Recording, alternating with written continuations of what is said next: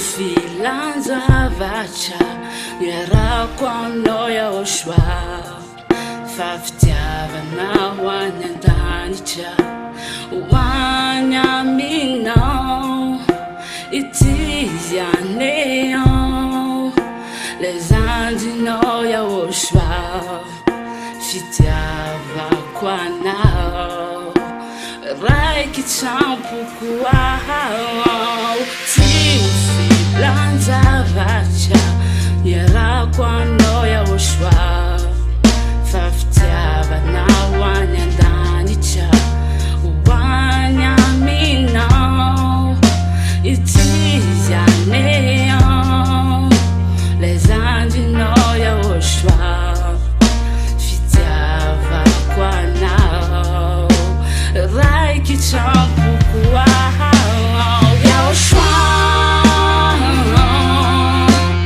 tiako be ianao tsy voavidy vola mankarena lay famonjena hoay fa ity mifoko atotro anao YAHOSHUAH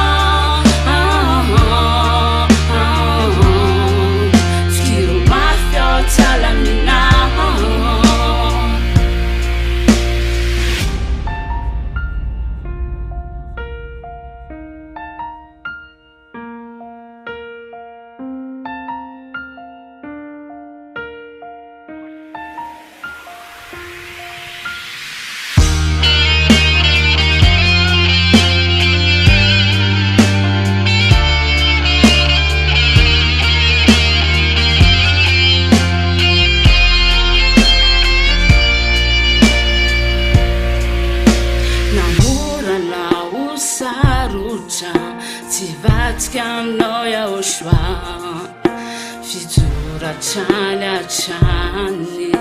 hatrany amparany hanompoko anao ny fiainako rehetra fitiavako anao tsy misy fetsy namorana ho sarotra tsy vatsika anao YAHOSHUAH fijoratrany hatrany amparany hanompoko anao ny fiainako rehetra fitiavako anao tsy misy fetsy YAHOSHUAH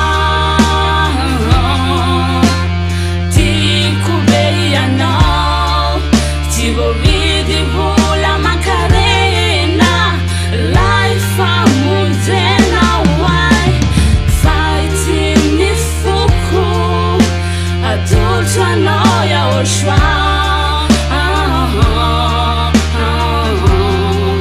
fikiro mafy ao tsalaminao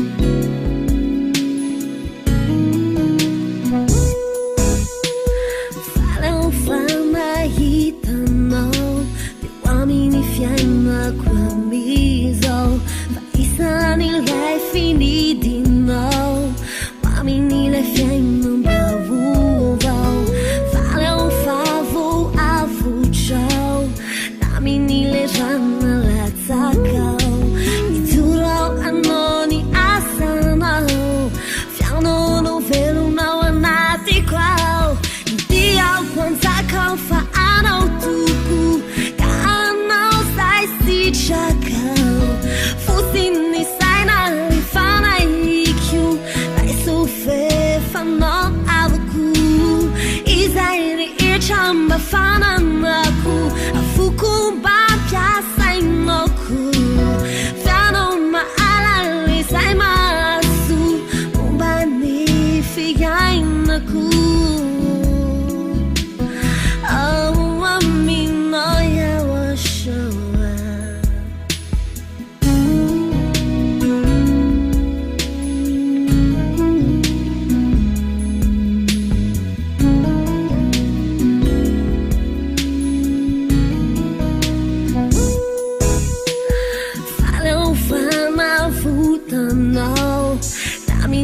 fanikiga vaovao fa isany ireo zanjinao andova fiainam-baovao valeo faty aianao izaoko anopanao itorao anaraka anao fianao velonao anatiko ao itiao manjakao fa anao toko ka anao zay sitragao ny fosiny saina rehefa naikio lay sofefanao avako izay rehetra mba fananako afoko mba mpiasainako fianao mahalala izay mahazo momba ny fiainako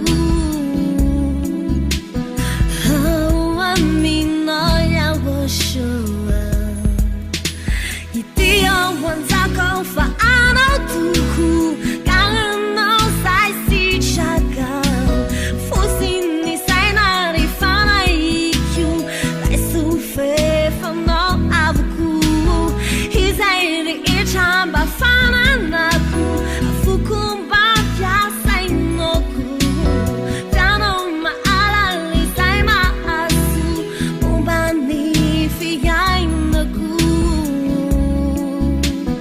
ao aminao YAHOSHUAH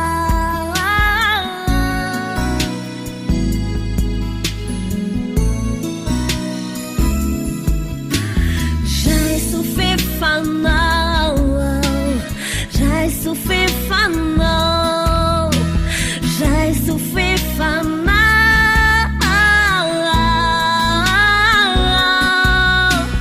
Jai sofefanao efanao mandraky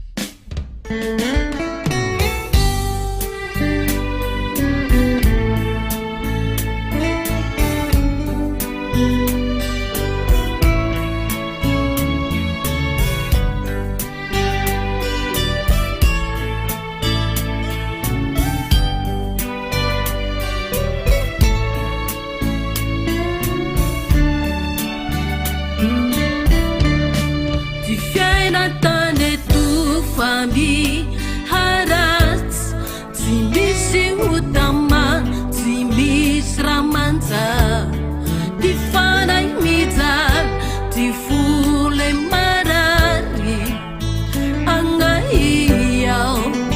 hangahiao la tsy misy anao YAHOSHUAH Jayudikakavana zao milanao Jayudikakavia zao milanao ty fiainako iaby lefa aminao angahiao lasarakanao ja ande mangaluha zao milanao ja ipuda fara zao milanao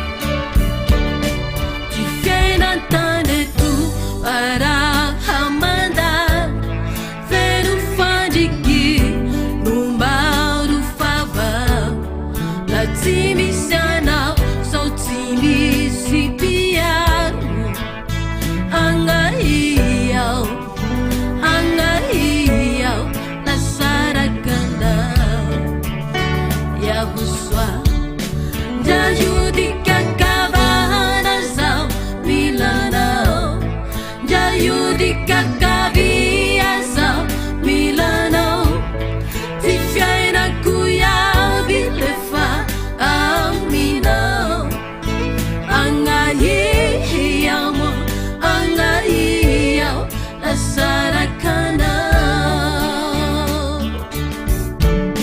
daan de mga luhazaw Milano da ipula farazaw Milano ti fiaina kuya bemia yamino angayiyamo angayiyaw lasarakana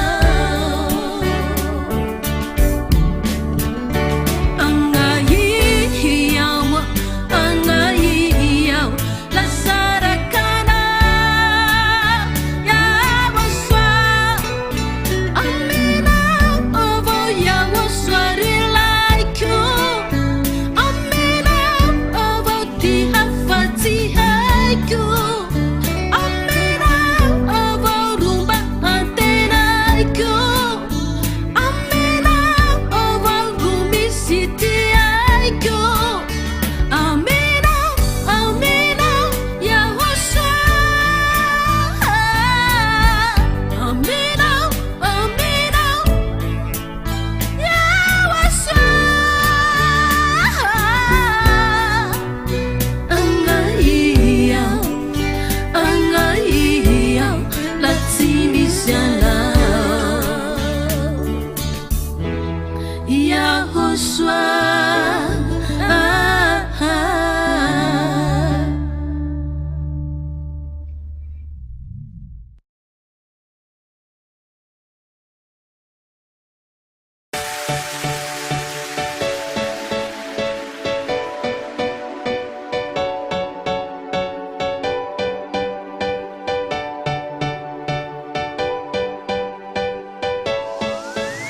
For all of you who were convinced by the teaching of Yahushua, here is the WhatsApp number through which you can contact the ambassador of Yahushua, Zhyahah Elia.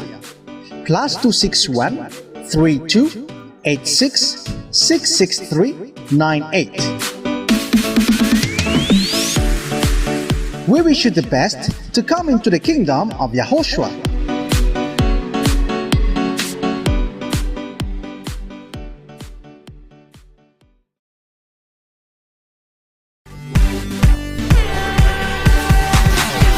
YAHVAH YAHOSHUAH TV ery fitiavana fahamasinana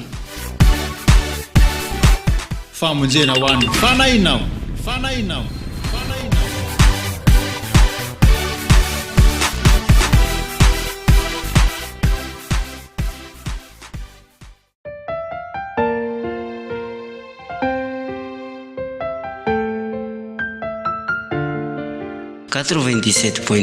FM ery fitiavana fahamasinana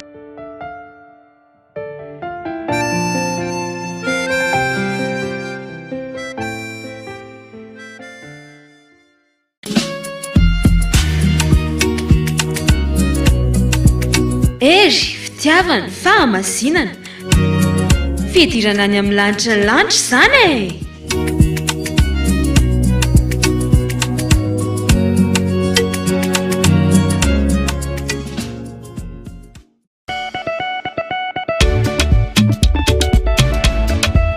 ery fitiavana fahamasinana lanitra ny lanitra misy any YAHOSHUAH zany e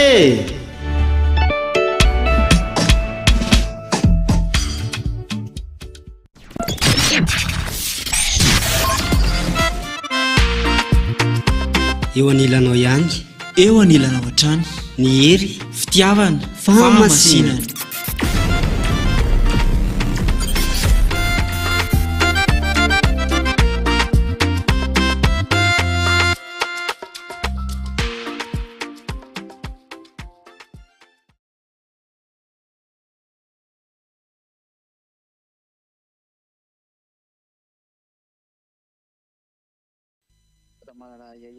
Elia greets beloved Dad YAHVAH.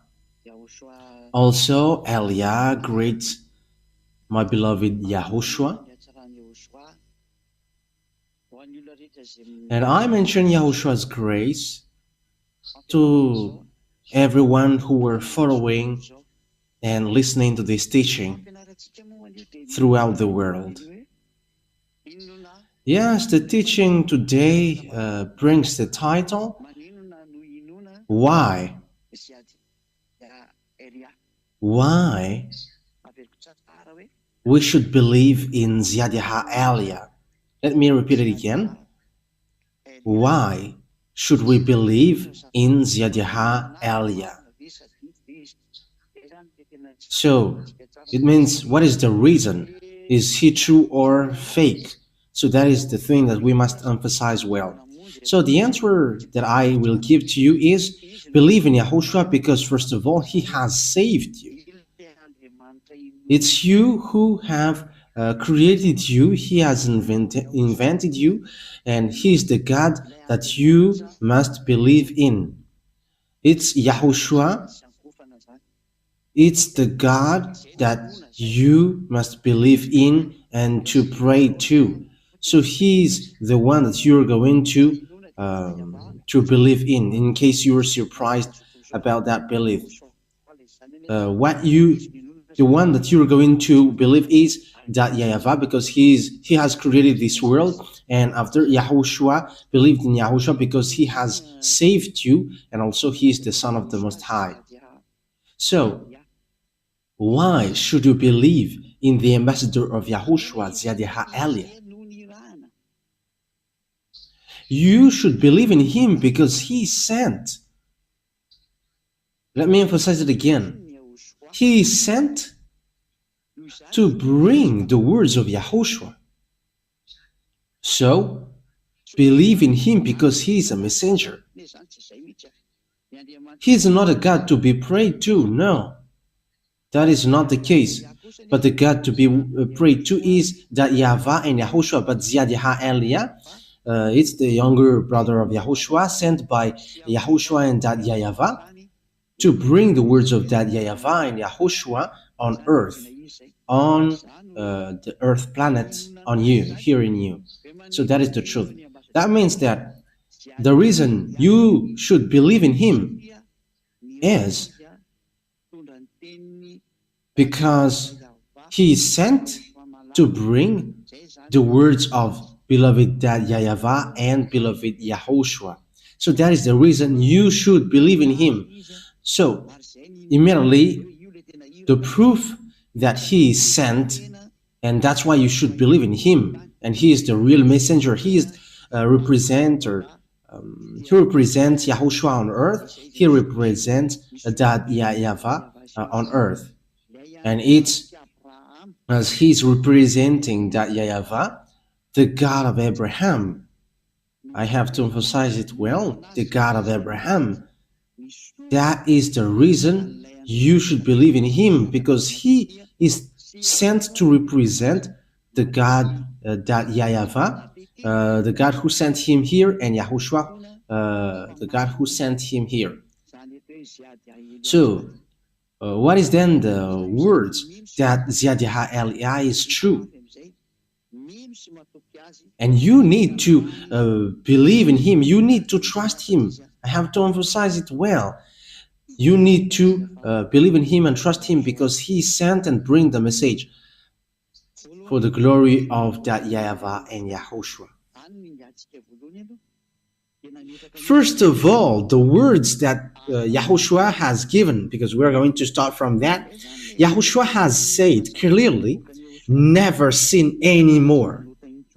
So that is the straightforward words that Yahushua has given, never sin anymore. And that words sets up clearly that being with the God of Abraham, being with the God of Abraham, it is really clear that, and he has emphasized the words, never sin anymore. It is forbidden then to sin or to commit sin because you are not perfect, and after you repent tomorrow, like, God understand. There is no God who understands that, but it's devil who said that to you. And whoever told that to you, they are devils who say that to you. They deceived you so that you will go to hell. Because the words of that YAHVAH and YAHOSHUAH is clear, saying for people who are sinning deliberately, they are expecting fearful thing, and sinners are from devils. So this will be the answer for the people who always say, we must sin because we are not perfect, humans are not perfect. Yes, because your God is devils, that's why you say that. That is from devils, but the words of YAHOSHUAH is not the same thing. Okay, we're going to read Hebrews chapter 10, verse 26 and 27. If we deliberately keep on sinning after we have received the knowledge of the truth, no sacrifice for sins is left. So here, that is for the people who are saying, we must sin, but after we must repent. And God understands that you were not perfect and you must repent and He always forgives your sin. No, God didn't say that. The God of Abraham didn't say that, but don't accuse that God lying.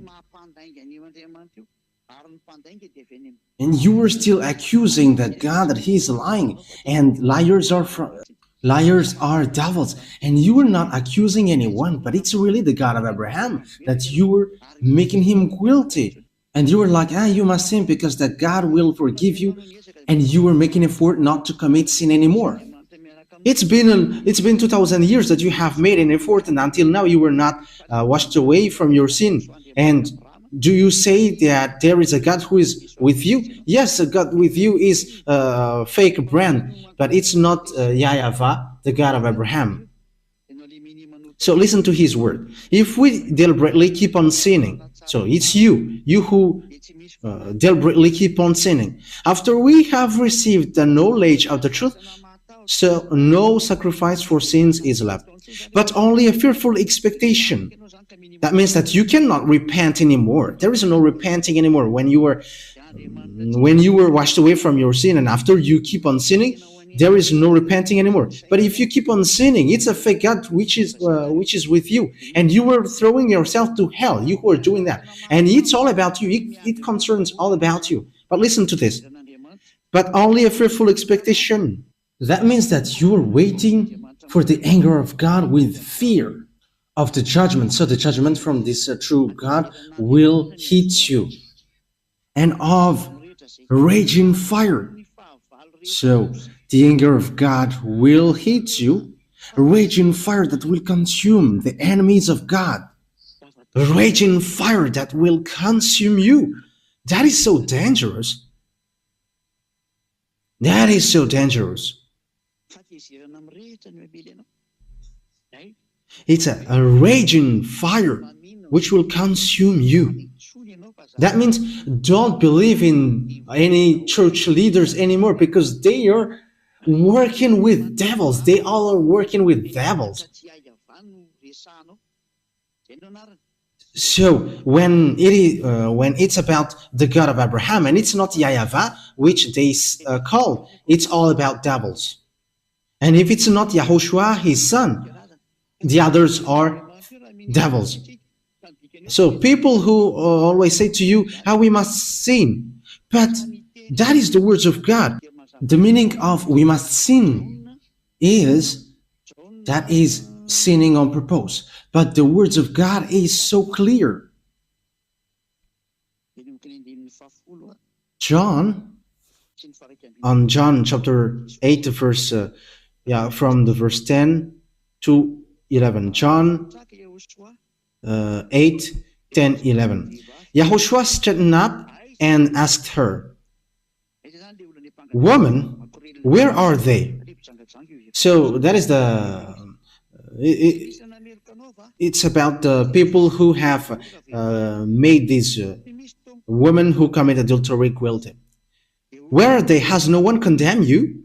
"No answer," she said. "Then neither do I condemn you," YAHOSHUAH declared. "Go now, and from now on, never sin anymore." So you can see with that, the words of YAHOSHUAH is so straightforward.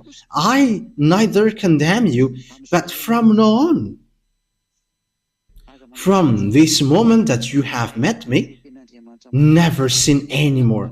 So that is the words of the true God, and that is how to know the one who is really sent, because the one who is sent is also fulfilling that word and having the power to set up that true words, saying, never sin anymore.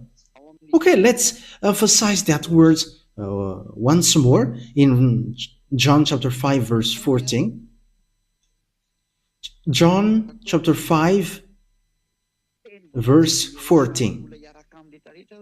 So it's a word that YAHOSHUAH has emphasized for people who have met him. So if you say that you have met your God, which is fake, and you keep on sinning, so it's a fake God who you have got along to, and you have seen the devil. But this is the words of God. Whoever have met him has received this word, never sin anymore, or something worse may happen to you. So the second one is getting worse. John 5:14. Later, YAHOSHUAH found him at the temple and said to him, "See, you are well again. Don't sin anymore, or something worse may happen to you." So something worse happened to the one who is keep on sinning again. And look at your life, and don't make this God lie, because when he say to you what happens on your life is going to be worse, and don't say that your life is getting good, but you were making this God lie, and that's why you were devil. If you were still going against that, and if you were going against that words, that is the proof that you were devil, because he has said something worse may happen to you if you keep on sinning. So if you reply, there's nothing which happens to us, but we just have to repent and we are free, that's why the one that you follow is devil, and you cannot get out of that. So that's why the question is why Zhyahah Eliah should be believed in. Zhyahah Eliah, younger brother of YAHOSHUAH. I have to emphasize Zhyahah because there are lots of people around the world who have stolen the name Eliah. So let me put my name from the heaven of heaven, Zhyahah, so that you cannot steal it, because that is my proper noun. Eliah is in the Bible. That's why you were stealing it nonsensely, even though you don't know it. But Eliah washes people away from their sins, and people who follow him never sin anymore, which I am doing, and that is Zhyahah. That is Zhyahah. Zhyahah Eliah. So that is the words, but I'm going to add it once more before we get into the topic. Who is bringing that word? So who is bringing that word which says never sin anymore? So let's give the words which is said by YAHOSHUAH in the Apostles in 1 John chapter 3, because people who sins haven't seen him and haven't known him. And your church leader is a sinner, and he don't know God, and he haven't seen God. But think about that. 1 John chapter 3 verse 5 and 6. 1 John chapter 3 verse 5 and 6. But you know that he appeared so that he might take away our sins, and in him is no sin. So people who are in YAHOSHUAH, they have no sin, and they never sin anymore. No one who lives in him keeps on sinning. You see, whoever follows him and are in him, they don't sin anymore. So there is no such thing like you sin and after you repent. It's devils who are with you, but it's not the God of Abraham. I emphasize that. It's devils who are with you and who pretend to forgive you, but it's not the God of Abraham. No one who continues to sin has either seen him or known him. So sinners, they haven't seen him or known him. That means these church leaders who are sinners and make people sinners and always say that, we must sin, they haven't seen this God and they haven't known that God.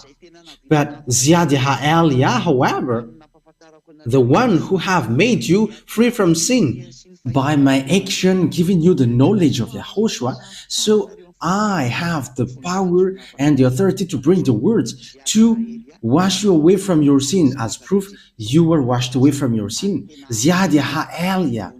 And people who got into that place are so happy. They are really free.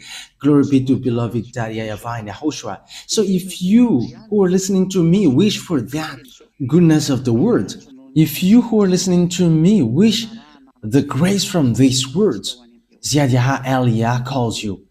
Follow me now. Let's go to YAHOSHUAH. I will bring you there. I am really sent. As proof, there are thousands of people around the world who are already joining Elia. We are only waiting for you now. Don't listen to any kinds of defamation from these church leaders who are working with devils. Even they cannot free up themselves with sins. Even they are lying to you. How long time they have deceived you? Stop now.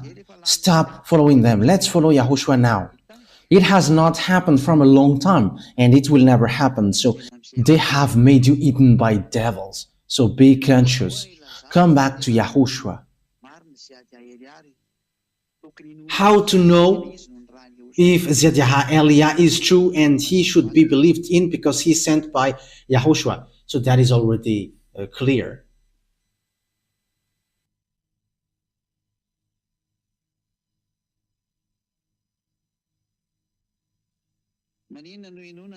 So why should you believe in the words of Elia? So why should you believe in Zhyahah Elia? Because he is sent. So where to find these words? Because this we're going to look for these words. Who has that and where to find it? And who is really with that words and who brings that words? So we're going to look for that words. We're going to look for follow that words. Yeah. We're going to follow that words. Yes, the words of the prophecy is so clear that you haven't seen and you haven't known these words.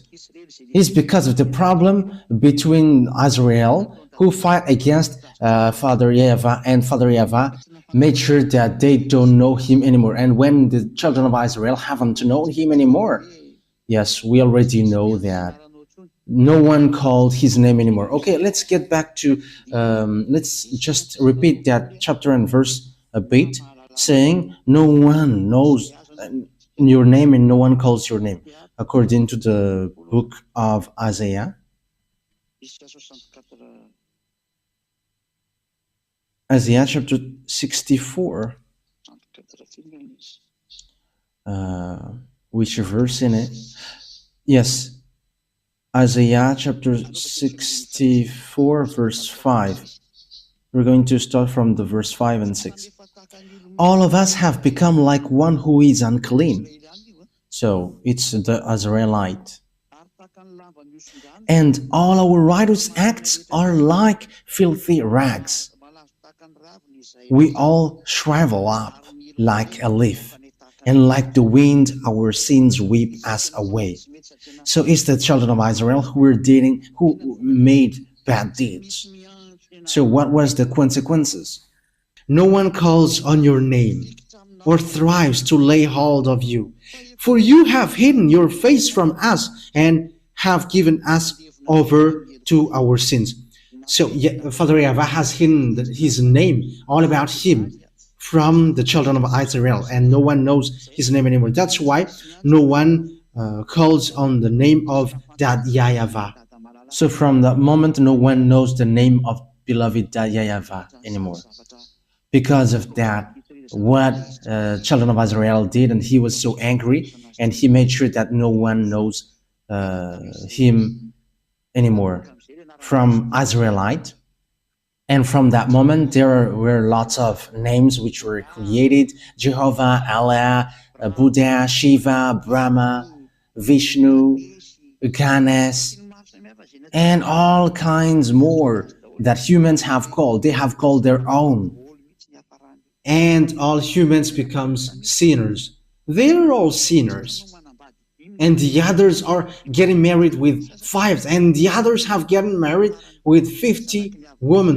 However, the last prophet, the son of the Most High, said, one man get married with one woman, and one woman get married with one man. However, the others, they have hundreds of wives. That is so dangerous. That is just going against that God. They have just changed the name of the God of Abraham. They have changed the name YAHVAH into something else. That is a sign that you were sinners, and everyone who, all the gods who are with you are all fake. Okay, let's continue the words. You were sinners, but the true God is arrived, and He has given knowledge to people. That there is a moment that humans will know that name. It's not the children of Israel anymore. Even they are enemies of God. But it's the other nation. So it's not children of Israel anymore. So Father YAHVAH has made a program that there is someone who is going to know Him. Isaiah chapter 52 verse 6. Isaiah chapter 52 verse 6. Therefore, my people will know my name. Therefore, in that day, they will know that it is I who foretold it. Yes, it is I. So there is someone who is going to know the name of Father YAHVAH, and Father YAHVAH is going to say to them, here I am, here I am. So Father YAHVAH is going to be known again. Someone is going to know Him again. But for children of Israel, they will not know Him anymore. That's why the Adonai name come up, the my Lord thing. It's because of the punishment of Father YAHVAH, from Father YAHVAH for them, and that's why they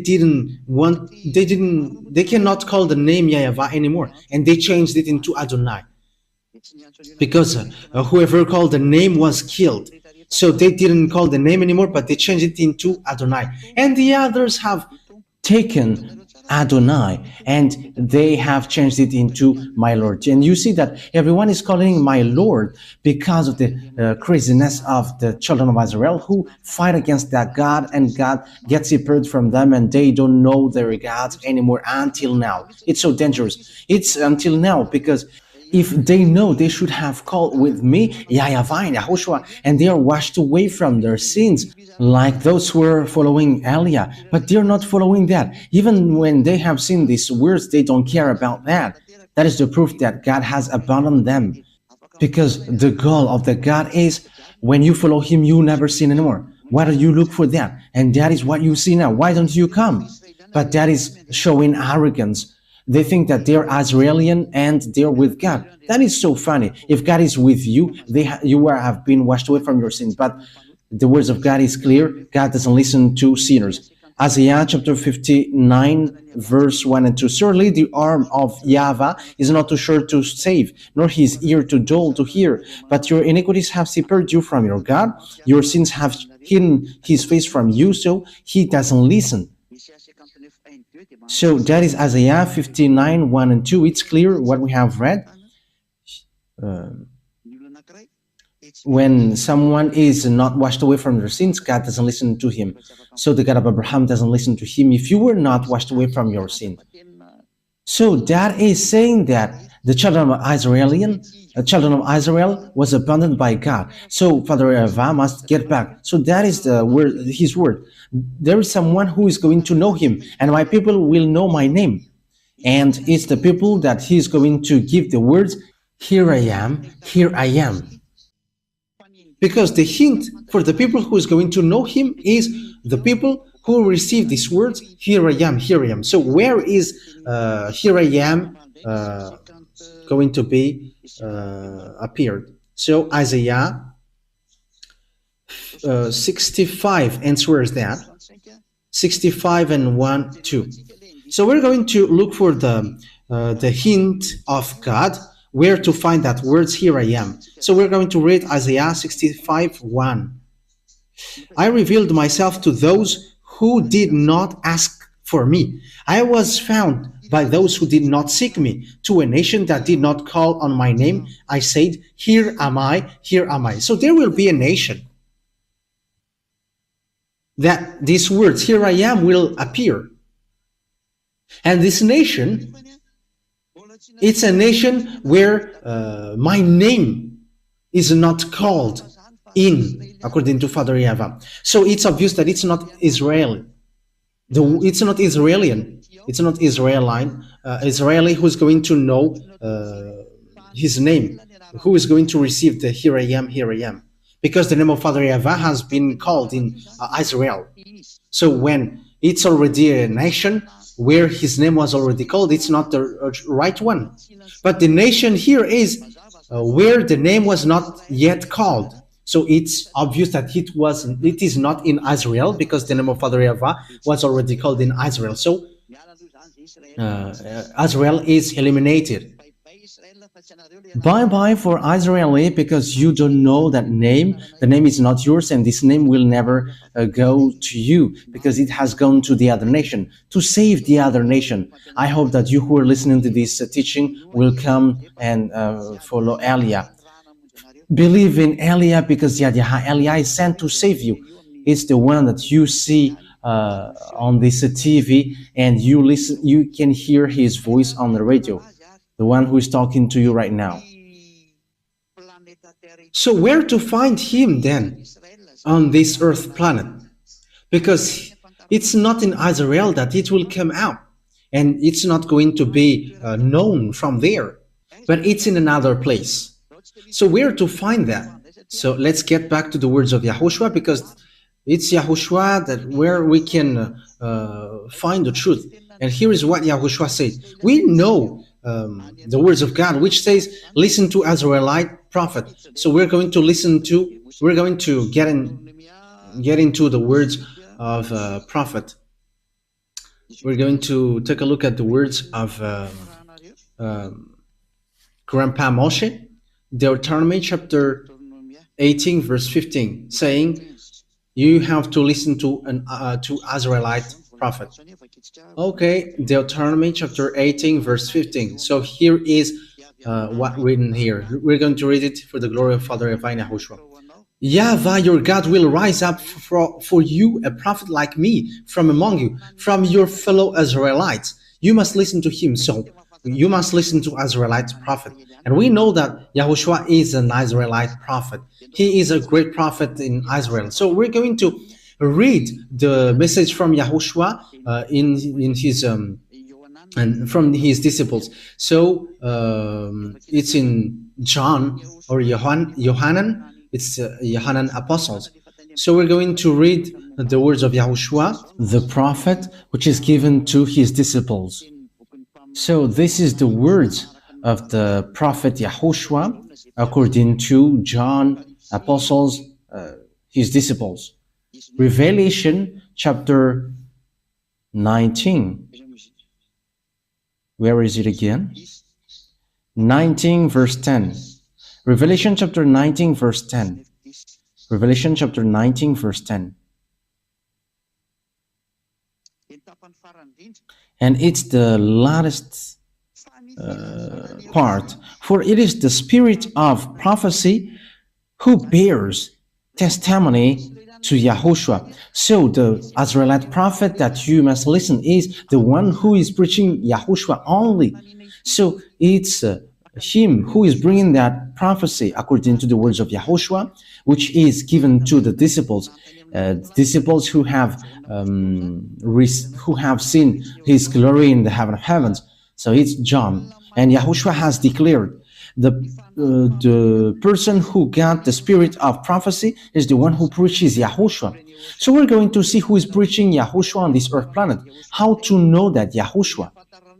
To know that YAHOSHUAH, of course, he washes people away from their sins. That is the first of all. That is the first thing. We have talked about that from the beginning. And the second one is that YAHOSHUAH brings eternal life through preaching his name. So that is how to know him. That is a next hint. So YAHOSHUAH preaching the eternal life through his name.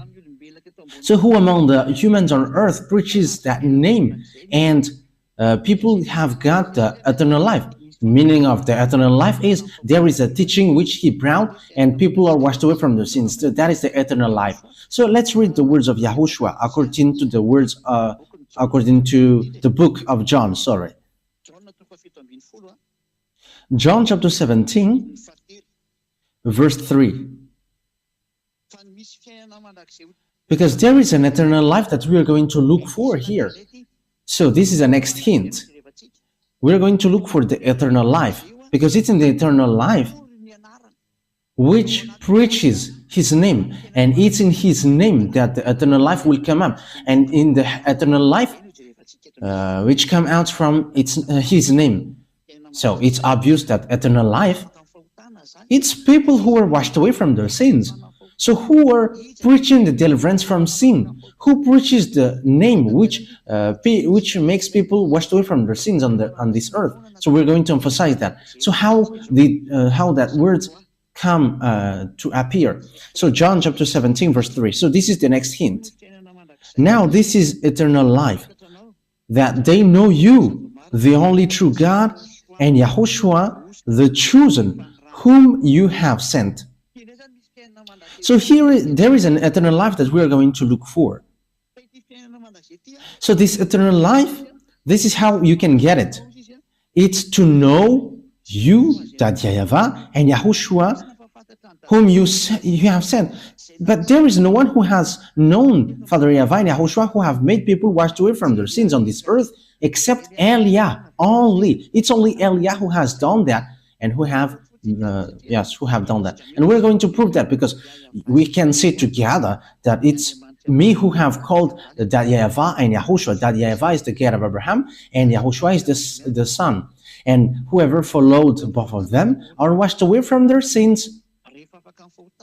So when they are washed away from their sins, they never do something bad anymore, and they never commit sin anymore. They are completely free.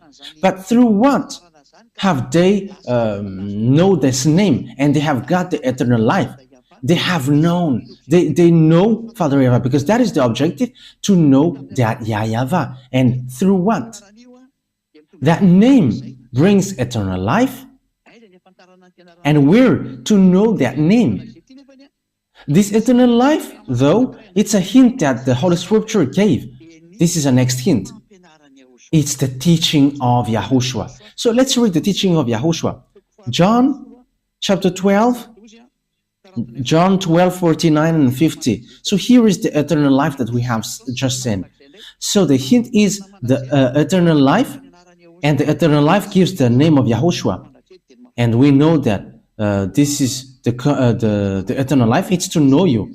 So the eternal life is to know his name.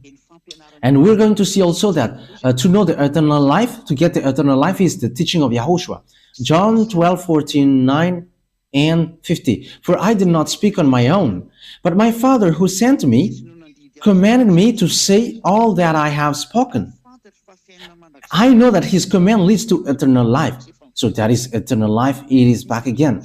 So the command of Yahushua, it's a command from the Father, and it gives eternal life. So whatever I say is just what the Father has told me to say. So the name brings eternal life, and the commands of Yahushua as well brings eternal life. That means the name of Yahushua is going to come out from the command of Yahushua, from the law of Yahushua. And in the law of Yahushua, that this name will come out. So it's in the law of Yahushua that this name will come out. And when this name will come out, people are washed away from their sins. And that is what all prophets said. You must listen to Israelite prophet, and that prophecy end up in Zhyahah Eliah. That's why Zhyahah Eliah is a great prophet of Yahushua, younger brother of Yahushua. He has washed people away from their sins. Yes, he's the younger brother of Yahushua, but the prophet is given on earth, but that doesn't exist on earth. But he's the younger brother of Yahushua, and he is sent bringing his word. That is a huge proof that is given to you that the words has come out. So it's clear that the name will come out from the command, because it's an eternal life. So where this command of Yahushua will come out, because it's in the command that the name will come out. So where this law will come out. So let's read the Holy Scripture again on Isaiah chapter 42. So where this law will come out? Isaiah chapter 42 verse 1. So it's in Isaiah 42 verse 1 and 4 which defines that. Here is where you can know that law. So we're going to see immediately that this law is going to come out from a place which is an island, not a continent. And it is not in Africa or America or in Australia, nor in Japan. No, it's not Japanese. And it's not in Brazil, it's not in Portugal or France or England. I don't know what you're going to make it, but it's in an island that this will come out. And it's Madagascar, because that Elia, it's in Madagascar that he is arrived and he brought these words. Isaiah 42 verse 1 and 2. Here is my servant, whom I uphold. My chosen one is in whom I delight. I will put my spirit on him, and he will bring justice to the Gentiles. On verse 4,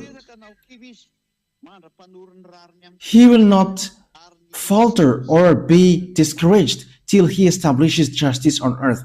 In his teaching, the island will put their hope. So here it's really clear that there is a servant whom he upholds. So he's upheld by this gate of Abraham, and he is chosen, and he really appreciates him. That means that he really knows his servant and he upholds him. That means that he's not going alone. And he's chosen among everyone. And it's not on earth that he chose him, but in the heaven of heavens.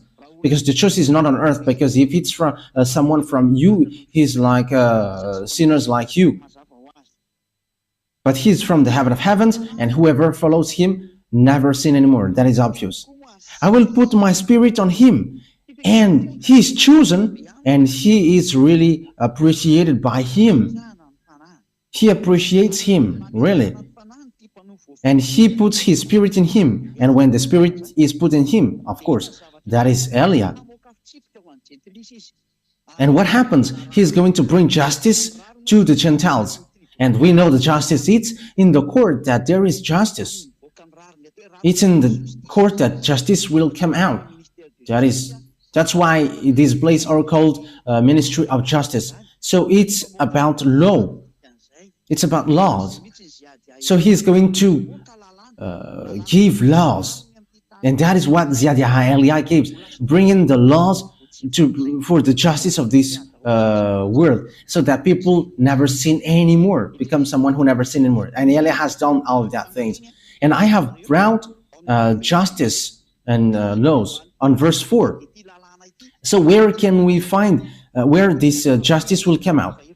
On verse 4, he will not falter or be discouraged till he establishes justice on earth. In his teaching, the island will put their fight. So it's in an island that the justice will come out. It's in an island that the justice will come out.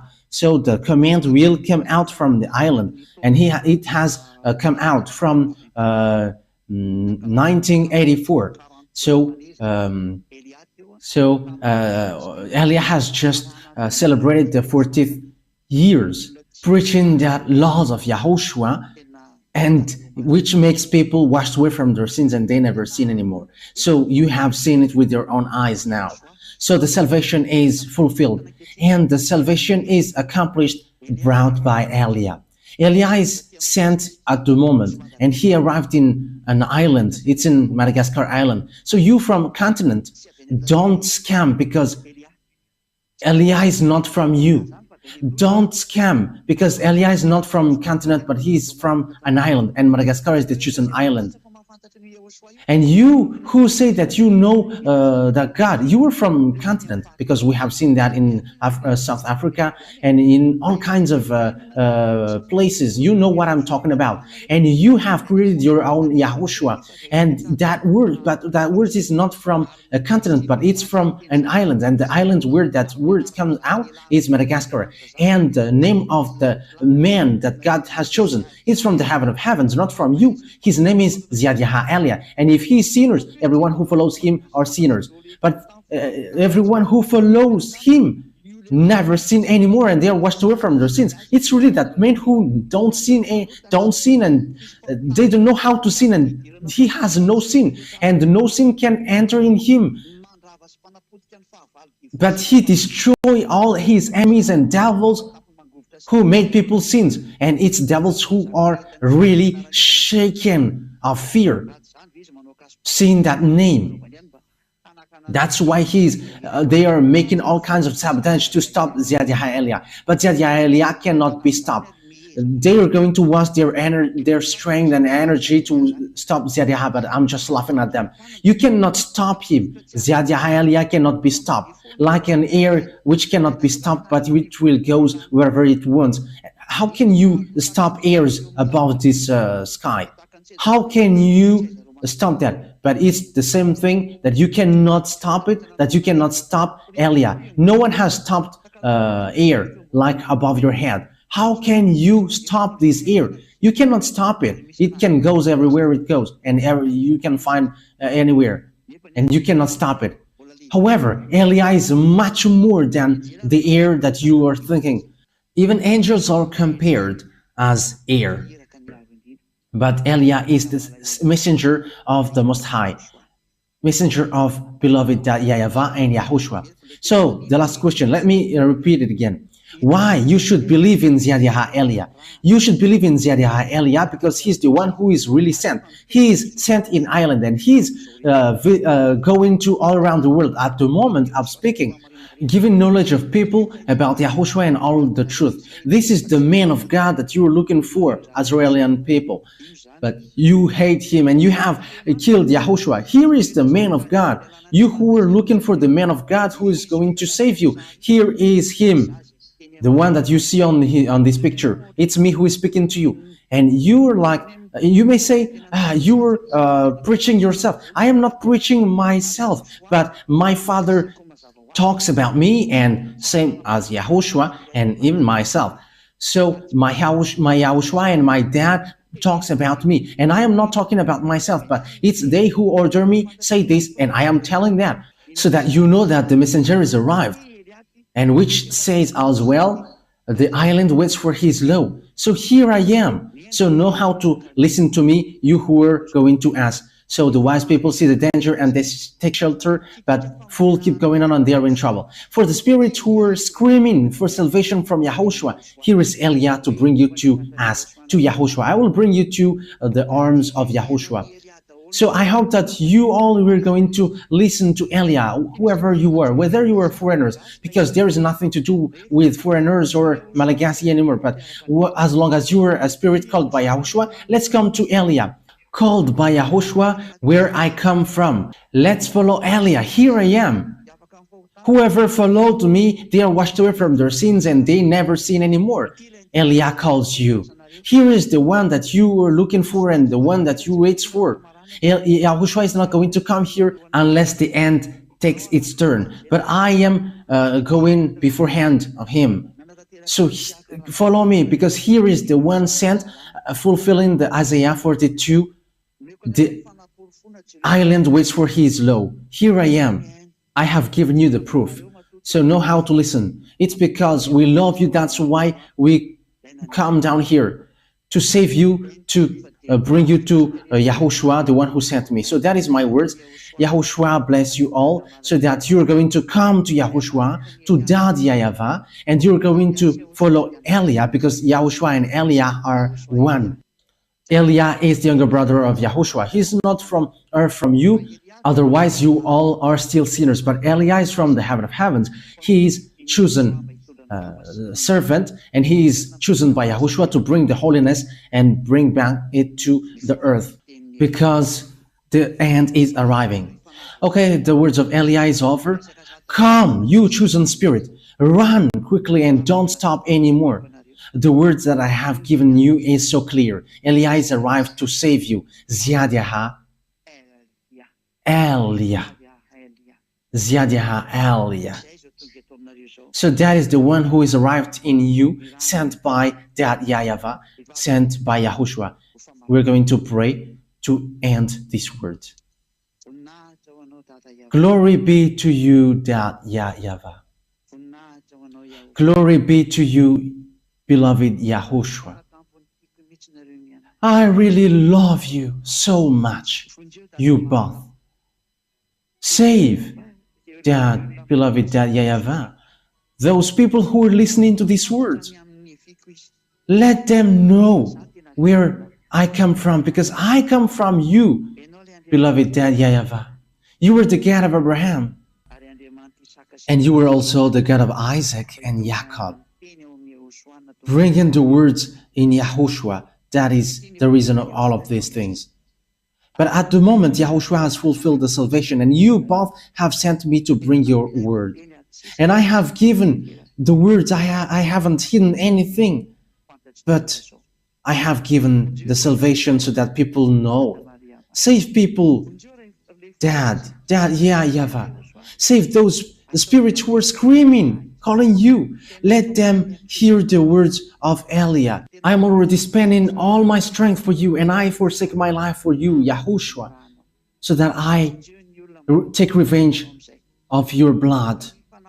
Save people to get back to you. Let the Holy Spirit from you call everyone to run, so each one will run to make them come back to YAHOSHUAH, Dad, YAHVAH.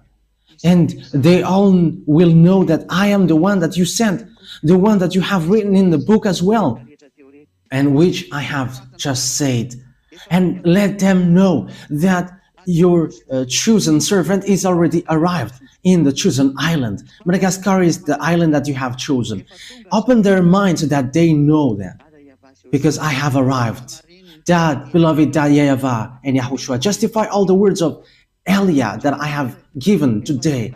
Save people, because I have arrived to take care of them, and I will bring them to both of you, my beloved Dad YAHVAH and my beloved YAHOSHUAH. I hope that that word is already before you, and you're going to make sure that people will going to run to Eliah, because it's only you who can call them, because now is its time. Let them meet me quickly, YAHOSHUAH, because Eliah is already going all around the world, so that this world know that the light is passing over, so that they will see it. Glory be to you, beloved Dad YAHVAH. Thank you very much, Dad. In the name of YAHOSHUAH that I make all that prayer. Hallelujah. Amen. So YAHOSHUAH bless you all for our next teaching. So goodbye, everyone.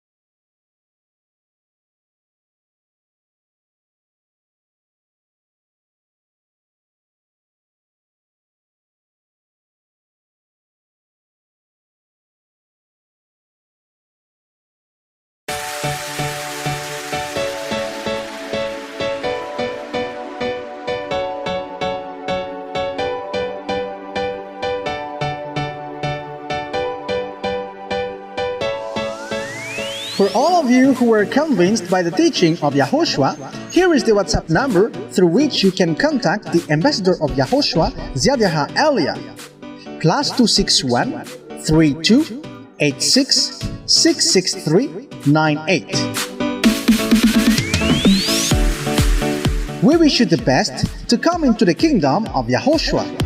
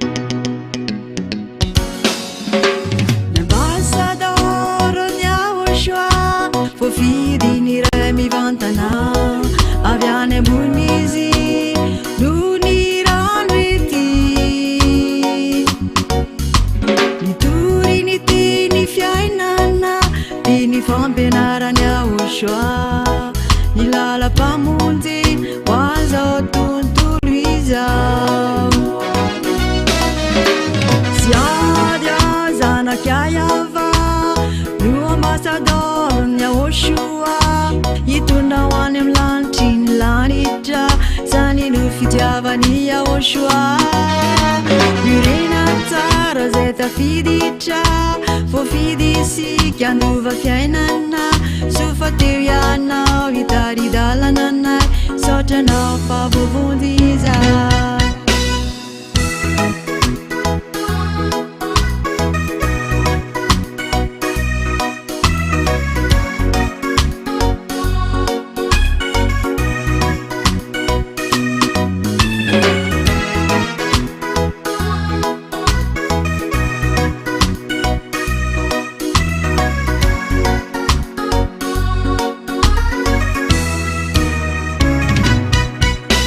Ianao no mpiambina fanahy atao fanjakany YAHOSHUAH, mpanao ny batisa vao tafiditra ho an-danitra, nampiorina ho fampianarana lalany YAHOSHUAH no arahana, io ano ananana ny ray sy YAHOSHUAH.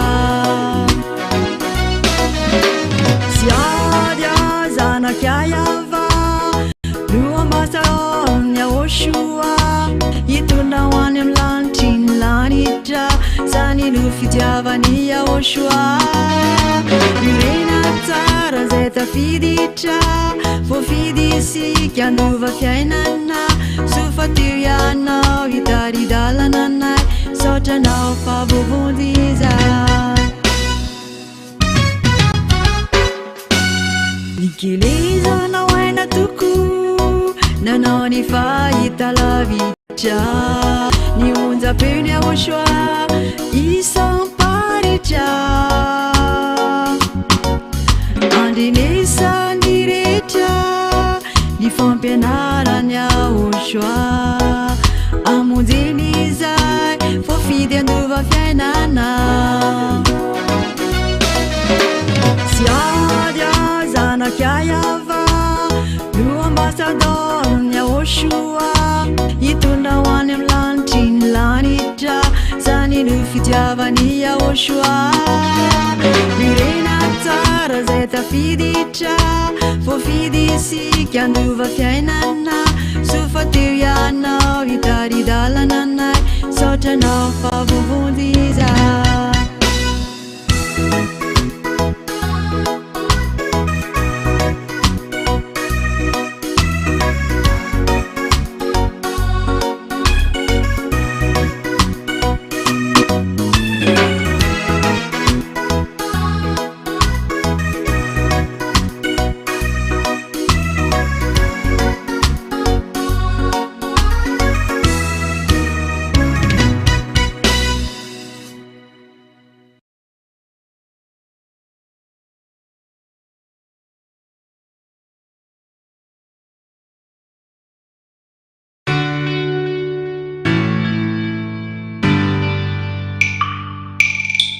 Fitiavako anao Zhyahah,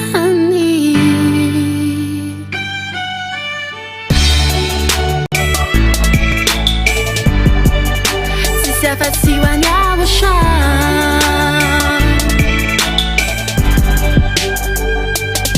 nisoavanao mameno ny androm-piainako, niatsaranao YAHOSHUAH mambaba fo, fitoeranao ampoko kolokoloko, satria YAHOSHUAH malalako.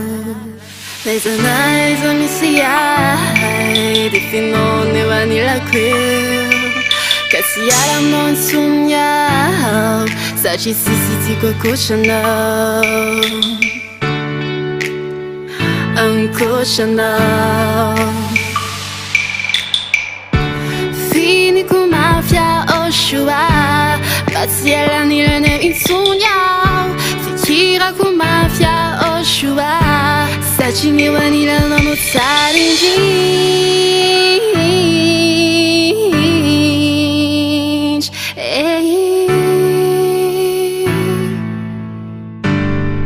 Feno anao ny fanaiko, nahoana mozon tsy faly, fa fifaliana no mameno ahy, satria tsy koenao enao tsy ahy,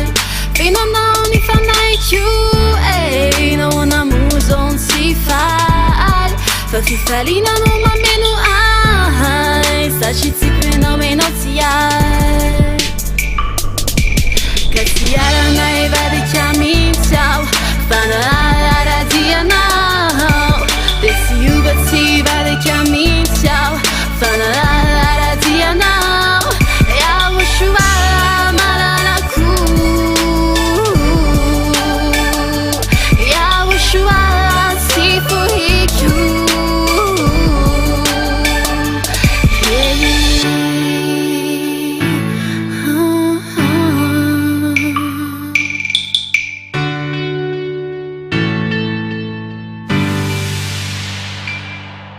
Zaranila no insuno YAHOSHUAH Sachifanka chufe no letzarinjinj Yala elo no solo no fifali Nija no masu no fafa no swanikyu Dez anais a misiai Defino ne vanila quil Kasiara no insunyao Sachi sisi koko chanel Uncle Fini com mafia YAHOSHUAH Batsiela nilene insunyao Fikira com mafia YAHOSHUAH Sachine vanila no tsarinjinj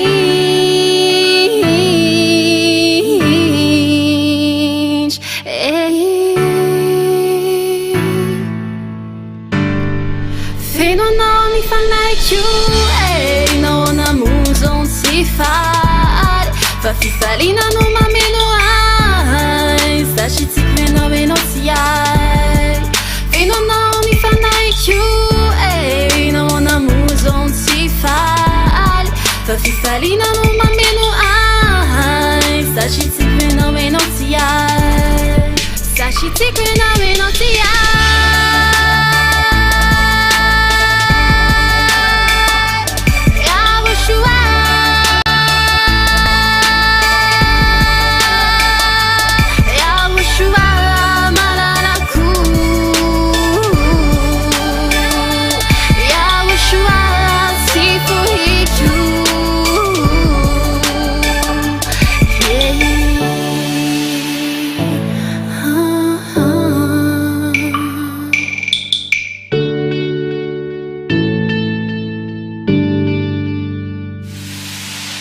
Zhyahah no Zhyahah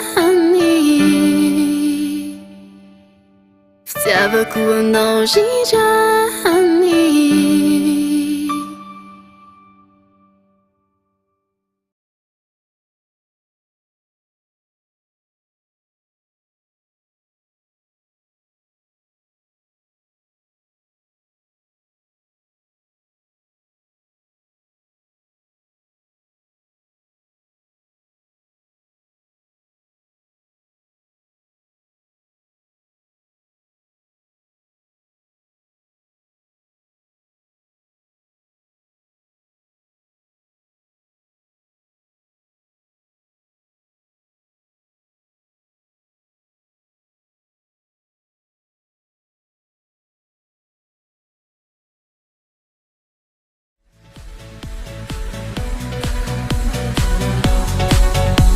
Manaparo, tsy manaparo, tsy manaparo.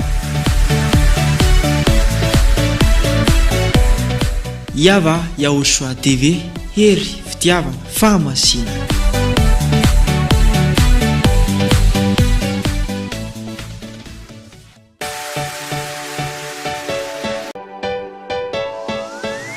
For all of you who were convinced by the teaching of YAHOSHUAH, here is the WhatsApp number through which you can contact the ambassador of YAHOSHUAH, Zhyahah Elia. +261 32 86 663 98. We wish you the best to come into the kingdom of YAHOSHUAH.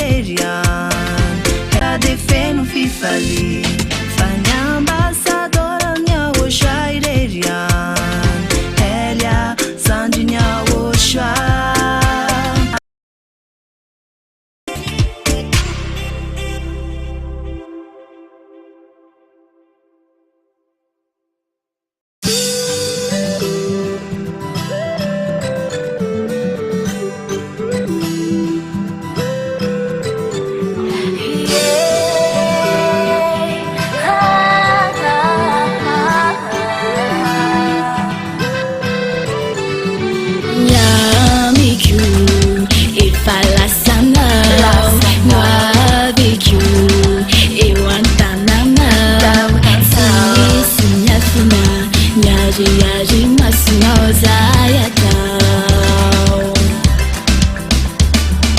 Fanta true Yung malalizay maso Matukiao Fayang no nuwalong nyaray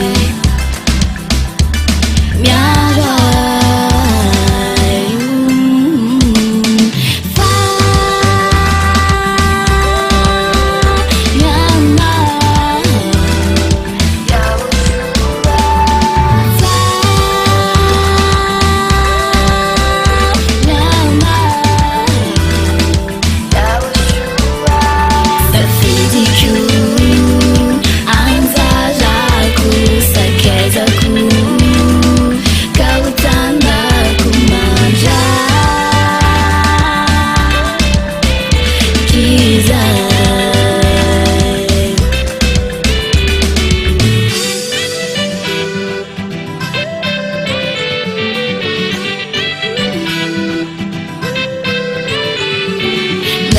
Mar, refava no tribunal, nada de alma mesnais.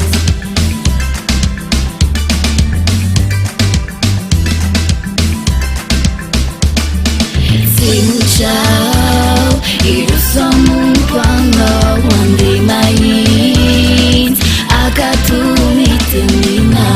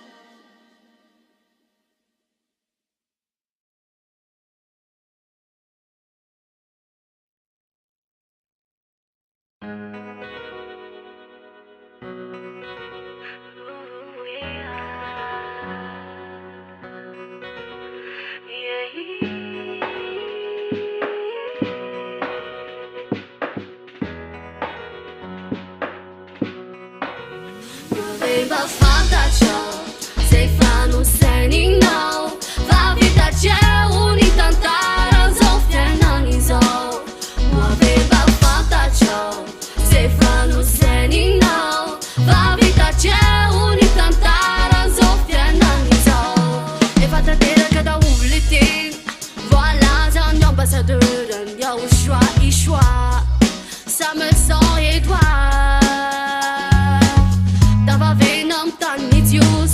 Ni plus électronique Firenen a madame ni firenen Ni arrêti manjingana Hizan umanam barafa Vita ni tanta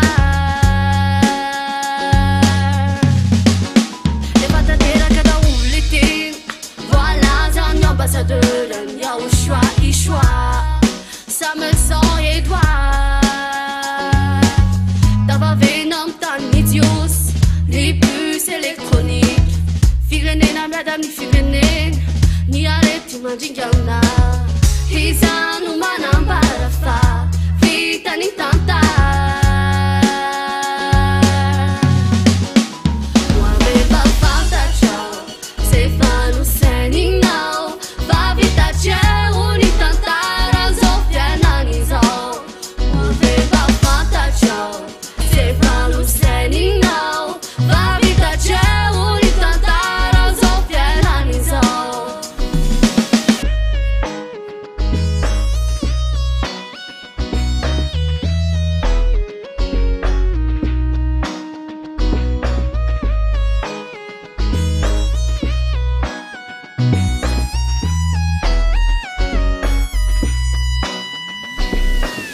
Cada paua ni vichau Hinzo di so Vai YAHOSHUAH nu pamusi panafaka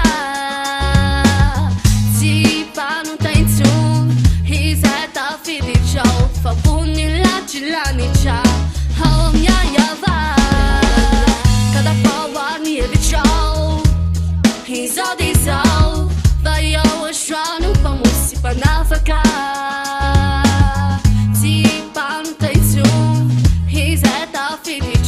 Fabula Chilanicha Home YAHVAH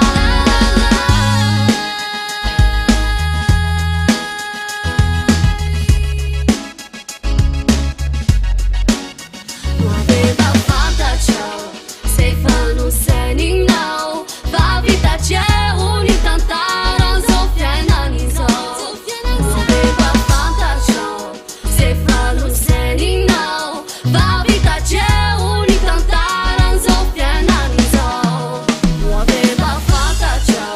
Se fanno sei no Va vita c'è un'itantara Soffiana ni so Aveva fantasia Se fanno sei no Va vita c'è un'itantara Soffiana ni so Va vita c'è un'itantara Soffiana ni so Va vita c'è un'itantara Soffiana ni so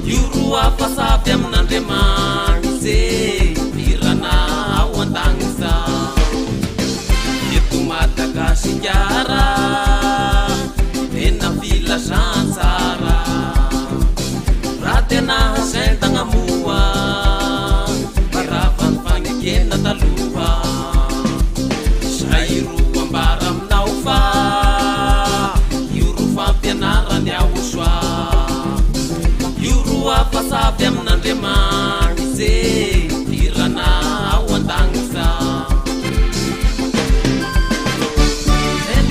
sendagna orao sendagna ny fiangonana manontore tandrignany didyfo kerana mono ny fagnahinore sendagna moa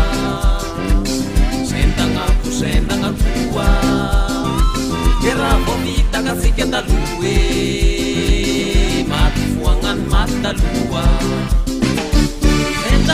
sendagna orao sendagna ny fiangonana manontore tandrignany didyfo kerana mono ny fagnahinore sendagna moa sendagna koa keraha vo vitakatsika taloe maty foagnany maty taloa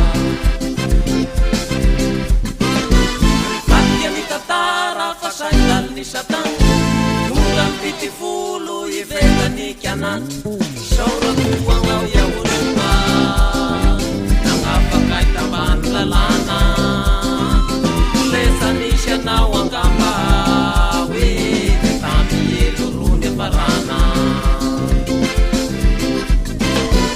vatikany tatara fasaindal ni Satan nulang pitifulu ivelany kianan saurakuanao YAHOSHUAH nangapakay tambany lalana lesanisianao angamba hoe tamielorony aparana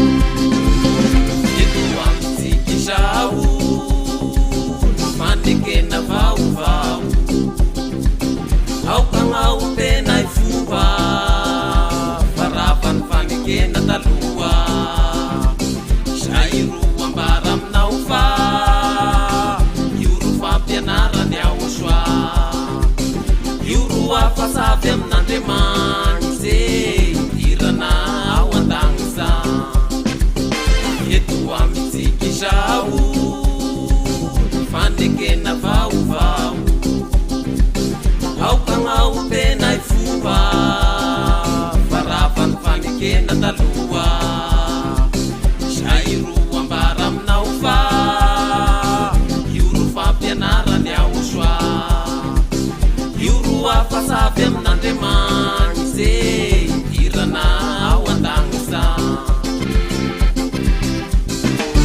sendagna orao sendagna ny fiangonana manontore tandrignany didyfo kerana mono ny fagnahinore sendagna moa sendagna koa keraha vo vitakatsika taloe maty foagnany maty taloha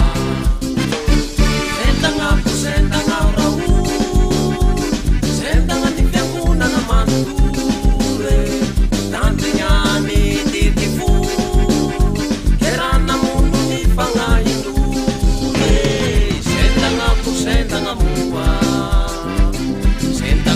sendagna koa keraha vo vitakatsika taloe maty foagnany maty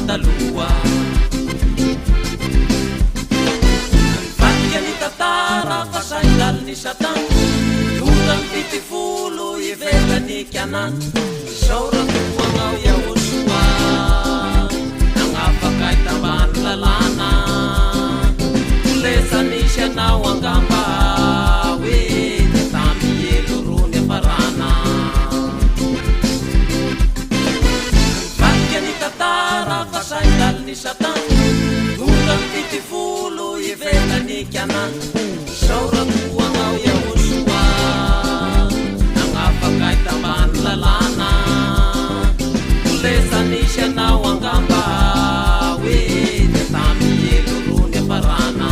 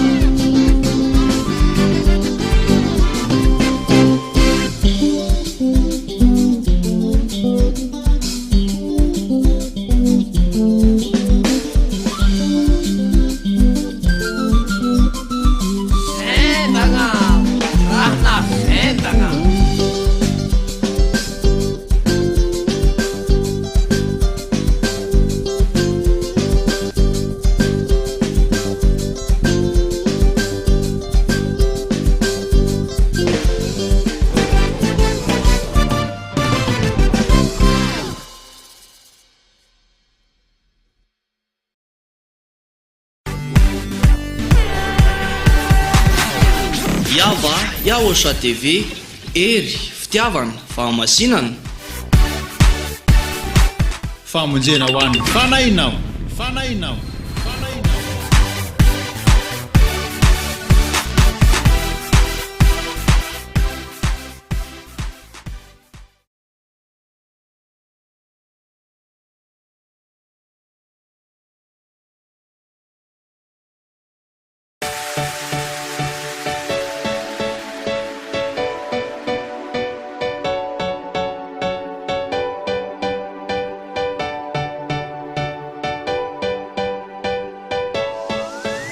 For all of you who were convinced by the teaching of Yahoshua, here is the WhatsApp number through which you can contact the ambassador of Yahoshua, Zhyahah Elia.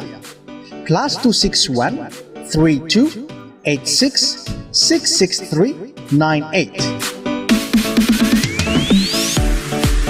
We wish you the best to come into the kingdom of Yahoshua.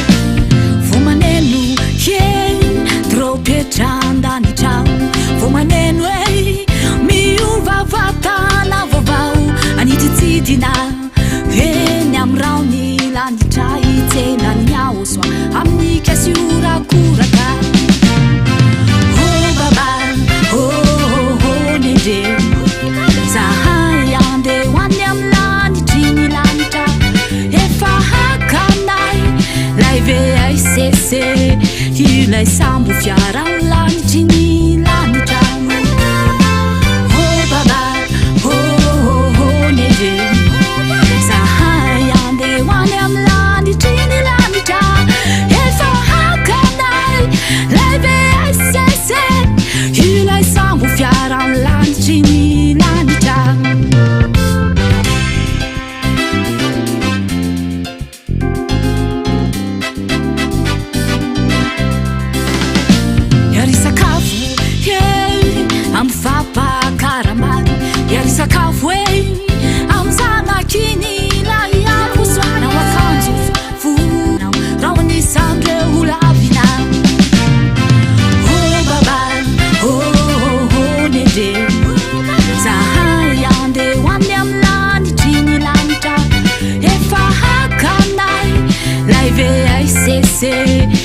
Hylay sambo fiarany lanitry ny lanitrany Oh baba, oh nere Zahay andeha hoany amy lanitry ny lanitra Efa hakanay LVSS Hylay sambo fiarany lanitry ny lanitra Azandratro ny feko Alleluia hosana Hihira ho azy iantsa ho azy tsy misy fiafarana Azandratro ny feko Alleluia hosana Hihira ho azy iantsa ho azy mandraky izay Oh baba, oh nende Zahay andeha hoany amy lanitry ny lanitra Efa hakanay LVSS Hylay sambo fiarany lanitry ny lanitra Oh baba, oh nende Zahay andeha hoany amy lanitry ny lanitra Efa hakanay LVSS Hylay sambo fiarany lanitry ny lanitra Bye bye, bye bye, bye bye Ode Zahay Bye bye, bye bye, bye bye Hoany amy tadanay Bye bye, bye bye Mandraky izay Bye bye, bye bye, bye bye Bye bye, bye bye, bye bye, bye bye Mandraky izay Bye bye, bye bye, bye bye Bye bye, bye bye, bye bye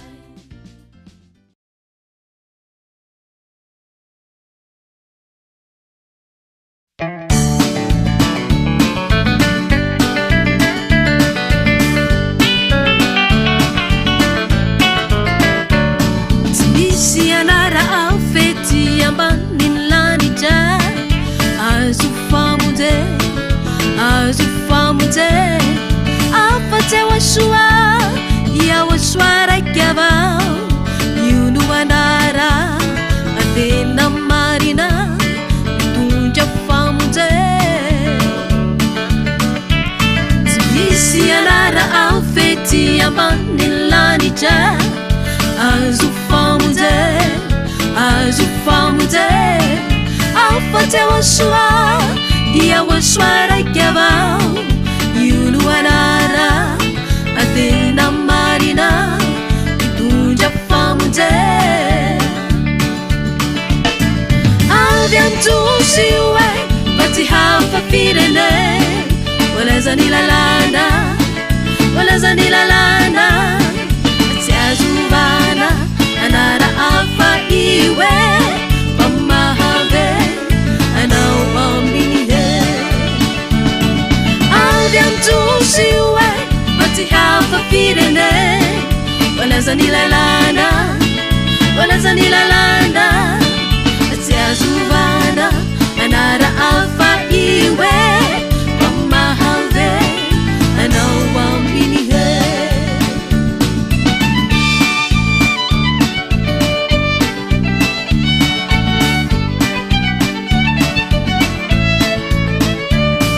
Naiza misy anahora ambole ty ata Ateo any an-danitra Tsy maintsy miantso an'io anarany YAHOSHUAH Anara natokana manala fahota mitondra any an-danitra Naiza misy anahora ambole ty ata Ateo any an-danitra Tsy maintsy miantso an'io anarany YAHOSHUAH Anara natokana manala fahota mitondra any an-danitra Avy an-tsosy hoe mba tsy hafafirenena Walaza ny lalàna Tsy azovana anara hafa iwe Mba mahave anao aminy Avy an-tsosy hoe mba tsy hafafirenena Walaza ny lalàna Tsy azovana anara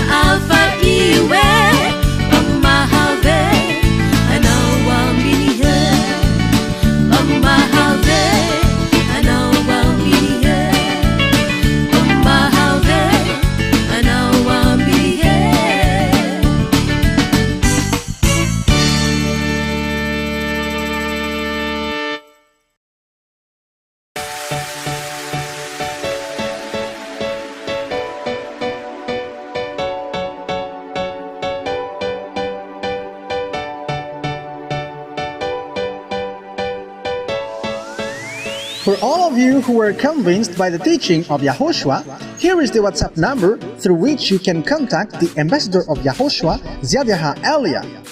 +261 32 86 663 98. We wish you the best to come into the kingdom of Yahoshua.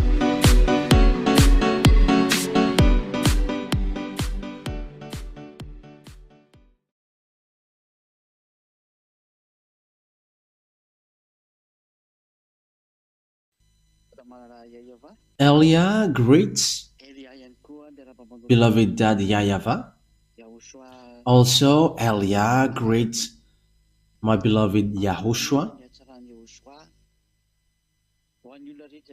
And I mention Yahoshua's grace to everyone who were following and listening to this teaching throughout the world. Yes, the teaching today brings the title, Why? Why we should believe in Zhyahah Elia. Let me repeat it again. Why should we believe in Zhyahah Elia? So, it means, what is the reason? Is he true or fake? So that is the thing that we must emphasize well. So the answer that I will give to you is, believe in Yahushua because first of all, he has saved you. It's you who have created you. He has invented you, and he is the God that you must believe in. It's Yahushua. It's the God that you must believe in and to pray to. So he's the one that you're going to believe in case you were surprised about that belief. The one that you're going to believe is that YAHVAH, because he has created this world, and after Yahushua, believed in Yahushua because he has saved you, and also he is the Son of the Most High. So, why should you believe in the ambassador of Yahushua, Zhyahah Elia? You should believe in him because he sent. Let me emphasize it again. He is sent to bring the words of Yahushua. So, believe in him because he is a messenger. He is not a God to be prayed to, no. That is not the case.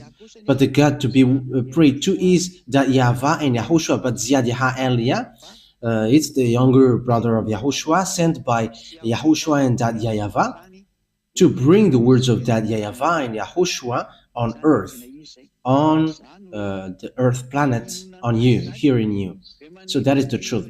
That means that the reason you should believe in him is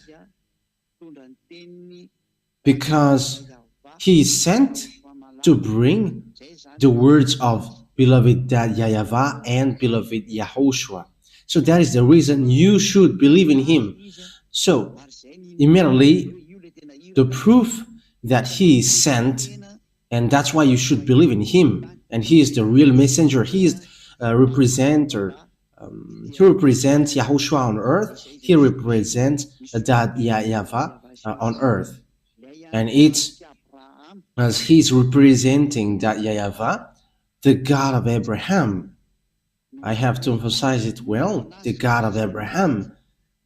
That is the reason you should believe in him, because he is sent to represent the God that YAHVAH, the God who sent him here, and Yahushua, the God who sent him here.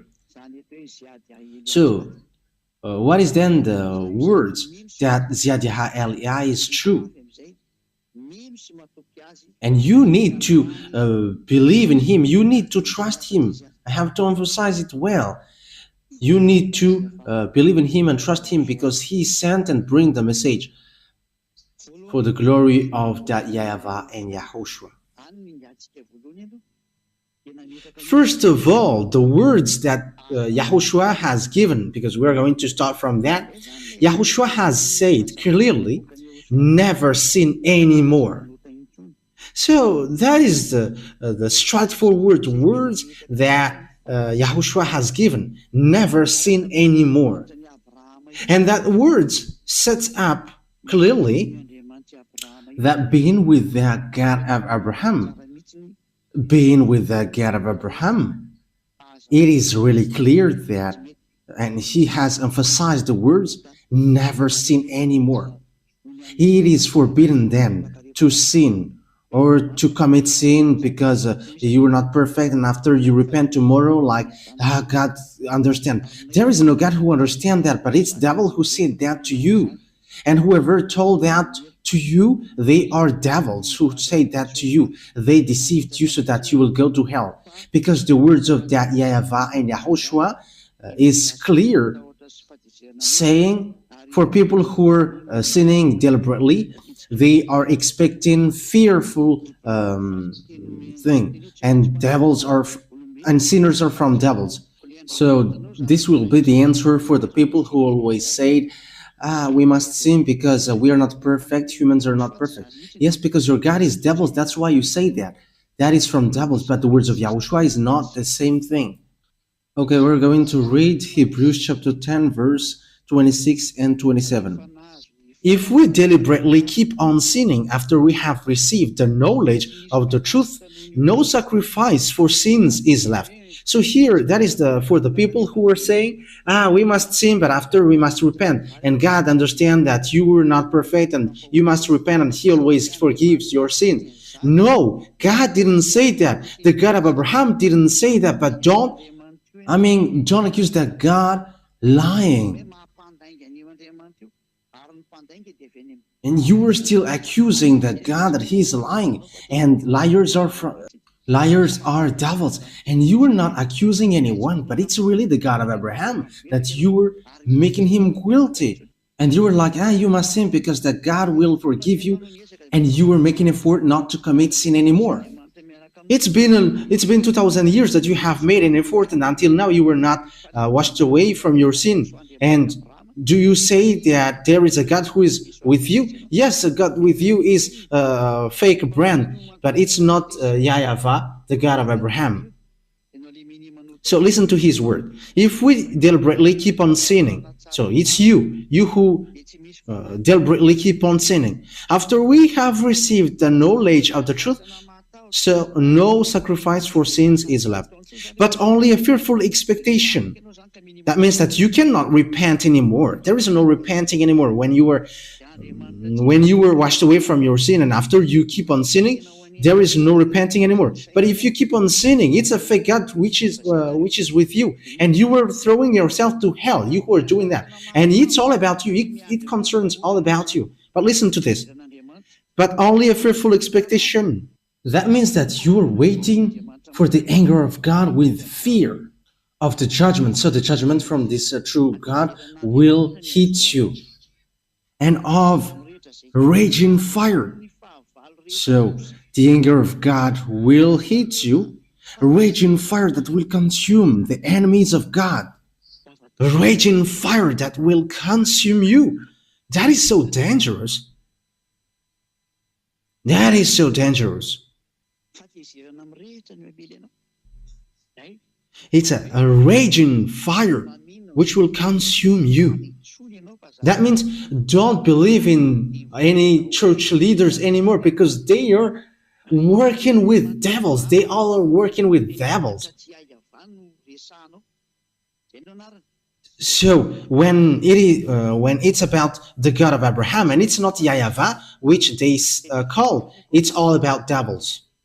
And if it's not Yahushua, his son, the others are devils.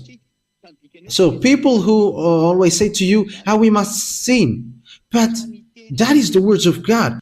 The meaning of we must sin is that is sinning on purpose. But the words of God is so clear.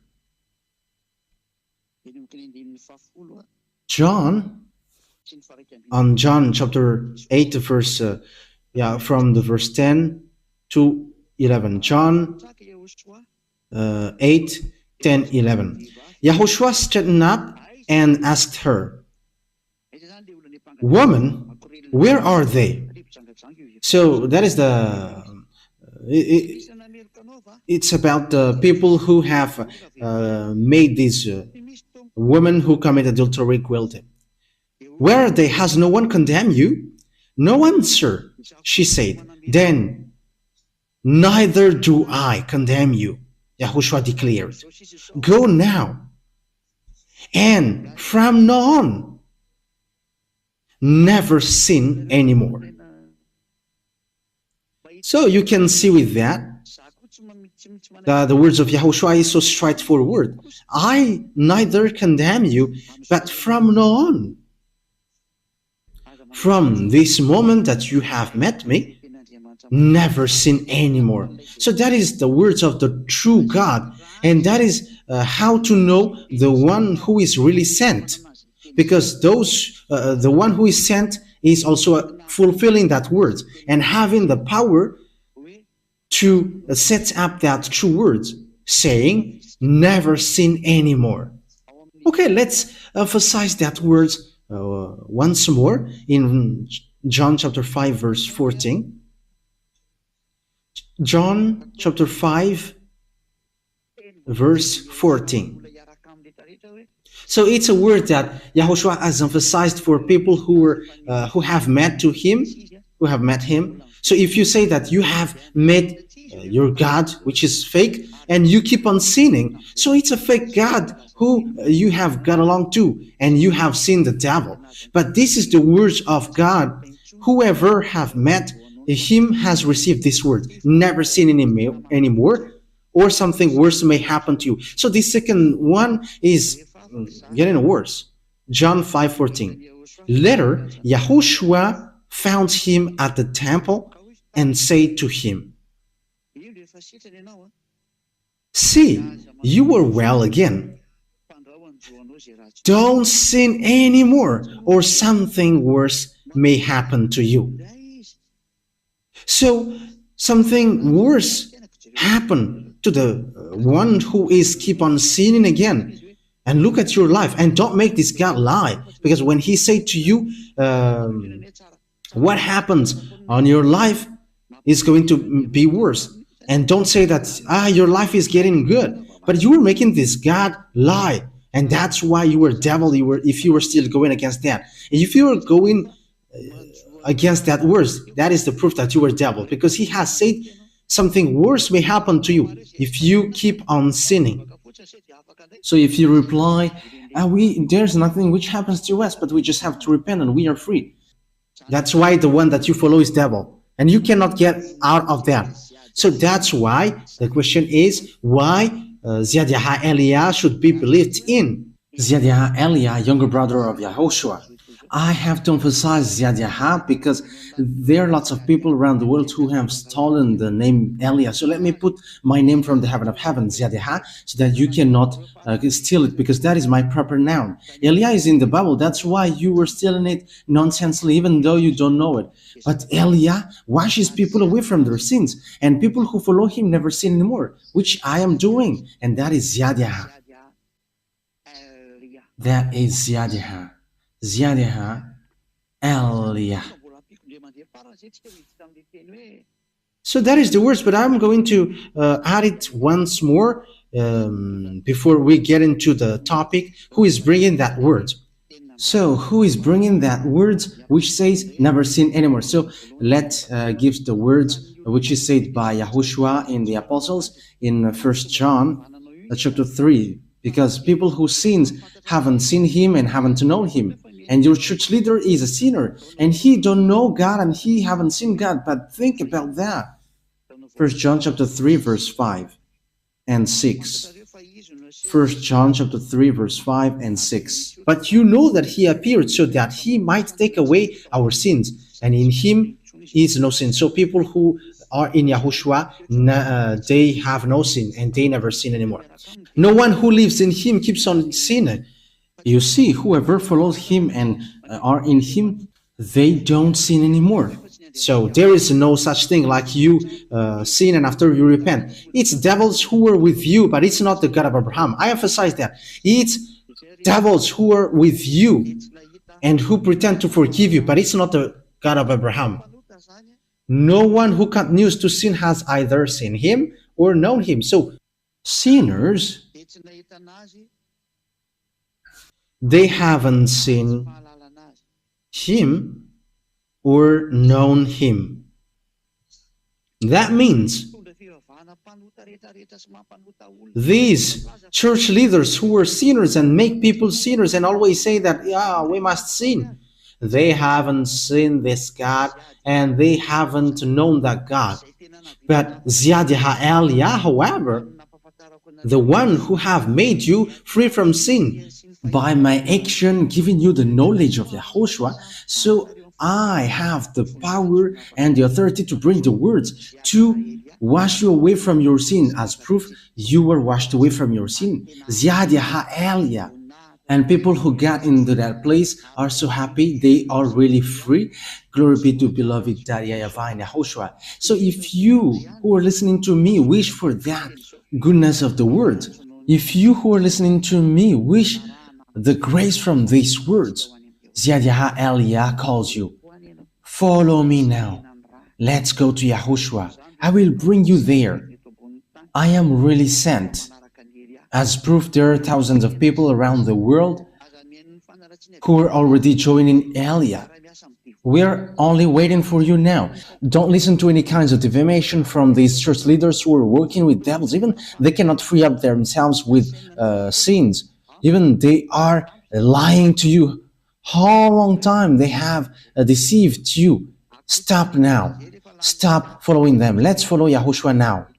It has not happened from a long time, and it will never happen. So they have made you eaten by devils. So be conscious. Come back to Yahushua. How to know if Zhyahah is true and he should be believed in because he is sent by Yahushua? So that is already clear.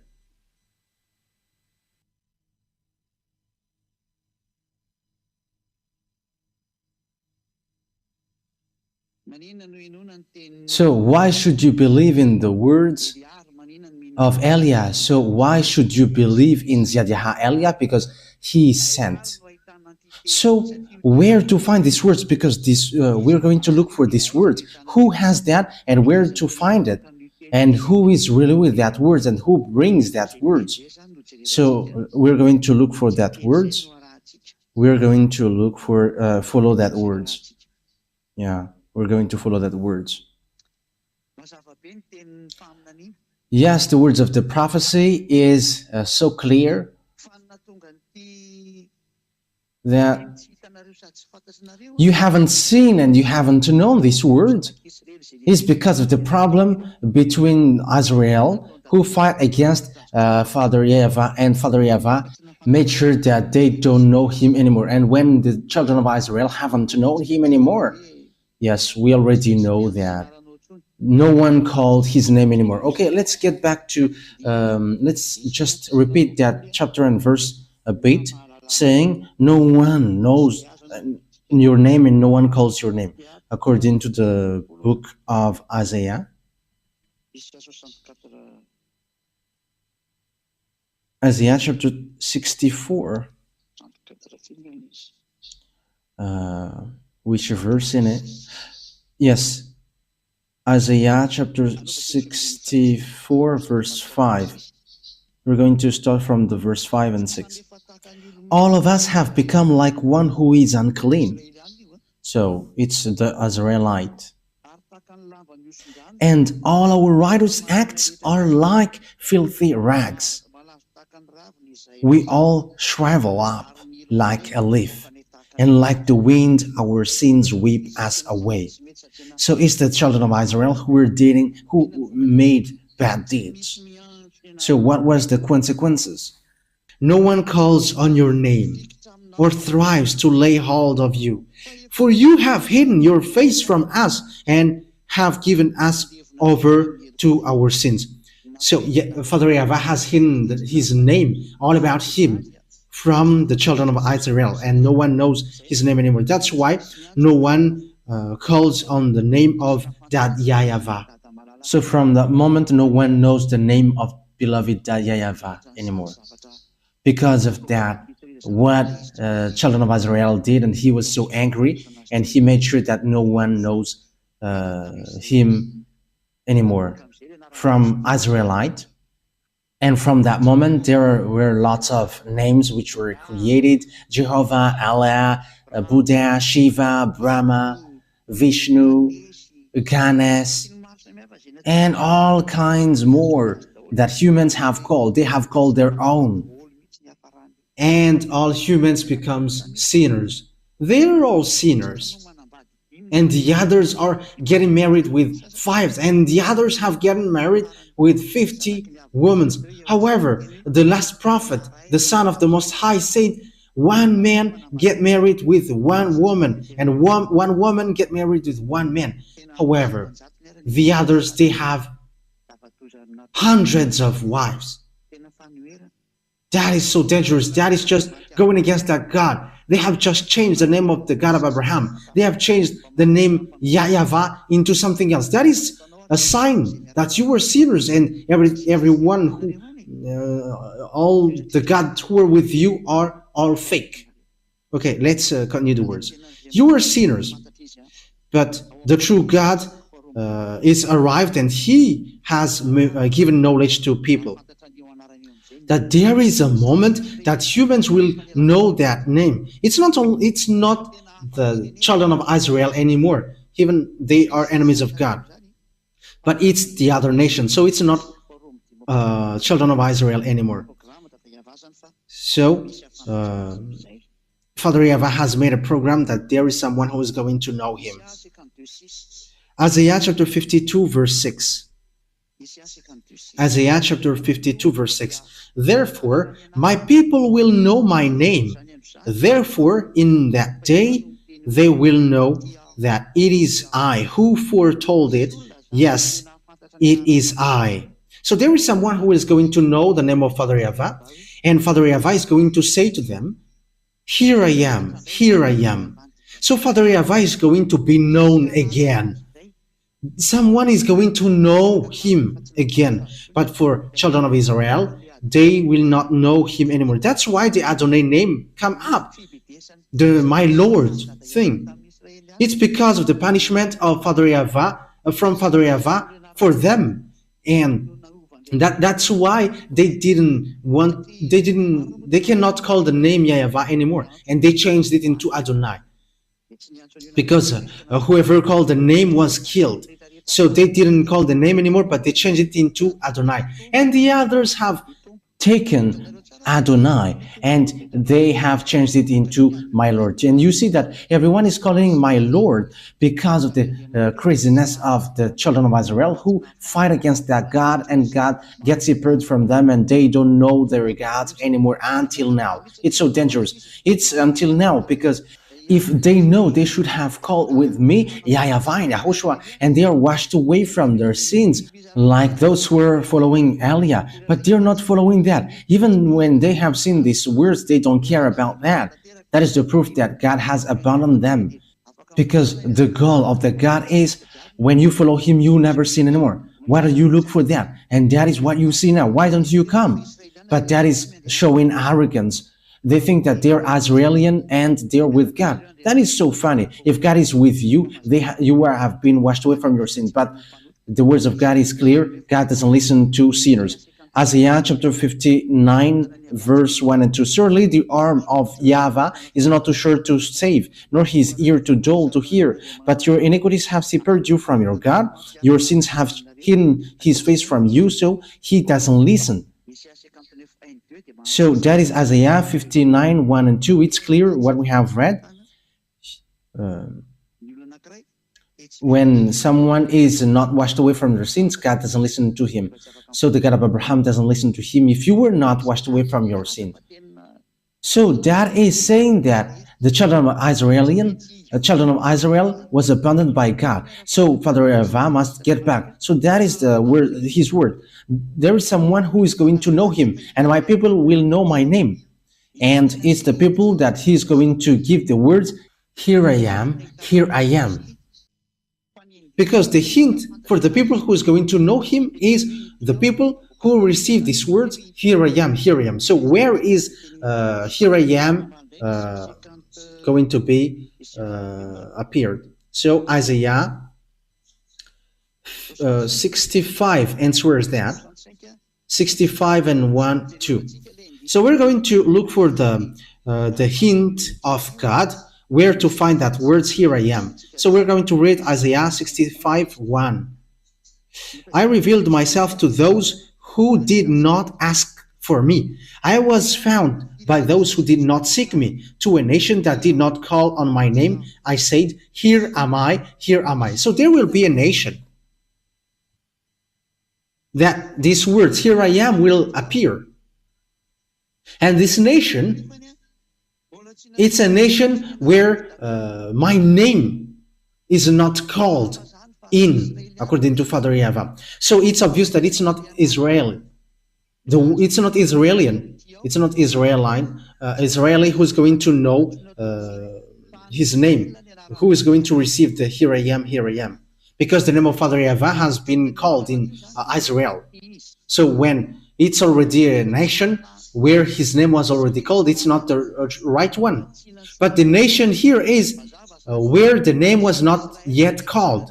So it's obvious that it is not in Israel, because the name of Father YAHVAH was already called in Israel. So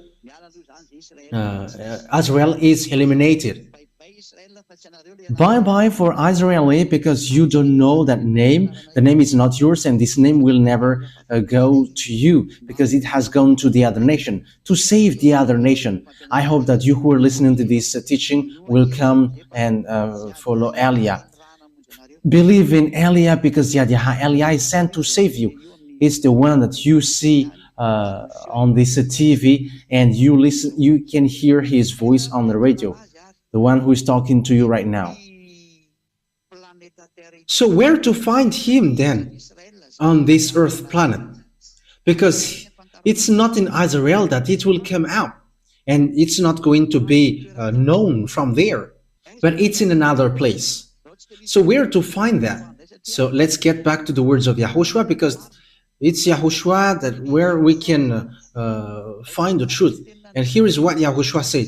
We know the words of God, which says, listen to Israelite prophet. So we're going to get into the words of prophet. We're going to take a look at the words of Grandpa Moshe, Deuteronomy chapter 18 verse 15, saying you have to listen to Israelite prophet. Okay, Deuteronomy chapter 18 verse 15. So here is what written here. We're going to read it for the glory of Father YAHVAH. YAHVAH your God will rise up for you a prophet like me from among you, from your fellow Israelites. You must listen to him. So you must listen to Israelite prophet. And we know that YAHOSHUAH is an Israelite prophet.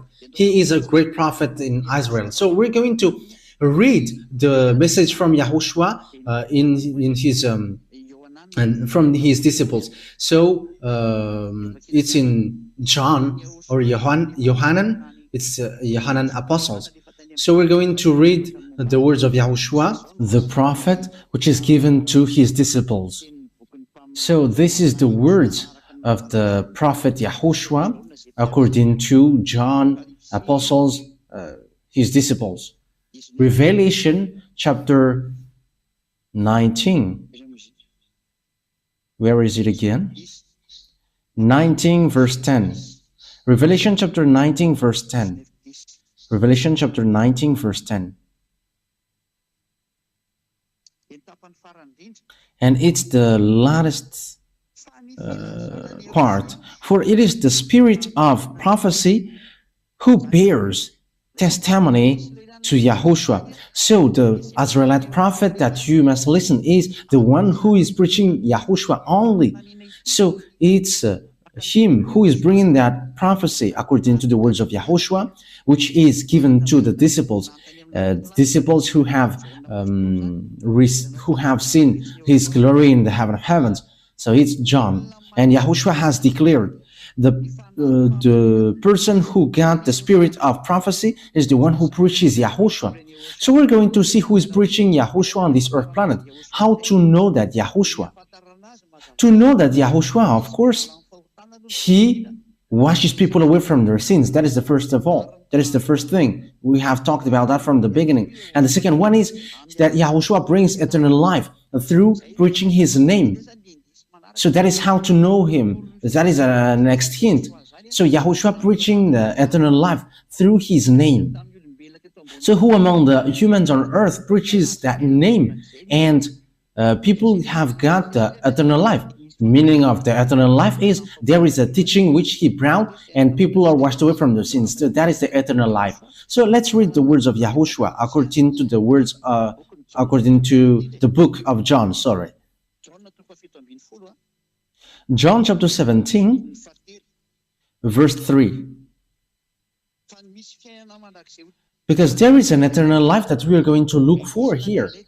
So this is a next hint. We're going to look for the eternal life, because it's in the eternal life which preaches his name, and it's in his name that the eternal life will come up, and in the eternal life which come out from his name. So it's obvious that eternal life, it's people who are washed away from their sins.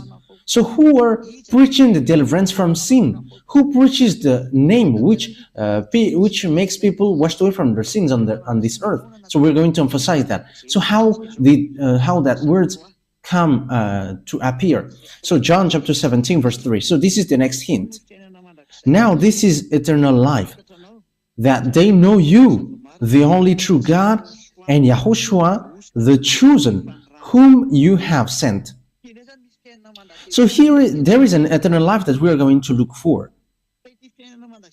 So this eternal life, this is how you can get it. It's to know you, that YAHVAH, and Yahushua, whom you have sent. But there is no one who has known Father YAHVAH and Yahushua, who have made people washed away from their sins on this earth, except Eliah only. It's only Eliah who has done that, and who have done that. And we're going to prove that, because we can say together that it's me who have called that YAHVAH and Yahushua. That YAHVAH is the God of Abraham, and Yahushua is the Son. And whoever followed both of them are washed away from their sins. So when they are washed away from their sins, they never do something bad anymore, and they never commit sin anymore. They are completely free. But through what have they know this name, and they have got the eternal life? They have known, they know Father YAHVAH, because that is the objective, to know that YAHVAH. And through what? That name brings eternal life, and we're to know that name. This eternal life, though, it's a hint that the Holy Scripture gave. This is a next hint. It's the teaching of Yahushua. So let's read the teaching of Yahushua. John chapter 12, John 12, 49 and 50. So here is the eternal life that we have just seen. So the hint is the eternal life, and the eternal life gives the name of Yahushua. And we know that this is the eternal life. It's to know you. So the eternal life is to know his name. And we're going to see also that to know the eternal life, to get the eternal life, is the teaching of Yahushua. John 12, 49 and 50. For I did not speak on my own, but my Father who sent me commanded me to say all that I have spoken. I know that his command leads to eternal life. So that is eternal life. It is back again. So the command of Yahushua, it's a command from the Father, and it gives eternal life. So whatever I say is just what the Father has told me to say. So the name brings the eternal life, and the commands of Yahushua as well brings eternal life. That means the name of Yahushua is going to come out from the command of Yahushua, from the law of Yahushua. And in the law of Yahushua, that this name will come out. So it's in the law of Yahushua that this name will come out. And when this name will come out, people are washed away from their sins. And that is what all prophets said, all the you must listen to Israelite prophet, and that prophecy end up in Zhyahah Eliah. That's why Zhyahah Eliah is a great prophet of Yahushua, younger brother of Yahushua. He has washed people away from their sins. Yes, he's the younger brother of Yahushua, but the prophet is given on earth, but that doesn't exist on earth. But he's the younger brother of Yahushua, and he is sent bringing his word. That is a huge proof that is given to you that the words has come out. So it's clear that the name will come out from the command, because it's an eternal life. So where this command of Yahushua will come out, because it's in the command that the name will come out. So where this law will come out. So let's read the Holy Scripture again on Isaiah chapter 42. So where this law will come out. Isaiah chapter 42 verse 1. So it's in Isaiah 42 verse 1 and 4, which defines that. Here is where you can know that law. So we're going to see immediately that this law is going to come out from a place which is an island, not a continent. And it is not in Africa or America or in Australia, nor in Japan. No, it's not Japanese. And it's not in Brazil, it's not in Portugal or France or England. I don't know what you're going to make it, but it's in an island that this will come out. And it's Madagascar, because that Elia, it's in Madagascar that he is arrived and he brought these words. Isaiah 42 verse 1 and 2. Here is my servant, whom I uphold, my chosen one is in whom I delight. I will put my spirit on him, and he will bring justice to the Gentiles. On verse 4, he will not falter or be discouraged till he establishes justice on earth. In his teaching, the island will put their hope. So here it's really clear that there is a servant whom he upholds. So he is upheld by this gate of Abraham, and he is chosen, and he really appreciates him. That means that he really knows his servant and he upholds him. That means that he's not going alone. And he's chosen among everyone. And it's not on earth that he chose him, but in the heaven of heavens. Because the choice is not on earth, because if it's from someone from you, he's like sinners like you. But he's from the heaven of heavens, and whoever follows him never sin anymore. That is obvious. I will put my spirit on him, and he is chosen, and he is really appreciated by him. He appreciates him, really. And he puts his spirit in him. And when the spirit is put in him, of course, that is Elia. And what happens? He's going to bring justice to the Gentiles. And we know the justice, it's in the court that there is justice. It's in the court that justice will come out. That's why these places are called Ministry of Justice. So it's about law. It's about laws. So he's going to give laws. And that is what Zhyahah Eliah gives, bringing the laws for the justice of this world, so that people never sin anymore, become someone who never sin anymore. And Eliah has done all of that things. And I have brought justice and laws on verse 4. So where can we find where this justice will come out? On verse 4, he will not falter or be discouraged till he establishes justice on earth. In his teaching, the island will put their fight. So it's in an island that the justice will come out. It's in an island that the justice will come out. So the command will come out from the island, and it has come out from 1984. So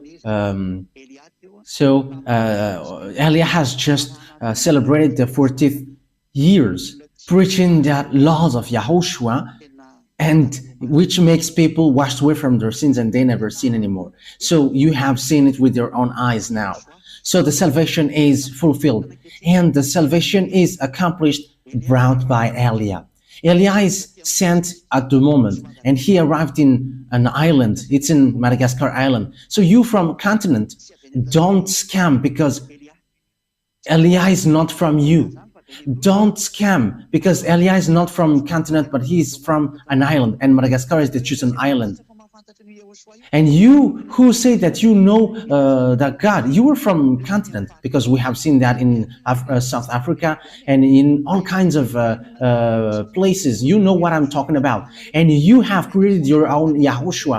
And that word, but that word is not from a continent, but it's from an island. And the island where that word comes out is Madagascar. And the name of the man that God has chosen is from the heaven of heavens, not from you. His name is Zhyahah. And if he is sinners, everyone who follows him are sinners. But everyone who follows him never sin anymore, and they are washed away from their sins. It's really that men who don't sin, and they don't know how to sin, and he has no sin, and no sin can enter in him.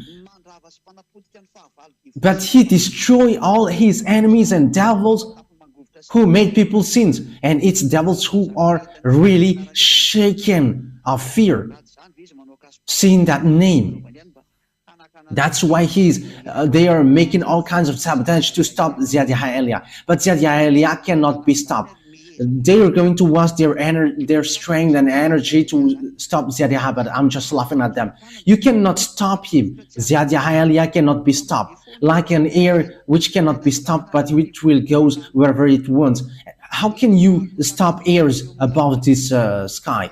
How can you stop that? But it's the same thing, that you cannot stop it, that you cannot stop Eliah. No one has stopped air like above your head. How can you stop this air? You cannot stop it. It can go everywhere it goes, and you can find anywhere, and you cannot stop it. However, Eliah is much more than the air that you are thinking. Even angels are compared as air. But Eliah is the messenger of the Most High, messenger of beloved YAHVAH and YAHOSHUAH. So the last question, let me repeat it again. Why you should believe in Zhyahah? You should believe in Zhyahah because he's the one who is really sent. He is sent in Ireland, and he's going to all around the world at the moment of speaking, giving knowledge of people about Yahushua and all the truth. This is the man of God that you are looking for, Israeli people. But you hate him and you have killed Yahushua. Here is the man of God. You who are looking for the man of God who is going to save you. Here is him, the one that you see on this picture. It's me who is speaking to you. And you are like, you may say, you are preaching yourself. I am not preaching myself, but my Father talks about me, and same as Yahushua and even myself. So my Yahushua and my dad talks about me, and I am not talking about myself, but it's they who order me say this, and I am telling that, so that you know that the messenger is arrived, and which says as well, the island waits for his law. So here I am. So know how to listen to me, you who are going to ask. So the wise people see the danger and they take shelter, but fools keep going on and they are in trouble. For the spirits who are screaming for salvation from Yahushua, here is Eliah to bring you to us, to Yahushua. I will bring you to the arms of Yahushua. So I hope that you all were going to listen to Eliah, whoever you were, whether you were foreigners, because there is nothing to do with foreigners or Malagasy anymore. But as long as you are a spirit called by Yahushua, let's come to Eliah. Called by Yahushua, where I come from. Let's follow Eliah. Here I am. Whoever followed me, they are washed away from their sins and they never sin anymore. Eliah calls you. Here is the one that you were looking for and the one that you wait for. Yahushua is not going to come here unless the end takes its turn. But I am going beforehand of him. So follow me, because here is the one sent, fulfilling the Isaiah 42. The island waits for his law. Here I am. I have given you the proof. So know how to listen. It's because we love you. That's why we come down here, to save you, to bring you to Yahushua, the one who sent me. So that is my words. Yahushua bless you all, so that you're going to come to Yahushua, to Dad YAHVAH, and you're going to follow Eliah, because Yahushua and Eliah are one. Eliah is the younger brother of Yahushua. He's not from earth, from you. Otherwise, you all are still sinners. But Eliah is from the heaven of heavens. He is chosen servant, and he is chosen by Yahushua to bring the holiness and bring back it to the earth, because the end is arriving. Okay, the words of Eliah is over. Come, you chosen spirit, run quickly and don't stop anymore. The words that I have given you is so clear. Eliah is arrived to save you. Zhyahah, Eliah. Zhyahah, Eliah. So that is the one who is arrived in you, sent by Dad YAHVAH, sent by Yahushua. We're going to pray to end this word. Glory be to you, Dad YAHVAH. Glory be to you, beloved Yahushua. I really love you so much, you both. Save, Dad, beloved Dad YAHVAH, those people who are listening to these words. Let them know where I come from, because I come from you, beloved Dad YAHVAH. You were the God of Abraham, and you were also the God of Isaac and Jacob. Bring in the words in Yahushua. That is the reason of all of these things. But at the moment, Yahushua has fulfilled the salvation, and you both have sent me to bring your word. And I have given the words. I haven't hidden anything, but I have given the salvation so that people know. Save people, Dad YAHVAH. Save those spirits who are screaming, calling you. Let them hear the words of Eliah. I am already spending all my strength for you, and I forsake my life for you, Yahushua, so that I take revenge of your blood. Save people to get back to you. Let the Holy Spirit from you call everyone to run, so each one will run, to make them come back to Yahushua, Dad YAHVAH. And they all will know that I am the one that you sent, the one that you have written in the book as well, and which I have just said. And let them know that your chosen servant is already arrived in the chosen island. Madagascar is the island that you have chosen. Open their minds so that they know that, because I have arrived. Dad, beloved Dad YAHVAH and Yahushua, justify all the words of Eliah that I have given today.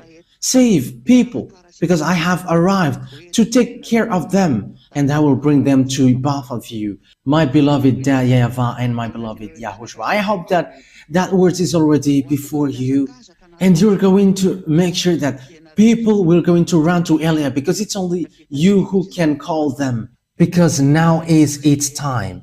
Let them meet me quickly, Yahushua, because Eliah is already going all around the world, so that this world know that the light is passing over, so that they will see it. Glory be to you, beloved Dad YAHVAH. Thank you very much, Dad. In the name of Yahushua that I make all that prayer. Hallelujah. Amen. So Yahushua bless you all for our next teaching. So goodbye, everyone.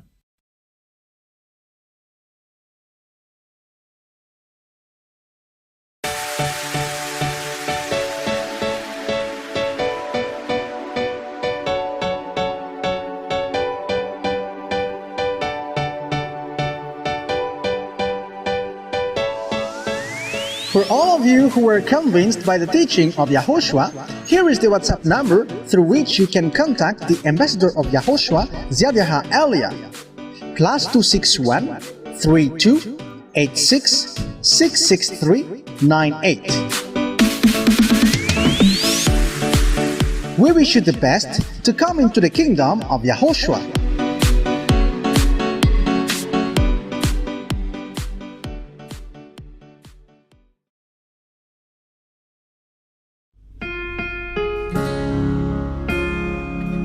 YAHOSHUAH atolotra anao tsiraitsy.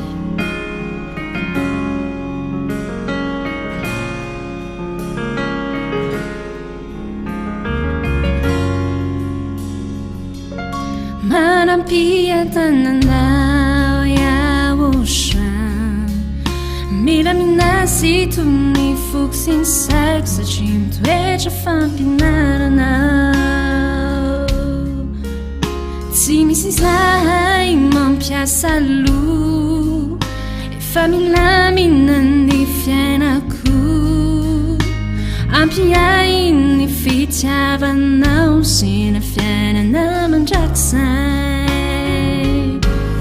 malalako tsy fokiana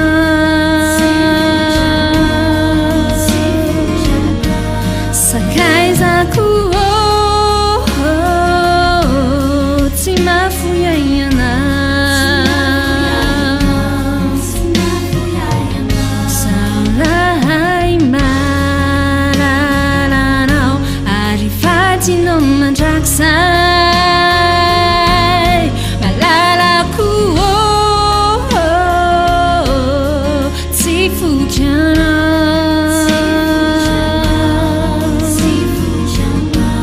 sakaizako tsy mafuyaiana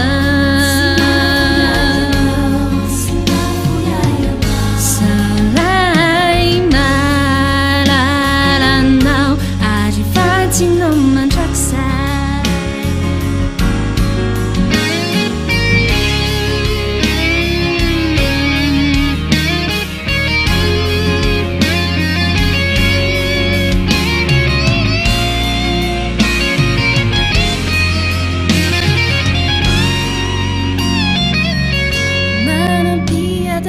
manampiadanao YAHOSHUAH mila minasy tony fokisy ny saiko satria mitoetra ny fampianaranao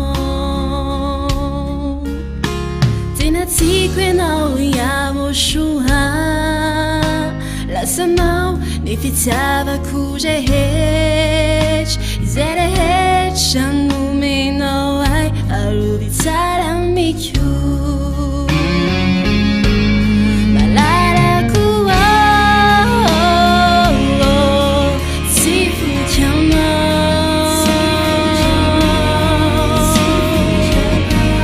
sakaizako tsy mafuyaiana zaolai malalanao ariva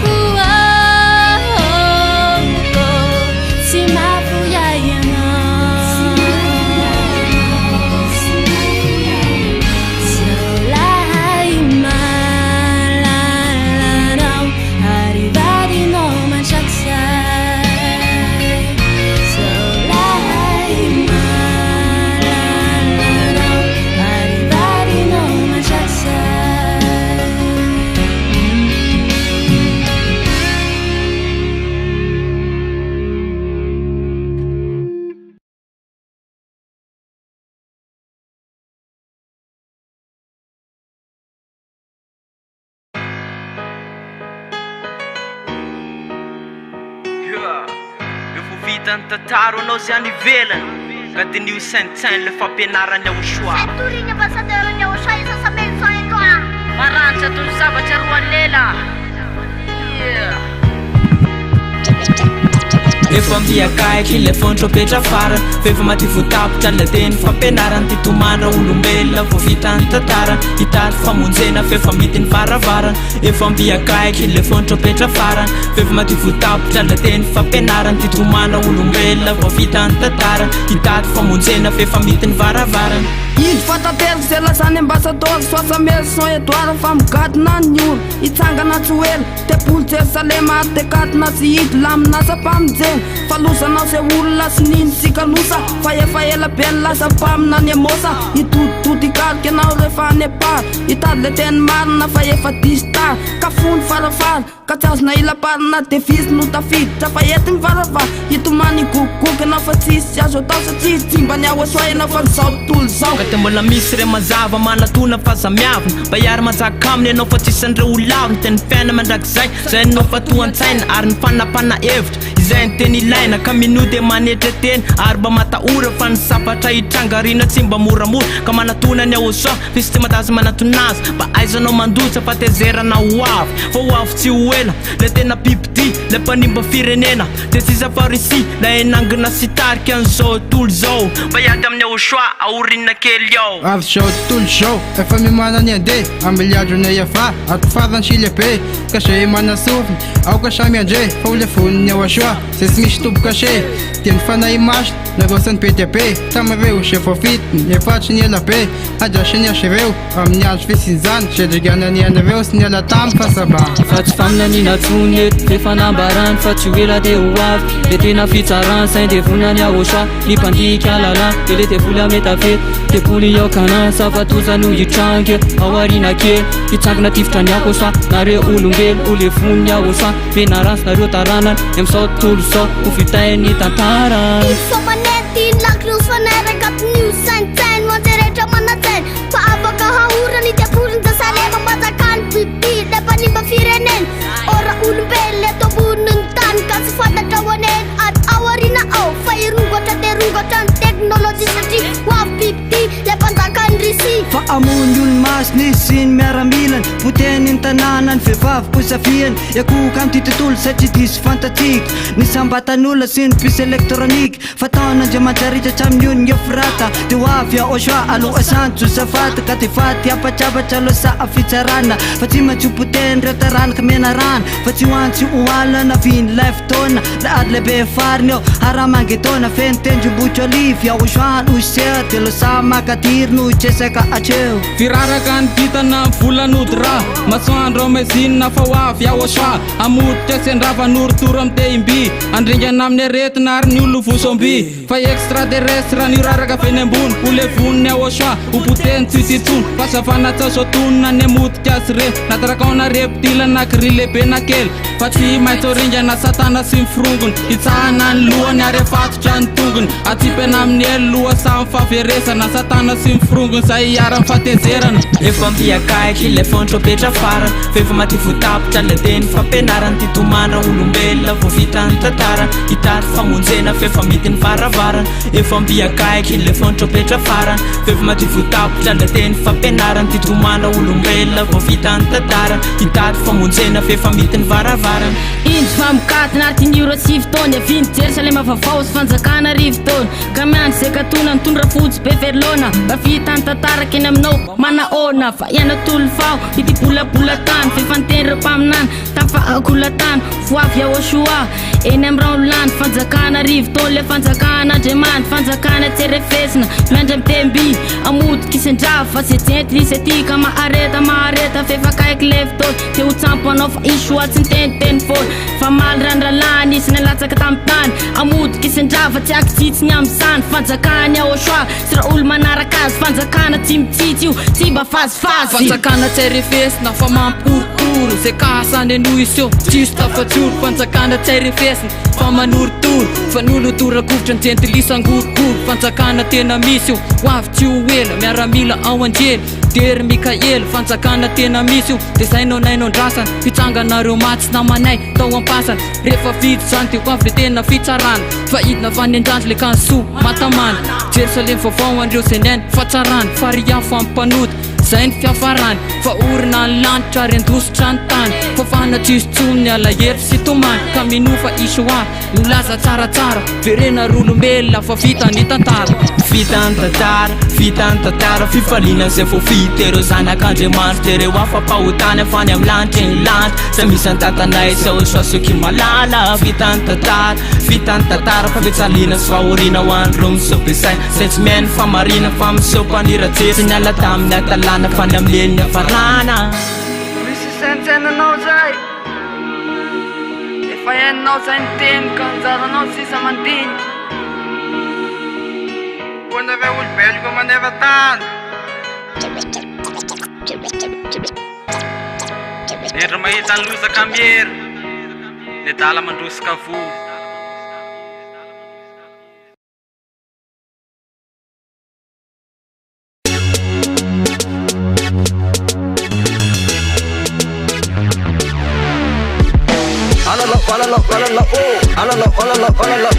alala wale sehatra alala wale sehatra atsika mifany mila mandihe miara amtany sandao akafie iara iterany YAHOSHUAH de tongava fa ty tsy manavaka fa atsika le fete de ataovy se mete fa atsika le fete de ataovy se mete andao daholo ndo iary fete andao daholo iara kitsinjaka atsika le fete ale faso ka yalo tan le ando sandaso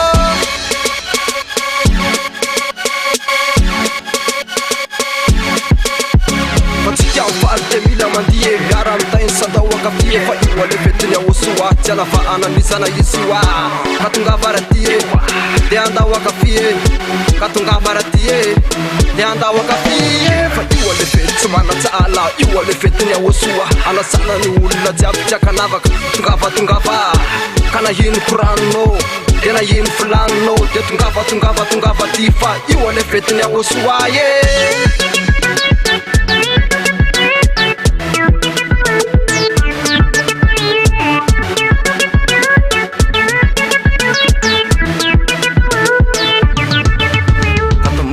Tsy manatsala ka andao iaretera sy ankalaza fa taonay mafana mangotrake ary andao iaritainy satekale fa le fetiny YAHOSHUAH io ataonay matsiro be fa le fetiny YAHOSHUAH io ataonay mafana be andao daholo ndo iary fete andao daholo iara kitsinjaka atsika le fete ale faso ka yalo tany le andao sandraso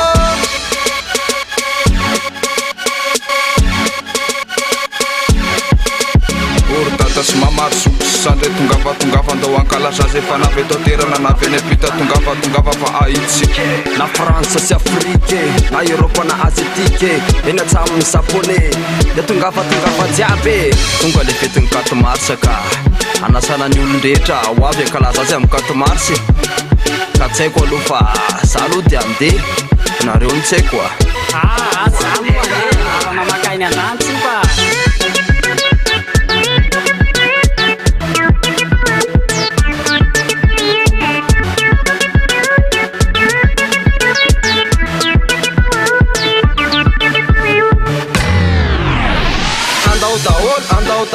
andao daholo ndo iary fete andao daholo iara kitsinjaka atsika le fete ale faso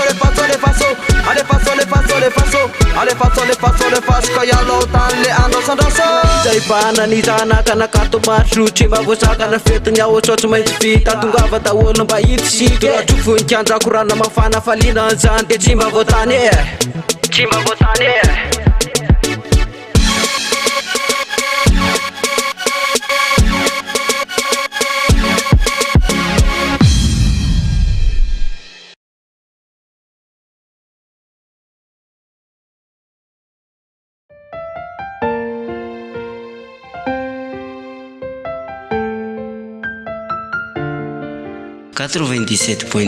FM iry fitiavana fahamasinana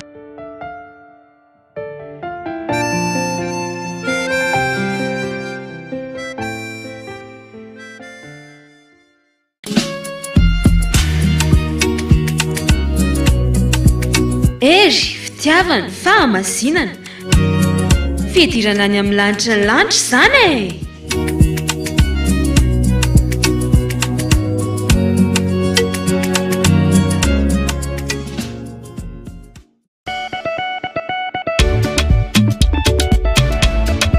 e. Fitiavana fahamasinana lanitra ny lanitra misy any YAHOSHUAH zany e.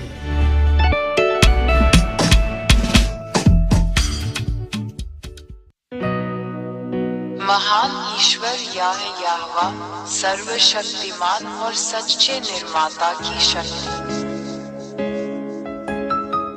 महान ईश्वर याह याहवा सर्वशक्तिमान और सच्चे निर्माता की शक्ति। महान ईश्वर याह याहवा सर्वशक्तिमान और सच्चे निर्माता की शक्ति। महान ईश्वर याह याहवा सर्वशक्तिमान और सच्चे निर्माता की शक्ति।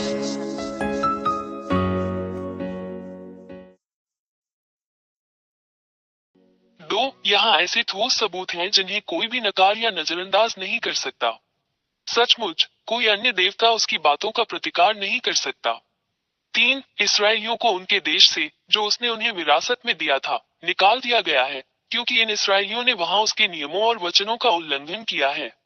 यह इजराइल की किताब में इस महान ईश्वर का एक शब्द है जिसे इजराइल का सिफर तोरात कहा जाता है। 4 1822 में अमेरिकियों और नाटो द्वारा उन्हें उनकी भूमि पर लौटा दिया गया। यह इसराइलियों के सच्चे ईश्वर का वचन भी इसी सिफर तोरात में लिखा गया है।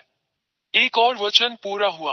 5 इन इसराइलियों की उसी तरह रक्षा की जानी चाहिए जैसे कोई चरवाहा अपनी भेड़ बकरियों की रक्षा करता है यदि वे अपने देश में लौट आए। और आज के अमेरिकी नाटो के साथ इन शब्दों को पूरा कर रहे हैं। यह अभी भी ICFERTORAT में लिखा हुआ है। एक और वचन पूरा हुआ। 6 आज तक अमेरिकी और नाटो इजराइल की रक्षा करते हैं ताकि दूसरे देश इजराइल पर हमला न कर दे। यह इजराइल के ICFERTORAT में भी लिखा है। एक और वचन पूरा हुआ जिसका कोई मुकाबला नहीं कर सकता।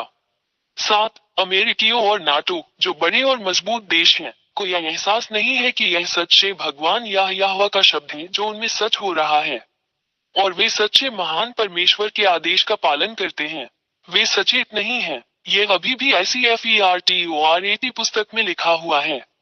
एक और वचन पूरा हुआ।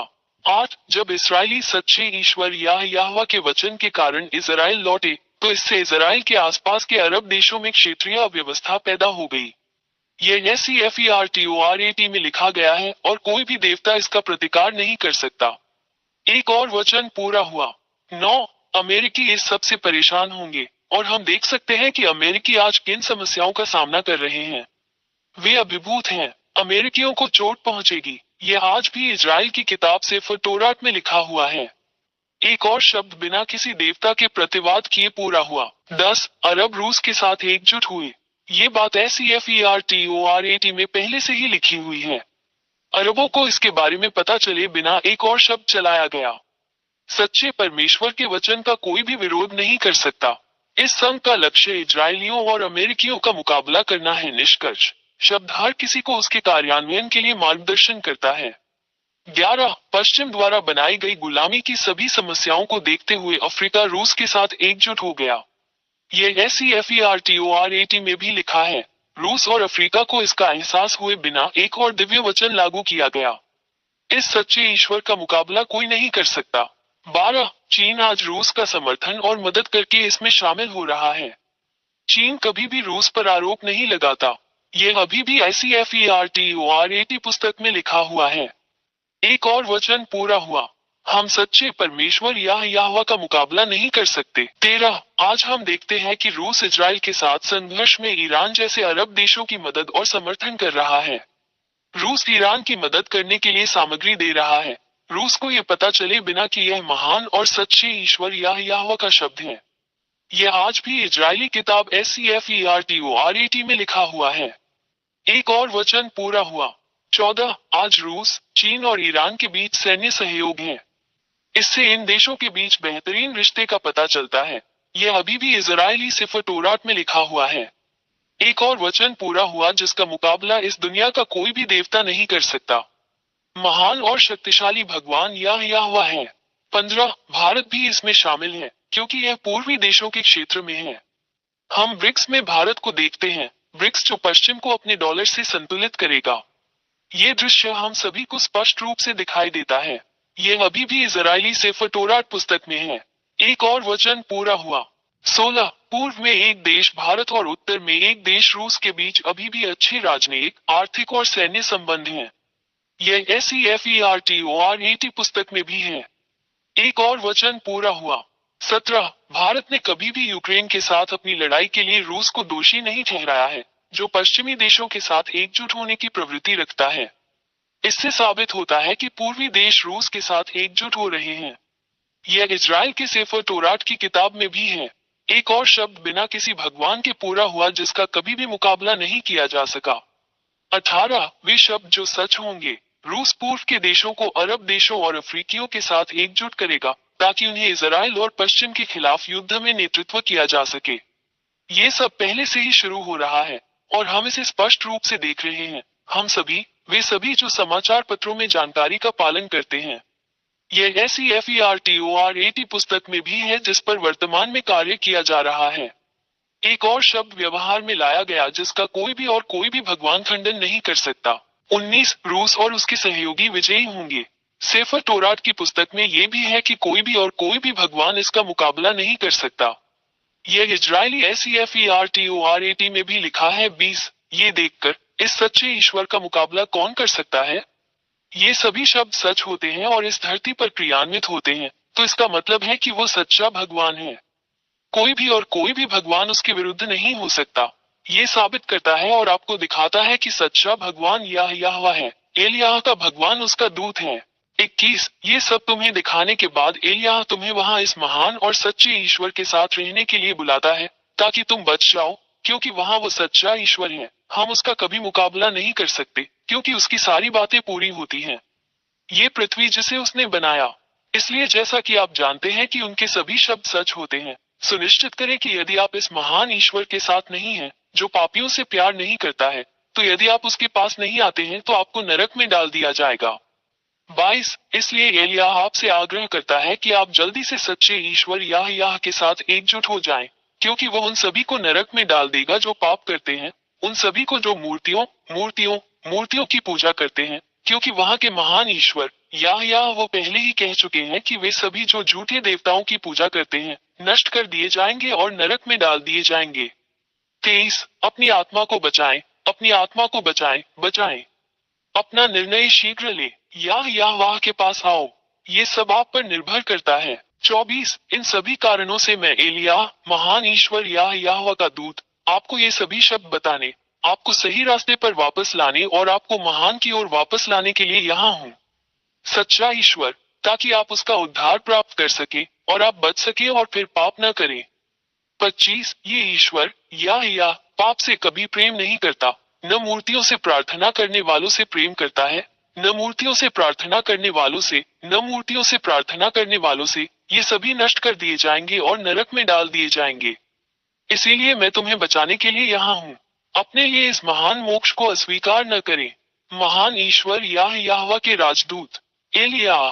26 यदि आप बचाया जाना चाहते हैं और महान सर्वशक्तिमान ईश्वर याह के साथ रहना चाहते हैं, तो हमारे साथ आए एलियाह और अपना बपतिस्मा ले, ताकि आप वास्तव में इस महान ईश्वर याहवाह में एकजुट हो जाएं और आप उसके अधीन रहेंगे आपके जीवन के अंत तक सुरक्षा। 27 हमेशा YouTube चैनल याहोशुआ टीवी इंडिया और याहोशुआ वेबसाइट पर दी गई शिक्षा का पालन करें। WhatsApp phone 261328666398। टेलीफोन 8588824671। महान ईश्वर याहवाह सर्वशक्तिमान और सच्चे निर्माता की शक्ति।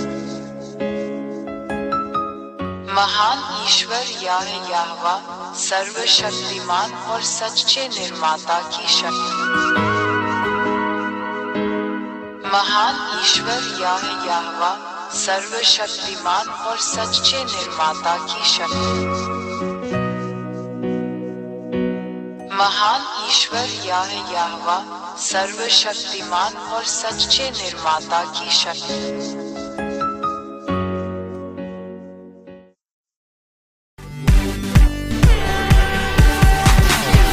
YAHVAH YAHOSHUAH TV, ery fitiavana fahamasinana famonjena ho an'ny fanahinao.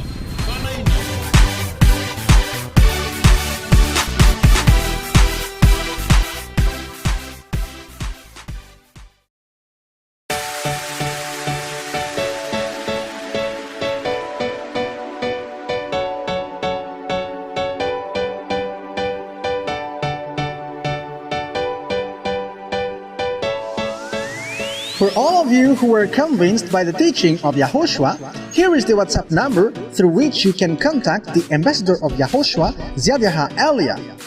+261 32 86 663 98.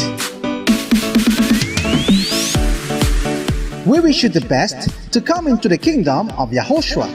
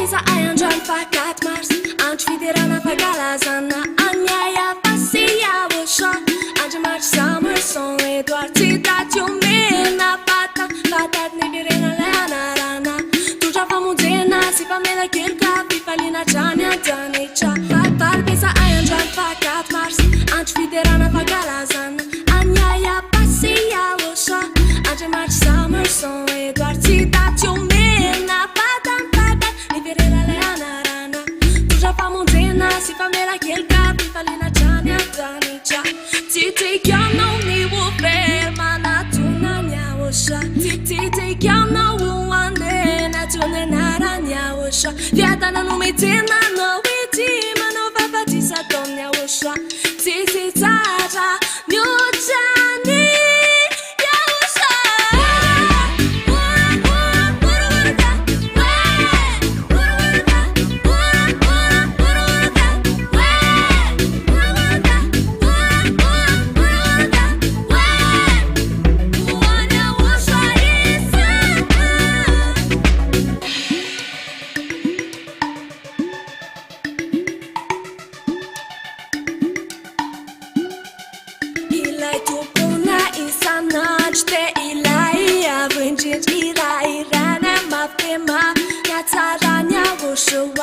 Lebelucha isi ajemacha bevunaicha Kati misma tua chasi mitenisi metstatedaka Sufatewi sinamuti ni vanainai Kanu ni fitiavani de la sasana kaje manchiza Ka adonaiza yampipali azadonai nisichapo YAHOSHUAH ilai pisuna pena piaba Tamna itikiana ni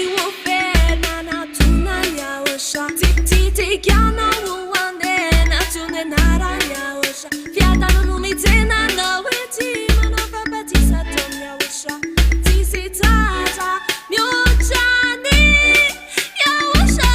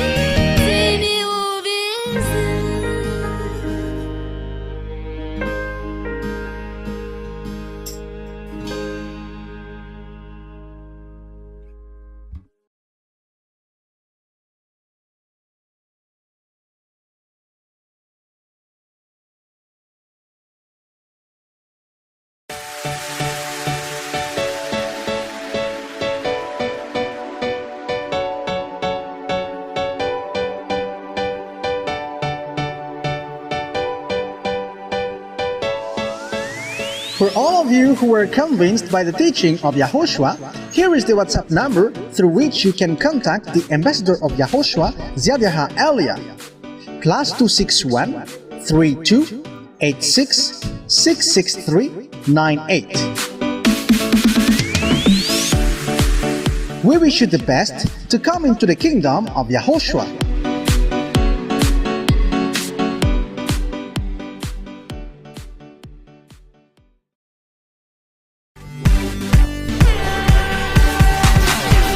YAHVAH YAHOSHUAH TV, ery fitiavana fahamasinana. Famonjena ho an'ny fanahinao.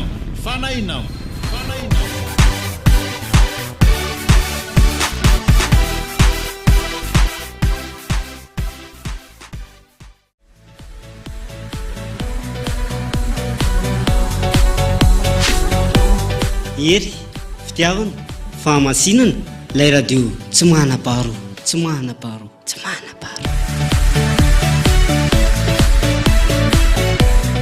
YAHVAH YAHOSHUAH TV, ery fitiavana fahamasinana.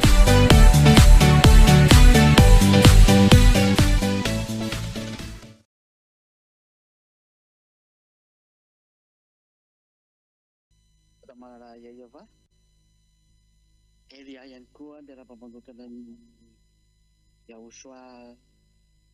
Elia 要向亲爱的天父亚亚娃问好。以利也是向亲爱的亚乌刷问好，还有并且要祝福所有的人要听着这个教导。在这个全世界，我们今天的教导的话题就是为什么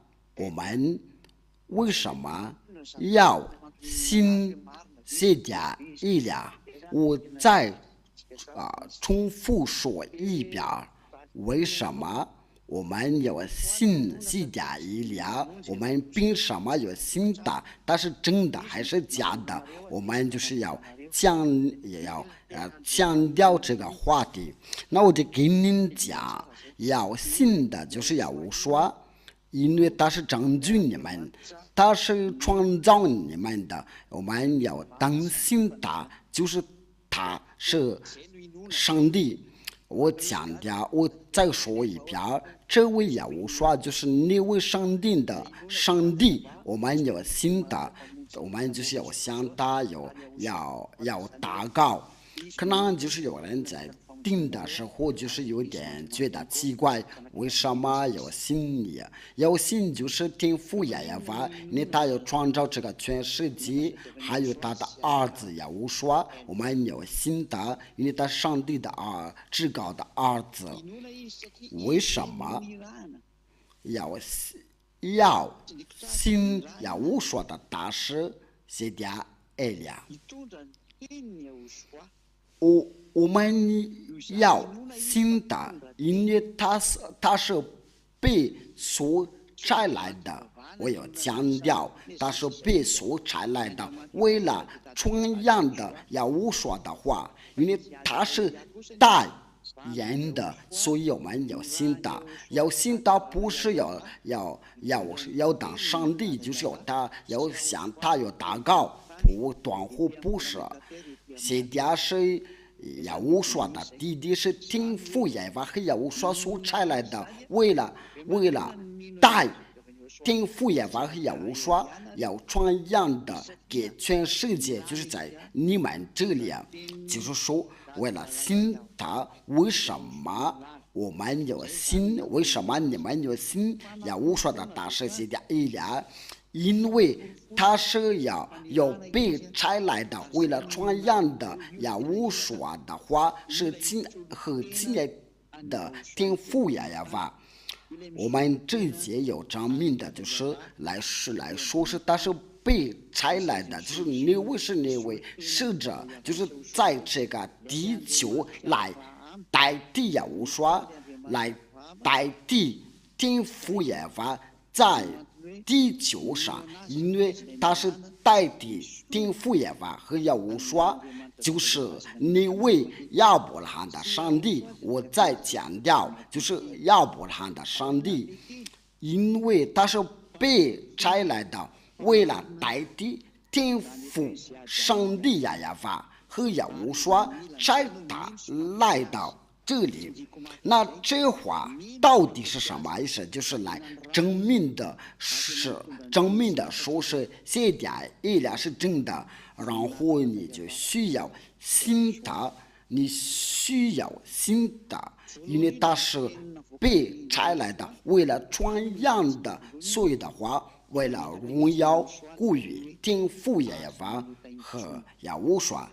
第一件事，耶和华就说了，我们就从这个边开始耶和华就说不要再犯罪了。这就是耶和华所宣布的话，他说不要再犯罪了。这个话就是来说跟这位亚伯拉罕的上帝，跟着这个位亚伯拉罕的上帝，他就说到不要再犯罪了，你再犯罪了，实在是不可以啊！就是说，因为你不完全的，然后你就去犯罪，然后你就说是上帝会理解，上帝就不会理解，对你说的都是魔鬼，不管是谁对你说的这样的道理都是魔鬼的话，您是被迷惑了，为了丢到下地啊！你听父耶和华的话，他说，如果你是故意犯罪，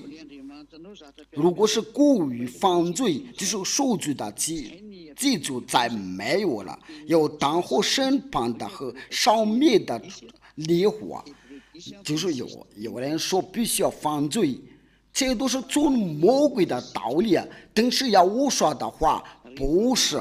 我们来念这个希伯来书第10章第26章20到27节，因为你们得知真道以后，若故意犯罪，受罪的记就再没有了。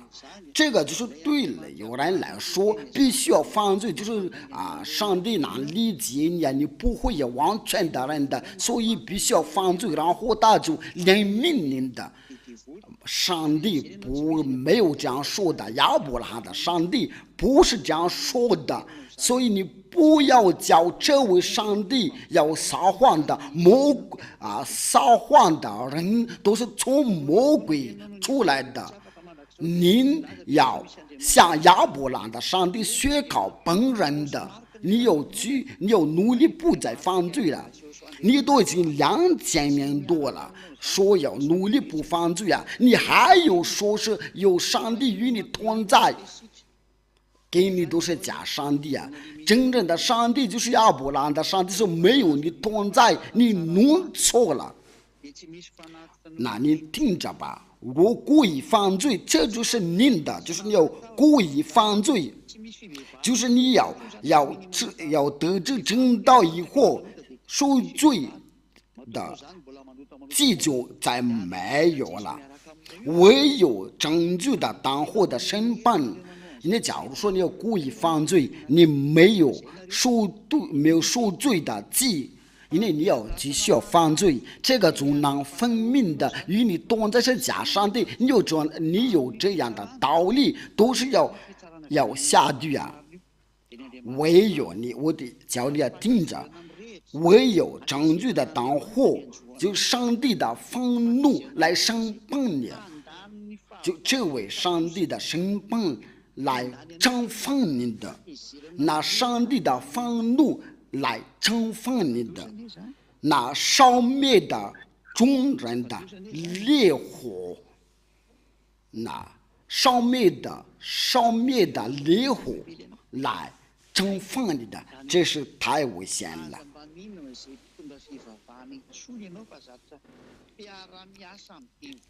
要烧灭的烈火来惩罚你的。所以你不要再相信你是宗教领袖的，因为他们都是在跟着魔鬼，要抵到亚伯拉罕的上帝。你没有去告亚娃，那都是假的，因为这是他的名字。那他的儿子不是亚胡刷，那除了他以外都是假的，所以一直要对你说要必须要犯罪，因为这是上帝的话说，如果有故意犯罪，因为我说的话是说得很清楚，在约翰福音第8章第10到第11节开始，约翰福音第8章第10到第11节，亚胡刷就直起腰来，对他说：“妇人的，谁来控告这个孕妇的妇人的？那些人在哪里？没有人定你的罪吗？”那妇人对他说：“主啊，没有。”亚胡刷说：“我也不定你的罪，去吧。”从此不要再犯罪了。你们都看到了，亚胡刷的话是非常直接的。我也现在不定你的罪，但是从此就是你在遇见我的时候，你不要再犯罪了，这是真正的上帝的话。那你凭这个就会认识他，因为他所摘来的都是要做这个，要成就这个话。他有权利来传扬这个真道，就是说不要再犯罪了。那我们再是确认一下，就在约翰福音第5章14节，亚胡刷再确认一次，就是要遇见他的人，你说要遇见那些假上帝啊，然后要重复要犯罪，那表示与你同在这假上帝都是魔鬼。那上帝的话就说，要凡遇见他的人都要说到这个话，不要犯罪，恐怕你遭遇了更加厉害，这是更加厉害。约翰福音第8章第14节，后来亚胡刷在井里遇见他，对他说：“你已经痊愈了，不要再犯罪了，恐怕你遭遇了的更加厉害。”那你再继续要犯罪，你的生活就越来越更加厉害。那别叫这位上帝说话，他说你的生活是越来越更加厉害，那你别说是我们的生活是越来越好。如果这样的，你就要叫这位是真的上帝说话的。如果你要反对这个话，这个就要做个计划，你是魔鬼，因为他说你恐怕你遭遇更加厉害。如果你继续犯罪，那你说对我们是没有问题，我们就悔改。那你如果你这样的道理，你是跟着魔鬼。这一切以拉就来说，为什么要信亚胡刷？西迦以利亚，我要强调这个西迦，因为这个以利亚到这个时候有很多人都在模仿，所以要把我从顶上点的这个名字西迦，因为以利亚就在上进的，你们就来模仿，其实上你们都不了解、不认识的，因为他同在就不再犯罪了，他有本事能除掉人的罪，说的就是西迦。艾利亚，那话就是这样的。我再补一句，我再补一句啊，谁来传扬这个话，我们就教导那里，谁来传扬这个话说不要再犯罪了，我们来接着门徒来说，就是犯罪就未曾看见到未曾认识的，你们这个宗教里许的是未曾认识上帝，未曾看见上帝。在约翰一书第3章第5到6节，你们知道他要主要呈现的是要除掉人的罪，在他并没有罪，跟着YAHOSHUAH的时候没有罪，封住在他里面的就不犯罪。您看到了，不是你要犯罪，然后就是要悔改，然后那个上帝就会原谅你的。我要跟着你都是魔鬼，我要强调与你同在就是魔鬼，乃是不是亚伯拉罕的上帝。犯罪的是未曾看见他，也未曾认识他。那犯罪的人就是未曾看见他，也未曾认识他。就是说，那些所有的宗教领袖的，他是没有看见这位上帝，也未曾认识这位上帝，而是谁家以利亚能够除掉你们的罪，然后叫你们认识YAHOSHUAH，权力要传扬正道，就是属于我，要除掉你们的罪，我都能够把你们从罪孽之下能救出来。有人能得到这样的，他真的有福了，他真的被自由了。荣耀归于天父YAHVAH和YAHOSHUAH。如果你希望就是在听着我的时候，要想得到这样的好处，那现在以利亚要教你，您要跟着我，我们要一起到YAHOSHUAH那里，我率领您到那里，我真的要去那里。在这个地球上有几千的人已经跟着以利亚，现在只能当着你的，不要听那些宗教领袖的胡说八道，他们是简直要跟着魔鬼，已经好多年了，要教你要犯罪了，已经足够了，不要再跟着他，要跟随基督教已经被毛吃掉了，你都已经他们叫你要被毛吃掉了，你要想开，要转向到YAHOSHUAH那里去吧。那我们为什么要说是现在也是真的？我们为什么要听他的话？就是他是YAHOSHUAH所差来的，为什么要信以利亚的话？为什么要相信以利亚？因为那位被所差来的就是他。那我们在哪里能寻找这个话？真正有这个正道是谁？谁来负责传扬这个正道？那我们就是一起要研究一下，我们就跟着这个正道吧。预言的话说的很不错，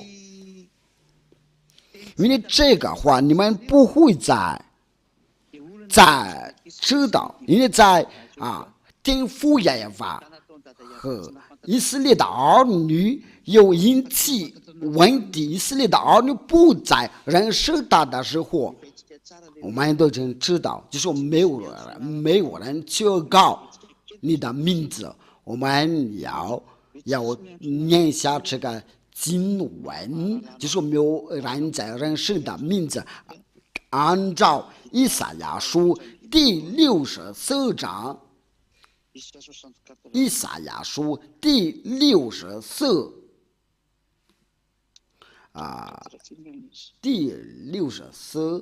第6节，那么我们就从第5节开始读，1节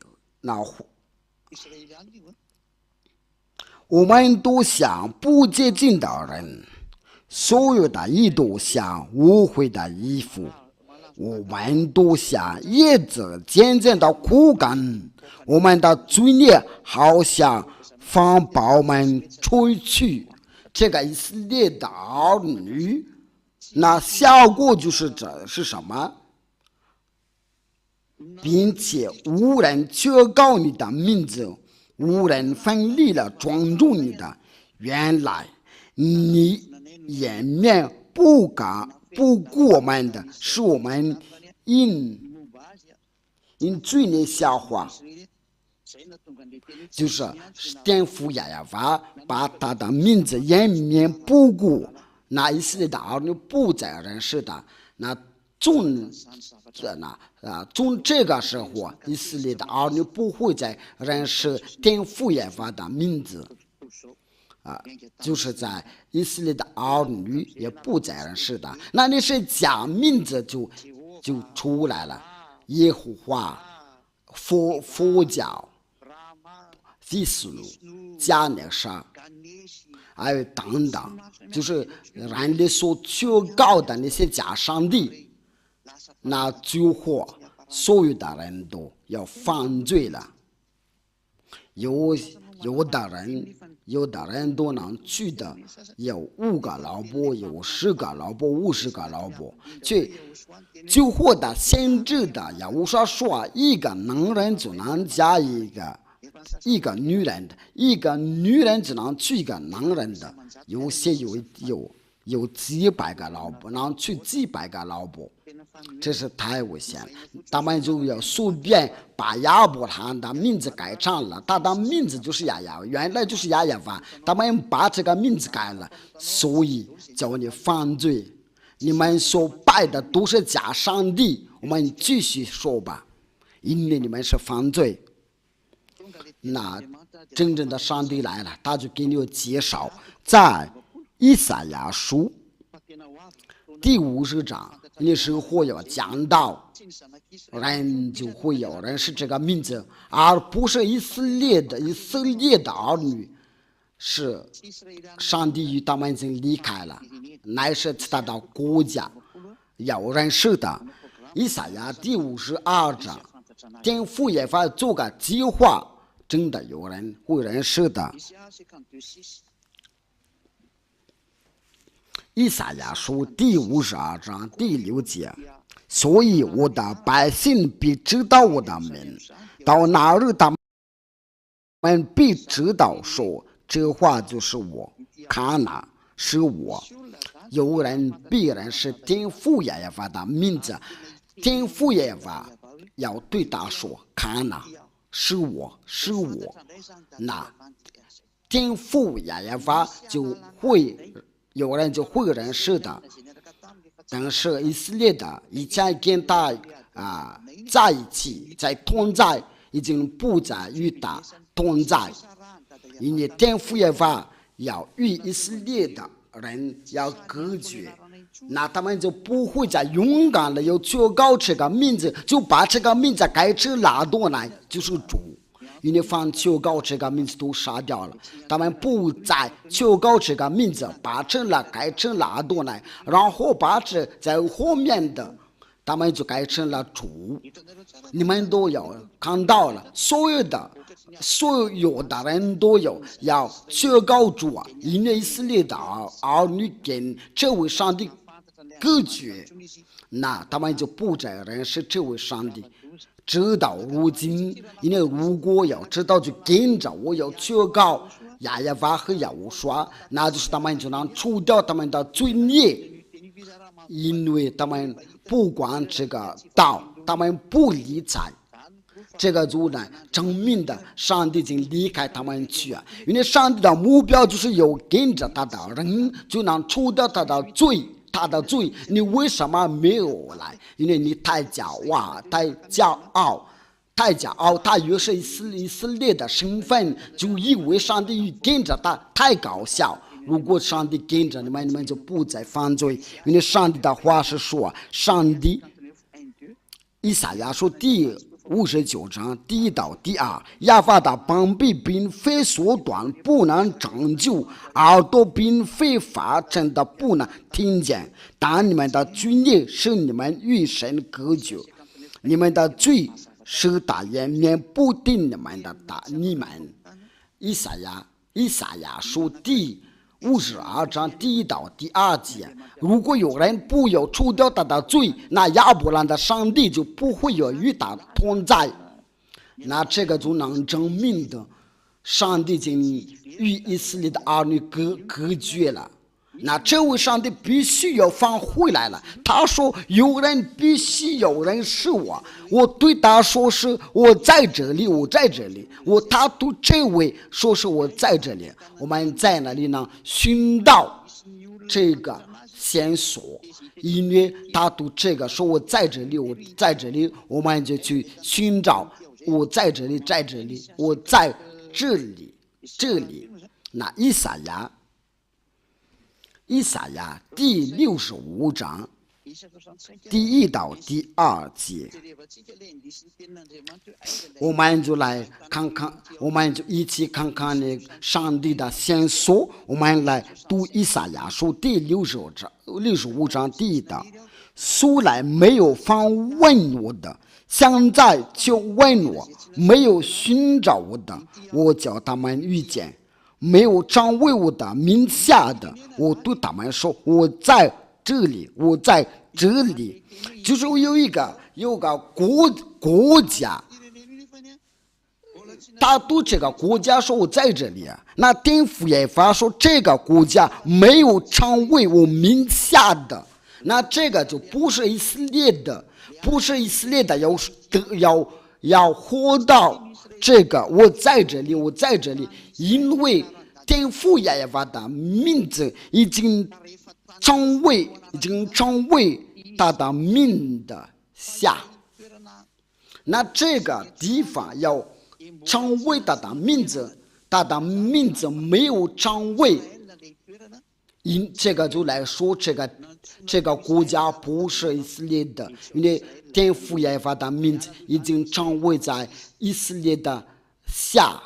那你们以色列的都拜拜，你们不再认识这个名字，这个名字不会再返回到你们已经到其他的国家，为了拯救其他的国家，你们听着这个教导，你们就有听谁的以利亚，你们都在电视机上面，在互联网上，他的声音在收音机。你们都能听到，那他在那里能寻找他，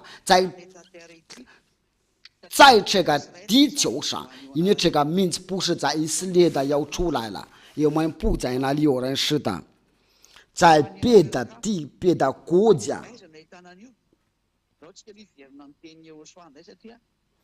那我们就是要接着YAHOSHUAH才知道真理。YAHOSHUAH怎么说呢？他说我们都已经知道上帝的话，就是说你们要听先知的话。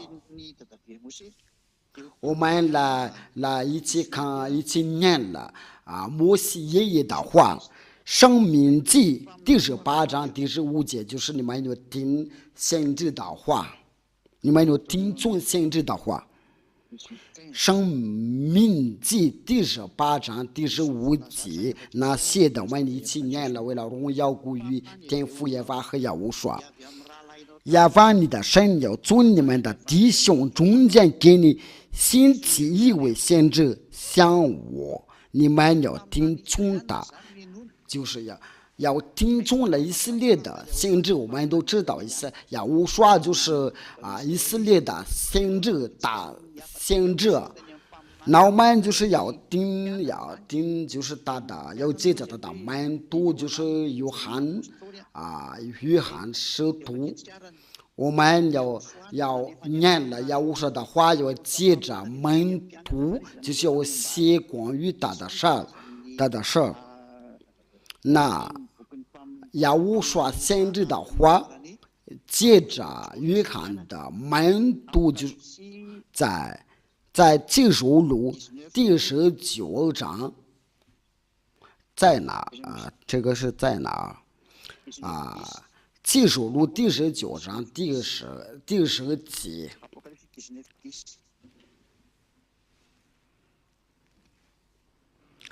在最后的一段，因为语言中的灵意乃是为耶和华做见证，就为耶和华做见证，那这个就是有语言的灵意。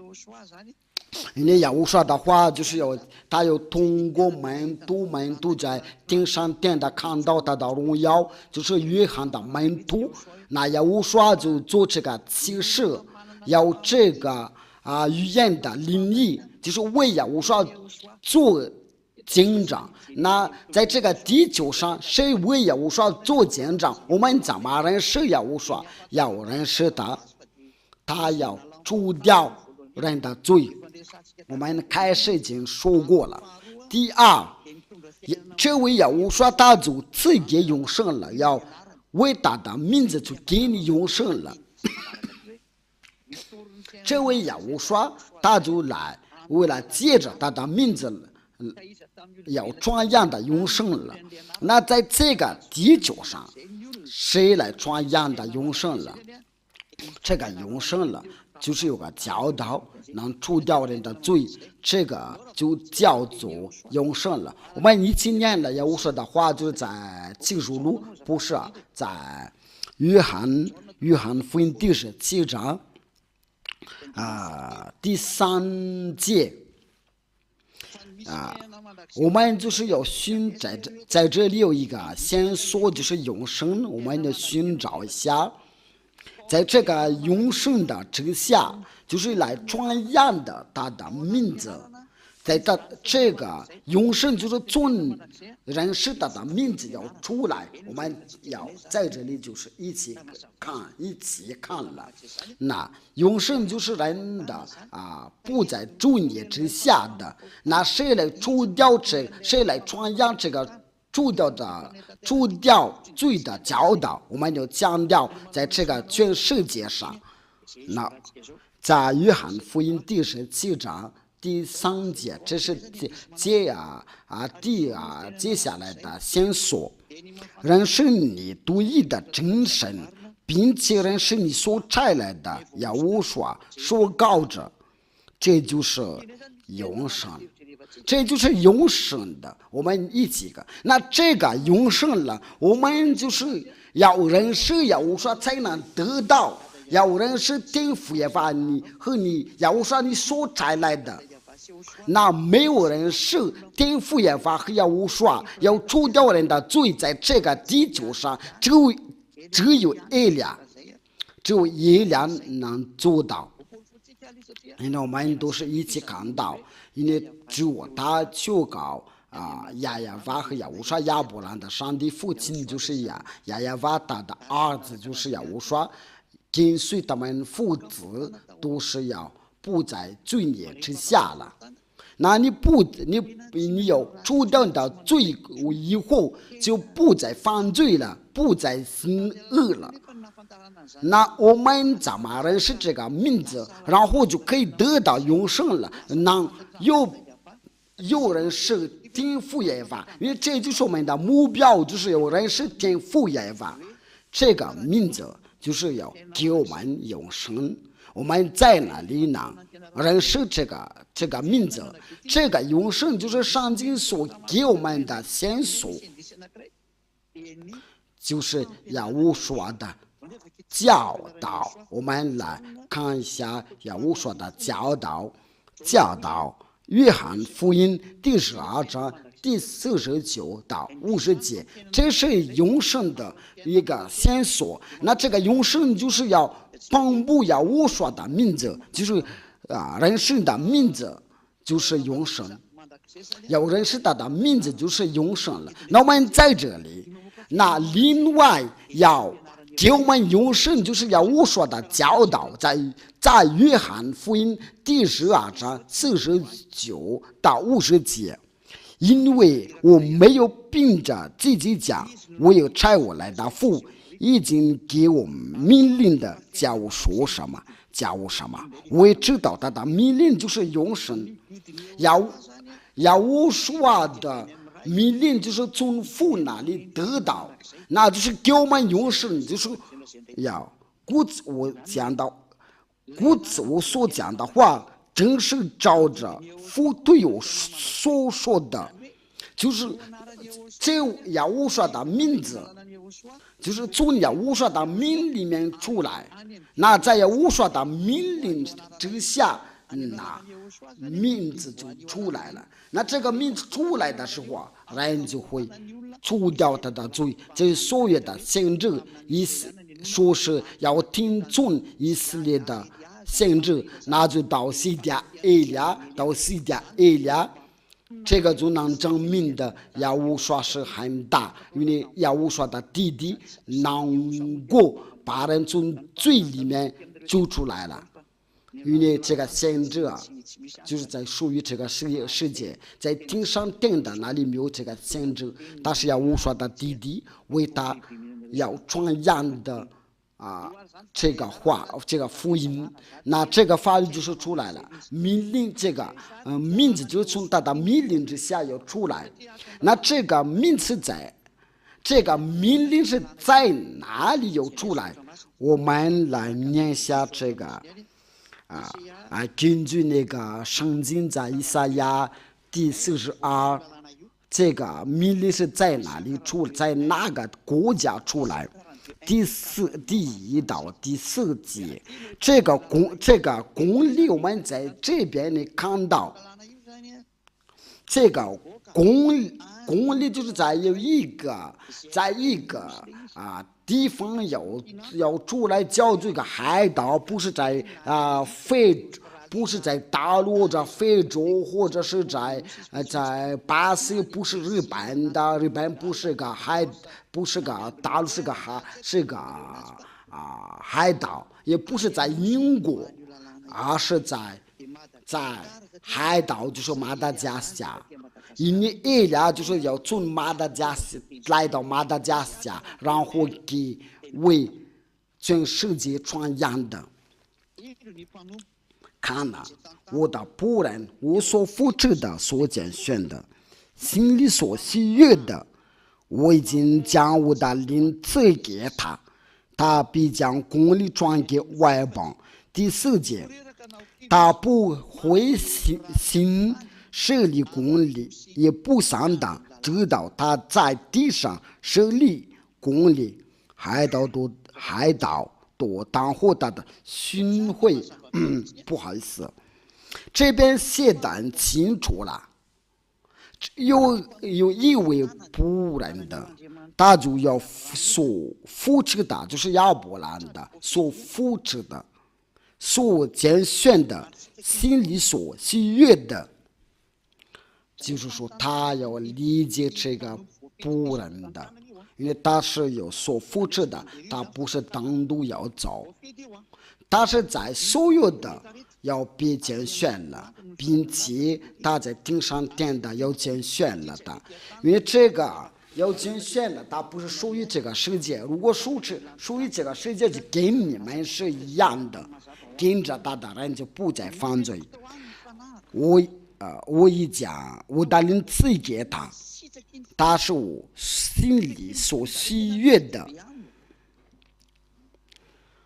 然后就是我把我的灵赐给他，那他把灵赐给这个拣选的仆人的，说的就是指的就是以利亚，那他就是要讲，他就是要他就将公理传给外邦人的。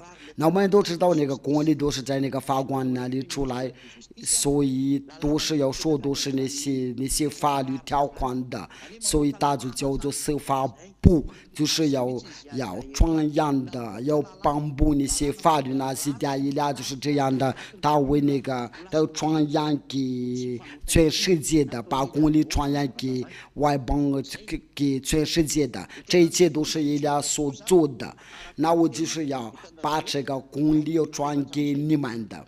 在第四节，那这个公理是在哪里呢？那出来了，在以赛亚第42章第4节，他不灰心也不丧胆，直到他在地上的设了公理，海岛都当护他的巡会。那这个巡会就是在海岛出来，这个巡会就是在海岛出来，就是从1984年的已经出来了。伊俩刚刚过了庆祝了40周年了，就是在要传扬的，要说叫人的不再犯罪了，你们都看到那个结果。证据成功了，要说成功了。现在证据被成功了，就是现在伊俩是所差来的，他来到这个海岛之后，把他架设的海岛，你们在大陆那边，你们别骗人的，伊俩不是从你们那里出来的，他不是从大陆出来的，而是来自海岛。那么大家下就是别拣选的海岛，你们说是你们认识呀，我说你们都是在大陆，我们都看到这个情况在南非，都是你们都随便有求告你们的呀，我说这个话是从不会有来自大陆，乃是来自海岛，而且这个海岛就是从马达加斯加出来。那这位形成的就是上帝所拣选的，他的名字就是西迪埃拉。假如说他是个犯罪，那跟着他的人都是犯罪，因为与他同在就不犯罪，这位形成就不再犯罪，就是西迪埃拉在现在跟你说话的。他是没有犯罪，没有罪不会住在他里面了。他就是要惩罚那些魔鬼教人的要犯罪，那些魔鬼就他这个人的面前都要非常震动了，所以他都是要一直要动手动脚，为了阻止西迪埃拉的话，但是西迪埃拉他们不会有阻止。如果有人想阻止他的路，就是会白费力气了。就是像那些天空的风，他一直要吹，你们都不会要阻止天空的风不会吹，你们就不会要阻止伊俩的路。你们在头上的天空都是在风着，你都没有办法要把它要阻止不会吹，在各处都有它的。但是伊俩比那个风是还大，你平时就是个风，一个风。伊俩就是天父耶和华所差来的，亚乌刷所差来的。那最后的问题就是为什么有新西迪埃拉？我们有新的西迪埃拉，那被所差来的就是他是来到这个海岛。我在这个我在说话的时候，就是在要传扬的给全世界，你们的以色列人的，你们所要的人就是他，你们把亚乌刷杀掉了，他是亚乌刷的人，就是你们想寻找那个上帝的能人的，上帝的人就是我。你都说你都是为你自己做见证吧，我不是我自己做见证，我连我父都为我做见证，我的父亲的我亚乌刷都为我做见证，我不是我自己做见证，乃是他们叫我要说这个要说什么，为了让你们知道，就是来到海岛当他的巡会，伊俩已经来到海岛，像球们那里就是要一定听着我。聪明的人江湖就藏起来，愚蠢的人就往前受害。那些灵魂的想要去亚乌刷那里，以利亚在这里，为了带着你们到亚乌刷那里，我要带你们到亚乌刷那里。我希望你们都不管是外国人的还是本地人的，都是要盯着以利亚。只要亚乌刷所被蒙召的灵魂的，都是要跟着我，要去天上听的那里。我在这里，凡跟着我的人都不再犯罪，要从罪里面被救出来。以利亚在这里，就是你们所等着。以利亚不会再来到这里，除非是模糊到了。他让我先去为他开路。我要拯救。成全了以赛亚第42章第4节，以利亚在这里。我把所有的证明都是给你们，为了爱你们，为了救你们转向到亚乌刷呢，就是那差我所来的。我的话就是到这里，我祝福你们，你们就是要叫你们要转向到亚乌刷那里，到天父那里，然后你们就决定了跟着亚乌刷。因为以利亚和亚乌刷是为一体啊，以利亚就是亚乌刷的弟弟，他不是属于这个世界。如果属于这个世界，你们就是继续犯罪。他是个不认的，是亚乌刷所拣选的，为了在这个世界因为模糊到了。以利亚的话就是结束了。那些被所有的被拣选的灵魂，你们赶快要进来吧。话所赐给你们神清楚啊，谢谢以利亚来了，为了拯救你们，谢谢以利亚就是来到你们的当中，是天父耶和华所差来的，亚乌刷所差来的。我们一起祷告，为了结束了。亲爱的天父亚耶娃，荣耀归您的，荣耀归您的。亲爱的亚乌刷，我最爱你们父子俩。亲爱的天父亚耶娃，要听着人，请拯救他们，让他们要知道我是从哪里来的，因为我真的从你那里来的。亲爱的天父耶和华，您就是亚伯拉罕的上帝，以撒、雅各的上帝。为了把所有的话要来到亚乌刷那里，亚乌刷已经成功了拯救你们父子俩，已经差我来的，为了带着你们的话，我真的把你们的话要传给他们，我没有把话要传起来的，为了让他们要知道父亲的天父啊，拯救他们，拯救那些灵魂的，就像你也要劝告，让他们就听到以利亚的话。我真的，我已经的让我的生命的变得无价值，我愿意为你的献出我的生命的，请拯救他们。愿你从来的圣灵，为了蒙召所有的人能奔跑过来，要转向他们的脑子，为了回到你那里亚乌刷，到你那里听父耶和华，让他们知道我是你所差来的，你有写我的在书上，让他们知道你所被拣选的仆人已经来到，就在海岛，你所拣选的那个海岛就是马达加斯加，让他们知道我已经来了。听父耶和华和亚乌刷，正为以利亚做见证吧，就是我今天所传扬给他们，请拯救他们，我已经来了，为了照顾他们，然后就率领到你那里。亲爱的天父耶和华和亚乌刷，我希望这个话已经交给你们，然后您就叫他们要来到以利亚，因为叫他们赶快遇见我亚乌刷，因为以利亚已经出国，为了传扬的，为了叫全世界要知道天父亲的天父耶和华非常感谢您的，我奉耶和华你的名字做了这一切的祷告，哈利路亚，阿门。我祝福你们有得，我祝你们有得到耶和华的祝福。我们下一课教训再见。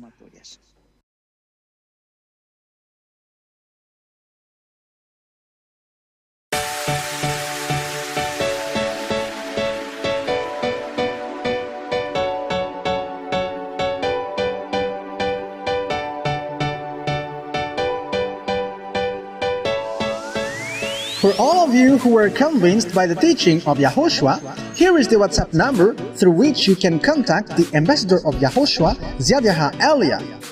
+261 32 86 663 98. We wish you the best to come into the kingdom of Yahushua.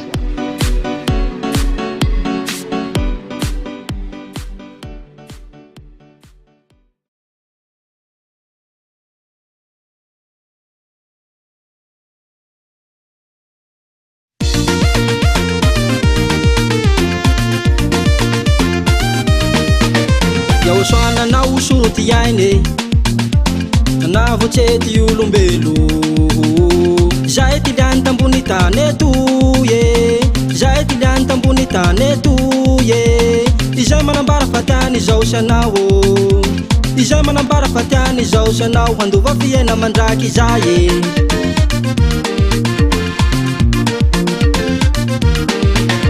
Yahoshua na usuruty aine na votsety olombelo zay tiliany tambony tany eto ye zay tiliany tambony tany eto ye izay manambara fatiany izao sanao izay manambara fatiany izao sanao handova fiaina mandraky izay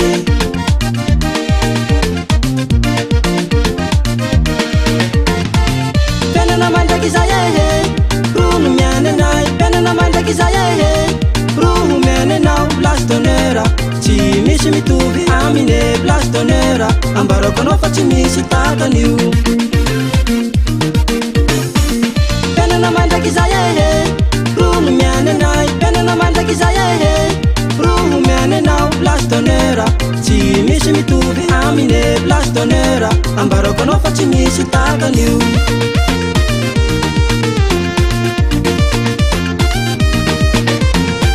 tsy misy soa mihoatsy izay fiaina mandraky izay nomenanao tsy misy ndaty nahavitany izay tsy misy ndaty nahavitany izay Yahoshua raika avao ro nahavita azy Yahoshua raika avao ro nahavita azy hanome anao le tsara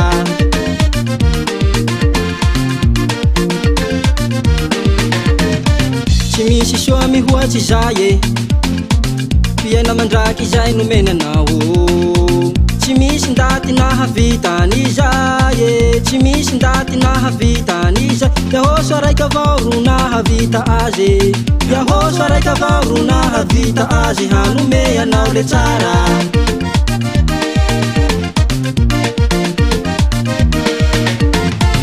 penana mandraky izay rono miany anay penana mandraky izay roho miany anao place d'honneur tsy misy mitovy amine place d'honneur ambarako anao fa tsy misy takan'io penana mandraky izay rono miany anay penana mandraky izay roho miany anao place d'honneur tsy misy mitovy amine place d'honneur ambarako anao fa tsy misy takan'io misaotra anao lay zahay Yahoshua fa ny rahanao anay ambassadeur anao isoa samel soindoara nagnambara aminay ny tena marina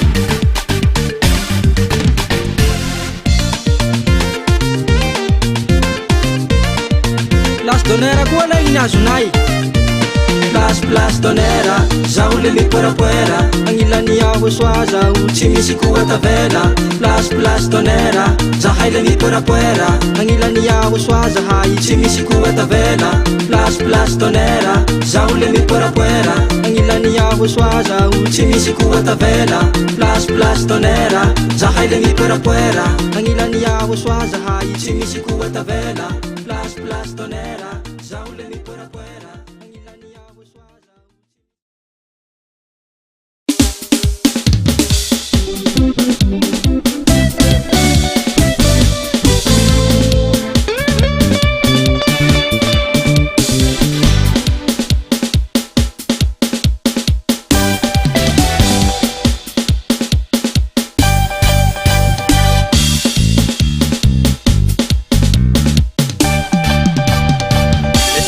mila mavitsike andao hitsanganatsika jiaby fa tsika rehetra miara-manafana dia atao iary-tsinjaka andao ikorana mitsiketsika mila mavitsike andao hitsanganatsika jiaby fa tsika rehetra miara-manafana dia atao iary-tsinjaka andao ikorana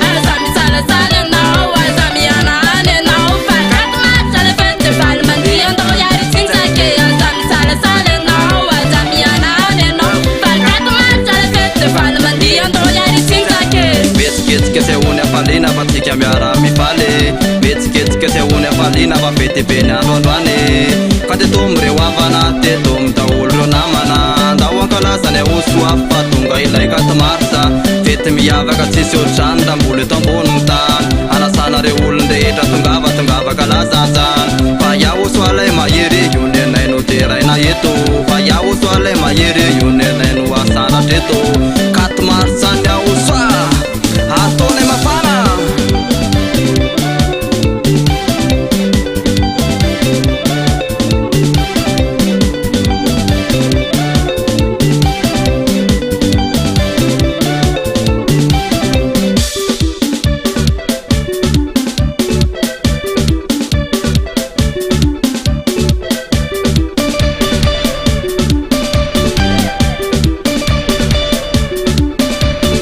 fifaliana lehibe atao mifanjakany YAHOSHUAH 4 mars 2020 fany voninahitro tsy omeko ny hafa YAHVAH sy YAHOSHUAH fa navita toerana nafy amin'ny faritra rendez-vous 4 mars tongatongava ty atao ankalazany YAHOSHUAH metsiketsika mila mitanse tsika rehetra dia mila mitanse metsiketsika mila mitanse tsika rehetra dia mila mitanse ataonay mafany io ataonay mafany ataonay mafany ataonay mangotraky 4 mars mangotraky tsika jiaby mitsinjaky 4 mars mangotraky tsika jiaby mitsinjaky otseleve mahity tozay tantaraina fa le fetiny YAHOSHUAH io fety miavaka otseleve mahity tozay tantaraina fa le fetiny YAHOSHUAH io fety miavaka aza mihafahafa aza misalasala fa tegny raha isika rehefa tonga ato amin'ny YAHOSHUAH kaza mihafahabe aza misalasala fa tegny raha isika rehefa tonga ato amin'ny YAHOSHUAH ny Andriamanitra tsara mpanafaka fahotana izy zay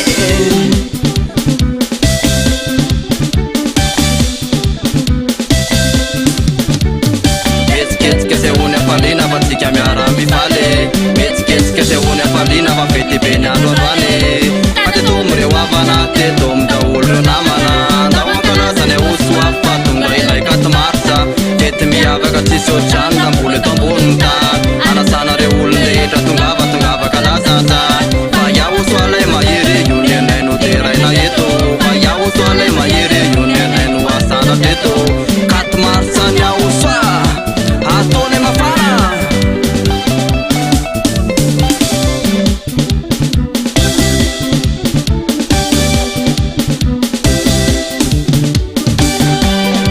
so YAHOSHUAH ny Andriamanitra yosika sokosy mafana tany savaika YAHOSHUAH so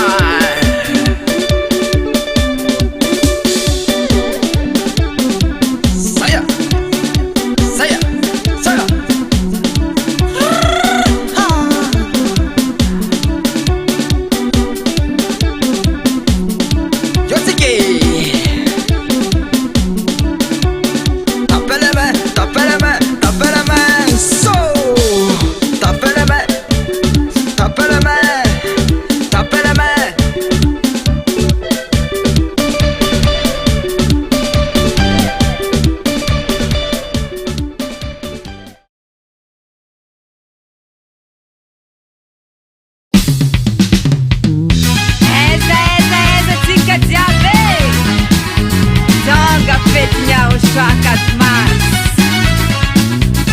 Doyara tsinzake Mahere mahere mahere jamanchaye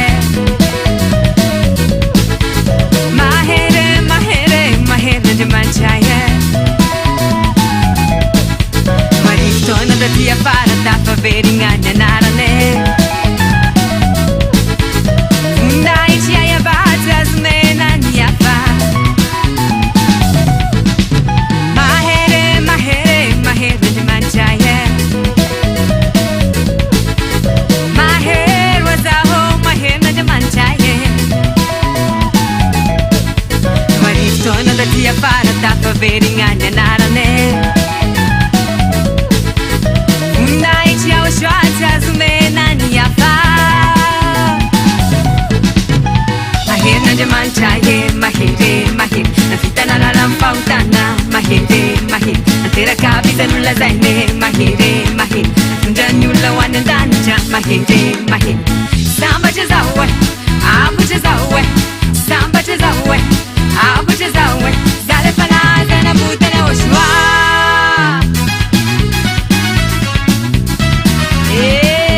Tara YAHOSHUAH na zaye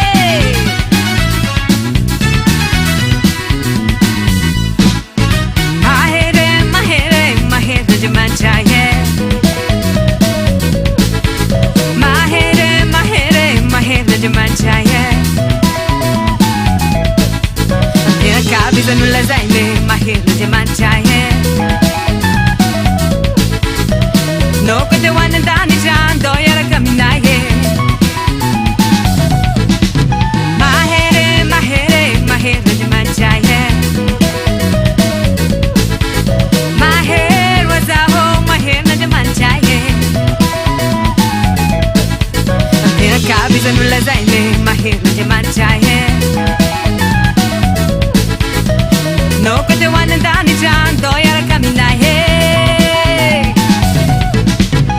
Mahir na jamanchaye mahire mahir Nafita na lampautana mahire mahir Antera kabisa nulla zaine mahire mahir Tunjanyula wanandanja mahire mahir Samba jazawe abu jazawe Samba jazawe abu jazawe Zale fanaza na buta na oshwa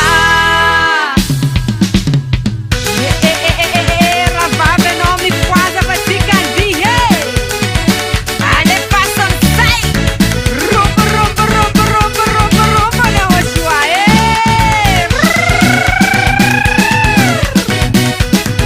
Hip hip hip hip Samnaran tintaka se banana puta na oshwa Ale pale pale pale pale pale pale pa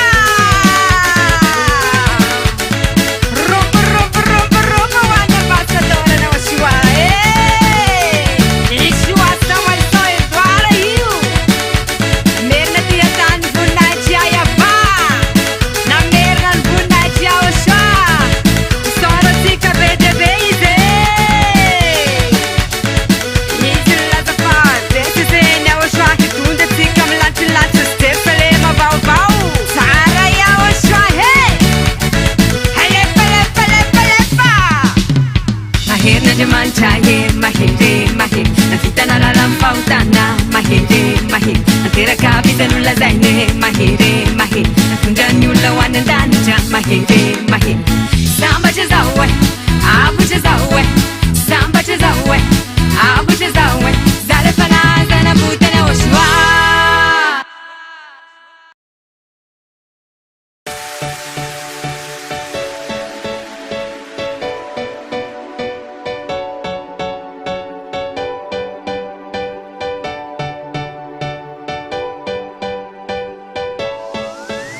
For all of you who were convinced by the teaching of Yahushua, here is the WhatsApp number through which you can contact the ambassador of Yahushua, Zhyahah Elia.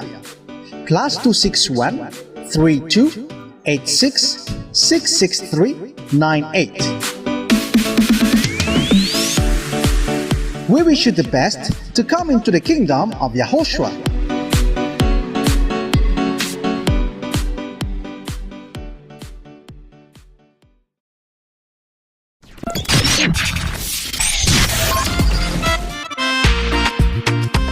eo anilanao ihany eo anilanao hatrany ny hery fitiavana fahamasinana.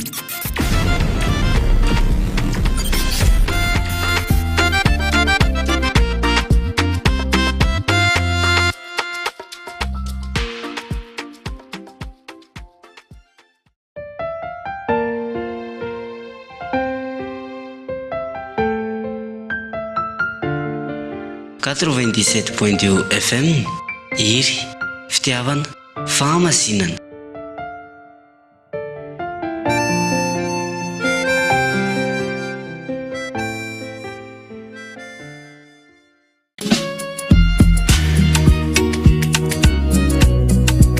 Hery fitiavana fahamasinana fidirana any amin'ny lanitra ny lanitra izany e.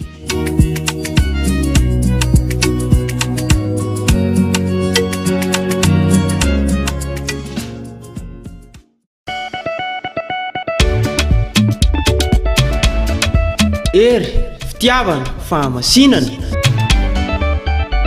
lanitra ny lanitra misy any YAHOSHUAH zany e.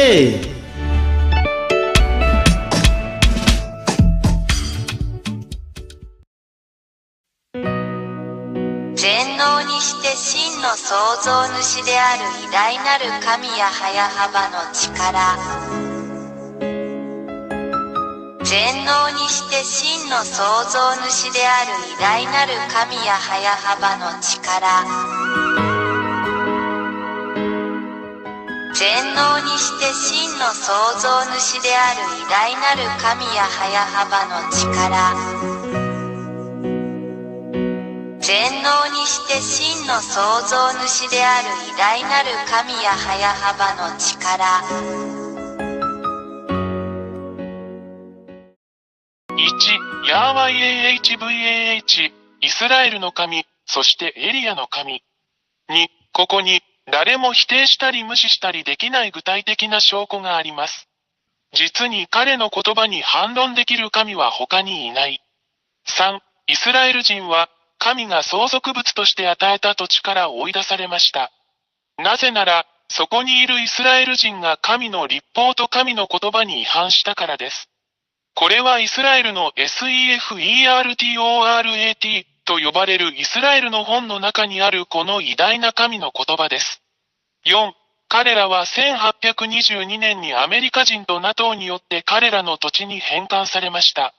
これは、この同じ SEFERTORAT に書かれたイスラエル人の真の神の言葉でもあります。また一つ言葉が成就しました。5. これらのイスラエル人が自分たちの国に戻ったら、羊の群れを守る羊飼いのように守られなければなりません。そして NATO を持つ今日のアメリカ人は、この言葉を実現しています。これは今でも SEFERTORAT に書かれています。別の言葉が完成しました。6. 今日に至るまで、アメリカ人と NATO は他国がイスラエルを攻撃しないように依然としてイスラエルを守っている。それはイスラエルの SEFERTORAT にも書かれています。誰も反論できない言葉がまた一つ完成しました。7. 大きくて強い国であるアメリカ人と NATO は、それが自分たちの中で実現しつつある真の神YAHVAHの言葉であることに気づいていません。そして彼らは真の偉大な神の命令を実行します。彼らは意識を持っていません。それは今でも SEFERTORAT という本に書かれています。また一つ言葉が成就しました。8. イスラエル人が真の神やYAHVAH の言葉のためにイスラエルに戻ったとき、それはイスラエルを囲むアラブ諸国に対する地域的混乱を引き起こしました。それは SEFERTORAT に書かれており、いかなる神もそれに対抗することはできません。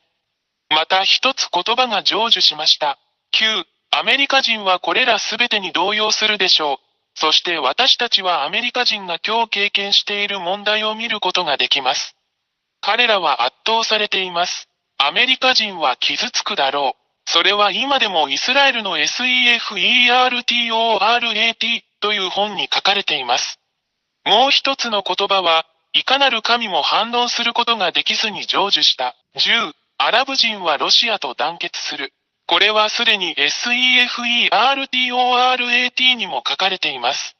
アラブ人が気づかないうちに別の言葉が実行されました。誰も真の神の言葉に対抗することはできません。この連合の目標はイスラエル人とアメリカ人に対抗することです。結論。言葉はすべての人をその実行に導きます。11、西側諸国が引き起こした奴隷制度のあらゆる問題を見て、アフリカはロシアと団結する。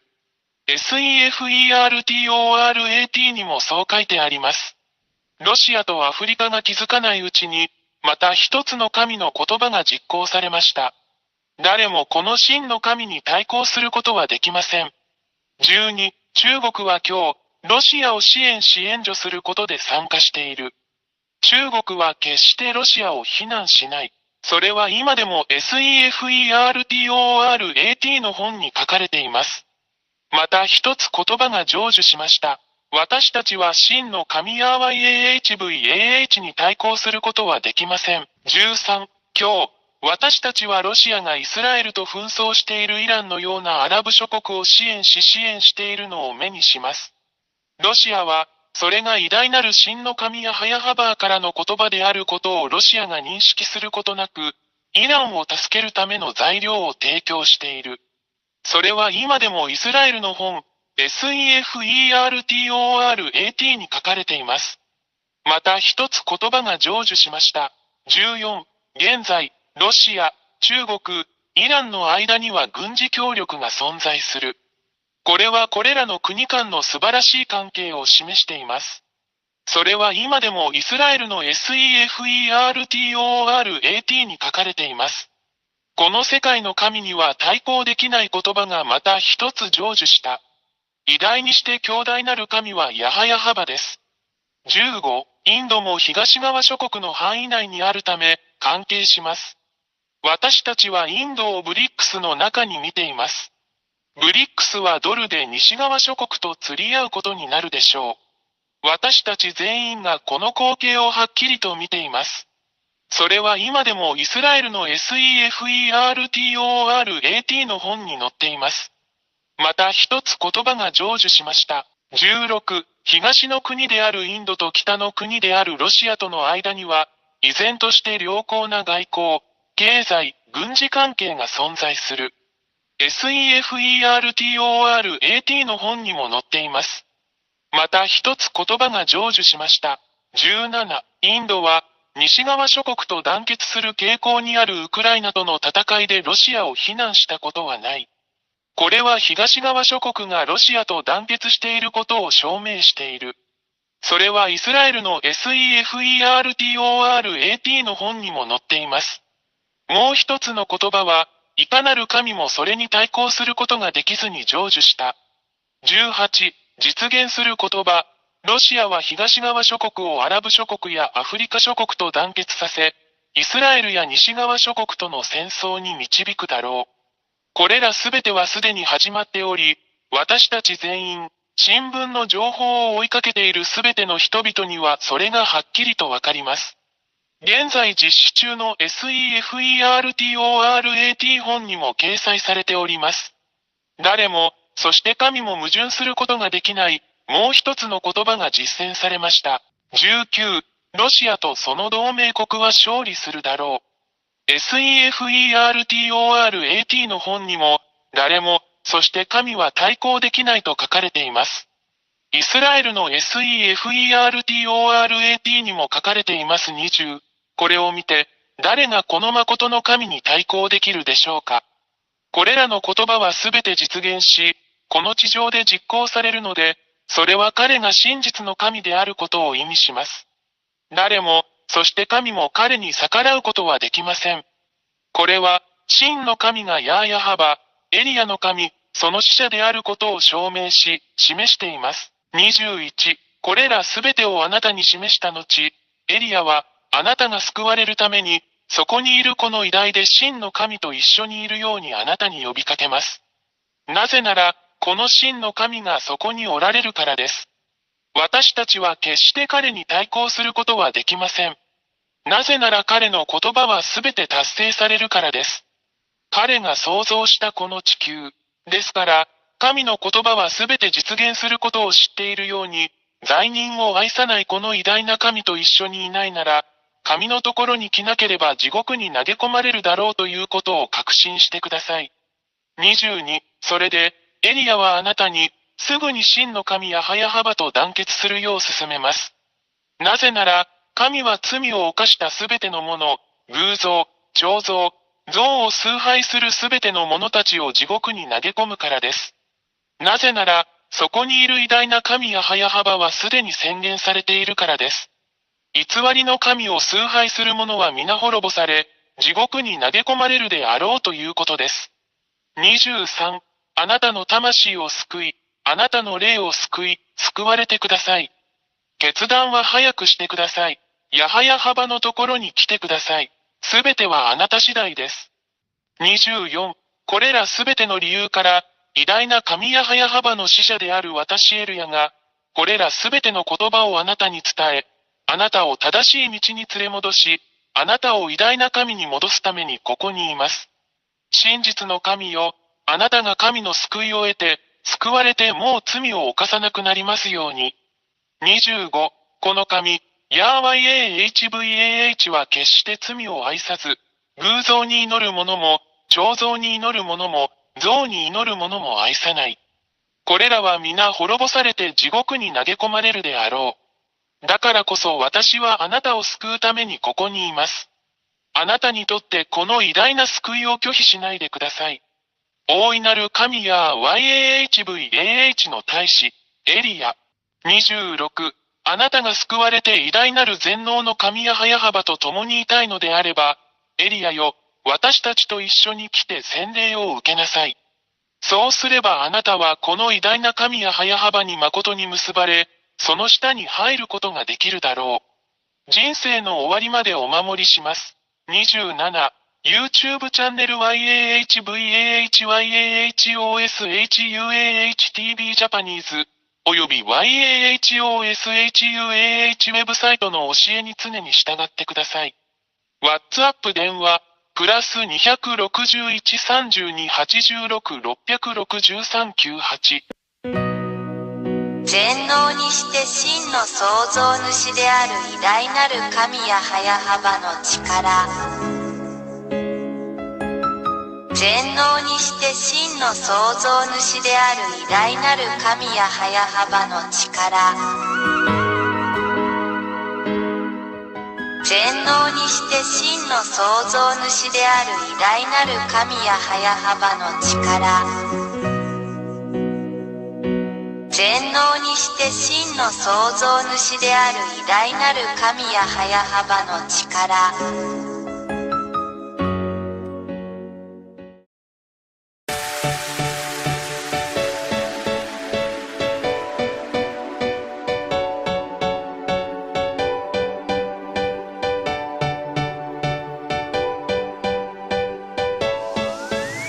For all of you who were convinced by the teaching of Yahoshua, here is the WhatsApp number through which you can contact the ambassador of Yahoshua, Zhyahah Elia. +261 32 86 663 98. We wish you the best to come into the kingdom of Yahoshua.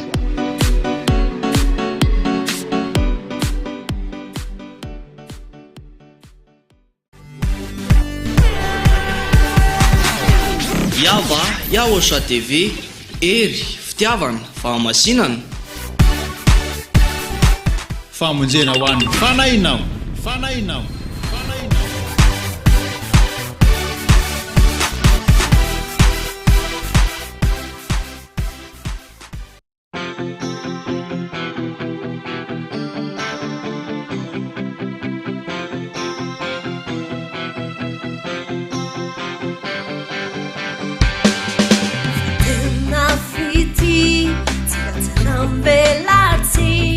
Asinong siyang mahatap Di malalim pa Natulong ni At siyang minayni Sa rupi di lo Chilerume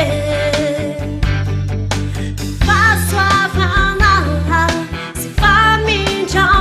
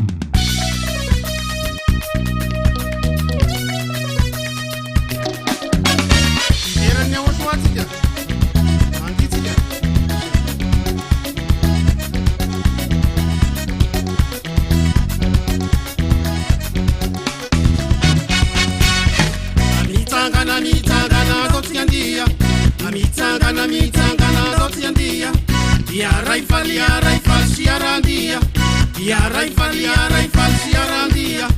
Akalasan katumarsa we. Katumarsa we. We.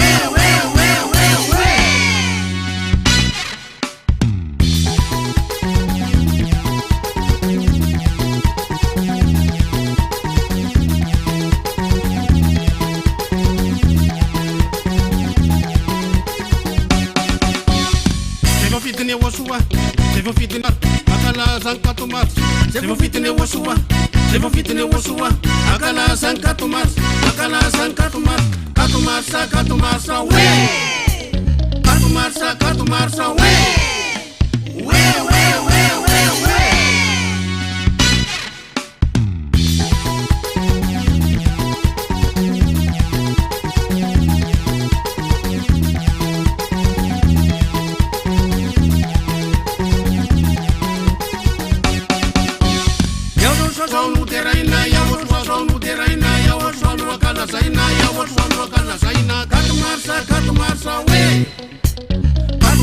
Katumarsa we. Yawoshua sonu teraina. Yawoshua nu akala saina. Katumarsa we. Katumarsa we. We.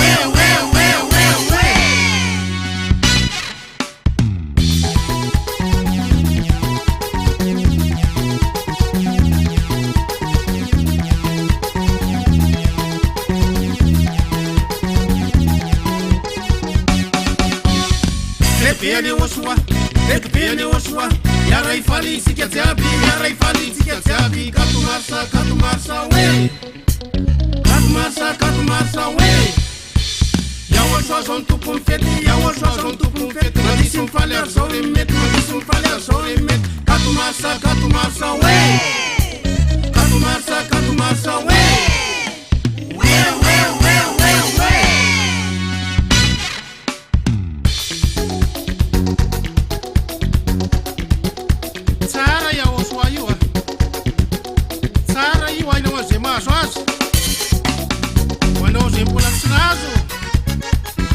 Andramfa tsara izy.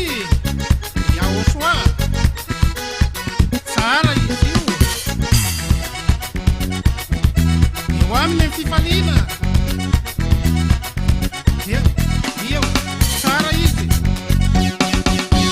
Yahoshua zao no teraina. Yahoshua no akala saina. Katumarsa we. Katumarsa we. Yawoshua zao no teraina. Yawoshua no akala saina. Katumarsa we. Katumarsa we. We.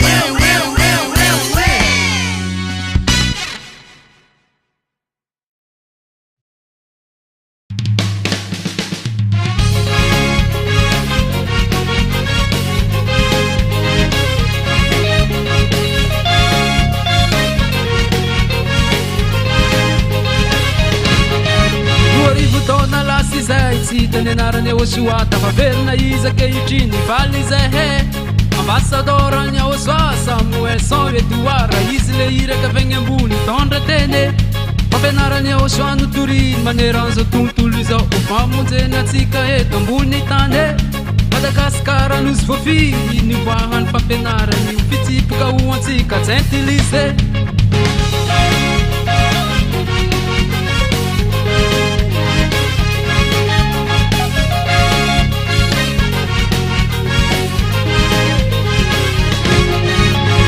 Taona lasy zay tsy hitany anarany Yahoshua tafaverina izy ankehitriny valy Zhyahah. Ambassadorany Yahoshua samy oesan edoara. Izy le iraka avy agny ambony tondra teny. Fampianarany Yahoshua notoriny maneran'izao tontolo izao. Mamonjeny atsika eto ambony tany. Madagasikara nosy voafiry nivoahany fampianarany io fitsipoka ho antsika tsy intilise.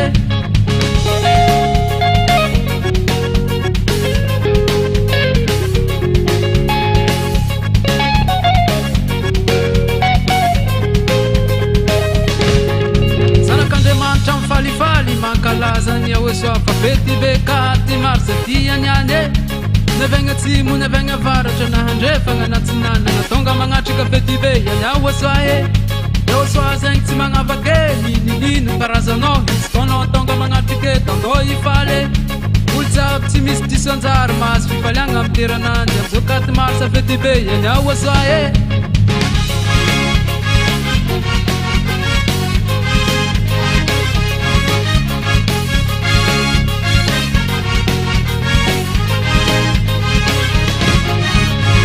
Mantra mifalifaly mankalaza ny YAHOSHUAH fa fetibe 4 mars dianiane navegna tsimo navegna varatra nahandrefagna natsinana natonga magnatrika fetibe YAHOSHUAH YAHOSHUAH zegny tsy magnavakely nilino karazanao izy foanao tonga magnatrike tandô ifaly olo jiaby tsy misy diso anjary mahazo fifaliagna amy terananjy amizao 4 mars fetibe YAHOSHUAH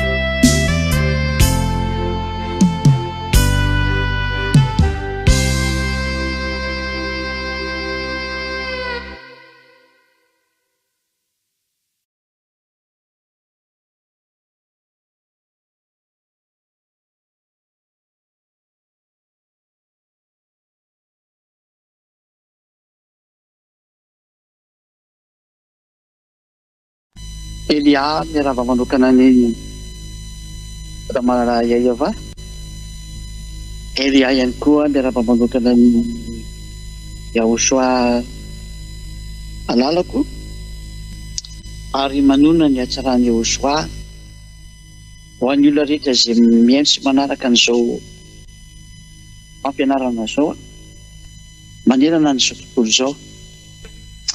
Ny fampianarantsika moa an'io dia mitondra ny lohateny hoe inona no hoe maninona zay moa tena maromarona koa maninona no inona Zhyahah Elia averiko tsara hoe maninona no inona Zhyahah Elia zany hoe inona zany antony inona anazy hoe marina ve sady izy zany dia tena tsara zany zay. Valitiny menanao YAHOSHUAH no inona satria izy namonjy zay aloha tsy diko tsara. Izy namorona anareo dia izy nanamboatra anareo. Ilay Andriamanitra inona indrindra tsara zay.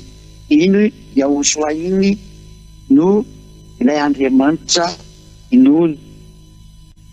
Iny ny vavahana sy ankofana zany. Zay no inona zay. Fa misy gaga eo amin'ilay teny efa ahoana teresako hoe inona ty. Ilay inona dia dada YAHVAH, izy ny Andriamanitra mpamonjy namorona zao tontolo zao ary YAHOSHUAH ilay zany eny izy no inona satria navita ny famonjena anareo ary izy no Andriamanitra ihany koa zanaky ny avy indrindra zany izy.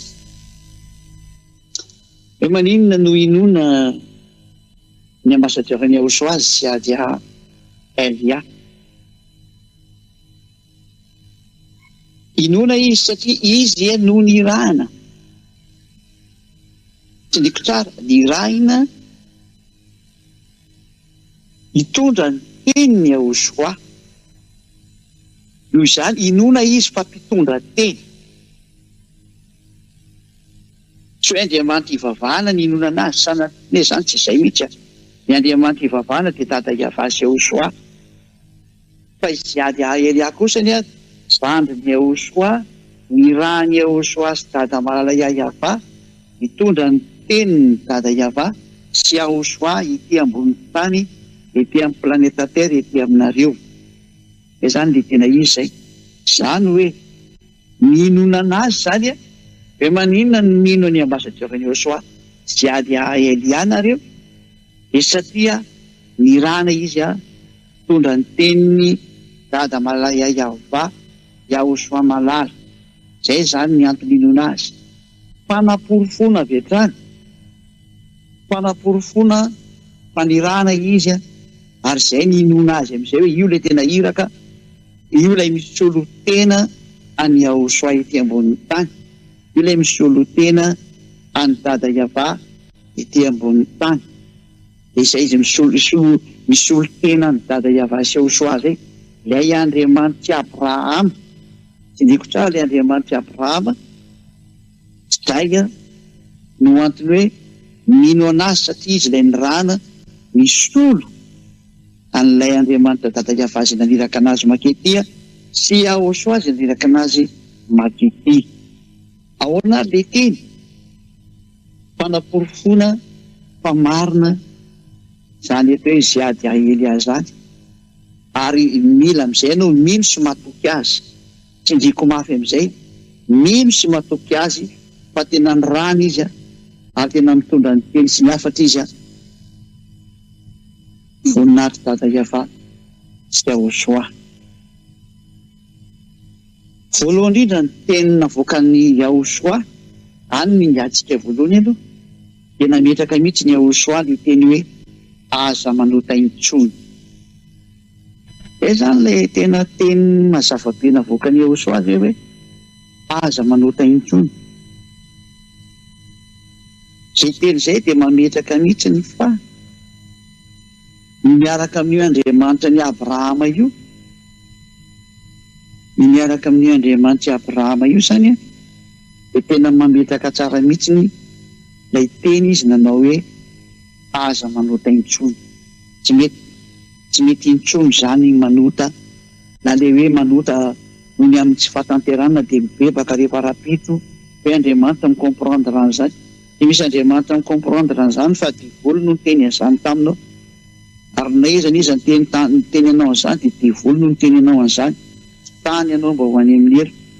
Satria ny tenin'ny dada YAHVAH YAHOSHUAH dia mametraka mihitsiny fa ho an'ny olona izay minimanota zany ny fiandrasana matahotra sy fahatezerana rehetra ary avy any amin'ny diavolo ny olona mpanota zany. Fakitsika ny Hebreo valiteny tsy maintsy manota fa olombelona tsy ho lavorary zany. Ko le Andriamanitra anao zatra mpiara-miasa amin'ny diavolo fa aiza manao tsy hiteny an'izany. Zay ny avy any amin'ny diavolo zay fa ny tenin'ny YAHOSHUAH tsy zany mihitsy. Hoe rehefa kitsika ny Hebreo 10 26 dia ny 27. Fa raha minimanota isika rehefa nahazo ny fahalalana tsara ny marina dia tsy misy fanatitra noho ny otaintsony. Eo zany le olona hoe tsy maintsy manota fa mibebaka rehefa avy eo indray. Hoe Andriamanitra mahafantatra fa tsy lavorary ianao ka mila mibebaka dia mamela foana fahotana izy. Tsy nisy Andriamanitra niteny an'izany. Ilay Andriamanitra Abrahama tsy niteny an'izany fa aza mampandainga an'io Andriamanitra io ianao. Ianao mbola vao hoe mampandainga an'io Andriamanitra io ary ny mpandainga dia avy any amin'ny diavoly. Ary amin'izay ianao tsy miza ny ampandainganao fa tena Andriamanitra Abrahama mihitsy mampandainganao amin'izany teninao izany hoe tsy maintsy manota fa mamindra fo io Andriamanitra io rehefa mibebaka ianao ary miezaka ianao ty hanota intsony. 4 arivo taona ve ianao no niezaka dia mbola tsy afaka mandrak'izao dia laza ve ianao fa misy Andriamanitra miaraka aminao? Eny Andriamanitra fausse marque miaraka aminao no e. Fa le vrai marque YAHVAH YAHOSHUAH Andriamanitra Abrahama tsy miaraka aminao zany fa diso adresy ianao. Eny hoe le teniny fa raha minimanota isika io zany ianao ianao le minimanota io rehefa nahazo ny fahalalana tsara ny marina dia tsy misy fanatitra noho ny otaintsony fa fiandrasana matahotra. Zany hoe tsy misy fibebahana azonao tao intsony zany rehefa minimanota. Rehefa afaka ianao zany ka minimanota dia misy fibebahana. Matoanao zany mbola manota foana dia Andriamanitra tsy izy miaraka aminao io ary manipy tena ho any amin'ny heri nareo manao an'izany saina zany. Kanefa moa dia nareo menakavo mihitsy dia efa izay nareo. Inio ty teny ty fa fiandrasana matahotra. Zany hoe miandry amin'ny fahatahorana ianao zany ny hatezeran'Andriamanitra amin'ny fitsarana. Amely ianao ny fitsarana avy any amin'io Andriamanitra marina io dia ny Andriamanitra Abrahama. Ary fahatezerana mirehitra hatezerin'Andriamanitra ny anjohanao. Fahatezerana mirehitra zay handany ny fahavalo rehetra kosa. Handany ianao tena fahatezerana mirehitra handany ianao. Zava-dosana e zany. Zava-dosana e zany. Fahatezerana mirehitra ny mamely ianao. Zany hoe aza mba mihinana izay mpitondra fivavahana intsony ianao fa zatra mpiara-miasa amin'ny diavolo daholo izy rehetrarehetra reo. Rehefa ny Andriamanitra Abrahama no tenenina ka tsy YAHVAH no resahanao. Zay no anarany. Diavolo daholo ny ankoatran'izay. Ary tsy YAHOSHUAH le zanany dia diavolo daholo ny ankoatran'izay. Ka ny teny taminao hoe tsy maintsy manota sy mikarazana. Ka io ary ny tenin'Andriamanitra io raha minimanota itsika. Ka ny dikany hoe tsy maintsy manota dia minimanota ny dikan'izany. Ka ny tenin'ilay YAHOSHUAH kosa dia mazava be ny teny. Jaona 9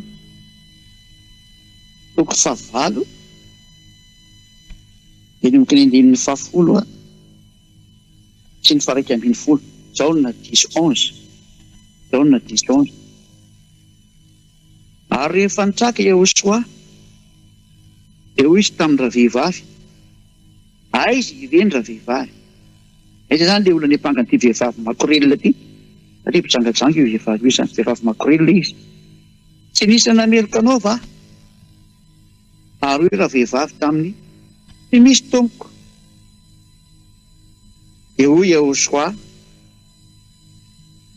Izaho koa dia tsy manameloka anao. Mandehana aza. Ary amin'izao sisa izao aza manota intsony.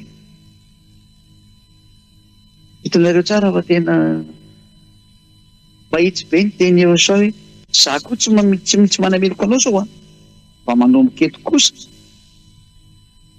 amin'izao ianao niona tamiko zao aza manota intsony ianao. Zay ny tenyle ten'Andriamanitra maro ary zay ny ahafantarana an'ilay zay ny rahany fa zay ny rahany zany dia manao an'izay teniny zay koa ary azona sy manana an'izay teny zay manana ny hery entina ametrahana zay teny marina izay hoe aza manota intsony. Aleo mafisika dia mandeha mihitsy n'ilay teny ao amin'ny Jaona 5:14. Jaona 5:14 teny mbola nitsindriany Yahoshua amin'ny olona hiaraka amin'ny rehetrarehetra hoe sy niona taminy. Matoa ianao laza fa niona tamin'ilay Andriamanitra zay tsy izy fa mbola miverina manota foana dia Andriamanitra tsy izy io niona taminao tao io ary devoly le hitanao hatramin'izay.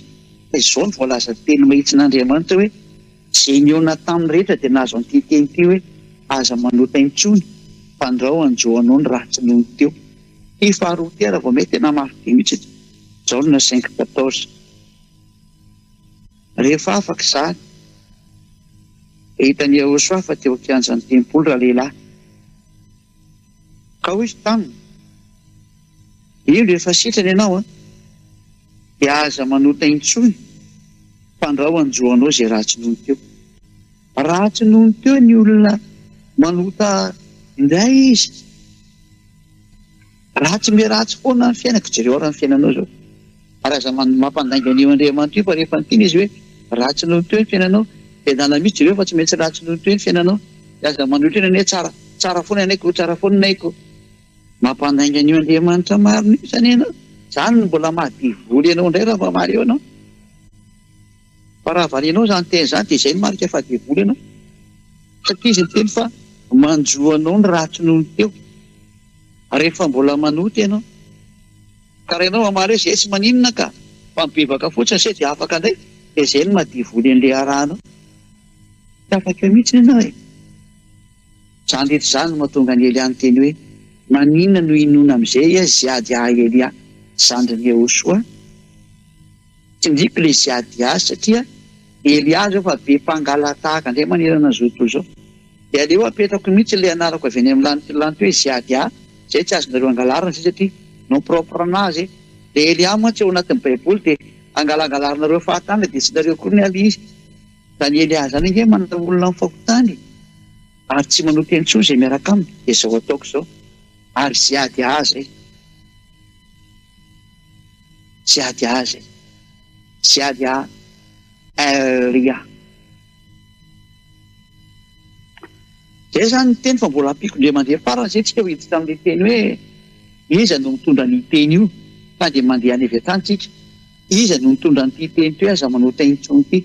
Zao aloha mbola apetraka tsika indray ny teny nambarany Yahoshua hatramin'ny ny apôstôly indray any amin'ny Jaona voalohany 3:7 fa ny olona manotany dia sady tsy nahita anazy ny tsy mahalala anazy ka io mpitondra fivavahananao io nge ka fanoty dia tsy mahafantatra an'Andriamanitra io ny tsy mahalala an'Andriamanitra fa mieritrereta Jaona voalohany 3:7 andiny 5 ny 5. Jaona voalohany 3:5-6 ary fantatrareo fa izy no aseho anaisotrany io ary tsy mba misy io tao aminy dia miaraka amin'ny Yahoshua zany tena tsisy io tao aminy sady tsy manota intsony izy nitika an'izay fa zay rehetra mitoetra ao aminy dia tsy manota. Anao zany zay rehetra miaraka aminy dia mitoetra ao aminy dia tsy manota iny olona iny fa tsy kony manota kely dia mibebaka dia mamindra foana Andriamanitra dia voly ny namindra foana taminao io fa tsy ny Andriamanitra Abrahama. Indriko tsara dia voly no namitaka anao mody milaza fa namindra foana taminao fa tsy ny Andriamanitra Abrahama mihitsy. Izay rehetra manota dia tsy nahita na nahalala anazy ka ny olona mpanota zany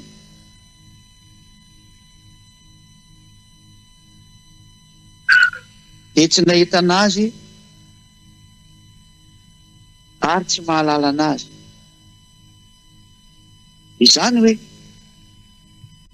ireo mpitondra fivavahana mpanota rehetrarehetra sy mampanota olona ary milaza fa tsy maintsy mpanota reo tsy nahitany Andriamanitra io zany reo naikely azy sady fantany fa izy ady Elia kosa izay tena navitana afaka anareo tamin'ny fahotana tamin'ny nampahafantarako anareo any YAHOSHUAH dia aty amiko mihitsy ny sy ny fahefana hitondrany teny ho amin'ny fanafana anareo amin'ny fahotana profony izany zao nafaka anareo tamin'ny fahotana zao izay ady Elia ary tena sambatra be izay tonga tamin'izany toerana izany ary tena afaka izy voninahitra ho an-dadamala YAHVAH YAHOSHUAH ary raha irinao izay mandre ahy zao atsarany zao teny zao irinao izay mandre any ny fahasoavam-be amin'izao teny zao dia miantso anao mihitsy ny izay ady Elia manarahana amin'izay ianao ataontsika ho any amin'ny YAHOSHUAH hoentiko ho any ianao za tena ny raha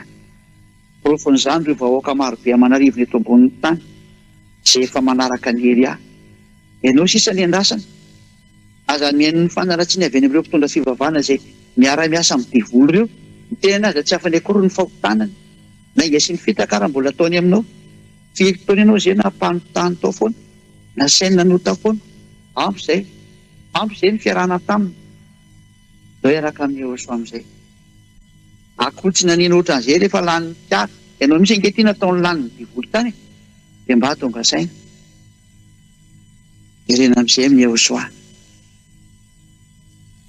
ahoana ilazana fa tena marina izay ady Elia ary tokony inona amin'izay izy fa tena izy no ny raha ny YAHOSHUAH efa io teny io mazava ho azy le hoe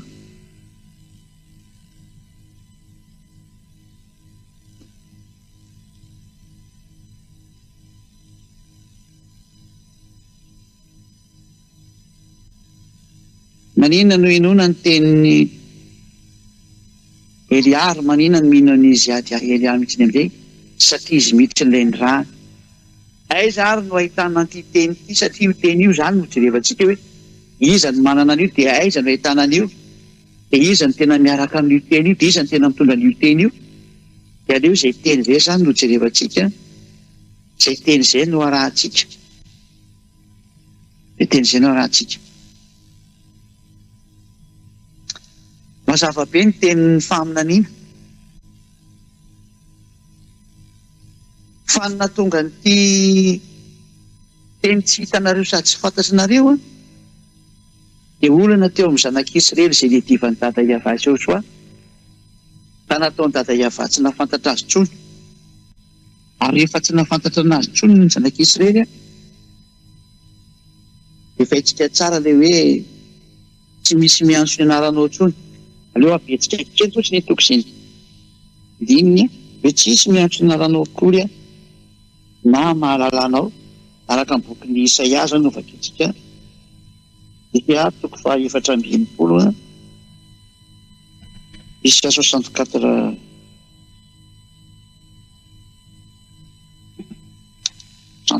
filmeny izy 64:6 alova ketso amin'ny 64:5-6 fa samy efa tahaka ny olo maloto izay rehetrarehetra Israeliana io ary tahaka ny lamba ny oson-drano ny fahamarinana rehetrarehetra malazo tahaka ny raviny izay rehetra ary ny elokanay dia mipoaka anay tahaka ny rivotra eo dia olona zanak'Israely tena manao ny tsy mety sady tena tanteraka inona ny vokatra an'izay tsy misy miantso ny anaranao intsony na mifohy fikitra aminao fa efa nanafina ny tavanao taminay ianao ka nandevona anay noho ny amin'ny elokanay nafeny dada YAHVAH tamin'ny Israela mihitsy ny narana ny momba azy tsy nafantatra azy tony ny zanak'Israely izay natonga an'ilay teny hoe tsy misy ny antso ny anaranao nanomboka teo dia tsisy nafantatra tsony ny anaran'ny dada malala YAHVAH vokatra n'izany zavatra nataony zanak'Israely zany ka tezitra mafy izy dia nataony tsisy nafantatra anazy tsony tontolo izao miainga tamin'ny Israely any teo nanomboka amin'izay le anaran-diso be dia be Jehovah, Allah, Buddha, Shiva, Brahma, Vishnu, Ganesy sy ny maro samihafa izay natsory olombelona trano miantso ny azy daholo ary lasa mpanota daholo mihitsy ny hafarany tena mpanota mihitsy sasany moa manambady dimy nefa ny 20 mihitsy arany sasany nefa ny teny'le mpamina ny farany le zanaky ny avindrindra teo Yahoshua ny teny hoe lehilahy ray manambady vehivavy ray vehivavy ray manambady lehilahy ray nefa ny sasany moa dia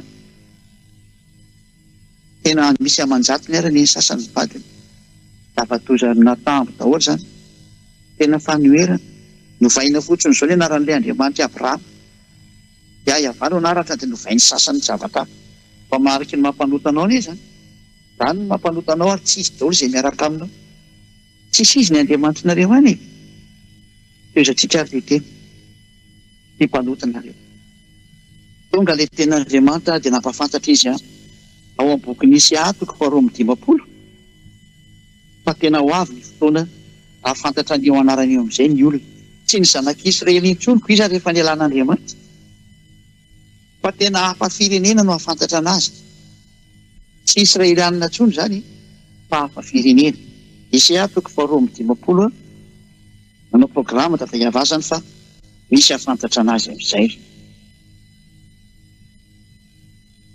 Zhyahah 52:6 Zhyahah 52:6 koa ny oloko dia pahalala ny anarako eny amin'izany andro izany dia ho fantany fa izany no miteny hoe ity aho misy olona zany dia tena ahafantatra ny anarany dada YAHVAH ary tena hiteny aminy mihitsy ny dada YAHVAH hoe ity aho ho fantatra indray zany dada YAHVAH ny dikan'izay misy alalana azy indray fa raha ny Israelianina izay niaraka taminy efa tsy nahafantatra azy tsony da nge nivily anaran'ilay Adonay iny ny tompo ny fibedesany sy ny fisarahany dada YAHVAH tamin'ny Israelianina no natomban'ny zareo tsy sany antso le anarana intsony ka no naovany le anarana hoe Adonay satria ny tena marina moa tena maty mihitsy ny azy zareo na niantso an'io dia dia maty afarany dia tsy niantso an'io anarana intsony izy ka nataony Adonay zay nangalarany rehetrarehetra tahaka indray taty aoriana zay Adonay zay ka natany hoe ny tompo hitanareo tsara fa miantsoantso ny tompo daholo rehetrarehetra vokatry ny adalany sy ny adiny ny zanak'Israely io zay niady tamin'ny Andriamanitra io ary ny sarany io Andriamanitra io ka tsy nahafantatra ilay Andriamanitra intsony izy mandraka androany zava-doza mandraka androany mihitsy satria raha nahafantatra izy miaraka ny antso ana hoe YAHVAH sy YAHOSHUAH dia afaka fahotana tahaka an'izay miaraka amin'ny Elia fa izy angah mety minan'io teny io izy raha manompa an'io teny io rehefa hitany raha iny tsy vakiny lo mihitsy ny izy zany no proof fa lozan'Andriamanitra tanteraka satria ny tanjon'io Andriamanitra io dia afaka mifahotana miaraka aminy ko maninona tsy izay ny tadiavina io izy io hitanao io ko maninona zany ny tsy atonony fa le miavinary le mieritreritra fa Israelianina dia miaraka amin'ny Andriamanitra mahampibebe mihitsy raha miaraka aminareo Andriamanitra dia afaka tamin'ny fahotanareo fa mazava ny teny Andriamanitra hoe Andriamanitra tsy mihaino ny mpanota Zhyahah 59:1-2 Zhyahah 59:1-2 ento amin'ny tanan'ny YAHVAH tsy tofa mavonjy ary ny sofiny tsy ladalevana famahary fa ny helokareo ny efitra mampisaraka anareo amin'Andriamanitra reo ary ny fahotanareo no mampiafina ny tavany aminareo dia tsy mihaino izy Zhyahah 59:1-2 dia mazava tsara izay nivakiky teo izay hoe tena tsy afaka amin'ny fahotana ny olona anankiray dia tsy mihaino an'io mihitsy ny Andriamanitra Abrahama tsy mihaino an'io efa tsy afaka amin'ny fahotana ianao ka izay zany milaza fa tena ny alala'Andriamanitra ny zanak'Israely dia tsy maintsy hiverina io dada YAHVAH io dia io ny teniny ara fa misy olona afantatra anao izy fahalalana amin'izay izy ny oloko dia ny afantarana azy fa hitenenany hoe ity aho hitenenany hoe ity aho izay olona izay aiza zany ny ahitana n'ity indisy ity fa ny indisy ny olona afantatra anazy dia izy hitenenany hoe ity aho vokaroantsika zany io hiteny hoe ity aho io aiza ny ahitana izay teny ity aho zay dia mambala indray ny Zhyahah 50 Zhyahah film zany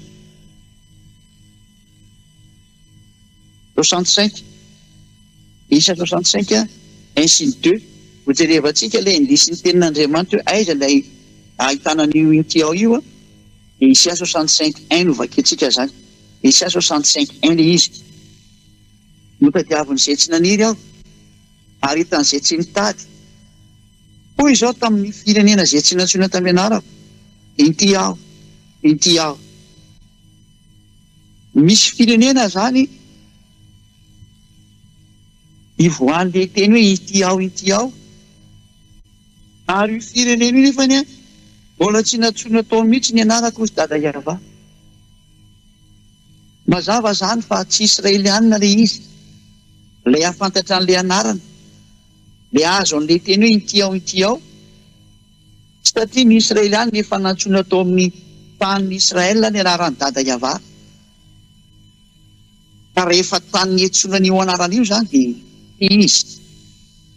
Fa ilay toerana izay entsoina azy dia mbola tsy nantsoina tao ny anarany. Mazava zany fa tsy ao Israel ilay toerana satria efa nantsoina tao Israel ny anarany dada YAHVAH, dia tsy ao Israel zany le izy. Miala aloha zany izay Israel fa tsy izy. Baibay Israel fa tsy anareo le anarana ary tsy mahafantatra an'io nareo ary tsy mety makany anareo anarana io. Efa nakaty amin'ny hafa firenena izy mba hamonjena indray ny hafa firenena. Engany ianao izay maheno amin'ity fampianarana ity anatina ny Elia amin'izay ianao, minoa ny Elia amin'izay fa ziadia Elia le ny raha namonjy anareo. Izao hitanareo izao izy eo amin'ny tele io, amin'ny internet ny tele any, ary ny feo ninareo amin'ny radio zao zany teny izao. Aiza ary ny ahitana anazy ary eto amin'ity planeta Terre ity, satria efa tsy an'ny Israel zany ny voany io anarana io ary tsy any ny afantarana anazy fa any amin'ny toeran-kafa. Aiza ny ahitana an'io? Zao tsika miverina amin'ny teny YAHOSHUAH indray satria YAHOSHUAH mahafantarantsika ny marina. Izao ny teneny YAHOSHUAH hoe haitsika tsara le tenin'Andriamanitra hoe mpaminany Israelianina nareo. Any amin'ny tenin'ny mpaminany zany menotsika indray. Zao tsika hiditra indray aloha amin'ny tenin'ny dadabe Mose, Deutéronomia 18:15 hoe tenin'ny mpaminany no arahanareo. Deutéronomia 18:15 dia izao ny voalaza ato zany efa kitsika voninahitra dada YAHVAH Joshua. Mpaminany avy eo aminao dia avy amin'ny rahalahinao tahaka no hatsangany avy Andriamanitra ao anao, izy no henonareo. Zany hoe mpaminany Israelianina zany no henona. Fa itsika mahafantatra tsara fa YAHOSHUAH dia mpaminany Israelianina, mpaminany lehibe tao Israel izy. Dia ndao raha afaka itsika ny afatry YAHOSHUAH tany amin'ny mpaminany, tany amin'ny mpianany zany. Dia ny mpianany moa izy atao hoe Ioanana na Jaona apôstôly zay. Dia afaka itsika ara ny tenin'ny YAHOSHUAH nalefa any amin'ny mpaminany, teny YAHOSHUAH mpaminany nalefa tany amin'ny mpianatra zany izy nanoratra ny momba azy. Dia izao ny voalazan'ny tenin'ny bokin'ny mpaminany YAHOSHUAH araka ny nambarany apôstôly Jaona izay mpianany. Apocalypse 19 19:10. Apocalypse 19:10. Apocalypse 19:10.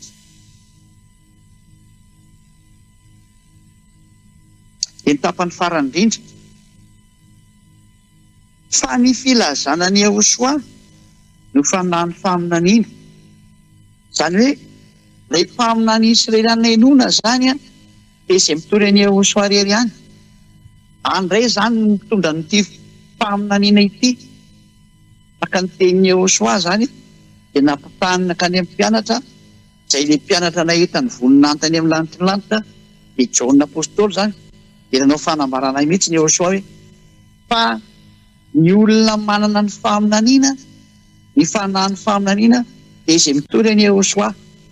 Dia ataontsika zany hijery izy ilay mitory any YAHOSHUAH ato amin'ity planeta Terre ity. Ahoana ny ahafantarana an'izay YAHOSHUAH zay? Dia ny ahafantarana azy mazava ho azy fa dia izy manala ny fahotana aloha ny voalohany indrindra, efa ndresantsika tarehiny voalohany izy. Ary ny faharoa dia nitondra fiainana mandrakizay io YAHOSHUAH io amin'ny alalan'ny fitoriana ny anarany. Zay ny ahafantarana azy. Ity ndray zany ny indisy manaraka ty hoe mitory ny fiainana mandrakizay zany YAHOSHUAH zany amin'ny alalan'ny anarany. ka iza tamin'ny olombelona teto ambony tany no nitory an'ilay anarana ka nahazo fiainana mandrakizay ny olona dikan'izay fiainana mandrakizay zay zany a nisy fampianarana netiny teo ka afaka amin'ny fahotana ny olona dikan'izay eny atao hoe fiainana mandrakizay ndao raha vakitsika raha ny teny Yahoshua araka ny boky ny apokalipsia satria boky ny Jaona moa zafady indrindra Jaona 7:70 andininy fahatelo fa ny misy fiainana mandrakizay ho tadiavintsika amin'izay zany aloha eto aloha indisana ka indray ty fiainana mandrakizay no jerevantsika fa ao amin'ny fiainana mandrakizay io a no mitory ny anarana ao anatin'ny anarana no ivoan'ny fiainana mandrakizay ary anatin'ny fiainana mandrakizay a dia mivoaka avy eo amin'ny anarana eny ho jerevantsika eto indray zany ty raha mazavoazo fiainana mandrakizay zany ho lafaka amin'ny fahotana zany ka iza no nitory an'ilay fanafana amin'ny fahotana iza no nitory an'ilay anarana manafaka amin'ny fahotana eto amin'ity planeta terre ty dia ho tsindrintsika indray izay ary manahoana sy manahoana natongavan'ilay teny izay izao rahantsika zao Jaona 17:3 Jaona 17:3 ty indray zany indisy manaraka ty ary izao no fiainana mandrakizay dia ny mahafantatra anao izay Andriamanitra tokony sady marina sy Yahoshua ilay voaositra izay efa nirahanao ty indray zany misy fiainana mandrakizay ho jerevantsika ty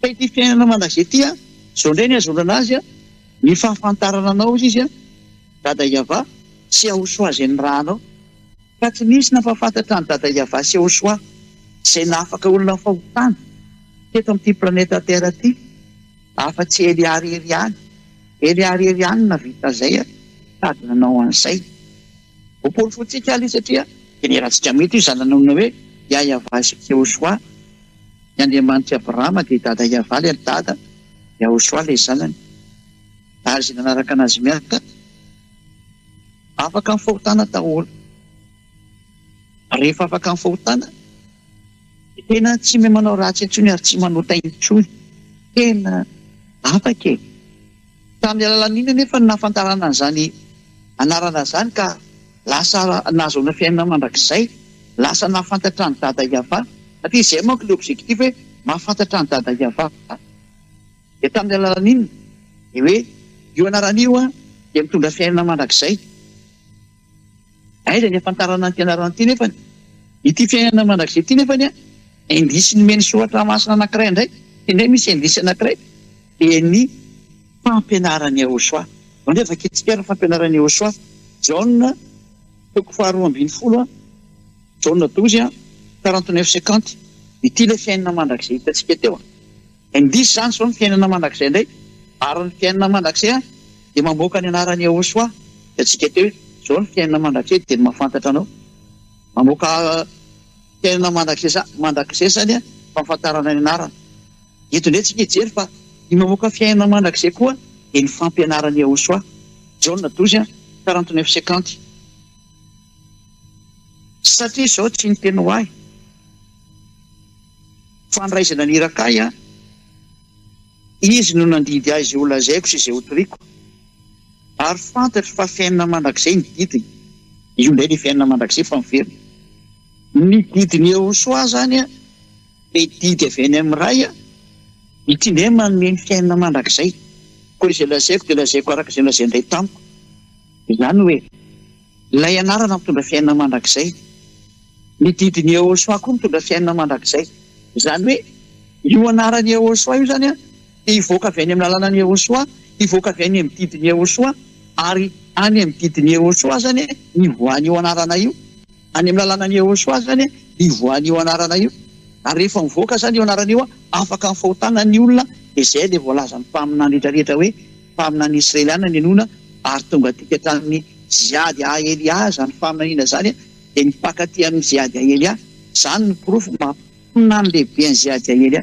zandrin'ny Yahoshua satria nafaka olona tamin'ny fahotana sady zandrin'ny Yahoshua moa no tena goavany indrindra zany mpaminany zany moa kety amin'ireo ty ambony tany zany fa ny lantilany tany zatra tsy misy any zany fa zay tena zandrin'ny Yahoshua mitondra ny teny ny rahany mihitsiny zao porofo lehibe mihinanareo zao a voaka ny teny io ary zany fa ilay anarana zany dia hivoaka ary amin'ny lalàna zany satria fiainana mandrakizay ilay izy aiza ary ty lalànan'ny Yahoshua ty ny hivoaka satria ato amin'ny lalàna nivoaka ilay anarana. Aiza nivoaka ty lalàna ity? Ianao tsy rehefa tsy ande soatra masina araka amin'ny boky ny soatra masina ihany. Isaia 42, aiza nivoaka ary io lalàna io? Isaia 42:1. Isaia 42:1 dia ny 4 no mamaritra an'izay. Hoe aty no ahitanao io lalàna io. Eto tsika zany dia hita avy hatrany fa lalàna io zany nivoaka any amin'ny toerana anankiray izay atao hoe nosy ilay izy, fa tsy kontinanta. Atao hoe any Afrika nivoaka ilay teny, na any Amerika, na any Aostralia, na any Japon nosy izy fa izy moa tsy tany, na any Brésil, na any Portugal, na any France, na any Angleterre, na tsy haiko izay anaovanareo anazy, fa any amin'ny nosy nivoahan'io lalàna io. Dia Madagasikara, satria zany Elia zany dia taty Madagasikara tokoa izy nitonga ary nitondra zao teny zao. Isaia 42:1 dia ny 4. Ino ny mpanompo izay tantanako, ilay voafidiko sady sitraky ny foko, napetrako tao aminy fanahiko, mpamoaka fitsipika ho an'ny jentilesy izy. 14, tsy ho reraka na ho kivo izy, mandra-panory ny rariny amin'ny tany, ary ny nosy iandry ny lalàny. Safatindritra. Eto zany dia mazava be mihitsy fa misy mpanompo ity mpanompo ity dia tantanan'io Andriamanitra ny Abrahama io zany, sady voafidiny ary sitraky ny fony. Zany fantany tsara zany ty mpanompo voafidy ity sady tantanana io zany hoe tsy mandeha io zany fa tantanana voafidy io tena ny fidiny tao anatin'ny rehetrarehetra, ary tany amin'ny lanitra no fidianana anazy fa tsy avy aty, ary sitraky ny fony, satria tsy avy aty an-tany ny fifidianana fa raha olona ty dia mpanototra anareo ihany, fa avy any amin'ny lanitra no ny fidiana, lasa tsy mpanotra izay miaraka amin'ny mazava ho azy. Napetrako tao any ny fanahiko, fa olona voafidy tokoa moa ary sitraky ny fony. Sitraky ny fony zany tena mety be aminy, tena metrahana ny fanahiny. Ary rehefa nametrahana ny fanahiny ty mpanompo voafidy dia mazava ho azy fa Elia zany resahana zany. Dia inona ny zavatra hitranga? Hamoaka fitsipika ho an'ny jentilesy izy, ary hamoaka ny tena rariny tokoa. Ka ny rariny moa itsika tsara fa any amin'ny tribonaly angeny misy ny rariny, any mivoaka ny rariny. Atao hoe rariny zany dia justice. Eny mahatonga anazy atao hoe ministère de justice, lalàna no mipetraka any amin'izany resaka rariny zany. Any mamoaka lalàna zany ny dikan'izay, ary izay mihitsy ny ziadia Elia namoaka lalàna mitondra ny rariny amin'ity tany ity, ahatonga ny olona ho lasa olom-baovao ho tsy mpanota intsony. Nataony Elia daholo zany zavatra zany. Zay dia tena mitondra fitsipika tokoa za araka ny teny hitanareo ao amin'ny 14 amin'izay. Aiza nivoahan'ity rariny ity dia ity lalàna ity dia ity fitsipika ity tsy ho reraka na ho kivo izy ao amin'ny 14. Isaia 42:4. Tsy ho reraka na ho kivo izy mandra-panory ny rariny amin'ny tany, ary ny nosy andry ny lalàny. Any amin'ny nosy zany ilay rariny no hivoaka, any amin'ny nosy zany ilay lalàna no hivoaka, any amin'ny nosy zany ilay fitsipika no nivoaka.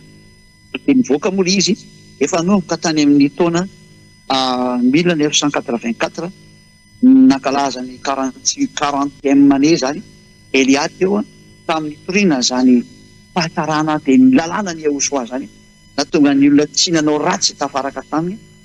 Tena hitanareo maso izao ankehitriny, tena hita ny famonjena hitan'ny YAHOSHUAH, ary tanteraka ny fanavotana ankehitriny hoentin'ny Elia no ny rana ankehitriny. Tonga aty amin'ny nosy izy, nosy Madagasikara. Ho anareo rehetra izay avy any amin'ny kontinanta aza misandoka fa tsy avy any aminareo ilay Elia, tsy avy any amin'ny kontinanta zany Elia zany fa avy any amin'ny nosy izy, ary Madagasikara ilay nosy voafidy eo mahafantatra anazy io. Ianareo rehetra izay milaza fa mahafantatra ny YAHOSHUAH io any amin'ny kontinanta daholo angenareo hita zany ny Afrique du Sud, ireo zany amin'ny faritra any amin'ny BDB any amin'ny faritra BDB any mahay fitenena nareo, samy mamoromorona ny YAHOSHUAH nareo any nareo, tsy tsy avy any amin'ny kontinanta mihitsy io teny io fa avy atikatra nosy ary ny nosy ny voany zany teny zany dia Madagasikara ary ny anaran'izany lehilahy mividin'Andriamanitra zany izay avy any amin'ny lanitra fa tsy avy ety aminareo dia Zhyahah ary raha izy no mpanota dia mpanota daholo izay miaraka aminy fa matoa izy tsy mpanota matoa izy afaka daholo tamin'ny fahotana tsy mahay manota intsony izay miaraka aminy io lehilahy io mihitsy tsy mahay manota intsony dia Zhyahah ary izay miresaka aminareo ankehitriny ka tsy mahay manota tsisy fahotana tsy afaka hidirana fahotana ary tsy mety hipetrahana fahotana fa tena mandrava sy mpanapotika ny fahavalo divolo izay mampanota zany divolo zany ny farafara tampony mangovotra sy miroro anoloanan'io olona io tsy mazaka mahita an'io sy maheno anaran'io zany divolo zany raha tsy zany ve izy manao kasiparana ny fomba rehetra izay anaovany ihany mba hanakanana ny tenin'ny Zhyahah fa tsy azo sakanana zany Zhyahah zany rehefa maina izay manakana an'izany ary mihezako fotsiny tsy voasakana zany Zhyahah zany sady tsy voasakana tsy azo sakanana saka ny rivotra tsy azo sakanana fa mandeha foana iny amin'izay andehanany ihany hainareo ka manakana ny rivotra eo ambon'io lanitra io izy na voasakana ny rivotra eo amin'ny lanitra ambony io fa tahaka ny tsy aizareo manakana ny koa tsy aizareo manakana ny ery tsy mbola nisy olona vita nanakana rivotra daholo eo ambony lohanao sakananao amin'iny nareo rivotra eo ambony tsy azo sakanana izy mandeha foana amin'izay tiany andehanana ary misy anazy foana na aiza n'aiza tsy azo sakanana izy nefa ny ary ery mbola lehibe lavitra noho ny rivotra eritreretinao fa ny anjela raha natao ohatra tahaka ny rivotra izy fa Elia tena iraka ny avo indrindra iraka ny dadamala YAHVAH ary iraka ny YAHOSHUAH fa tena farany amin'izay ary averiko le teny maninona no inona Zhyahah inona Zhyahah satria izy le tena ny raha izy le vao iraka ty amin'ny nosy ary efa mitety an'izao tontolo zao amin'izao retenenako zao mampafantatra ny olona ny tenin'ny YAHOSHUAH sy ny famarina rehetra io ilay lelan'Andriamanitra nitadiavinareo ry Israelianina fa tsy ninonareo moa nonareo zany YAHOSHUAH zany ino zany io ny lelan'Andriamanitra io ho anareo rehetra izay mitady an'ilay lelan'Andriamanitra izay hamonjy anareo io izy hitanareo amin'ny sary io za izay miteny aminareo zany ozany ianao ohatra mitondra ny teny mitory ny tenanao za tsy mitory ny tenako fa manambarana daholo na ny dadako ary YAHOSHUAHko ary za koa mazava ho azy samy manambarana na ny dadako YAHVAH na YAHOSHUAH ary tsy manambarany amin'ny tenako aho fa zareo no mibaiko hoe teneninao ty dia miteny avy any aminy teny mba fantatrareo fa tonga le iraka ilay hoe ny nosy andro ny lalàny efa ity Elia ty efa ty amin'ny nosy za ty maiza mihaino anazy eo any aminay miendry mahita ny lozaka mery dia dala mandrosoka vo ny fanahy rehetra izay teo vonjena izay mikikika famonjena amin'ny YAHOSHUAH ty Elia hitondra nareo any aminay ho any amin'ny YAHOSHUAH hoentiko any atratran'ny YAHOSHUAH nareo aoka ine iaino ny Elia daholo nareo rehetrarehetra na vahiny nareo na iza tsy misy hidirana ntsony ty vazaha na gasy na iza fa rehefa fanano antsony YAHOSHUAH dia andao daholo iaraka amin'ny Elia nantsony YAHOSHUAH ho any amin'ny lanitra izay niviko andao iaraka amin'ny Elia fa ty za ty sy rehetra niaraka tamiko dia afaka amin'ny fahotana ary tsy mahay manota intsony miantso nareo Elia ity ilay nitadiavinareo tsy niandrasanareo YAHOSHUAH tsy ho avy ety raha tsy efa tonga ny famaranana fa izany no ny raha nomelohana azy dao anatina amin'izay nareo rehetrarehetra fa ity ilay ny rahana ilay nanatanteraka ny Isaia 42:4 hoe minosy andro ny lalàny ty Elia omeko anareo ny fanaporofona jereo izy io tami mihaino fitiavana anareo matoa tonga ity zay hamonjy anareo hitodika ho any amin'ny YAHOSHUAH izay naniraka anahy dia niteniko fa dia mirary so tsika rehetrarehetra hitodika any amin'ny YAHOSHUAH any amin'ny dadamala YAHVAH ary anaraka ny Elia amin'izay nareo fa Elia sy YAHOSHUAH dia anankiray ihany zany zandry ny YAHOSHUAH Elia tsy avy ety aminareo ety tany fa raha tsy zany mbola mpanota daholo nareo fa Elia avy any amin'ny lanitra ny lanitra mpanompo voafidy izy mpanompo ny fidiny YAHOSHUAH mba hitondra ny fahamasinana indray vaverina mitety tany ty satria hikadina ny farana ny tenin'ny Elia tongava daholo ry fanahy voafidy miasakaza daholo nareo aza misy mijanona ny tompo mazava dia mazava ny teny meko anareo tonga Elia hamonjy anareo Zhyahah YAHVAH Elia YAHVAH Elia zay zao tonga eto aminareo zao irany dada YAHVAH irany YAHOSHUAH ivavaka isika ho famaranana ny teny voninahitra ho anao dada YAHVAH voninahitra ho anao YAHOSHUAH malala faratampo ny tiako mihitsy nareo mianatra vonjeo dada malalako YAHVAH zay rehetra olona mandeha an'izao teny zao ataovy mahafantatra ny amin'ny viko izy fa za tena avy any aminao dada mara YAHVAH ianao ilay Andriamanitra Abraham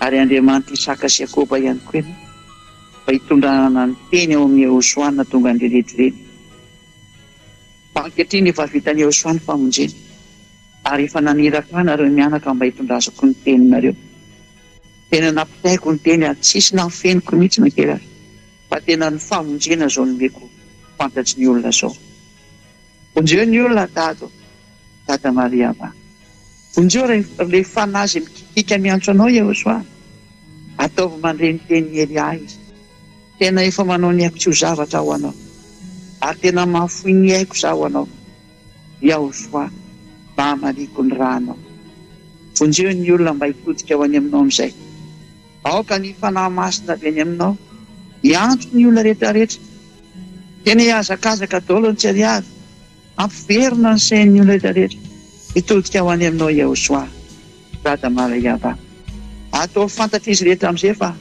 iza lay ny ranao lay nisoratanao anatin'ny boky ihany koa dia zay efa nambarako teo rehetrarehetra teo rehetra atao fantany fa efa tonga ilay mpanompo ny fidinao any amin'ny nosy voafidy izy Madagasikara ilay nosy ny fidinao sokafa ny sainy mba hafantatra izy rehetra efa tonga za ilay ny ranao dada YAHVAH sy YAHOSHUAH amarino ny tenin'ny Elia rehetrarehetra dia nomeko tamity amin'io ity vonjeo ny olona efa tonga eto hikarakara sy kolokolo azy ho etiko any aminareo mianaka dada YAHVAH malalako sy YAHOSHUAH malalako matoka fa tena efa eo anatrareo mianaka zany teny zany ho ato anareo miazakazaka anatona ny Elia amin'izay ny olona satria nareo sisany mahavita miantso an'ireny satria fa zay mihitsy ny fotoana atao mahita aingina izy rehetrarehetra YAHOSHUAH efa mandeha Elia amipity an'izao tontolo zao ho fantatry zao tontolo zao efa fa mandeha ny fahazavana mba ho hitany dado voninahitra no mandrakizay dada mara YAHVAH toera betsaka dado amin'ny anaran'ny YAHOSHUAH no kan'izany vavaka rehetra tany halleluia amen dia mirary sotiketa samy teny YAHOSHUAH ao amin'ny fitohizan'ny fampianaran'ny reha amin'ny manana dia no matory asa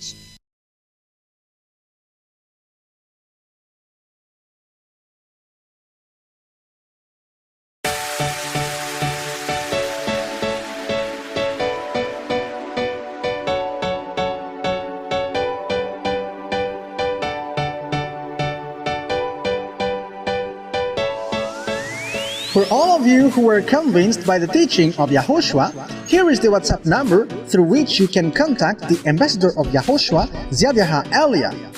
+261 32 86 663 98. We wish you the best to come into the kingdom of YAHOSHUAH.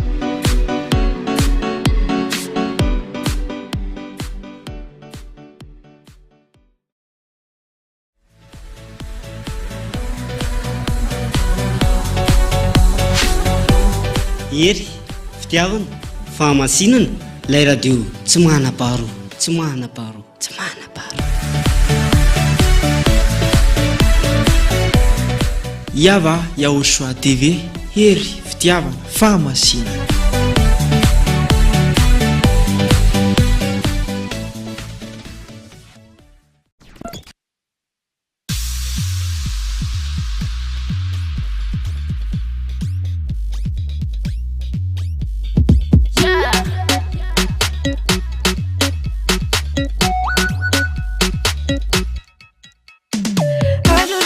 Satu itirangan YAHVAH ni rehira sadar chai pun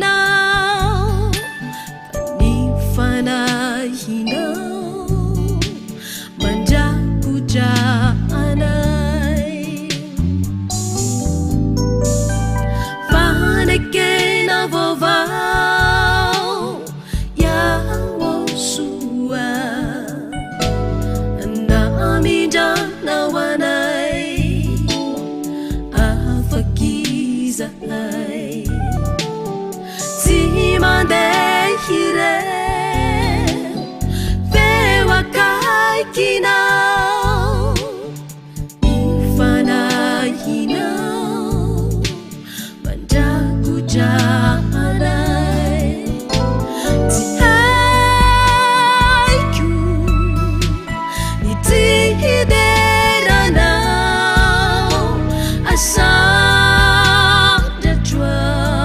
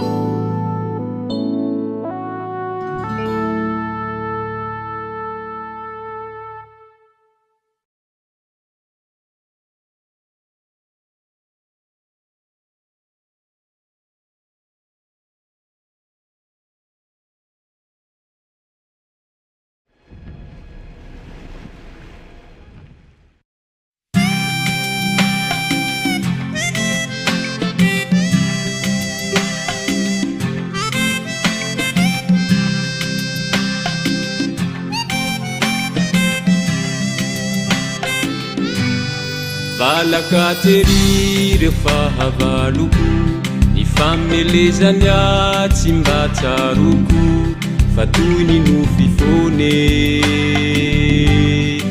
ireo loza be zay nafafiny tsy niatra tamiko valaka tery rehefa havaloko ny famelezany tsy mba tsaroko fa toy ny nofifone ireo loza be nafafiny tsy niatra tamiko mihoatra noho ireo zay mpandresy aho satria manana ny YAHOSHUAH satria tsara afinao ao aminao satria tsara afinao ambany elatrao ka tsisy mampanahy satria tsara afinao ao aminao satria tsara afinao ambany elatrao afonany aia misaotra YAHOSHUAH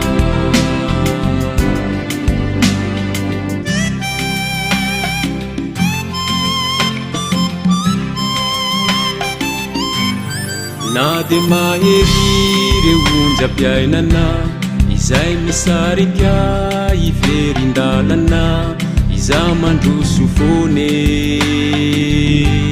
na rivotra mifofo na orambe mitrao tsy mba hanantahotra na de mahery ny onjam-piainana izay misarika iverindalana iza mandroso fone na rivotra mifofo na orambe mitrao tsy mba hanantahotra mihoatra noho ireo zay mpandresy aho satria manana ny YAHOSHUAH satria tsara afinao ao aminao satria tsara afinao ambany elatrao ka tsisy mampanahy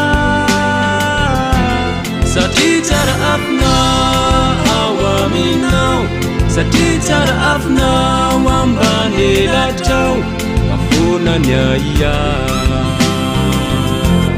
misaotra YAHOSHUAH tsy misy mampanahy tsy misy ny aia raha miaraka aminao tsy misy mampanahy tsy misy ny aia raha miaraka aminao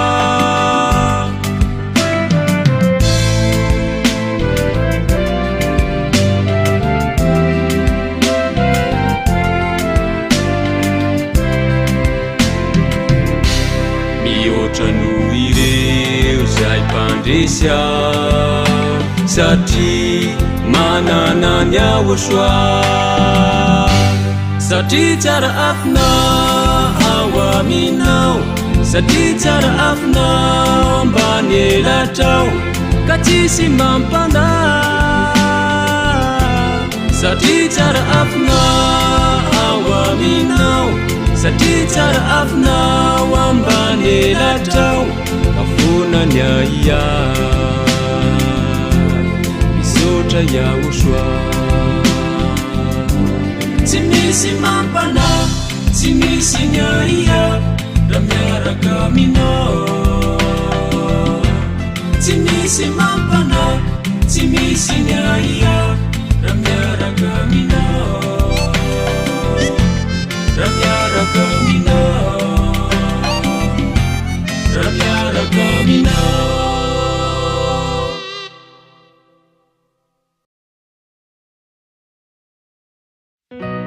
मूर्तियों, प्रतिमाओं, छवियों की प्रार्थना न करें, वे झूठे देवता हैं।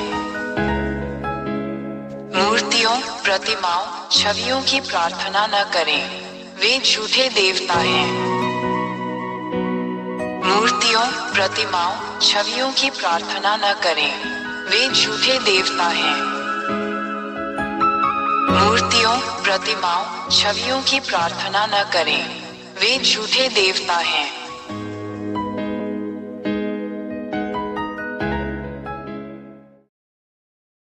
एक महान ईश्वर याहवाह ने स्वर्ग के स्वर्ग में कई दिव्य प्राणियों का निर्माण किया।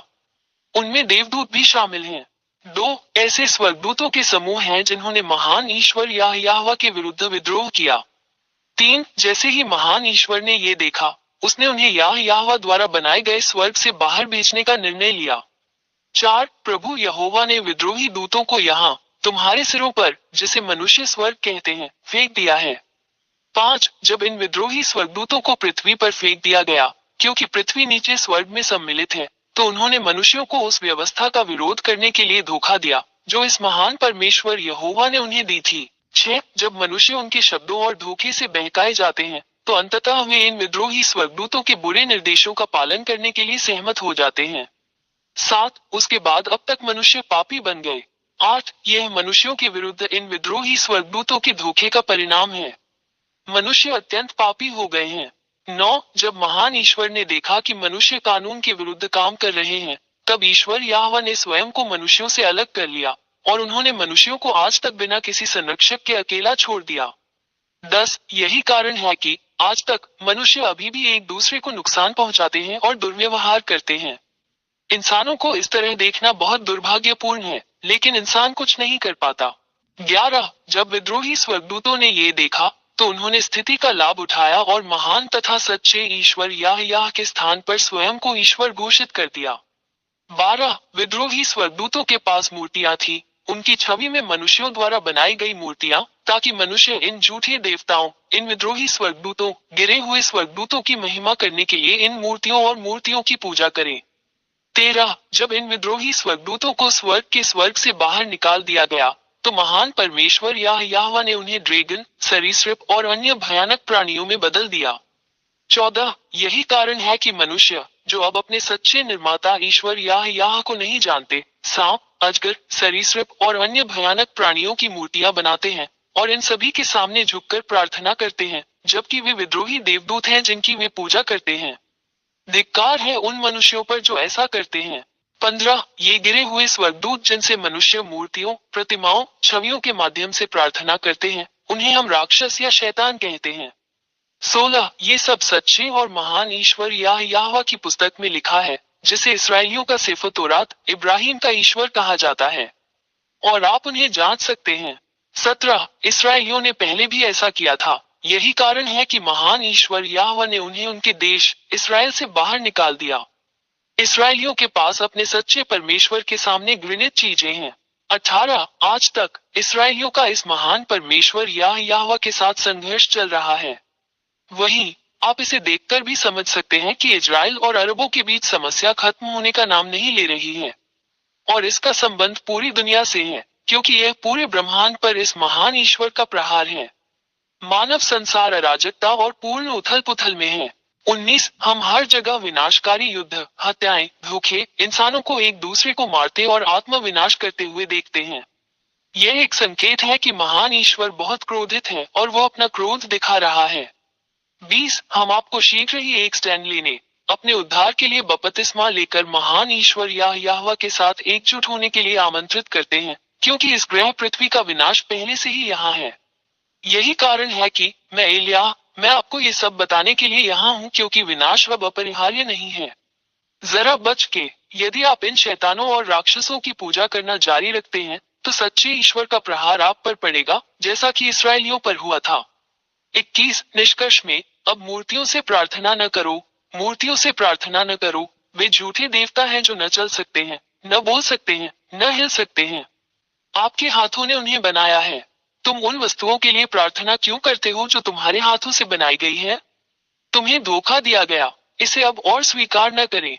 अपने निर्माता परमेश्वर, महान परमेश्वर या यहोवा के पास जाओ। 22 जिस महान ईश्वर से हमें प्रार्थना करनी चाहिए वो वही है जो आपकी दुनिया और ब्रह्मांड के बारे में सब कुछ निर्देशित करता है। वो सृष्टिकर्ता है जो जीवित कर सकता है, मर सकता है, बचा सकता है और नष्ट भी कर सकता है। उसका नाम याहवाह है। 23 अंततः मैंने तुम्हें सच बता दिया। समझे कि यह आपकी आत्मा और आत्मा के लिए मुक्ति है। अपनी आत्मा को बचाकर बपतिस्मा लेकर यहोवा के पास जाओ और वो तुम्हारा हाथ पकड़कर तुम्हें बचाएगा। इस अवसर को दोबारा न चूके। यही तुम्हारा उद्धार है। अब और संकोच न करें, अपनी आत्मा बचाएं। 24 अब मत डरो। इस महान ईश्वर याह के सामने कोई भी झूठा देवता टिक नहीं सकता। वो महान ईश्वर है और उसके सभी वचन पूरे होते हैं। इसका प्रतिकार कोई नहीं कर सकता। आप इस धरती पर जो कुछ भी घटित हो रहा है उसके साक्षी हैं। उन्हीं की बातें सच होती हैं। 25 हमेशा YouTube चैनल याहोशुआ टीवी इंडिया और याहोशुआ वेबसाइट पर दी गई शिक्षा का पालन करें। व्हाट्सएप फोन 26132866639 टेलीफोन 8588824671। मूर्तियों, प्रतिमाओं, छवियों की प्रार्थना न करें, वे झूठे देवता हैं। मूर्तियों, प्रतिमाओं, छवियों की प्रार्थना न करें, वे झूठे देवता हैं। मूर्तियों, प्रतिमाओं, छवियों की प्रार्थना न करें, वे झूठे देवता हैं। मूर्तियों, प्रतिमाओं, छवियों की प्रार्थना न करें, वे झूठे देवता हैं।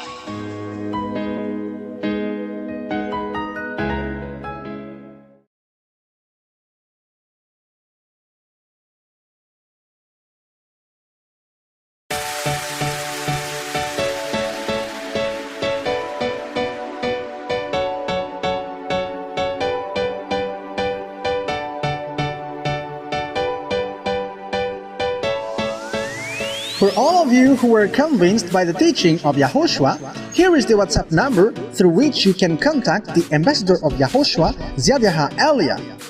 +261 32 86 663 98. We wish you the best to come into the kingdom of Yahoshua.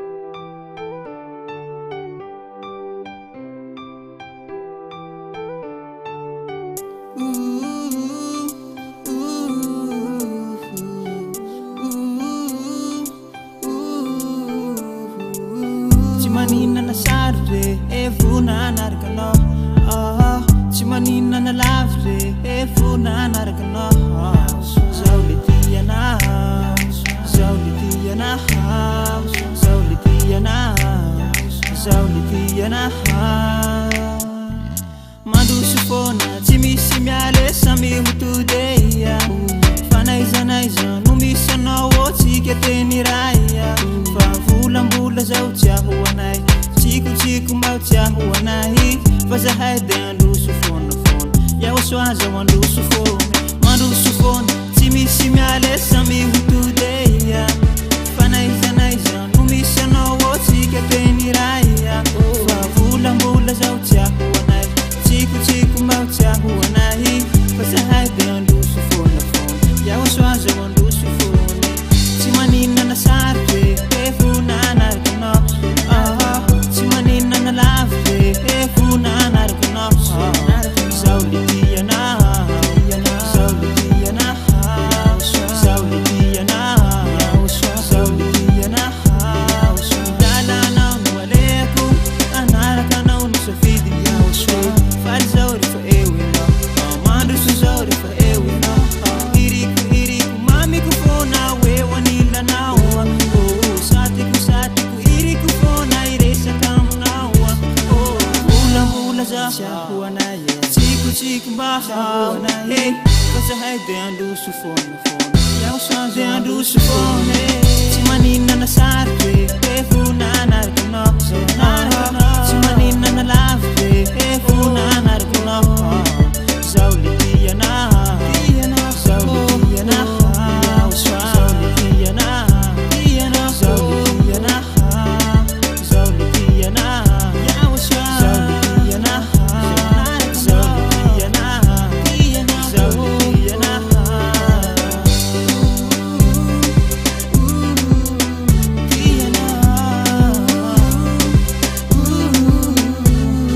le tsy maninana sarotre tsy maninana lavitra tsy maninana lavitra YAHOSHUAH natao anatiko tsy reraka mihitsy ao manompo anao tsy menatra mihitsy ao miantso anao tsaroko foana ny asanao de akako foana natitiko ao malala misy tsisy mazaka ze zavatra misy ao nahita le tena izy Andriamanitra tena misy anao ankalazaka tomary sao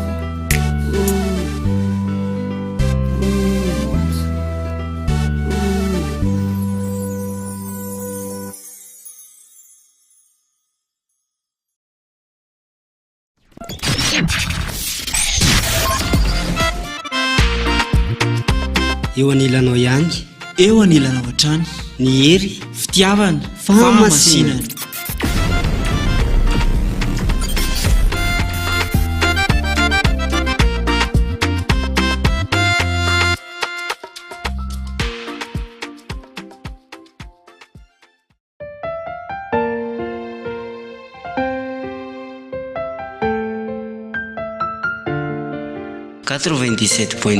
FM hery fitiavana fahamasinana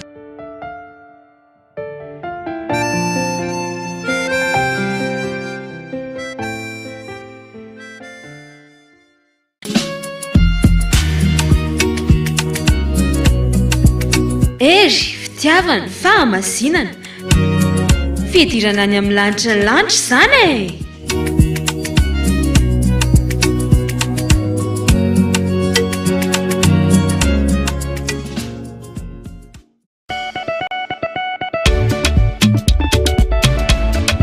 hery fitiavana fahamasinana lanitra ny lanitra misy any YAHOSHUAH zany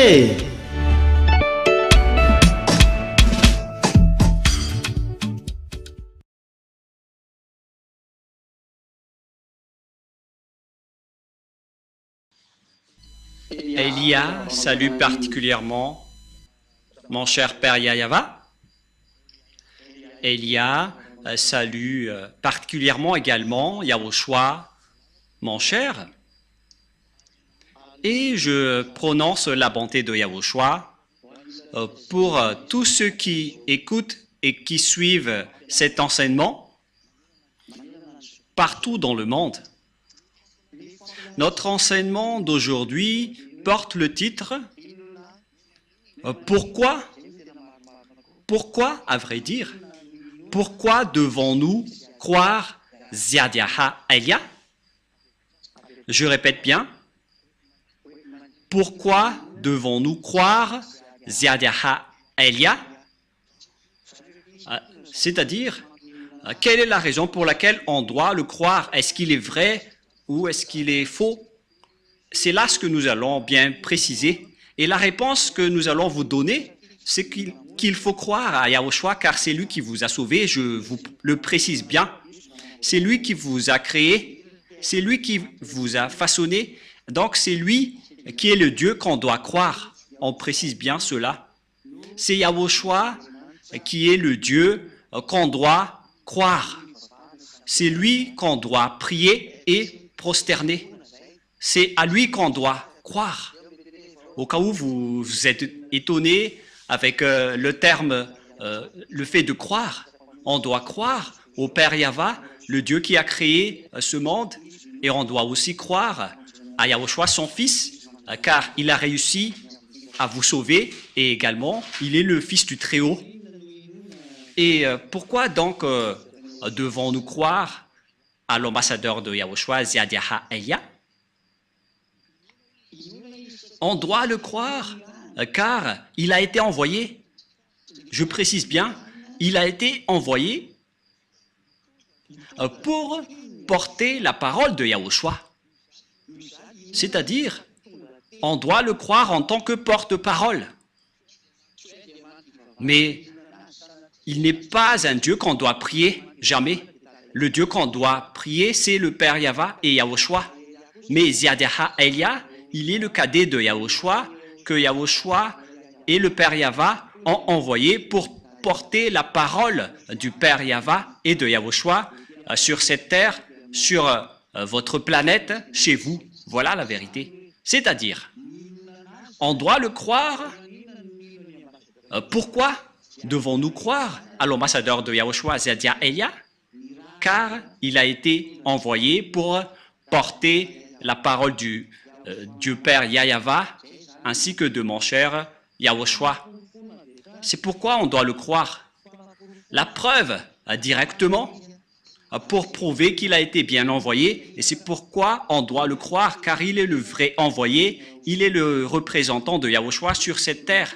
Il est bien le représentant du Père YAHVAH sur cette terre, et en tant que représentant du Père YAHVAH et de YAHOSHUAH, il s'agit du Dieu d'Abraham, je précise bien, il s'agit du Dieu d'Abraham.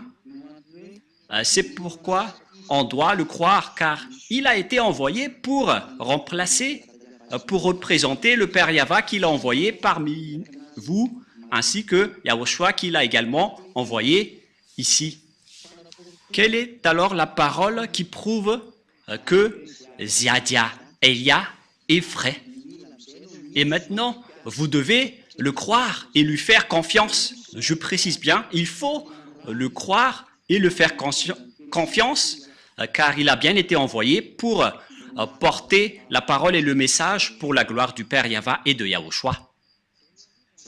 Premièrement, la parole que YAHOSHUAH a sortie, nous allons commencer par cela. YAHOSHUAH a bien précisé la parole qu'il ne faut plus jamais pécher. Voilà donc la parole de YAHOSHUAH qui est très claire. Il ne faut plus jamais pécher. Cette parole précise bien que ceux qui sont avec ce Dieu d'Abraham,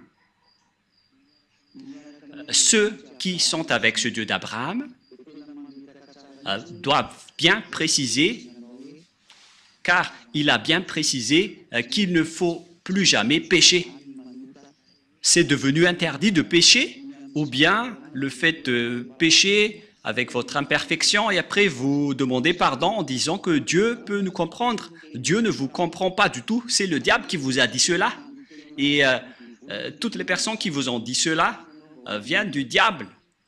Il vous trompe pour que vous irez en enfer, car la parole du Père YAHVAH et de YAHOSHUAH précise bien que pour toutes les personnes qui pêchent volontairement, c'est une attente terrible de jugement et l'ardeur d'un feu qui les attendent. Et les pécheurs viennent du diable. Nous allons donc lire le livre d'Hébreux pour répondre aux personnes qui disent qu'on doit toujours pécher. Personne n'est parfaite, mais vos dieux sont des collaborateurs du diable. C'est pourquoi vous dites cela, car vous venez du diable. Mais la parole de Yahushua ne dit pas cela. Nous allons lire dans Hébreux 10, 26-27. Car si nous péchons volontairement, après avoir reçu la connaissance de la vérité, il ne reste plus de sacrifice pour les péchés. Voilà donc pour les personnes qui disent qu'on doit pécher, il faut juste demander pardon après. Ils disent que Dieu connaît vos imperfections et il exauce vos péchés. Il pardonne vos péchés. Aucun Dieu n'a dit cela. Le Dieu d'Abraham n'a dit cela. Ne faites pas mentir ce Dieu. Encore une fois, vous faites mentir ce Dieu alors que les pécheurs viennent du diable. Et en plus, vous faites mentir le Dieu d'Abraham avec votre parole en disant on doit toujours pécher, mais Dieu nous pardonne lorsqu'on fait des efforts pour ne plus pécher. Depuis 2000 ans, vous avez fait des efforts, mais jusqu'à maintenant, vous n'êtes pas du tout délivré. Et vous osez dire que vous êtes avec Dieu. Oui, vous êtes avec le Dieu qui est une fausse marque. Mais la vraie marque, le Dieu d'Abraham, n'est pas du tout avec vous. Vous vous trompez d'adresse. Écoutez sa parole.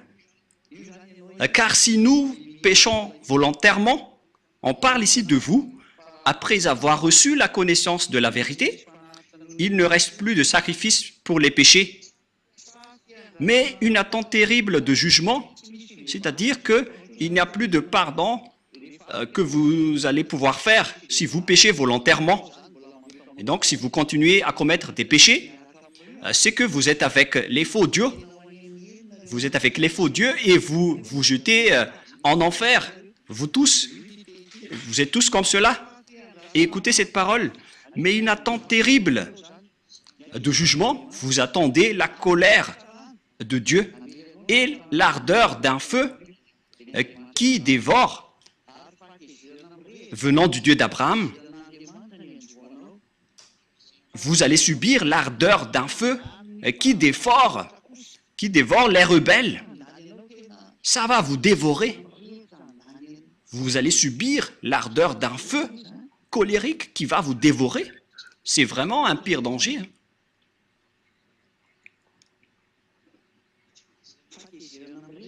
Vous allez subir la colère ardente d'un feu. Donc, il ne faut plus croire aux religieux qui ne sont que des collaborateurs des diables. Lorsque vous prononcez le Dieu d'Abraham sans prononcer YAHVAH, donc tout le reste sont du diable. Et si ce n'est pas Yahushua qui est le Fils de Dieu, donc tout le reste vient également du diable. Et si vous dites qu'on doit toujours pécher, mais voilà la parole de Dieu. Si vous péchez volontairement, voilà ce qui va vous attendre. Mais la parole de Yahushua est très claire. Dans Jean chapitre 8, à partir du verset 10 et 11. Jean 8, 10, 11.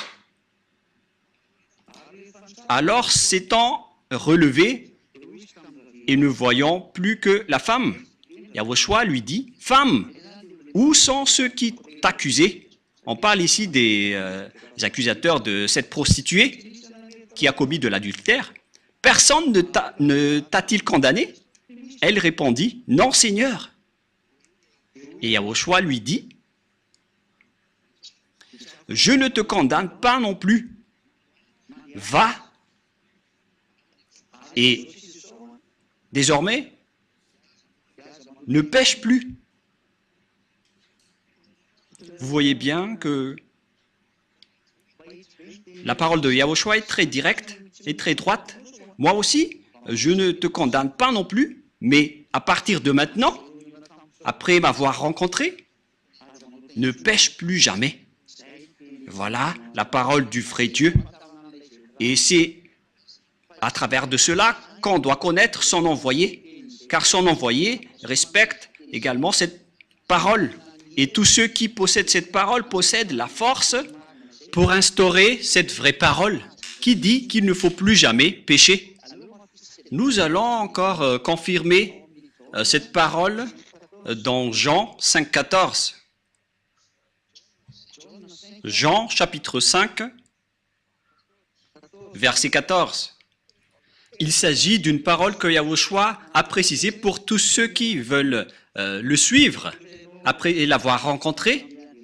Et si vous dites que vous avez rencontré le faux Dieu, et si vous péchez toujours, sachez que vous étiez avec le faux Dieu et vous avez connu le diable jusqu'à maintenant. Mais la parole de Dieu a dit pour ceux qui l'a rencontré qu'il ne faut plus jamais pécher de peur qu'il ne vous arrive quelque chose de pire.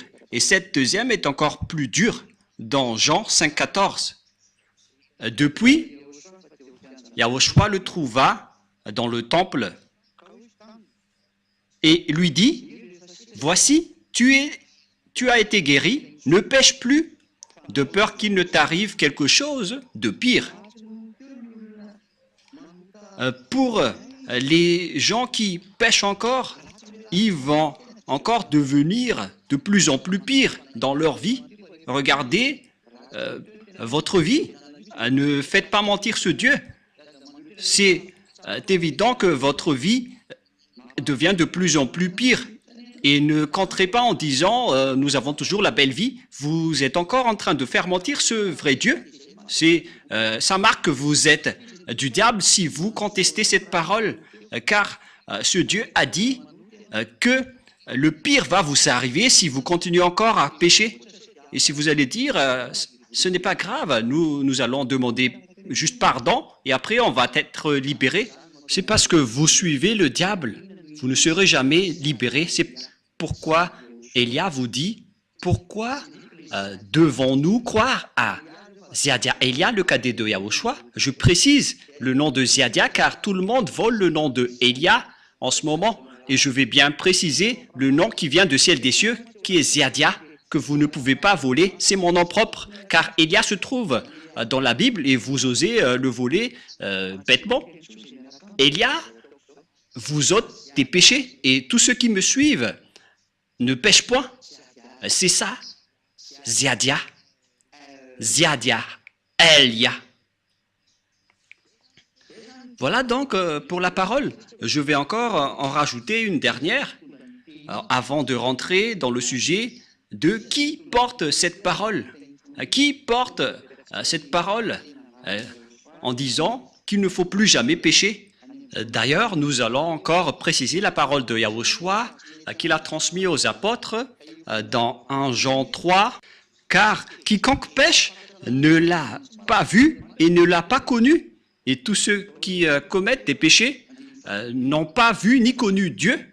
Alors réfléchissez bien dans 1 Jean 3, 5, 6. Or, vous le savez, il a paru pour ôter les péchés, et il n'y a point en lui de péché. Tous ceux qui sont avec YAHOSHUAH n'ont point de péché et ne pêchent point. Voilà ce que ça veut dire. Quiconque demeure en lui ne pêche point. Vous voyez? Quiconque demeure en lui et qui le suive ne pêche point. Mais ce n'est pas que vous allez encore continuer à pécher et vous allez demander pardon en espérant que Dieu vous pardonne. Je précise bien, c'est le diable qui vous a trompé en disant qu'il vous a donné pardon. Mais ce n'est pas du tout le Dieu d'Abraham. Quiconque pêche ne l'a pas vu et ne l'a pas connu. Donc, toutes les personnes pécheurs ne l'ont pas vu et ne l'ont pas connu. C'est-à-dire, tous les religieux pécheurs qui rendent les gens pécheurs en disant qu'on doit toujours pécher, ils n'ont jamais vu ce Dieu, même pas une seule fois. Ils ne l'ont pas du tout connu. Mais Zhyahah Elia, celui qui a réussi à vous ôter de vos péchés, à partir du moment où je vous ai fait connaître YAHOSHUAH, je possède la force et la puissance pour porter la parole qui vous ôte les péchés. La preuve, vous êtes tous ôtés de vos péchés Et c'est grâce à Zhyahah et tous ceux qui sont à cette place sont très heureux.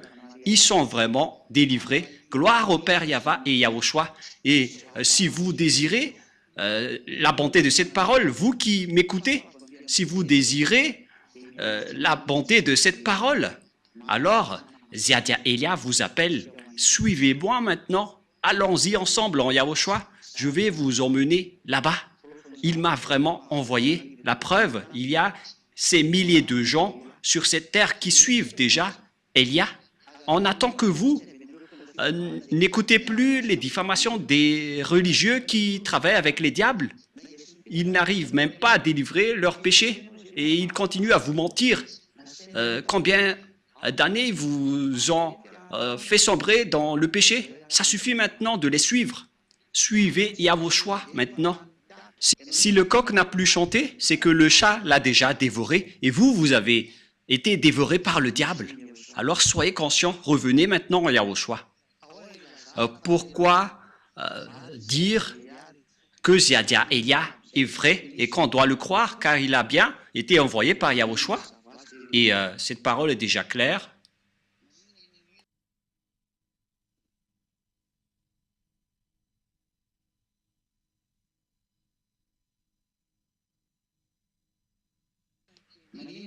Pourquoi devons-nous croire aux paroles de Elia? Et pourquoi devons-nous croire Zhyahah? C'est parce qu'il a bien été envoyé.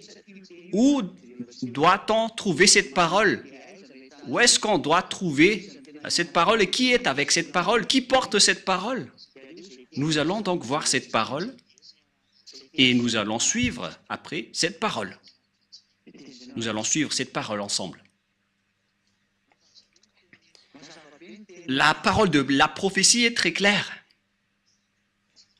Mais si vous n'avez pas vu cette parole, si vous ne l'avez pas connue, c'est à cause du problème entre les Israéliens et le Père YAHVAH et YAHOSHUAH. Le Père YAHVAH les a interdits de le connaître. Et une fois que les Israéliens ne l'ont plus connu, et on connaît déjà tous que personne ne pouvait plus invoquer son nom. Nous allons répéter cette parole, que personne n'invoque plus ton nom et personne ne te connaît. Selon le livre d'Ésaïe 64,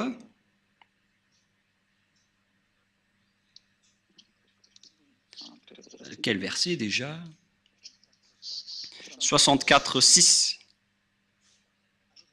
Nous allons lire à partir du verset 5, 64, 5, 6.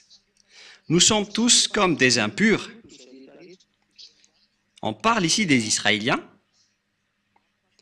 Et toute notre justice est comme un vêtement souillé. Nous sommes tout fleuris comme une feuille et nos crimes nous emportent comme le vent. On parle ici des Israéliens qui ont fait des erreurs et qui sont vraiment mauvais. Par conséquent, il n'y a personne qui invoque ton nom, qui se réveille pour s'attacher à toi.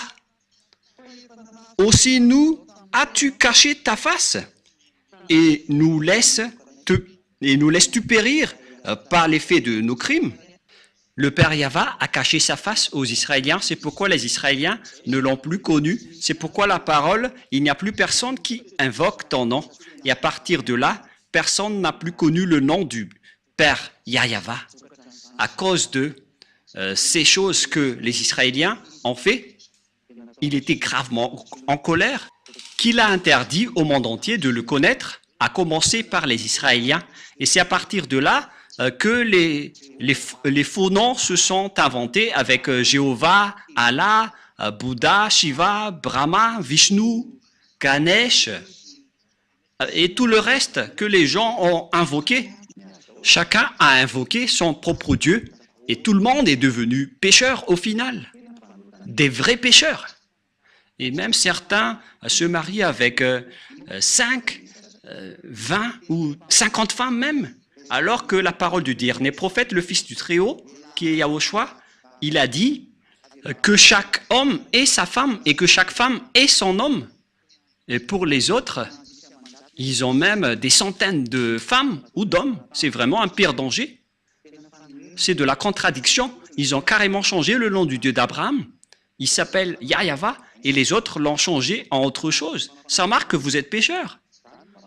Ça marque que vous êtes pécheurs. Et tous ceux qui sont avec vous sont des faux. Vous êtes tous avec des faux dieux. Et nous allons continuer la parole en disant que vous êtes pécheurs. Lorsque le vrai Dieu est arrivé, il a révélé dans le livre d'Ésaïe 52 que viendra le moment, les gens vont connaître ce nom. Il ne s'agit plus des Israéliens, car Dieu les a déjà abandonnés. Ce sont les autres nations qui vont le connaître. Ce ne sont plus les Israéliens, mais ça va être les autres nations. Dans Ésaïe 52, le Père YAHVAH a fait un programme, car un peuple va le connaître maintenant.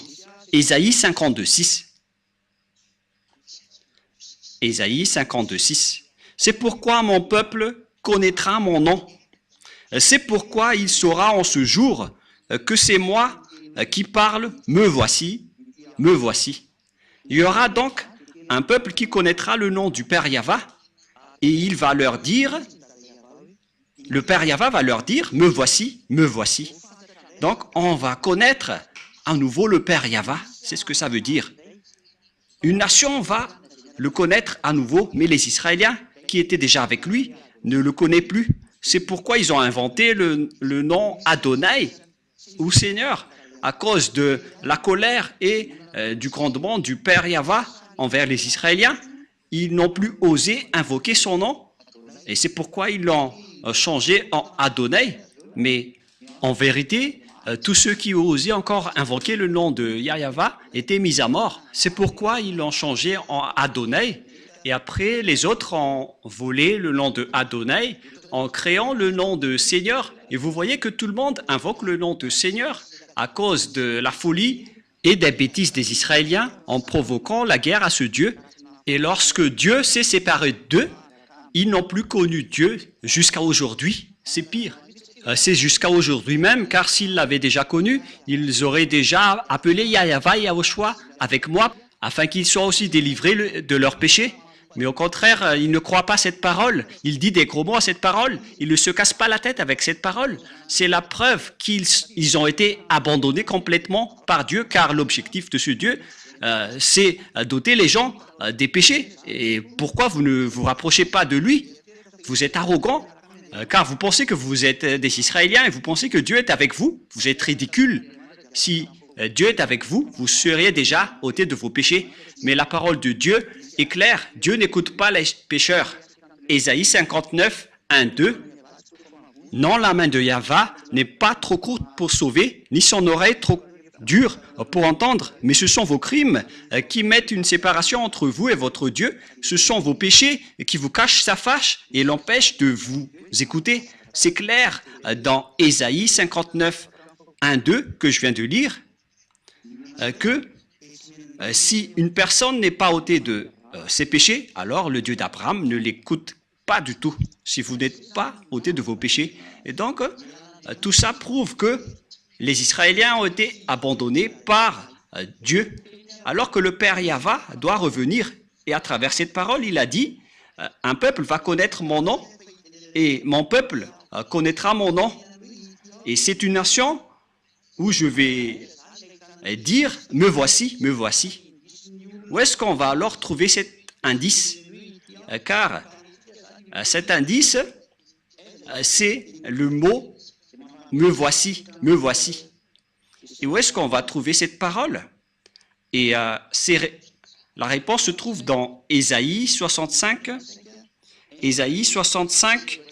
verset 1 et verset 2 pour voir l'indice de la parole de Dieu.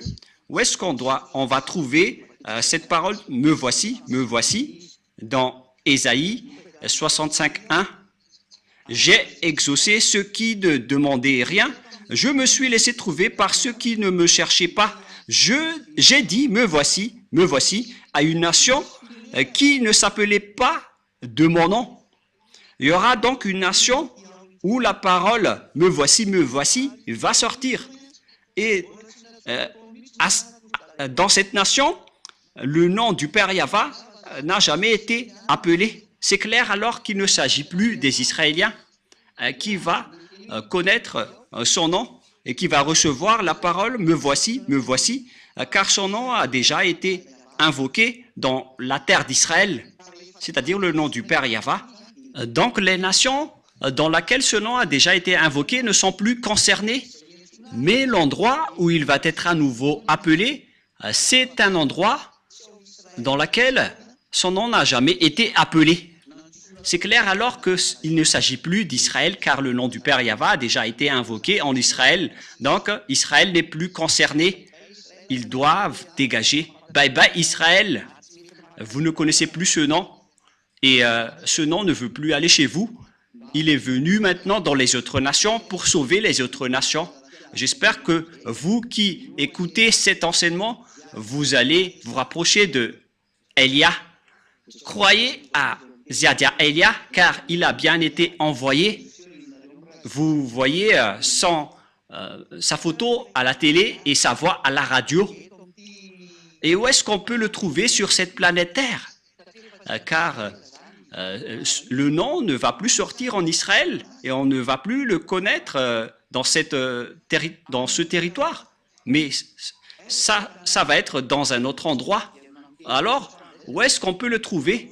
Et nous allons encore revenir à la parole de YAHOSHUAH pour connaître la vérité.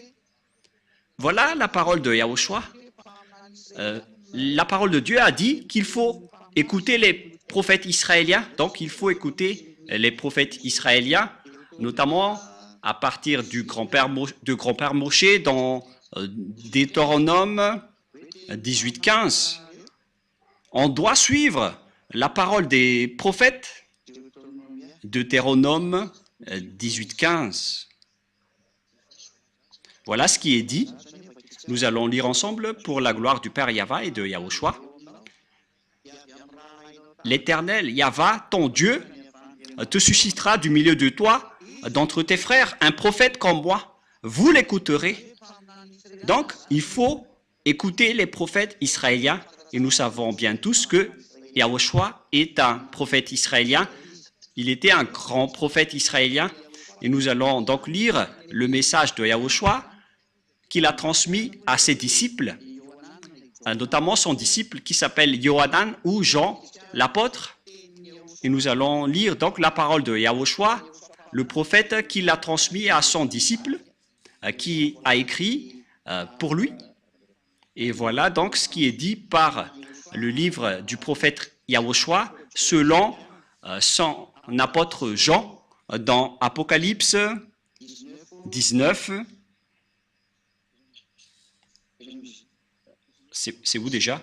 19:10. Apocalypse 19:10. Apocalypse 19:10.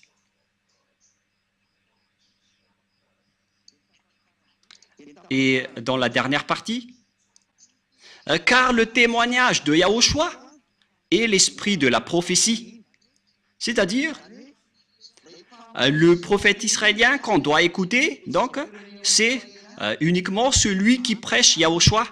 C'est lui qui va porter cette prophétie, c'est-à-dire la parole de YAHOSHUAH qu'il a transmis à ses disciples, notamment son disciple qui a vu sa gloire au ciel des cieux, c'est Jean l'apôtre. Et YAHOSHUAH a fait une révélation comme quoi la personne qui va témoigner l'esprit de la prophétie, c'est celui qui témoigne YAHOSHUAH. Et où est-ce qu'on va trouver cette personne sur cette planète Terre? Comment trouver et connaître YAHOSHUAH? C'est parce qu'il ôte les péchés. Voilà, on a déjà abordé ce sujet en premier. Et deuxièmement, YAHOSHUAH vous apporte la vie éternelle en prêchant son nom. Voilà donc le prochain indice. YAHOSHUAH prêche la vie éternelle à travers son nom. Et qui d'entre les personnes sur cette terre a prêché un nom pour donner la vie éternelle aux gens? La vie éternelle veut dire qu'il y a eu un enseignement qu'il a porté pour que les gens soient ôtés de leurs péchés pour avoir la vie éternelle. Nous allons donc lire la parole de YAHOSHUAH selon Apocalypse, non, excusez-moi, c'est selon le livre de Jean, chapitre 17, verset 3. Or, ici donc, il y a une vie éternelle qu'on va chercher. C'est un autre indice, la vie éternelle. Car dans cette vie éternelle, on prêche son nom. Et c'est du nom que la vie éternelle va sortir. Et la vie éternelle aussi va sortir de ce nom. Et donc nous allons voir que la vie éternelle veut dire des gens qui sont ôtés de leur péché. Et qui a prêché l'ôtement du péché? Qui a prêché le nom de celui qui ôte les péchés sur cette planète Terre? Nous allons le préciser et nous allons le suivre ensemble dans Jean 17:3. Voilà donc le prochain indice. Or, la vie éternelle, c'est qu'ils te connaissent, toi le seul vrai Dieu, et celui que tu as envoyé, YAHOSHUAH, l'élu. Voilà donc la vie éternelle qu'on va regarder ensemble. Et cette vie éternelle, on l'obtient en connaissant le Père YAHVAH et YAHOSHUAH qui l'a envoyé. Et personne n'a pu faire connaître le Père YAHVAH et de YAHOSHUAH qui délivre les péchés des gens sur cette planète Terre. À part Elia seulement, c'est Elia uniquement qui a fait cela. Et nous allons le prouver. Et nous voyons tous clairement que j'ai invoqué le nom du Père YAHVAH et de YAHOSHUAH. Le Père YAHVAH, c'est son Père, et son Fils, c'est YAHOSHUAH. Et ceux qui les ont suivis sont ôtés de leur péché. Et lorsqu'ils sont ôtés de leur péché, ils ne font plus aucun mal, ils ne pêchent point. Ils sont vraiment libérés. Et c'est par quel moyen qu'on a pu trouver ce nom pour avoir la vie éternelle, pour connaître le Père YAHVAH, car l'objectif, c'est de connaître le Père YAHVAH. C'est par quel moyen? Ce nom apporte la vie éternelle. Où est-ce qu'on peut connaître ce nom? Alors que cette vie éternelle est un autre indice que la parole de Dieu a donné à travers l'enseignement de YAHOSHUAH. Nous allons lire l'enseignement de YAHOSHUAH dans Jean 12, 49, 50. Voilà donc la vie éternelle que nous avons vue tout à l'heure. La vie éternelle est un indice et la vie éternelle fait sortir le nom de YAHOSHUAH, car la vie éternelle, c'est le fait de connaître ton nom. Donc c'est dans la vie éternelle qu'on va connaître le vrai nom. Et nous allons voir encore ici que l'enseignement de YAHOSHUAH dans la vie éternelle, dans Jean 12, 49, 50. Car je n'ai point parlé de moi-même, mais le Père qui m'a envoyé m'a prescrit lui-même ce que je dois dire et annoncer. Et je sais que son commandement est la vie éternelle. La vie éternelle revient encore ici. Donc, le commandement de YAHOSHUAH vient du Dieu Père, celui qui donne la vie éternelle. Car pourquoi les choses que je dis, je les dis comme le Père me les a dites. Donc, le nom porte la vie éternelle et le commandement de YAHOSHUAH aussi donne la vie éternelle. Donc, à travers le nom de YAHOSHUAH, il y aura la loi de YAHOSHUAH et les commandements de YAHOSHUAH. Et c'est à travers les commandements de YAHOSHUAH que ce nom va sortir.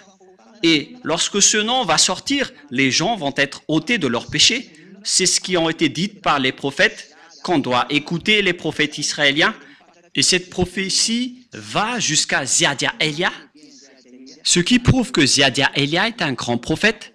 Il est le cadet de YAHOSHUAH qui a délivré les gens de leurs péchés. Le plus important, c'est être le cadet de YAHOSHUAH, car les prophètes viennent de votre terre, mais ça n'existe pas au ciel des cieux. Mais donc voilà, je suis bien le cadet de YAHOSHUAH, je porte sa parole, il m'a envoyé, et je vous ai donné cette grande preuve avec cette parole. Et donc, la loi est sortie, et c'est une vie éternelle. Où est-ce que cette loi va sortir alors? Car c'est à travers cette loi que le nom va sortir. Où est-ce que cette loi va sortir? Et nous allons encore regarder la Sainte Écriture dans Ésaïe 42. Où est-ce que cette loi va sortir? C'est dans Ésaïe 42, 1 et 4 qu'on peut définir ceci. C'est là que vous allez voir cette loi et nous allons voir directement que cette loi va sortir dans un endroit qui est une île et non pas un continent, pour que vous disiez que cette parole va sortir depuis l'Afrique, l'Amérique ou l'Australie, le Japon, c'est une île. Mais je parle du Brésil, du Portugal, de la France, de l'Angleterre, je ne sais pas ce que vous allez dire. Mais cette parole doit sortir d'une île, notamment Madagascar, car Élia est venu à Madagascar pour porter cette parole. Ésaïe 42, 1 et 4. Voici mon serviteur, que je soutiendrai, mon élu, en qui mon âme prend plaisir. J'ai mis mon esprit sur lui. Il annoncera la justice aux nations.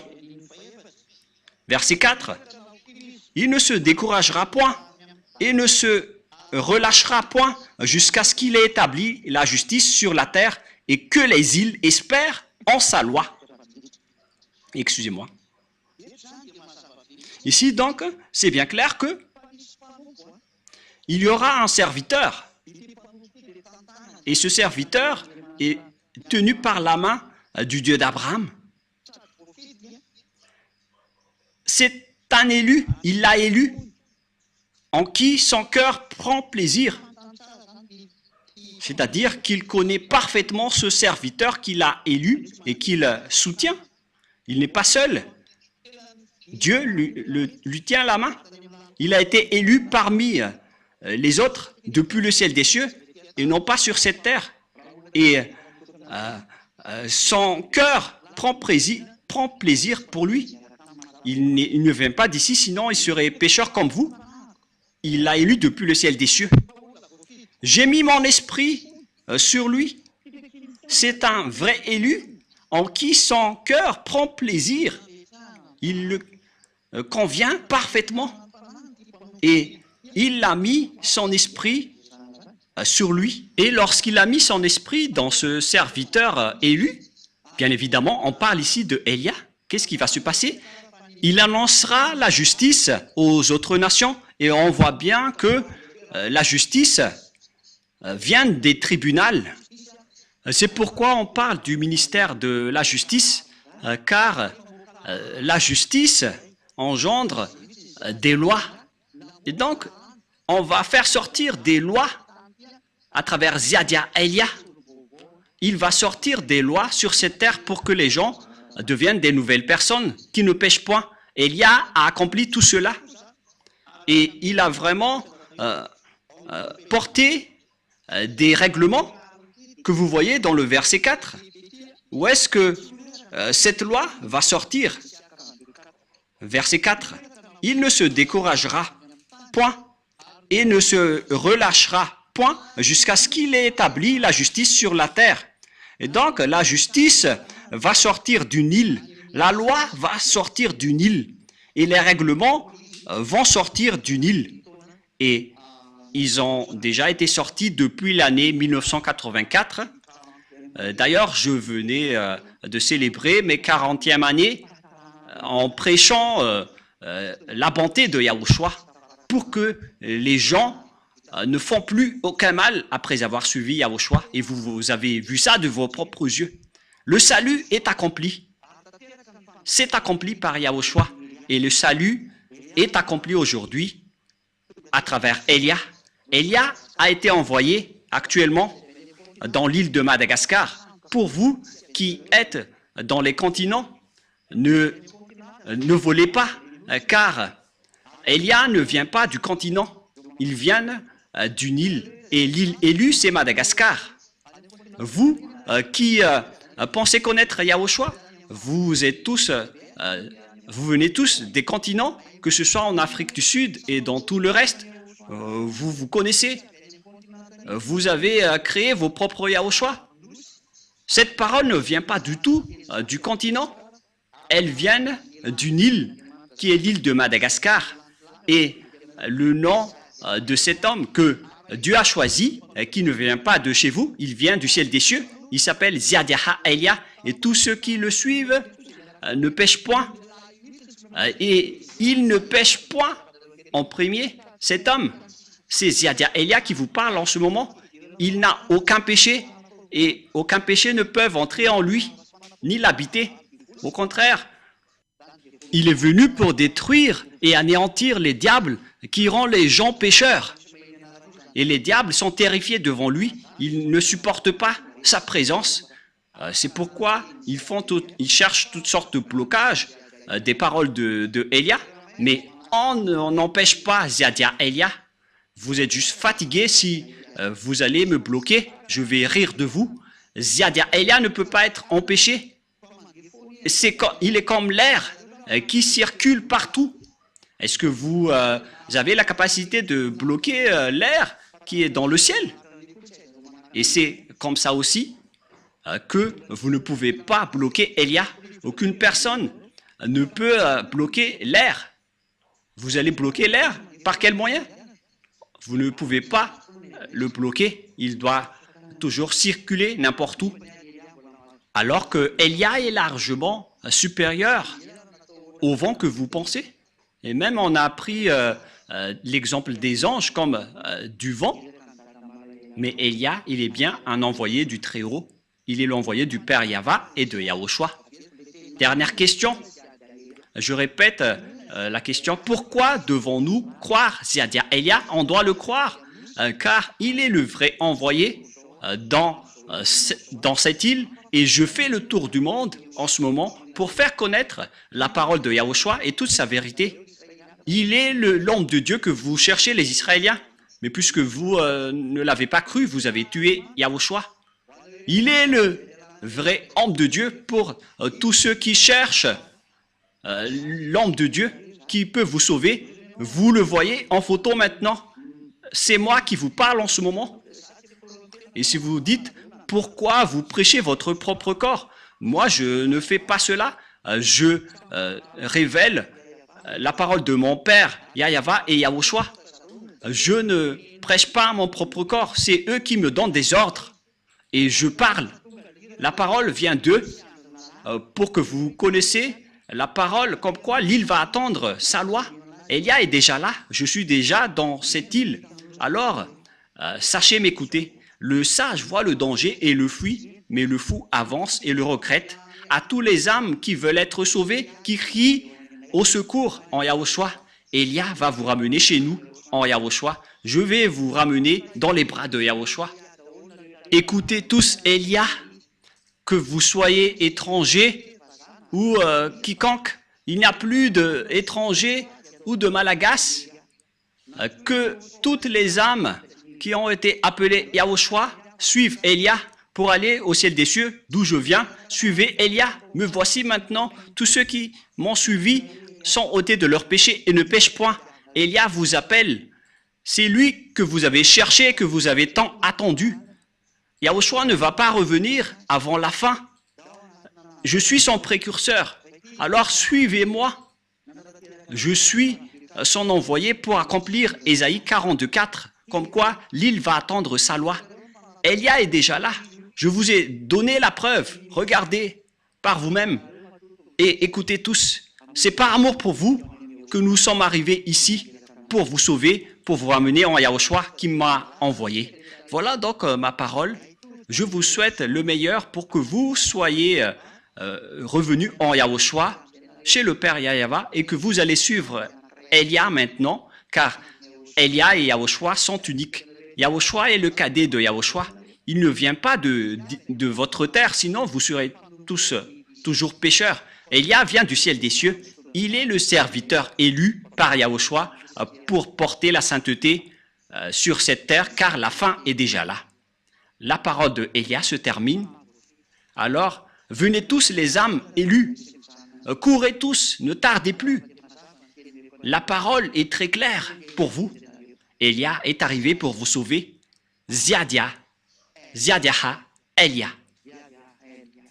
Zhyahah Elia. C'est celui qui est arrivé parmi vous, qui a été envoyé par le Père YAHVAH et YAHOSHUAH. Nous allons prier ensemble pour terminer la parole. Gloire à toi, Père YAHVAH. Gloire à toi, mon cher YAHOSHUAH. je vous aime énormément. Sauve les gens, Père YAHVAH. Sauve toutes les personnes qui écoutent cette parole. Faites en sorte qu'ils connaissent mon origine, car je viens vraiment de chez toi, Père YAHVAH. Tu es le Dieu d'Abraham. Tu es également le Dieu de Isaac et de Jacob.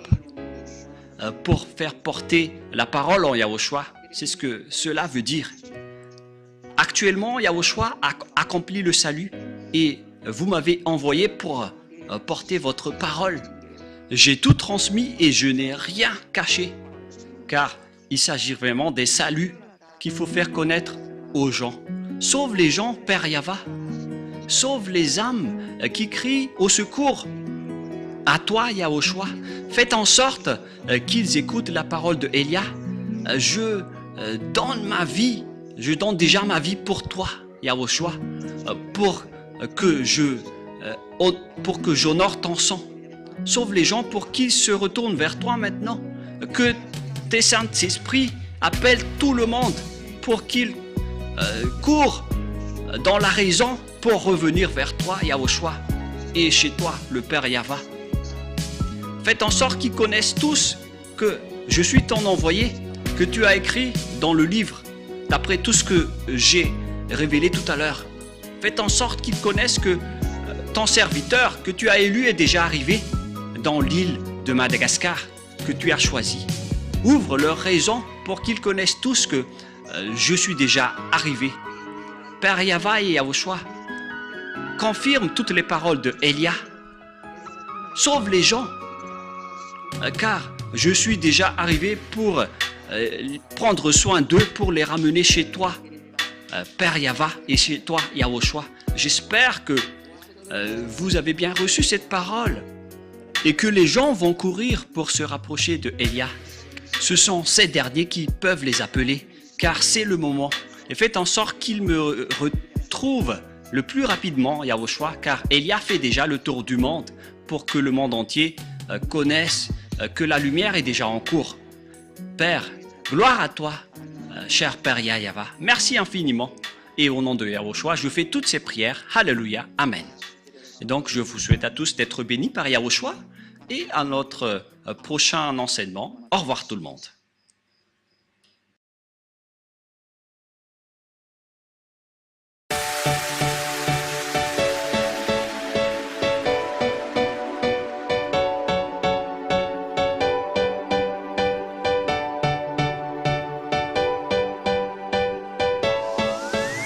For all of you who were convinced by the teaching of YAHOSHUAH, here is the WhatsApp number through which you can contact the ambassador of YAHOSHUAH, Zhyahah Elia. +261 32 86 663 98. We wish you the best to come into the kingdom of YAHOSHUAH.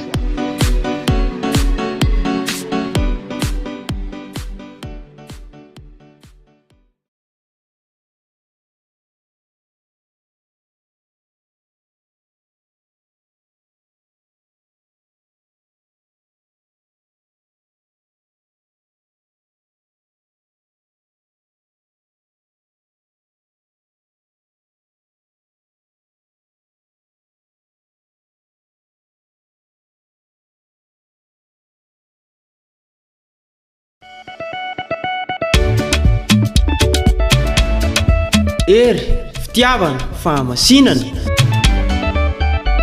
Lanitra ny lanitra misy any YAHOSHUAH zany e.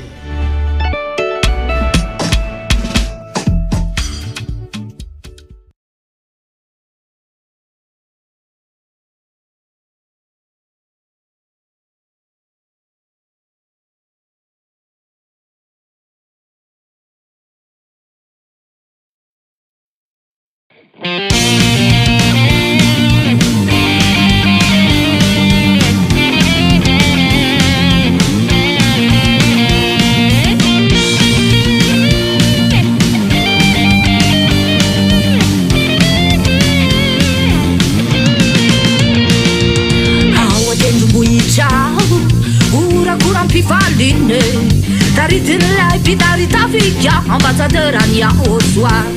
Yeshua sa médecin Edouard. Mika ma fuwe. Mananja chani fione. Vera la sasi ozana. Wanila mahere. Hallelujah, hallelujah. Hazini buni na ija. Pobunzini panaye. Pobunzini panaye.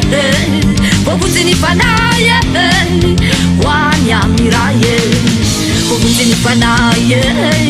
Pobunzini panaye. Pobunzini panaye. Navutanya oswale my head.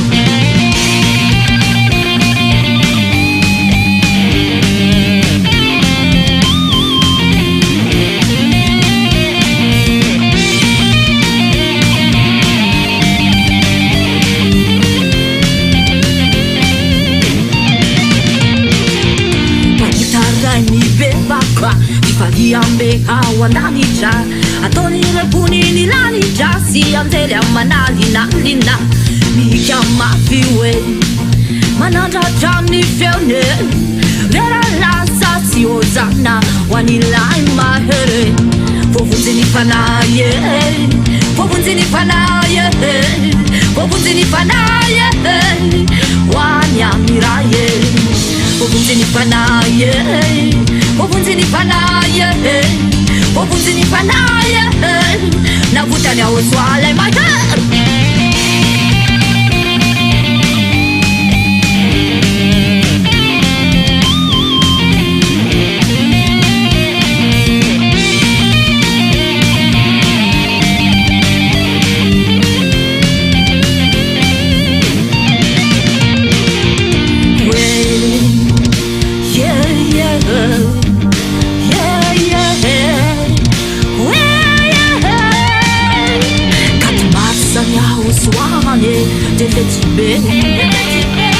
Paskan YAHOSHUAH kifali ambe Utarami bebaka defeti be Majitanzanjin YAHOSHUAH fifali ambe Pisuna miara mtinzaka defeti be Defeti be, defeti be, defeti be Kalazayunai, atutunai, atambajai, hamnika tumarisiwe. Kalazayunai, atutunai, atambajai, funinai chawana tatamala ala. Funinai chawana YAHOSHUAH.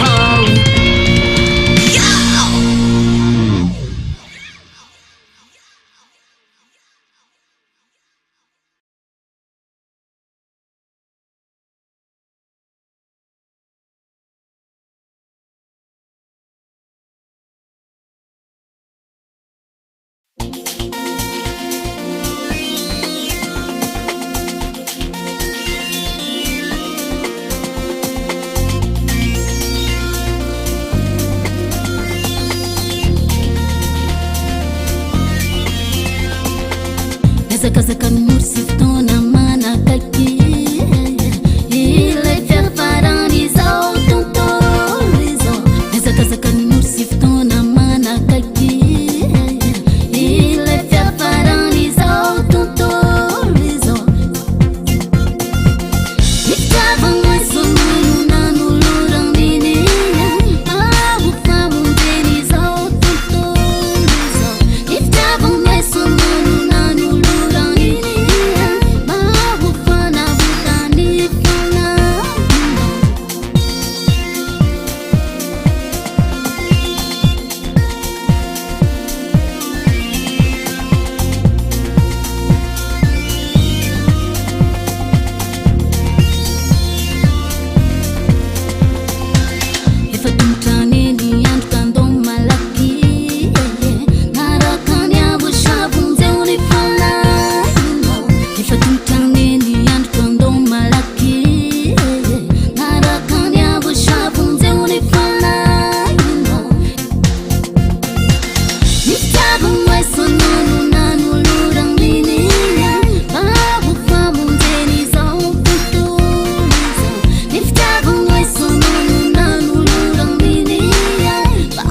Fama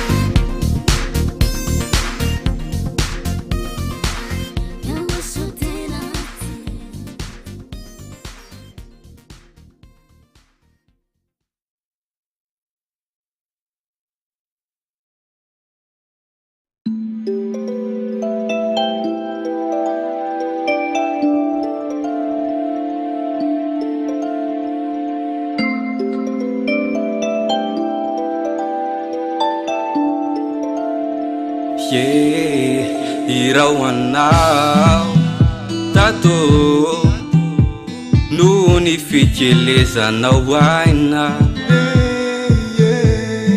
tsy mitsatry anao mananatra sy mikola sambatra toko ao manananao dada hoe raha toky eo ianao mba hoaizamo ny teninao na fako mamindra milalakale solika fitaizo any fanaiko teo foany anao ay namorana sarotra ianao no nampianatraina mindre sambatrany ao tojoanao sambatra fanomeny ray opitaridalanay irakavy any ambony hoe ty tonga amonjay o lanitry ny lanitra no toerany tondranay sotranao dada hoe sambatra fanomeny ray opitaridalanay irakavy any ambony hoe ty tonga amonjay o lanitry ny lanitra no toerany tondranay sotranao dada hoe raha izany aretanao tsy ho voavaly dato fa vokatry ny asanao vovondry ny fanaiko ianao no nalalako ny marina hoe ny raike iayavano anarany tsy misy anaraka ianao no nalalako any YAHOSHUAH le mpamondry mpanavotra ilay tokane manala fahotana sotranao dato YAHOSHUAH hamali fitiana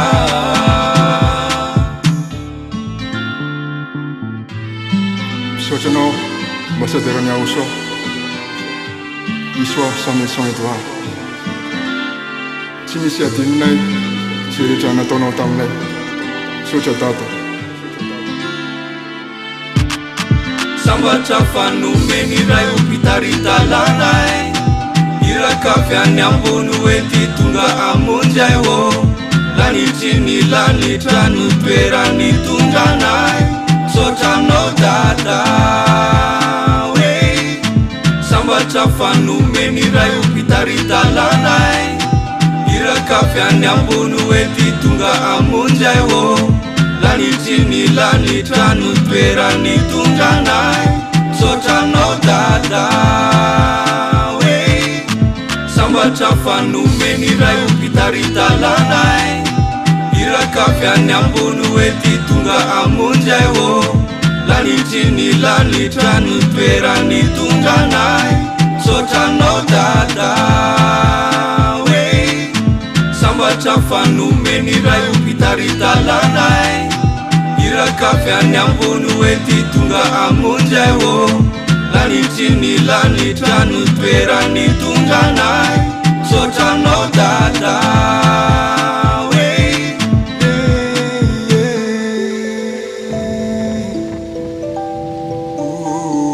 sotra dada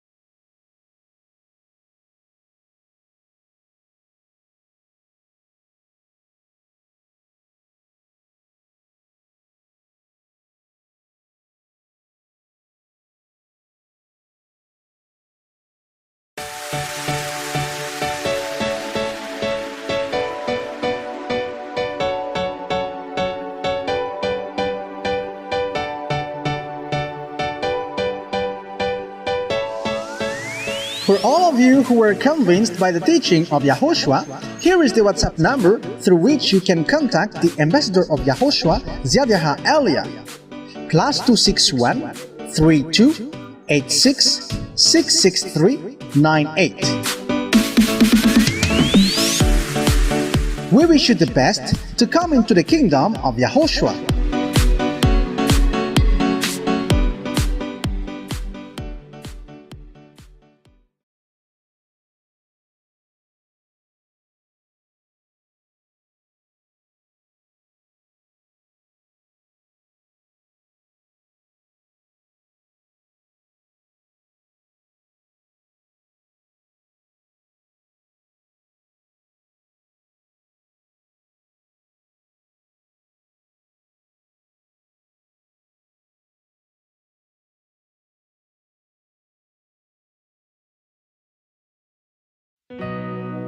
偶像、肖像、像に祈ってはなりません。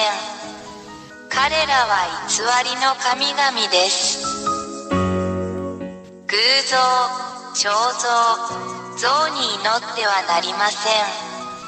彼らは偽りの神々です。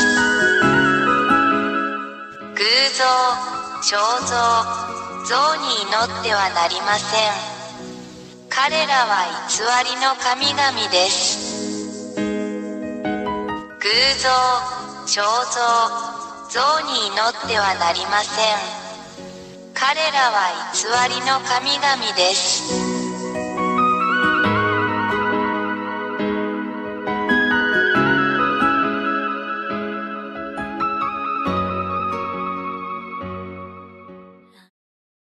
1、大いなる神YAHVAH は、天上に多くの天上の存在を創造されました。その中には天使もいます。2、偉大な神YAHVAH に反逆した天使のグループがあります。3、大いなる神はこれを見て、ヤハヤハバが創造した天の天から彼らを追い出す決定を下しました。4、ヤーワ YAHVAH は、人間が天国と呼ぶこの場所、あなたたちの頭の上に反抗的な天使たちを投げつけました。5、これらの反逆的な天使たちが地上に投げ込まれるとき、地球は下の天に含まれているので彼らはこの偉大な神ヤハバが彼らに与えた方に反対するために、人間の注意をそらして人間を欺きました。6、人間が彼らの言葉と欺瞞に誘惑されると、最終的にはこれら反逆的な天使たちの邪悪な指示に従うことに同意します。7、その後、人間は SINNERS となり現在に至る。8、これは人間に対する反逆的な天使たちの欺きの結果です。人間は極度の罪人になってしまいました。9、偉大な神は人間が法に反する行為をしているのを見て、ヤハヤハバ神は人間からご自身を引き離し、今日まで保護者なしで人間を孤立させました。10、これが今日に至るまで人間が依然としてお互いに危害を加えたり虐待したりする理由です。このような人間を見るのは非常に残念ですが、人間には何もできません。11、反抗的な天使たちはこれを見て、その状況を利用し、偉大で真実な神ヤハヤに代わって自分たちが神であると宣言しました。12、反逆的な天使たちは、人間が自分たちの姿に似せて作った彫像、偶像を持っていました。そのため、人間はこれらの偽りの神々、反抗的な天使、堕天使を称えるために、これらの彫像や偶像を崇拝しています。13、これらの反抗的な天使たちが天の天から追い出されたとき、偉大な神ヤハバは彼らをドラゴン、爬虫類、その他の恐ろしい生き物に変えました。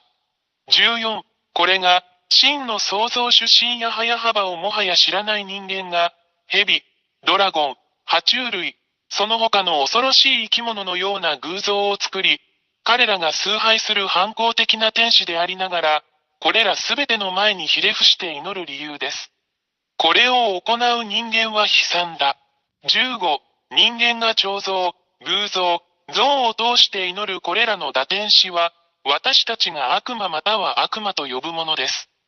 16、これらすべては、イスラエル人のセフェルトーラードと呼ばれる、アブラハムの神である真の偉大な神ヤハヤハバの書に書かれています。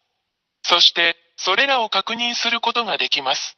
17、イスラエル人は以前にも同じようなことをしたので、偉大なる神ヤハバは彼らを彼らの国イスラエルから追い出したのです。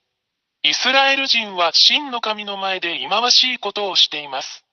18、今日に至るまで、イスラエル人はこの偉大な神ヤハバと対立しています。そこには、イスラエルとアラブ人との間の終わりのない問題を見てもそれがわかります。そしてこれは全世界に関係します。なぜなら、これはこの偉大な神の全宇宙に対する攻撃だからです。人間の世界は混沌と完全な混乱に陥っています。19、私たちはどこでも破壊的な戦争、殺人、欺瞞、人間同士の殺し合い、自滅を目にします。これは偉大な神が非常に怒っており、怒りを表していることの印です。20、私たちはあなたに、すぐに立ち上がって、あなたの救いのために洗礼を受けて偉大な神ヤハバと団結することをお勧めします。なぜなら、この惑星地球の破壊はすでにここに来ているからです。これが、私らや、破壊がもはや避けられないため、このすべてをあなたに知らせるためにここに来た理由です。注意してください。もしあなたがこれらの悪魔や悪霊を崇拝し続けるなら、イスラエル人に起こったのと同じように、真の神の攻撃があなたに降りかかるでしょう。21、結論として、もはや偶像に祈ってはいけない、もはや彫像に祈ってはいけない、彼らは動くことも話すことも動くこともできない偽りの神である。あなたの手がそれらを創造しました。なぜ自分の手で作ったものに祈るのですか？あなたは騙されました。もう受け入れないでください。あなたの創造主なる神、偉大な神ヤハバのもとへ行きましょう。22、私たちが祈らなければならない偉大な神は、あなたの世界と宇宙についてのすべてを決定される方です。彼は生き、死に、救い、さらには破壊することのできる創造主であり、彼の名前はヤハバです。23、最後に本当のことを言いました。これがあなたの魂と霊にとっての救いであることを理解してください。あなたの霊を救ってください。バプテスマによってヤハバのもとに行きなさい。そうすれば、主はあなたの手を取り、あなたを救ってくださいます。ぜひこの機会をお見逃しなく。これがあなたの救いです。もう迷わないで、あなたの魂を救ってください。24、もう恐れないでください。誰も、そしてどんな偽りの神々も、この偉大な神ヤハバの前に立つことはできません。彼は偉大な神であり、彼の言葉はすべて成就します。誰もそれに対抗することはできません。あなたはこの地球上で起こっているすべての目撃者です。彼の言葉は現実になる25、YouTube チャンネル、YAHVAHYAHOSHUAHTV ジャパニーズ、および YAHOSHUAH ウェブサイトの教えに常に従ってください。WhatsApp 電話、プラス261-32-86-663-98。偶像、彫像、像に祈ってはなりません。彼らは偽りの神々です。偶像、彫像、像に祈ってはなりません。彼らは偽りの神々です。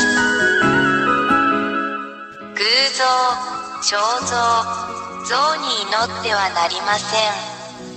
彼らは偽りの神々です。偶像、彫像、像に祈ってはなりません。彼らは偽りの神々です。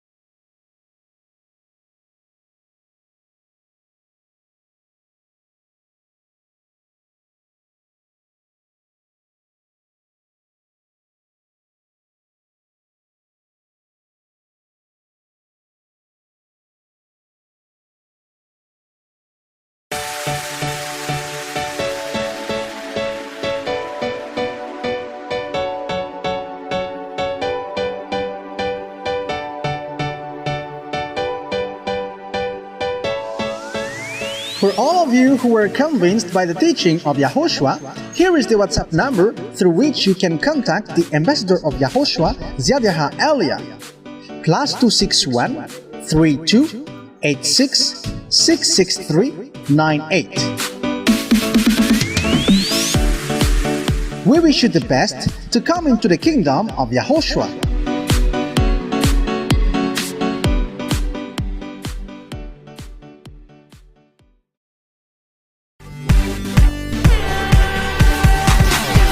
YAHVAH, YAHOSHUAH TV, ery, fitiavana, fahamasinana. Famonjena ho an'ny fanahinao.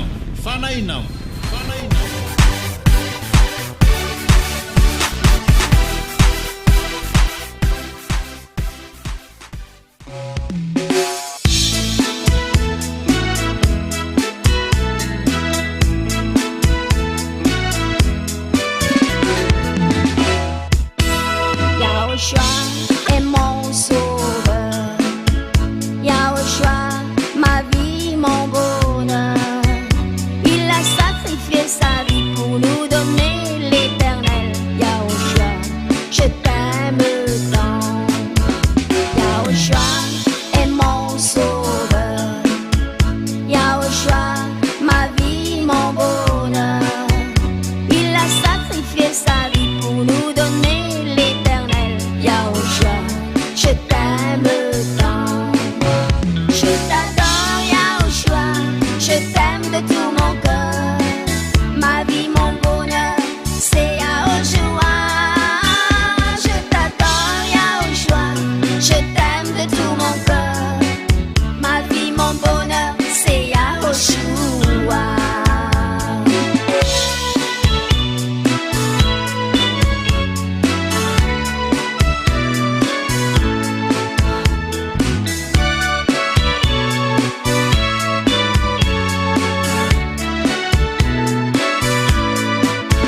Je travaille pour Yahoshua et mes chansons, c'est pour lui satisfaire. Mes plaisirs et mes désirs, c'est de rester auprès de toi, Yahoshua. Je t'aime tant. Je travaille pour Yahoshua et mes chansons, c'est pour lui satisfaire. Mes plaisirs et mes désirs, c'est de rester auprès de toi, Yahoshua. Je t'aime tant. Je t'adore, Yahoshua, je t'aime de tout mon cœur. Ma vie, mon bonheur, c'est Yahoshua. Je t'adore, Yahoshua, je t'aime de tout mon cœur. Ma vie, mon bonheur, c'est Yahoshua.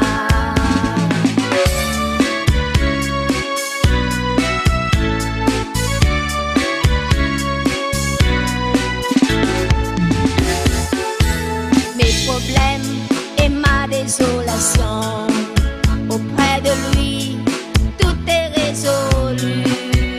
Mes souffrances et mes douleurs, Yahoshua tout à côté de moi.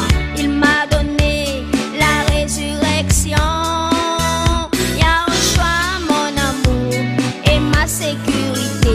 Yahoshua, je remercie ta volonté.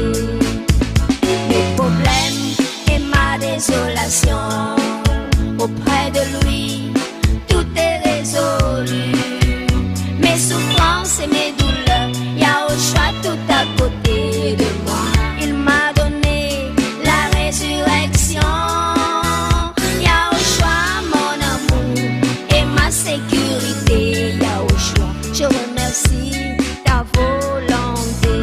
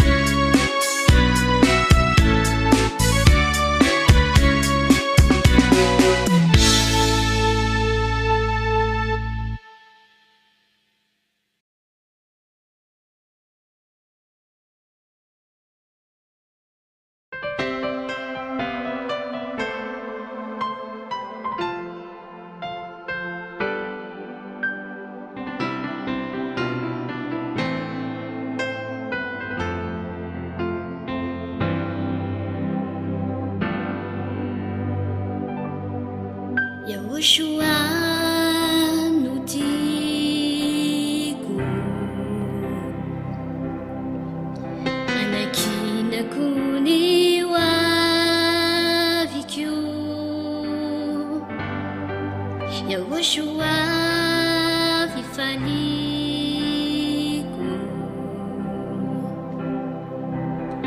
Futu chinya samba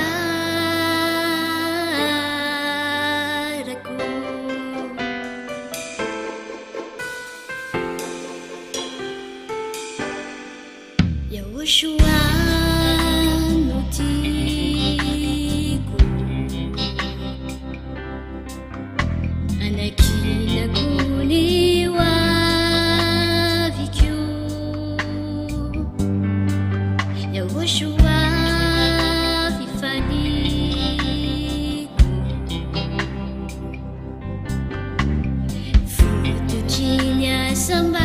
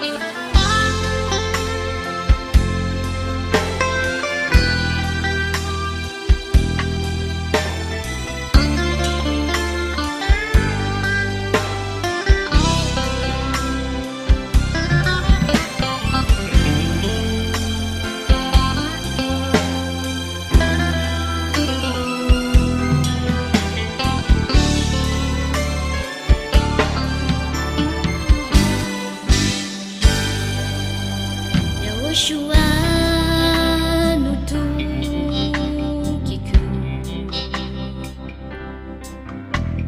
Manda fiaru vaku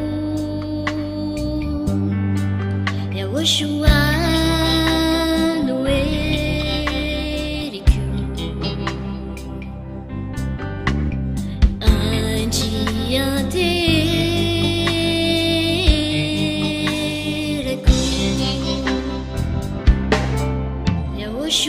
YAHOSHUAH nous tukiku Manda fiaru vaku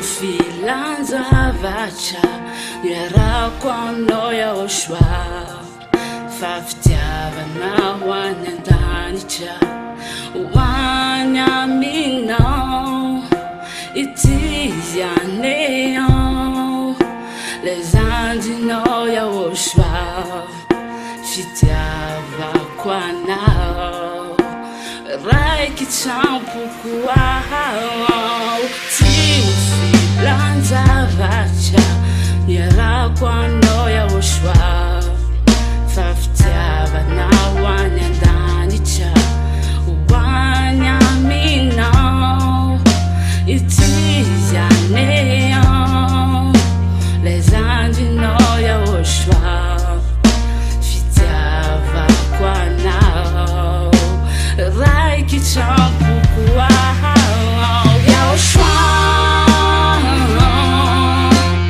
tiako be ianao tsy voavidy vola mankarena lay famonjena hoay faity ny foko atolotro anao YAHOSHUAH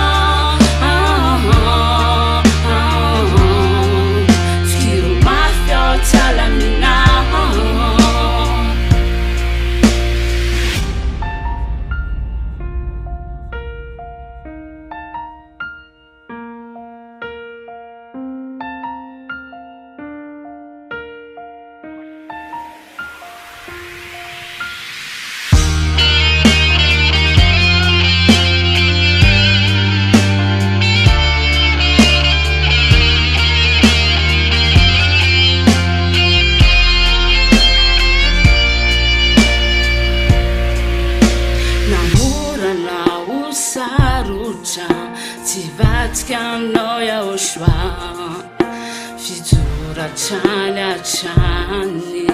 hatrany amparany hanompoko anao ny fiainako rehetra fitiavako anao tsy misy fehetsy namorana ho sarotra tsy vatika aminao YAHOSHUAH fijoratrany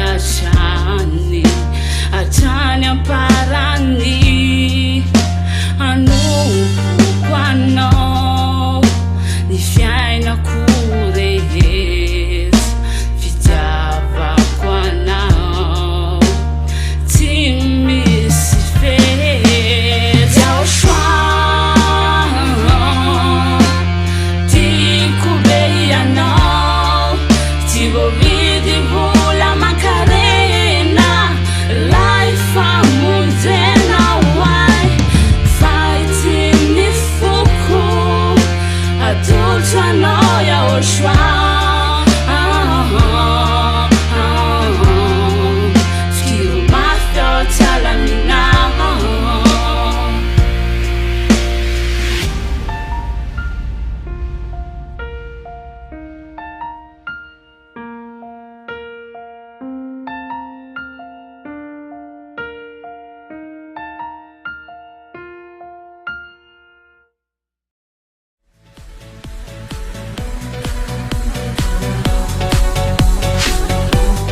ery fitiavana fahamasinana lay radio tsy manam-paharoa tsy manam-paharoa tsy manam-paharoa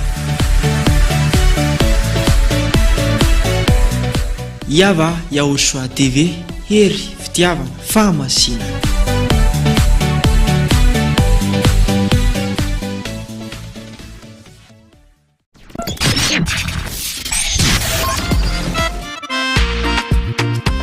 eo anilanao ihany eo anilanao hatrany ny ery fitiavana fahamasinana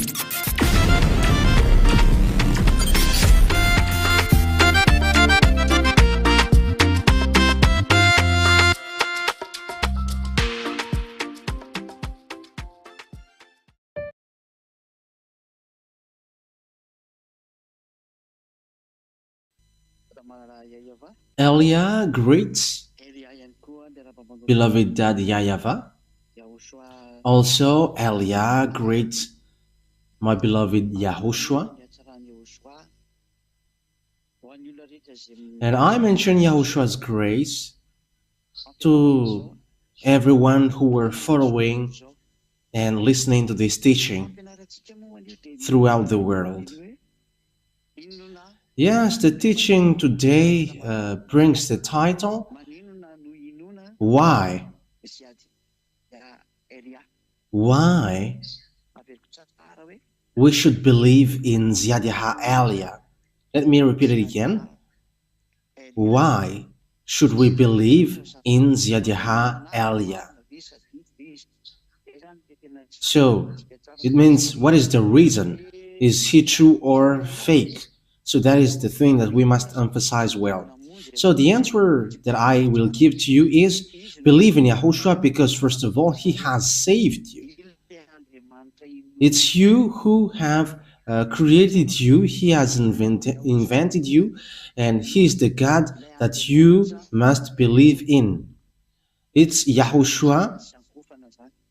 It's the God that you must believe in and to pray to. So he's the one that you're going to believe in case you were surprised about that belief. The one that you're going to believe is that YAHVAH, because he has created this world, and after Yahushua, believed in Yahushua because he has saved you, and also he is the Son of the Most High. So, why should you believe in the ambassador of Yahushua, Zhyahah Elia?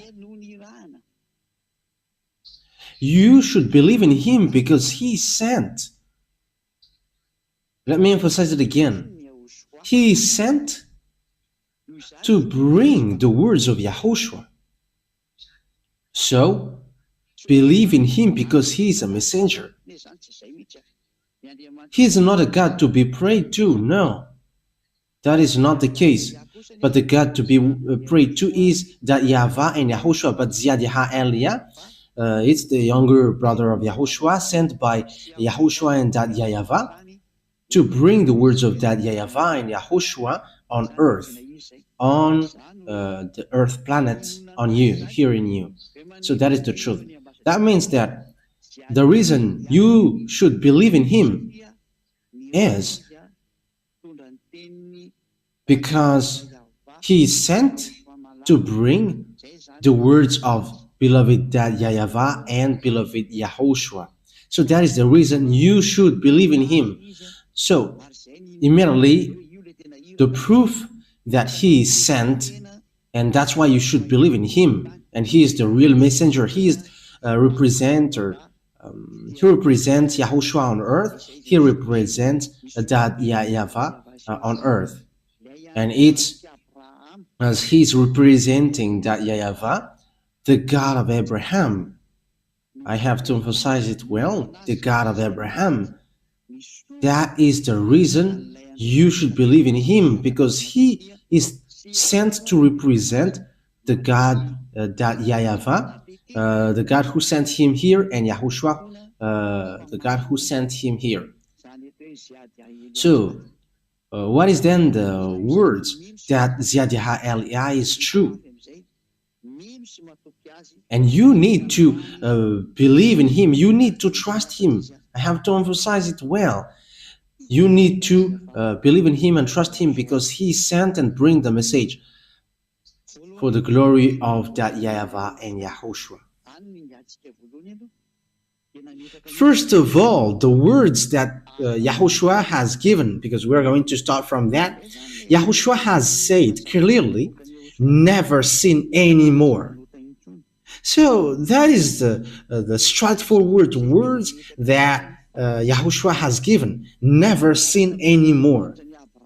And that words sets up clearly that being with the God of Abraham, being with the God of Abraham, it is really clear that, and he has emphasized the words, never sin anymore. It is forbidden then to sin or to commit sin because you are not perfect, and after you repent tomorrow, like, God understand. There is no God who understands that, but it's devil who said that to you. And whoever told that to you, they are devils who say that to you. They deceived you so that you will go to hell. Because the words of that YAHVAH and YAHOSHUAH is clear, saying for people who are sinning deliberately, they are expecting fearful thing, and sinners are from devils. So this will be the answer for the people who always say, we must sin because we are not perfect, humans are not perfect. Yes, because your God is devils, that's why you say that. That is from devils, but the words of YAHOSHUAH is not the same thing. Okay, we're going to read Hebrews chapter 10, verse 26 and 27. If we deliberately keep on sinning after we have received the knowledge of the truth, no sacrifice for sins is left. So here, that is for the people who are saying, we must sin, but after we must repent. And God understands that you were not perfect and you must repent and He always forgives your sin. No, God didn't say that. The God of Abraham didn't say that, but don't accuse that God lying. And you were still accusing that God that He's lying, and liars are devils, and you were not accusing anyone, but it's really the God of Abraham that you were making him guilty. And you were like, you must sin because that God will forgive you, and you were making effort not to commit sin anymore. It's been 2,000 years that you have made an effort, and until now you were not washed away from your sin. And do you say that there is a God who is with you? Yes, a God with you is a fake brand, but it's not YAHVAH, the God of Abraham. So listen to His word. If we deliberately keep on sinning, so it's you who deliberately keep on sinning, after we have received the knowledge of the truth, so no sacrifice for sins is left, but only a fearful expectation. That means that you cannot repent anymore. There is no repenting anymore when you were washed away from your sin, and after you keep on sinning, there is no repenting anymore. But if you keep on sinning, it's a fake God which is with you, and you were throwing yourself to hell. You who are doing that, and it's all about you. It concerns all about you. But listen to this. But only a fearful expectation. That means that you are waiting for the anger of God with fear of the judgment. So the judgment from this true God will hit you, and of raging fire. So the anger of God will hit you, a raging fire that will consume the enemies of God, a raging fire that will consume you. That is so dangerous. That is so dangerous. It's a raging fire which will consume you. That means don't believe in any church leaders anymore, because they are working with devils. They all are working with devils. So when it's about the God of Abraham, and it's not YAHVAH, which they call, it's all about devils. And if it's not YAHOSHUAH, His son, the others are devils. So people who always say to you, how we must sin, but that is the words of God. The meaning of we must sin is that is sinning on purpose. But the words of God is so clear. John chapter 8, verse from the verse 10 to 11. John 8, 10, 11. YAHOSHUAH straightened up and asked her, "Woman, where are they?" So that is it's about the people who have made these women who commit adultery guilty. "Where are they? Has no one condemned you?" "No one, sir," she said. "Then neither do I condemn you," YAHOSHUAH declared. "Go now, and from now on, never sin anymore." So you can see with that The words of Yahushua is so straightforward. I neither condemn you, but from now on, from this moment that you have met me, never sin anymore. So that is the words of the true God, and that is how to know the one who is really sent, because the one who is sent is also fulfilling that word and having the power to set up that true words, saying never sin anymore. Okay, let's emphasize that words once more in John chapter 5 verse 14. John chapter 5 verse 14. So it's a word that Yahushua has emphasized for people who have met him. So if you say that you have met your God, which is fake, and you keep on sinning, so it's a fake God who you have got along to, and you have seen the devil. But this is the words of God. Whoever have met him has received this word, never sin anymore, or something worse may happen to you. So the second one is getting worse. John 5:14. Later, Yahushua found him at the temple and said to him, "See, you are well again. Don't sin anymore, or something worse may happen to you." So something worse happened to the one who is keep on sinning again. And look at your life, and don't make this God lie, because when he say to you what happens on your life is going to be worse, and don't say that your life is getting good, but you were making this God lie, and that's why you were devil. If you were still going against that, and if you were going against that worse, that is the proof that you were devil, because he has said something worse may happen to you if you keep on sinning. So if you reply, there's nothing which happens to us, but we just have to repent and we are free. That's why the one that you follow is devil, and you cannot get out of that. So that's why the question is why Zhyahah Eliah should be believed in. Zhyahah Eliah, younger brother of Yahushua. I have to emphasize Zhyahah because there are lots of people around the world who have stolen the name Eliah. So let me put my name from the heaven of heaven, Zhyahah, so that you cannot steal it, because that is my proper noun. Eliah is in the Bible. That's why you were stealing it nonsensely, even though you don't know it. But Eliah washes people away from their sins, and people who follow him never sin anymore, which I am doing, and that is Zhyahah. That is Zhyahah. Zhyahah Eliah. So that is the words, but I'm going to add it once more before we get into the topic. Who is bringing that word? So who is bringing that word which says never sin anymore? So let's give the words which is said by Yahushua in the Apostles in 1 John chapter 3, because people who sins haven't seen him and haven't known him.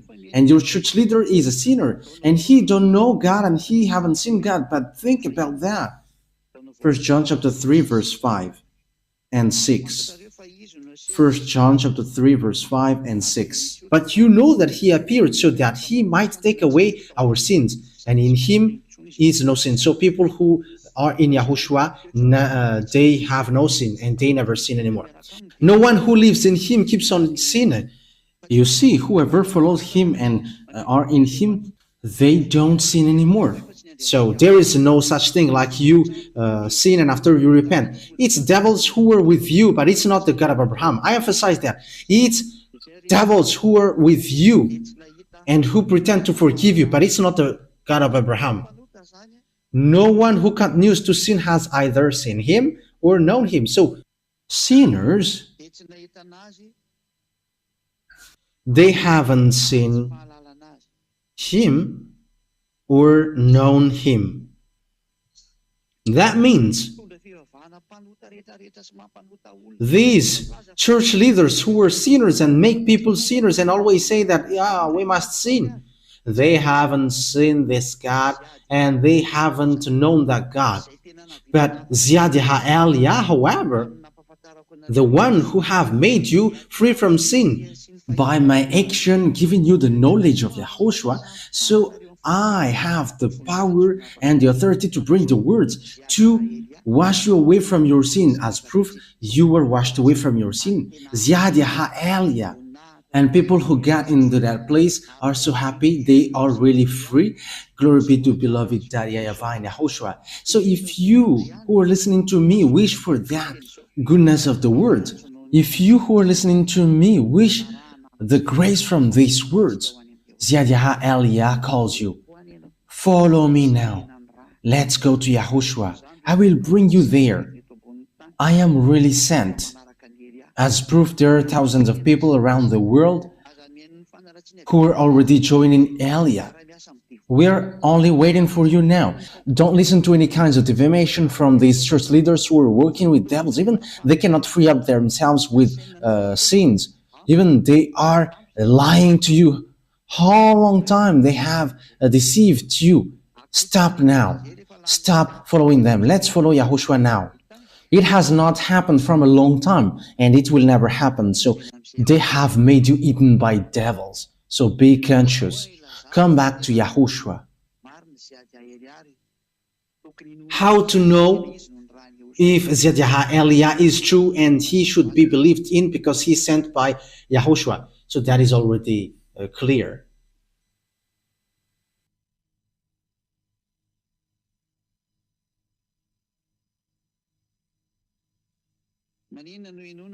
So why should you believe in the words of Elia? So why should you believe in Zhyahah Elia? Because he is sent.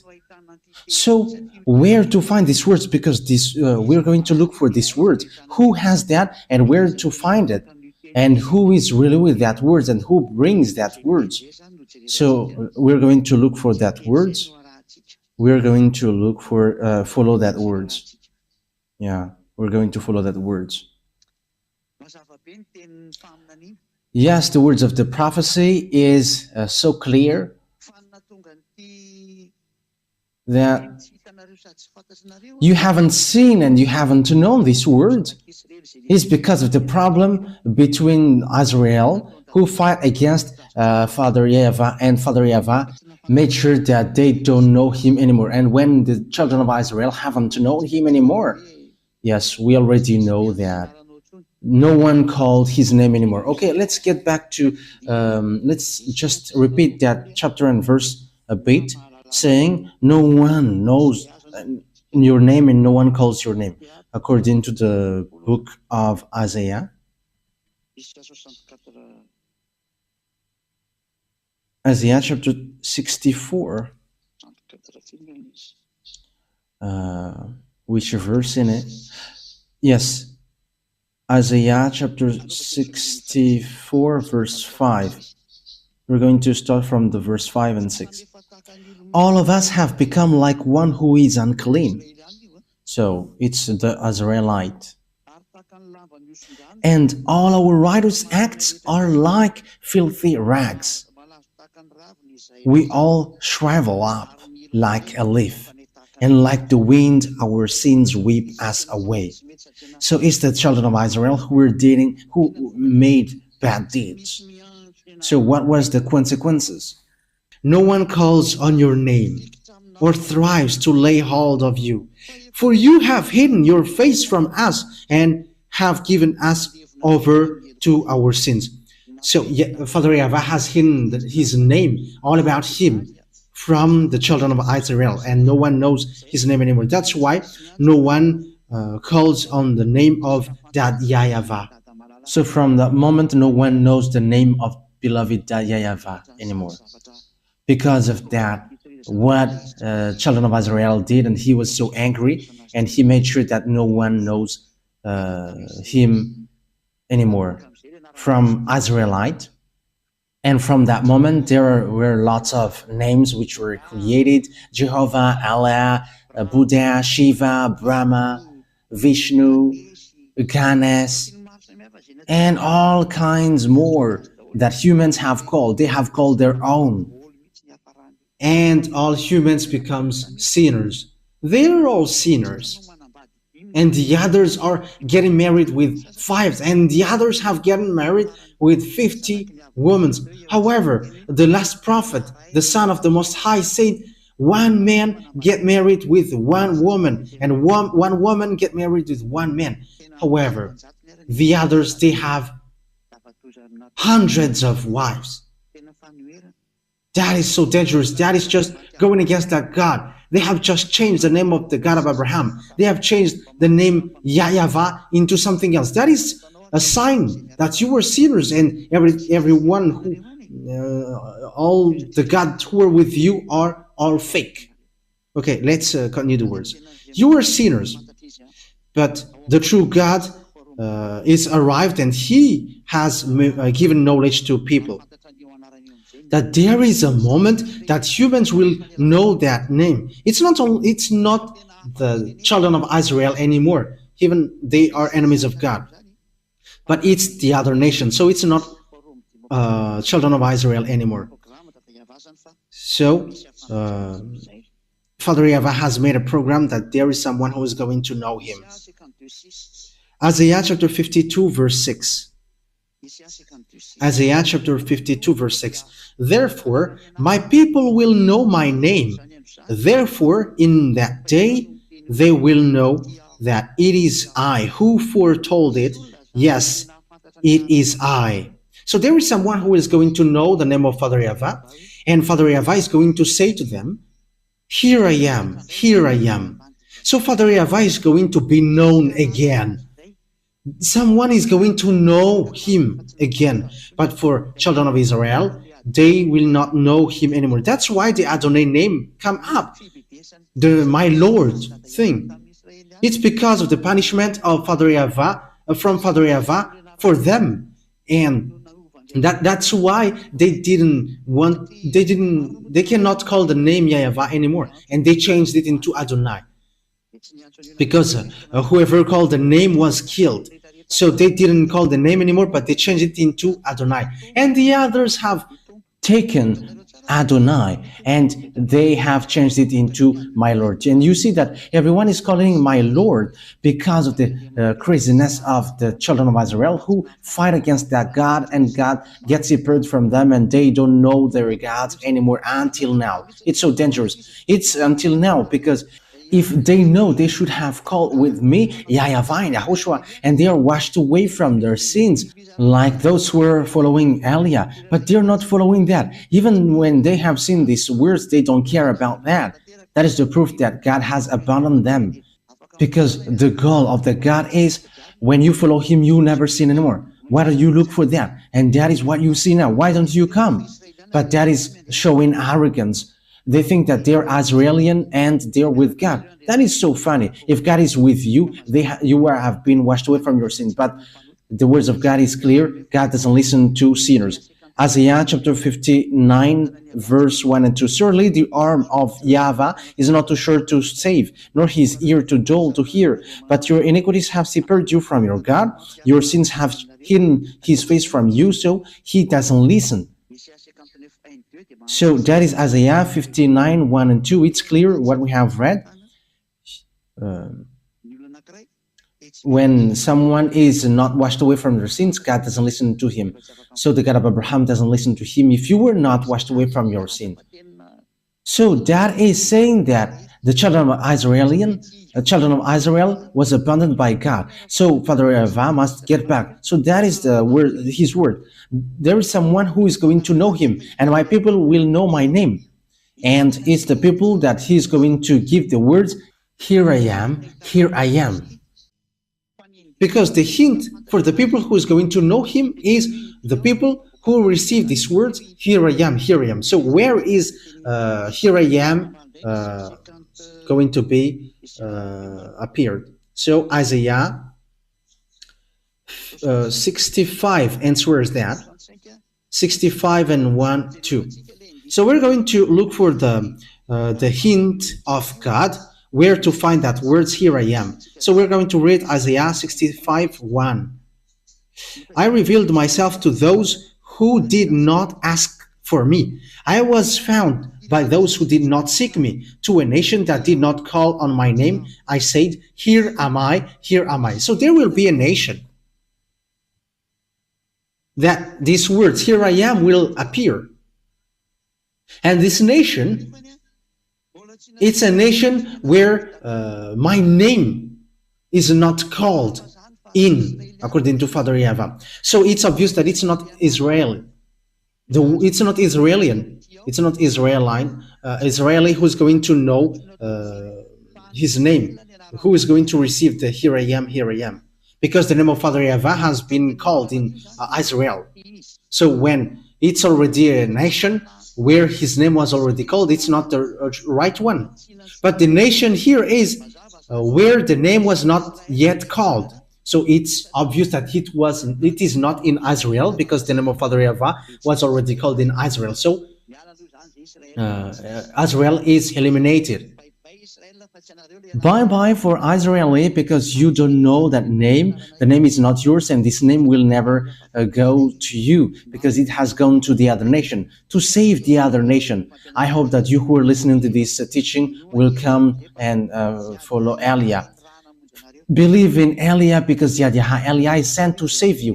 It's the one that you see on this TV, and you listen. You can hear his voice on the radio, the one who is talking to you right now. So where to find him then on this earth planet? Because it's not in Israel that it will come out, and it's not going to be known from there, but it's in another place. So where to find that? So let's get back to the words of YAHOSHUAH, because it's YAHOSHUAH that where we can find the truth. And here is what YAHOSHUAH said. We know the words of God, which says, listen to Israelite prophet. So we're going to get into the words of prophet. We're going to take a look at the words of Grandpa Moshe, Deuteronomy chapter 18 verse 15, saying you have to listen to Israelite prophet. Okay, Deuteronomy chapter 18 verse 15. So here is what written here. We're going to read it for the glory of Father YAHVAH. YAHVAH your God will rise up for you a prophet like me from among you, from your fellow Israelites. You must listen to him. So you must listen to Israelite prophet. And we know that YAHOSHUAH is an Israelite prophet.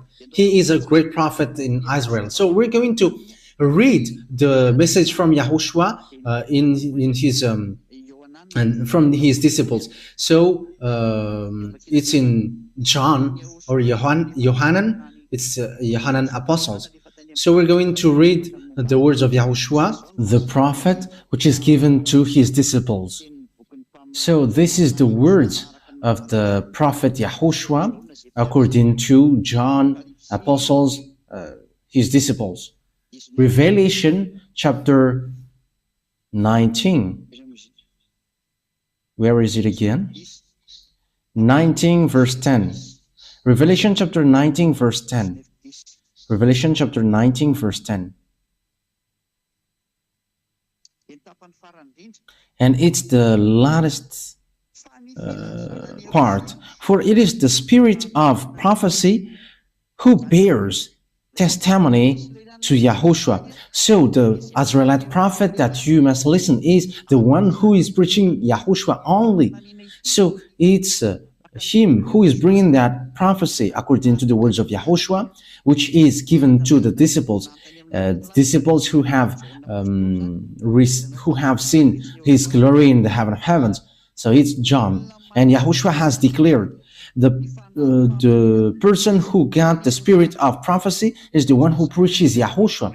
So we're going to see who is preaching YAHOSHUAH on this earth planet. How to know that YAHOSHUAH? To know that YAHOSHUAH, of course, he washes people away from their sins. That is the first of all. That is the first thing. We have talked about that from the beginning. And the second one is that YAHOSHUAH brings eternal life through preaching his name. So that is how to know him. That is a next hint. So YAHOSHUAH preaching the eternal life through his name. So who among the humans on earth preaches that name and people have got the eternal life. Meaning of the eternal life is there is a teaching which he brought and people are washed away from their sins. So that is the eternal life. So let's read the words of Yahushua according to the words, according to the book of John, John chapter 17, verse 3. Because there is an eternal life that we are going to look for here. So this is the next hint. We're going to look for the eternal life, because it's in the eternal life which preaches his name, and it's in his name that the eternal life will come up, and in the eternal life which come out from his name. So it's obvious that eternal life, it's people who are washed away from their sins. So who are preaching the deliverance from sin? Who preaches the name which makes people washed away from their sins on this earth? So we're going to emphasize that. So how that words come to appear? So John chapter 17 verse 3. So this is the next hint. Now this is eternal life, that they know you, the only true God, and Yahushua, the chosen, whom you have sent. So here there is an eternal life that we are going to look for. So this eternal life, this is how you can get it. It's to know you, that YAHVAH, and Yahushua, whom you have sent.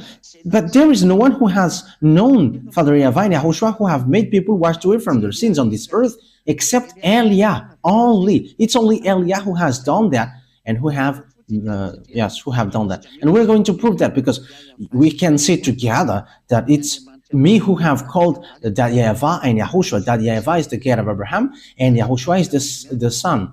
And whoever followed both of them are washed away from their sins. So when they are washed away from their sins, they never do something bad anymore, and they never commit sin anymore. They are completely free. But through what have they know this name, and they have got the eternal life?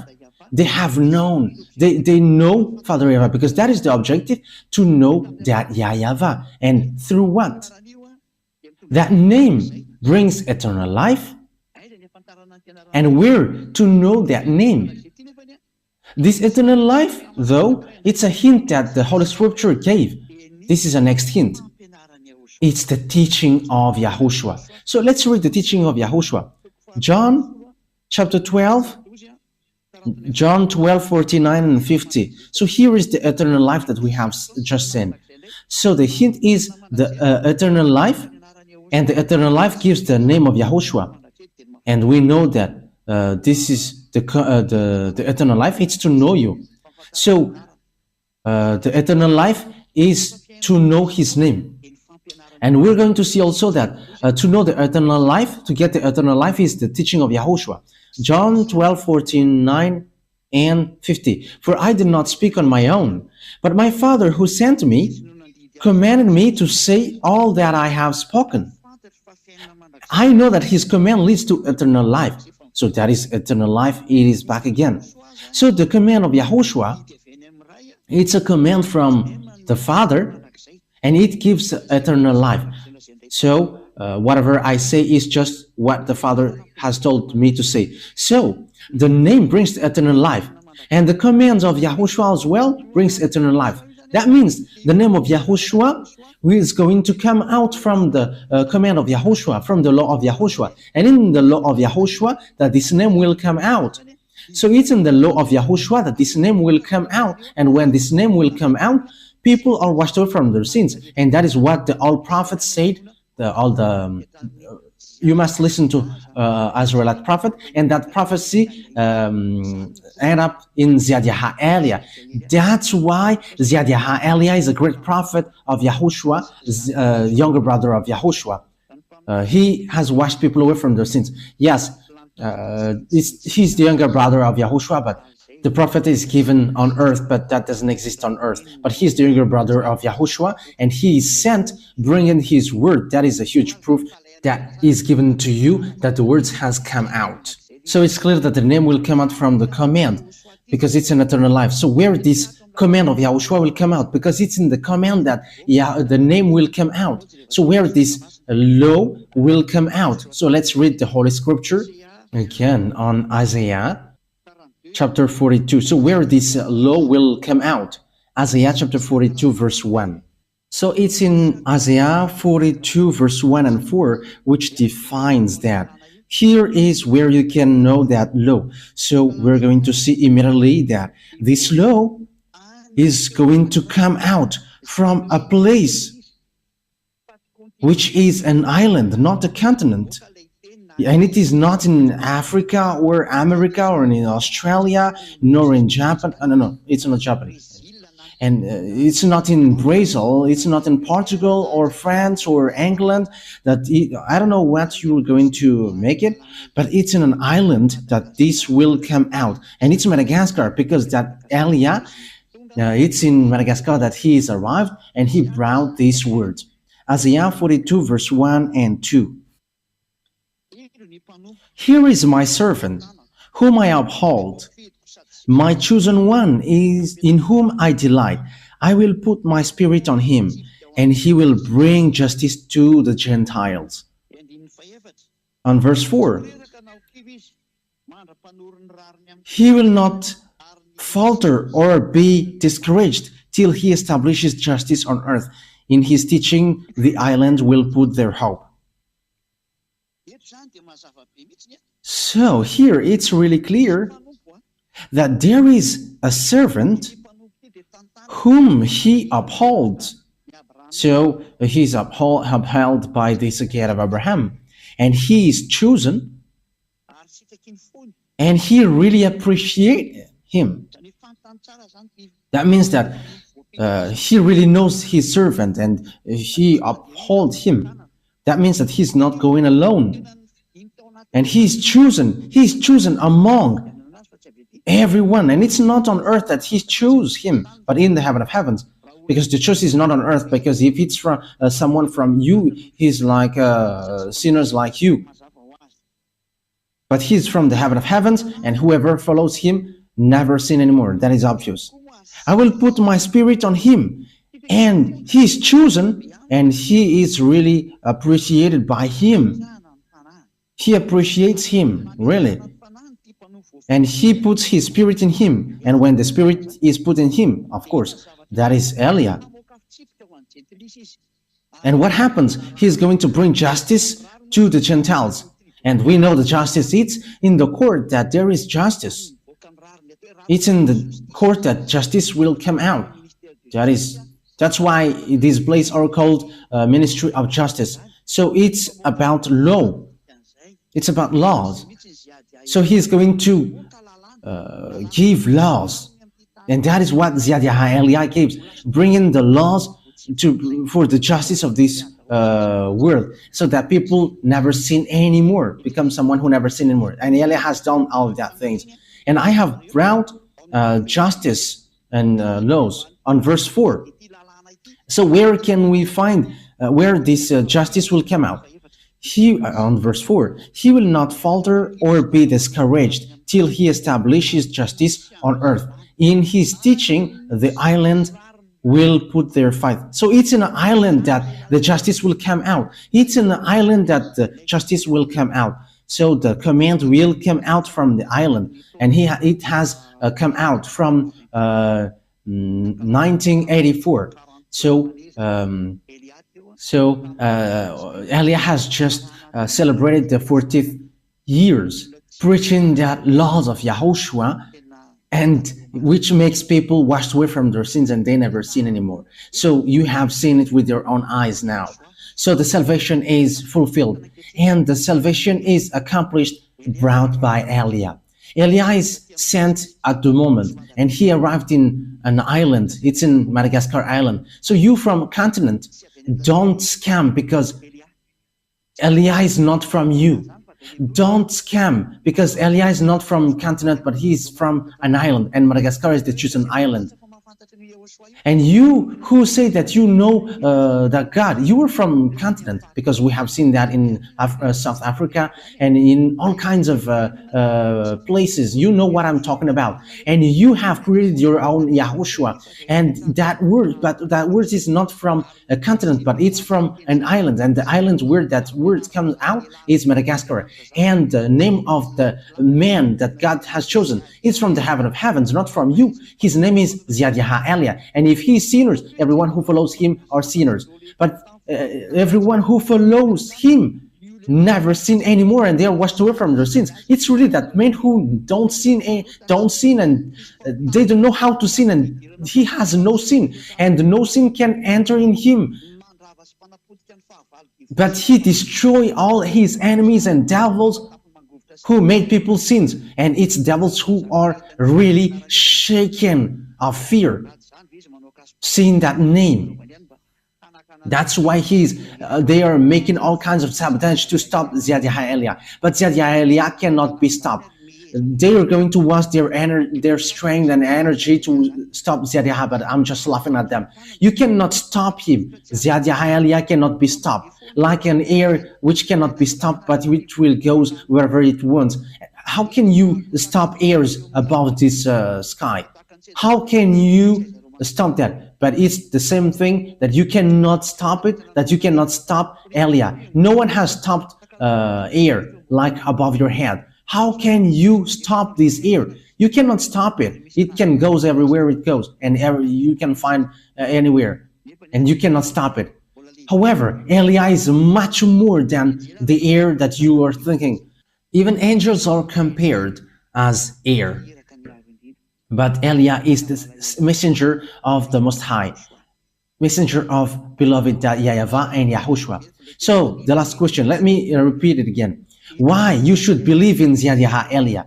You should believe in Zhyahah because he's the one who is really sent. He is sent in Ireland, and he's going to all around the world at the moment of speaking, giving knowledge of people about Yahushua and all the truth. This is the man of God that you are looking for, Israeli people.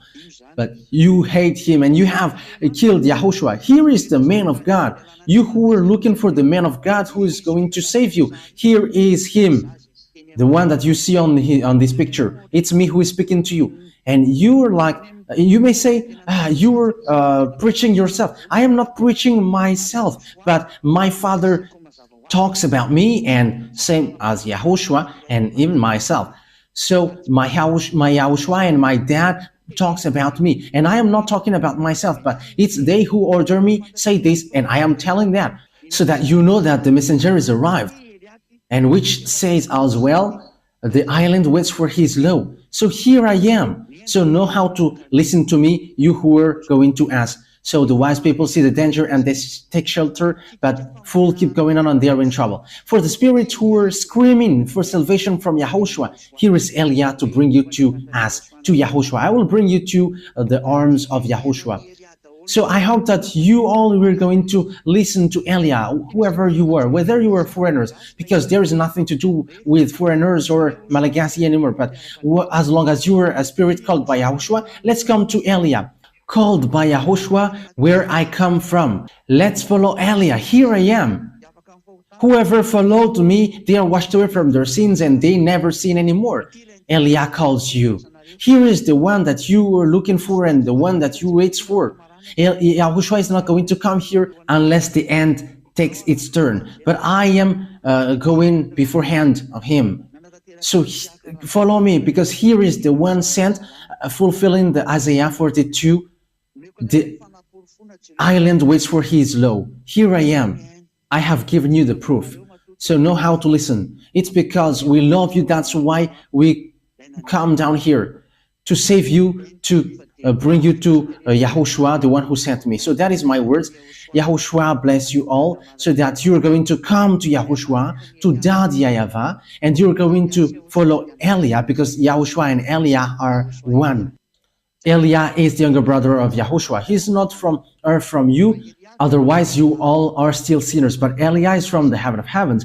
He is chosen servant, and he is chosen by Yahushua to bring the holiness and bring back it to the earth. Because The end is arriving. Okay, the words of Eliah is over. Come, you chosen spirit, run quickly and don't stop anymore. The words that I have given you is so clear. Eliah is arrived to save you. Zhyahah, Eliah. Zhyahah, Eliah. So that is the one who is arrived in you, sent by that YAHVAH, sent by Yahushua. We're going to pray to end this word. Glory be to you, that YAHVAH. Glory be to you, beloved Yahushua. I really love you so much, you both. Save that beloved that YAHVAH, those people who are listening to these words. Let them know where I come from, because I come from you, beloved that YAHVAH. You were the God of Abraham, and you were also the God of Isaac and Jacob. Bring in the words in Yahushua. That is the reason of all of these things. But at the moment, Yahushua has fulfilled the salvation, and you both have sent me to bring your word. And I have given the words. I haven't hidden anything, but I have given the salvation so that people know. Save people, Dad, YAHVAH. Save those spirits who are screaming, calling you. Let them hear the words of Eliah. I am already spending all my strength for you, and I forsake my life for you, Yahushua, so that I take revenge of your blood. Save people to get back to you. Let the Holy Spirit from you call everyone to run, so each one will run to make them come back to Yahushua, Dad, YAHVAH. And they all will know that I am the one that you sent, the one that you have written in the book as well, and which I have just said. And let them know that your chosen servant is already arrived in the chosen island. Madagascar is the island that you have chosen. Open their minds so that they know that, because I have arrived. Dad, beloved Dad, YAHVAH and Yahushua, justify all the words of Eliah that I have given today.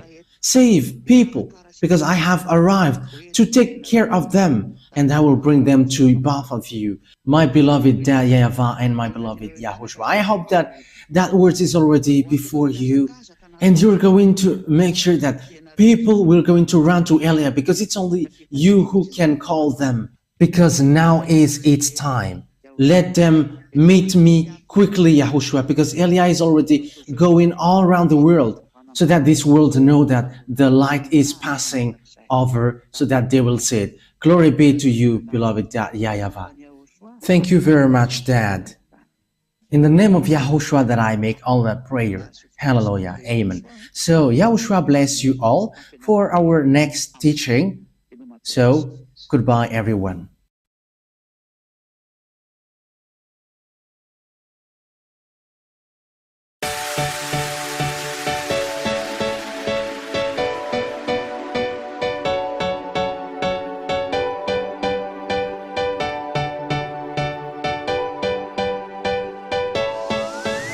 For all of you who were convinced by the teaching of Yahushua, here is the WhatsApp number through which you can contact the ambassador of Yahushua, Zhyahah Eliah. +261 32 86 663 98. We wish you the best to come into the kingdom of Yahushua.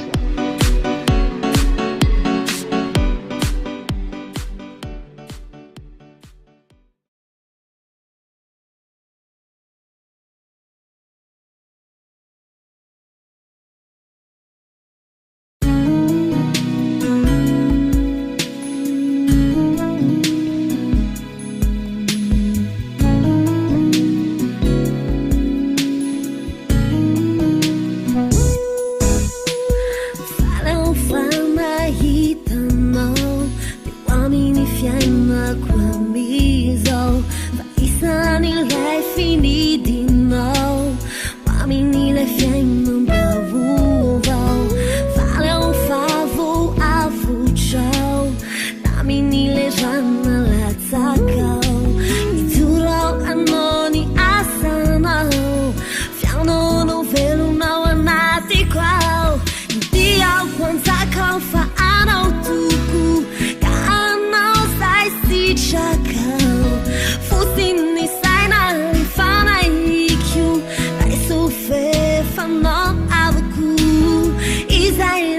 chambafananaku afukumbapiasainoku fianoma alali saimasu umbanifiainaku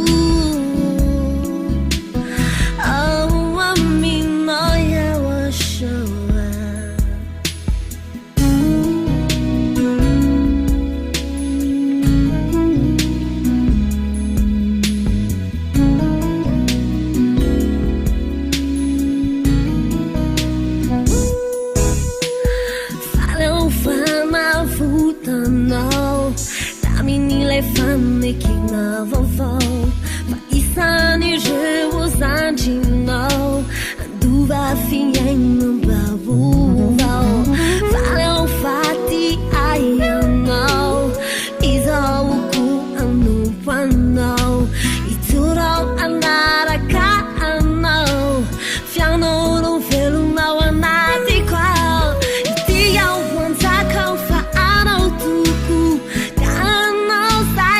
Shaka, they forcing me sign and they find you like so fair from now Abaku.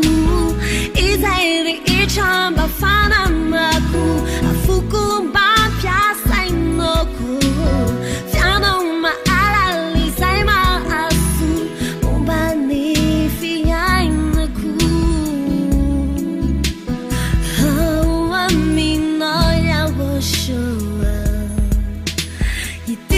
One taco for Anno Tuku, Gano Sai Si Chaka, forcing the sign out if I you, like so fair from no Abuku. He's a each time by Fananaku, a Fukum Bapia Sainoku, down on my alali Saima Asu, Umbani Fianaku.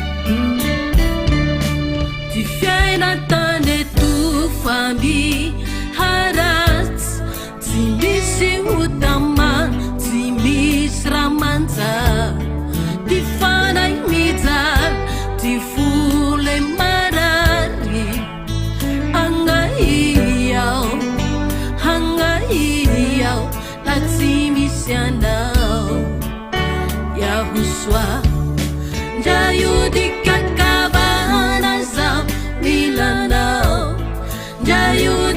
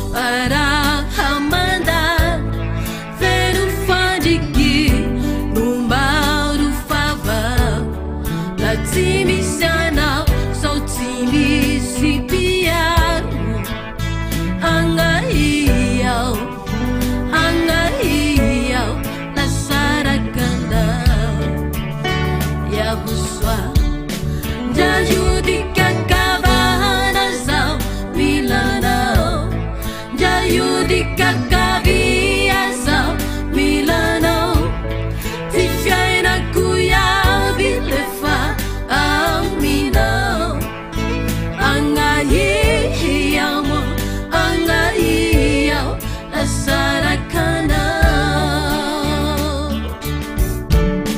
Ja ande mangaruha zao milanao Ja ipuda fara zao milanao Ty fiainako iaby miaminao Agnahiao mo agnahiao lasarakanao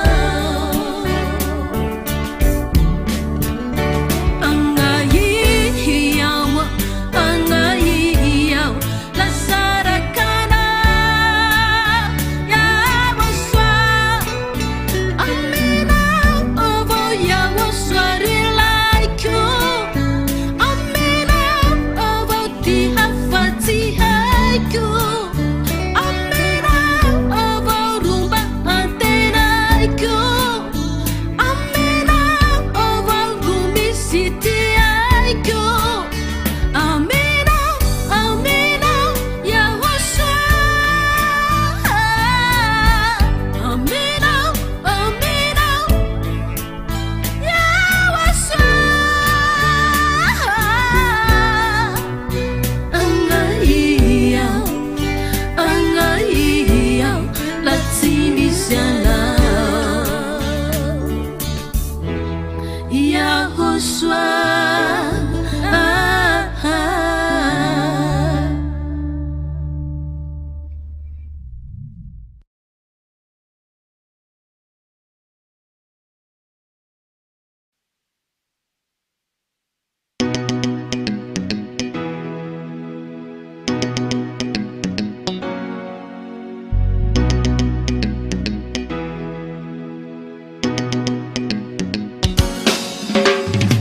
L'ambassador YAHOSHUAH Fofidiny ray mivantana avy any ambony izy no ny rano ety Nitoriny teny fiainana dia ny fampianarany YAHOSHUAH Ny lalam-pamonjy ho azao tontolo izao Ziada zanaka YAHVAH no ambassador YAHOSHUAH hitondra ho any amin'ny lanitry ny lanitra Zany no fitiavany YAHOSHUAH Irena tsara zay tafiditra Voafidy isika andova fiainana Sofa teo ianao hitari-dalananay Saotranao fa voavonjy izay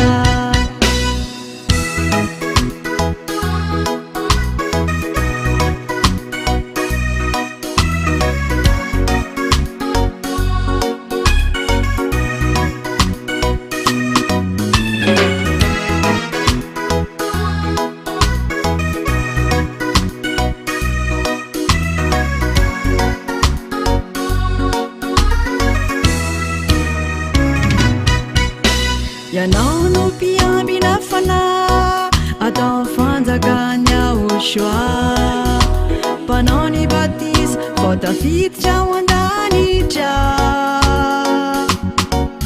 Nampiorina ho fampianarana lalany YAHOSHUAH no arahana Io ano ananana ny ray sy YAHOSHUAH Ziada zanaka YAHVAH no ambassador YAHOSHUAH hitondra ho any amin'ny lanitry ny lanitra Zany no fitiavany YAHOSHUAH Irena tsara zay tafiditra Voafidy isika andova fiainana Sofa teo ianao hitari-dalananay Saotranao fa voavonjy izay Nikelezanao aina toko nanao ny fahita lavitra Ny onjam-peo ny YAHOSHUAH isam-paritra Andinesa ny rehetra ny fampianarany YAHOSHUAH amonjeny izay voafidy andova fiainana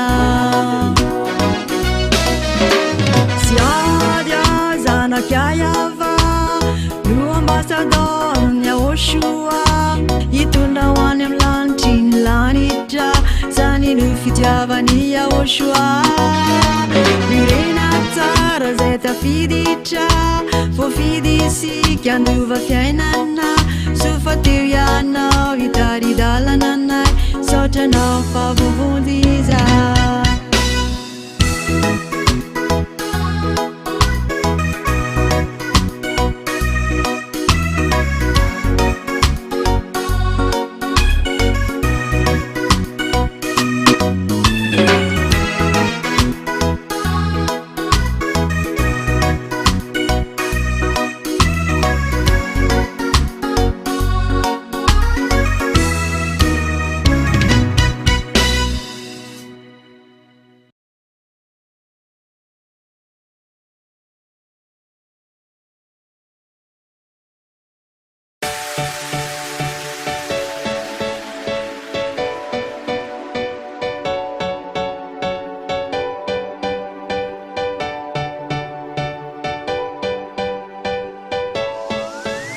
For all of you who were convinced by the teaching of YAHOSHUAH, here is the WhatsApp number through which you can contact the ambassador of YAHOSHUAH, Zhyahah Elia.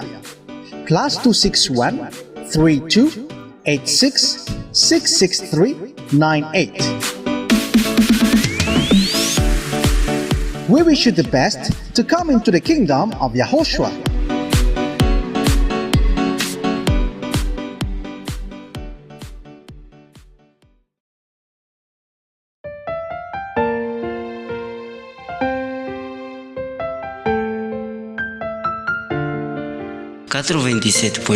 FM Iry fitiavana fahamasinana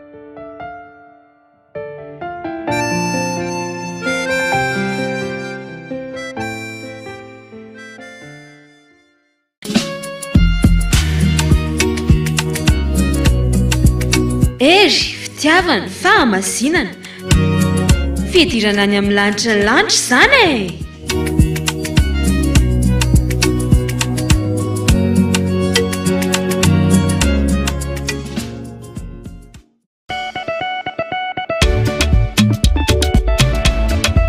Ery fitiavana fahamasinana lanitra ny lanitra misy any YAHOSHUAH zany e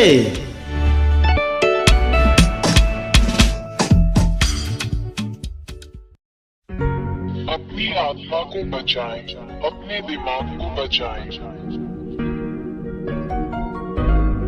अपनी आत्मा को बचाएं, अपने दिमाग को बचाएं,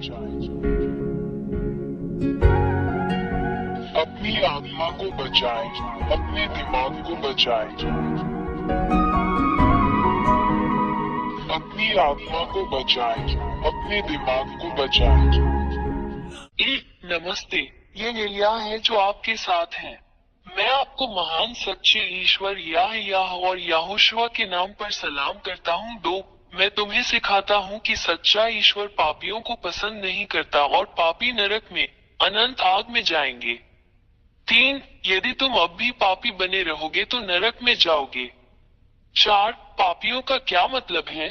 पापियों का अर्थ है ऐसा करना, मूर्ति पूजा, ज्योतिष, झूठा, किसी को हानि पहुंचाना, जादू टोना, चोर, किसी को मारना, धूमपान करने वाला, अपमान करने वाला, पीने वाला, तिरस्कार करने वाला। 5, उन चीजों के प्रति प्रार्थना करें जो बोलती नहीं है और हिल नहीं सकती हैं, जैसे मूर्तियां, चित्र, प्रतीक।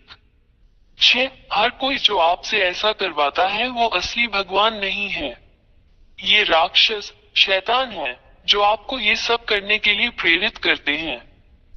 7, इसलिए तुम सब जो ऐसा करते हो, कष्ट, पीड़ा, अशांति, भय में रहते हो और तुम्हें शांति नहीं मिलती, तुम सदैव संकट में रहते हो। 8, आप कभी भी प्यार में नहीं रह सकते, आप हमेशा किसी को चोट पहुंचाने और चोट पहुंचाने की फिराक में रहते हैं। आपके भीतर शांति नहीं है। 9 तुम्हें इस तरह देखना बहुत दुर्भाग्यपूर्ण है। मैं यहाँ आपको इन सभी खतरों से बाहर निकालने के लिए आपके लिए सही समाधान दूंगा।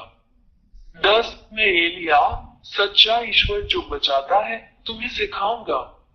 उसके पास एक हाथ है जो आपकी मदद कर सकता है। उसके पास एक मुंह है जो आपसे बात कर सकता है। उसके पास कान है जो आपकी बात सुन सकते हैं। 11 वो तुम्हें उस गहरे गड्ढे से 13 शैतान ने तुम्हें दुख पहुंचाया क्योंकि तुम सच्चे ईश्वर के साथ नहीं हो। 14 क्योंकि यह सच्चा ईश्वर पापियों से कभी प्रेम नहीं करता, वो पापियों के विरुद्ध है। 15 शैतान दानव आपको लाइलाज बीमारियां देते हैं, आपको आवेशित राक्षसी बनाते हैं।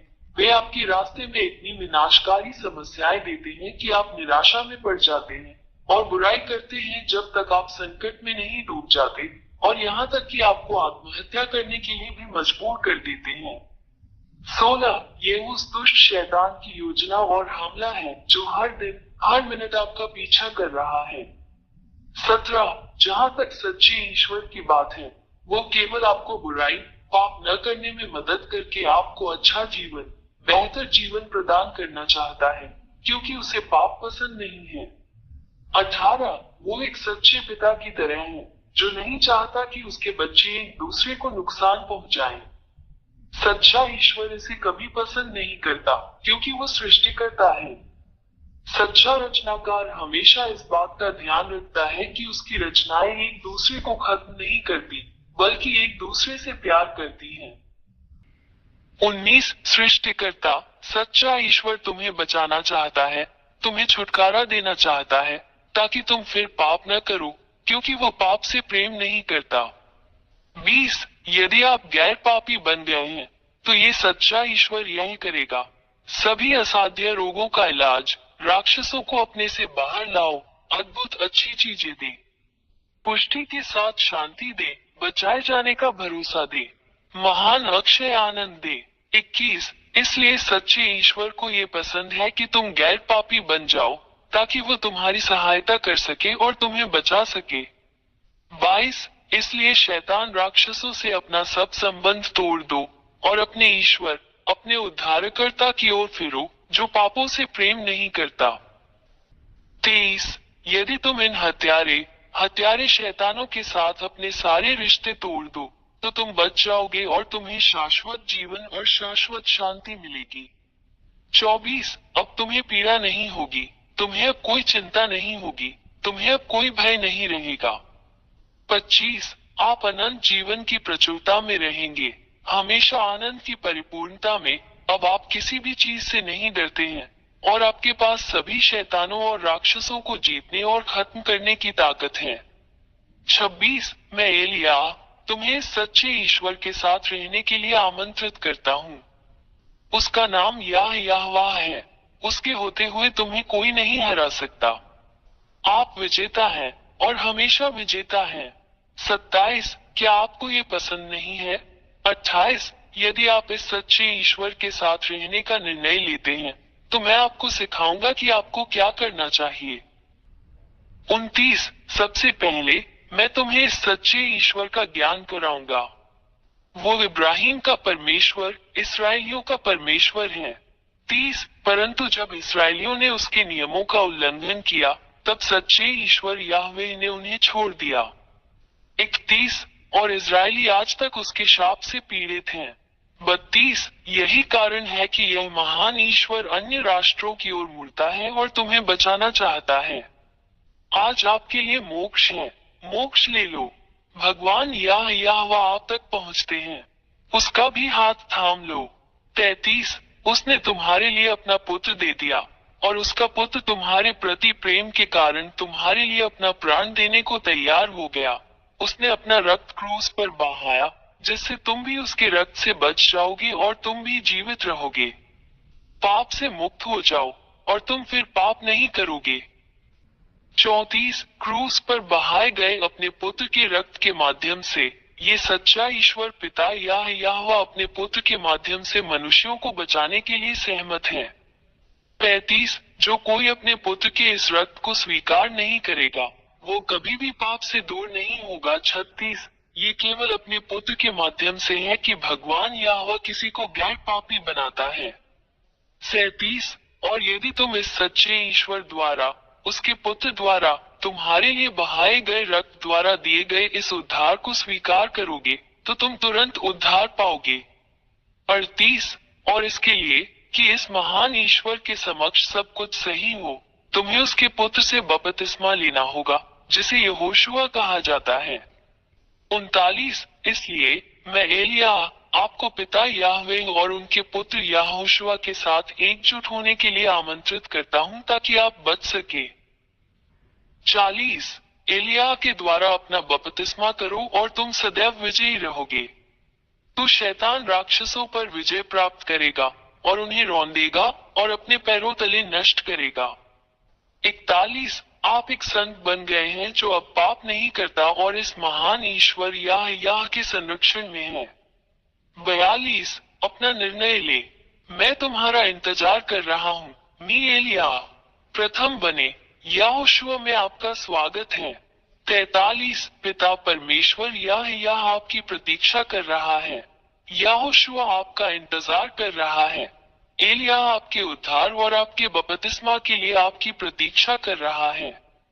पिता याह और यहोशुआ आपको आशीर्वाद दे अपनी आत्मा को बचाएं, अपनी आत्मा को बचाएं। 44 मुझे इस नंबर पर कॉल करें 261328666397 यदि आप वास्तव में बचाया जाना और छुटकारा पाना चाहते हैं। 45 मैं हमेशा यहाँ हूँ। मैं एलिया तुम्हें बचाने के लिए और शैतान से लड़ने और उसे हराने में तुम्हारी मदद करता हूँ जो तुम्हें इतना नुकसान पहुँचाता है। एलिया आपका इंतजार कर रहा है। यहोशुआ आपका इंतजार कर रहा है। बच जाओ, अपने उद्धार को मत चूको, जल्दी आओ। यहोशुआ आपका इंतजार कर रहा है। अपनी आत्मा को बचाएं, अपने दिमाग को बचाएं, अपनी आत्मा को बचाएं, अपने दिमाग को बचाएं, अपनी आत्मा को बचाएं, अपने दिमाग को बचाएं, अपनी आत्मा को बचाएं, अपने दिमाग को बचाएं।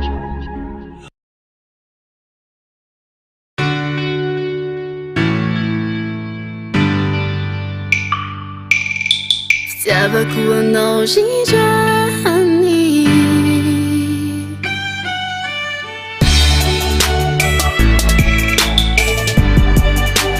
Zhyahah siła YAHVAH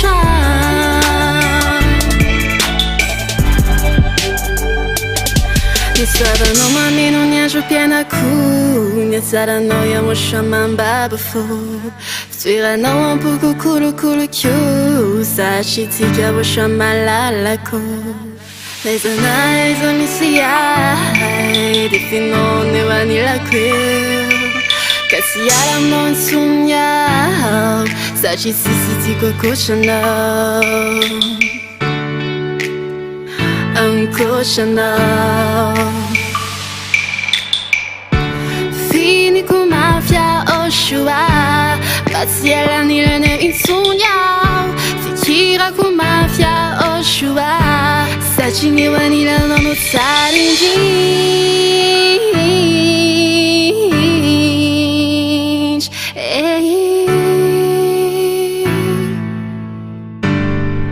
Fenonao ny fanaiko Nahoana monjony tsy faly Fa fifaliana no mameno ahy Satria tiako ianao ianao tsy ahy Fenonao ny fanaiko Nahoana monjony tsy faly Fa fifaliana no mameno ahy Satria tiako ianao ianao tsy ahy Ka tsy arana ivadika mihitsy aho Fa naharadianao Dia tsy ova tsy ivadika mihitsy aho Fa naharadianao YAHOSHUAH malalako YAHOSHUAH tsy fohiko Yeah,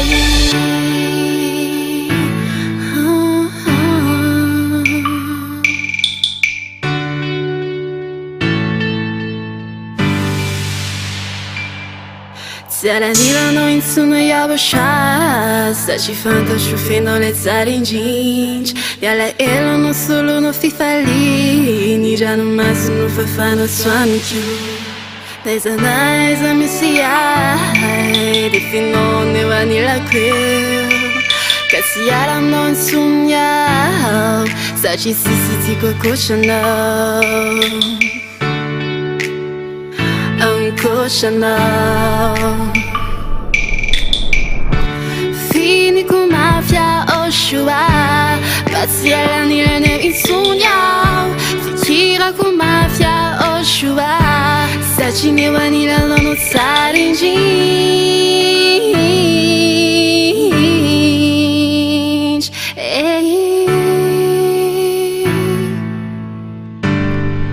Fenonao mifanaiky io Nahoana monjony tsy faly Fa fifaliana no mameno ahy Satria tiako enao tsy ahy Fenonao mifanaiky io Nahoana monjony tsy faly Fa fifaliana no mameno ahy Satria tiako enao tsy ahy Satria tiako enao tsy ahy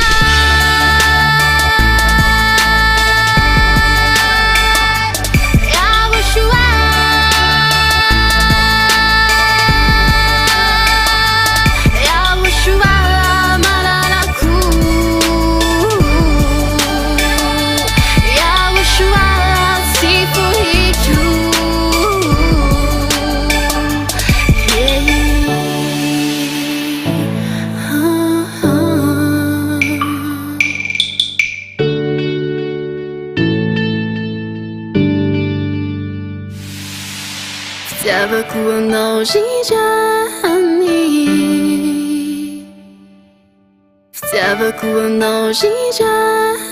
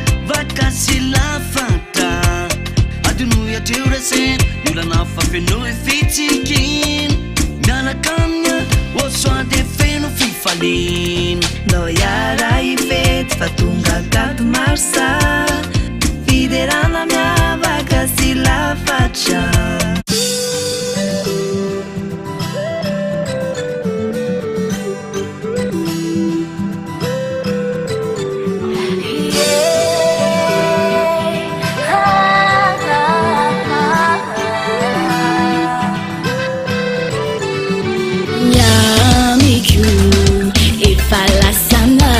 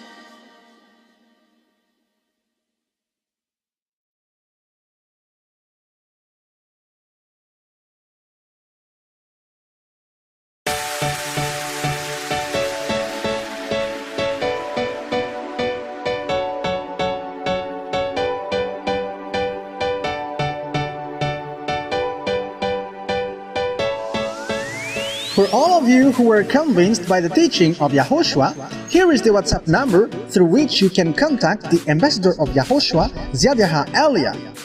+261 32 86 663 98. We wish you the best to come into the kingdom of Yahoshua.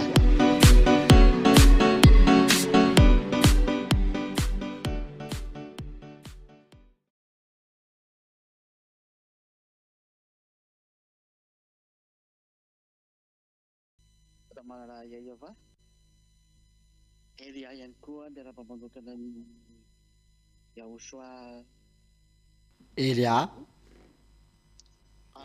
要向亲爱的天父亚耶娃问好，以利亚也是向亲爱的亚乌刷问好，还有并且要祝福所有的人要听着这个教导。在这个全世界，我们今天的教导的话题就是为什么要信谢加伊俩。我再重复说一遍，为什么我们要信谢加伊俩？我们凭什么要信的？但是真的还是假的？我们就是要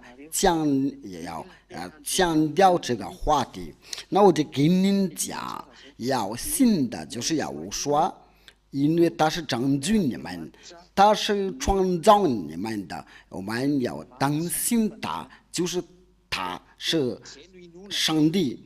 我强调，我再说一遍，这位耶和华就是那位上帝的上帝，我们要信他，我们就是要向他要祷告。可能就是有人在听的时候就是有点觉得奇怪，为什么要信你？要信就是天父耶和华，因为他要创造这个全世界，还有他的儿子耶和华，我们要信他，因为他上帝的至高的儿子。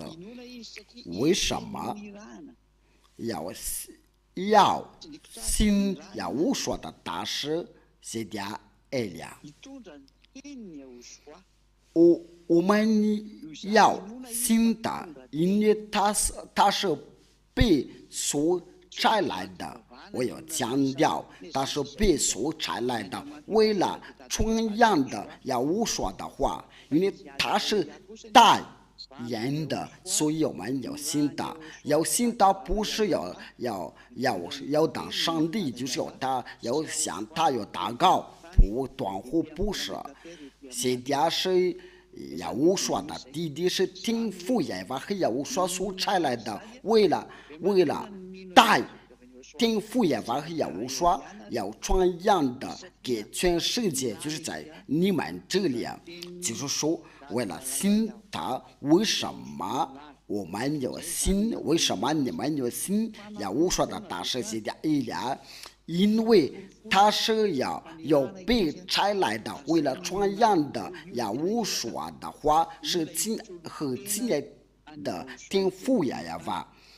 我们这一节有证明的，就是来说是他是被差来的，就是那位使者，就是在这个地球来代替耶和华，来代替天父耶和华在地球上，因为他是代替天父耶和华和耶和华，就是那位亚伯拉罕的上帝。我再强调，就是亚伯拉罕的上帝，因为他是被差来的，为了代替天父上帝耶和华和耶和华，差他来到这里。那这话到底是什么意思？就是来证明的说是谢加艾俩是真的，然后你就需要信他，你需要信他，因为他是被差来的，为了传扬的所有的话，为了荣耀归于天父耶和华和耶和华。第一件事耶和华就说了，我们就从这个边开始耶和华就说不要再犯罪了。这就是耶和华所宣布的话，他说不要再犯罪了。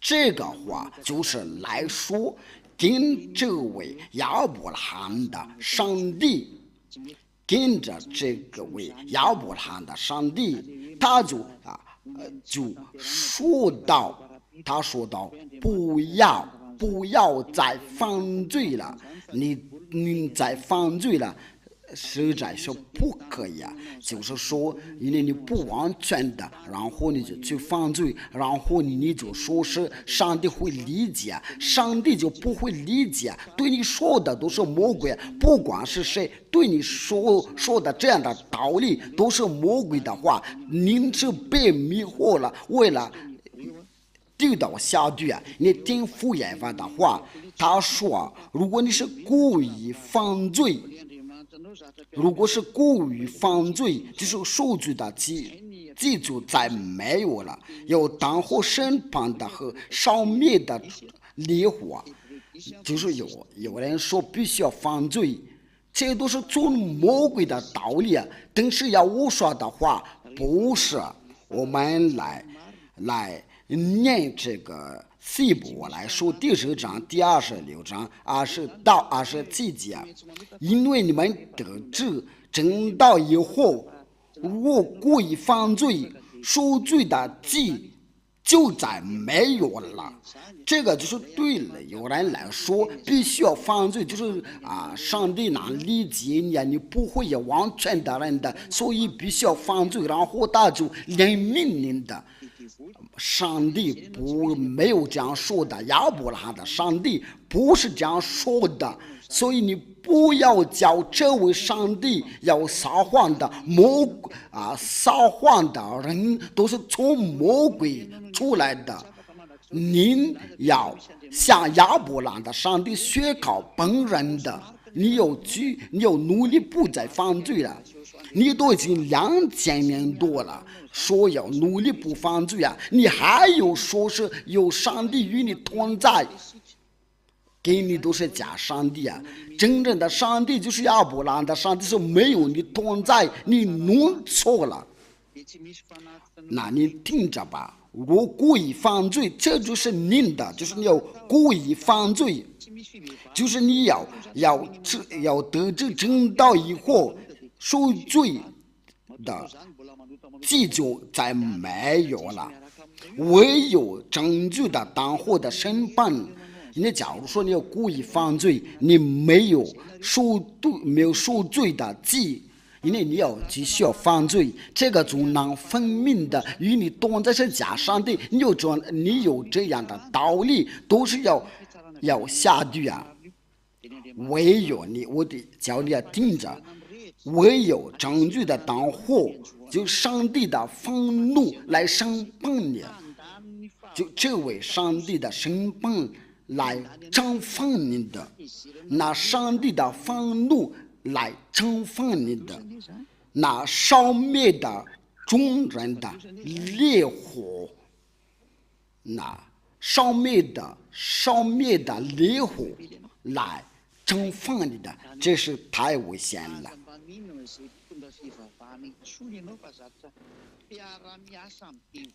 要烧灭的烈火来惩罚你的，所以你不要再相信你是宗教领袖的，因为他们都是在跟着魔鬼。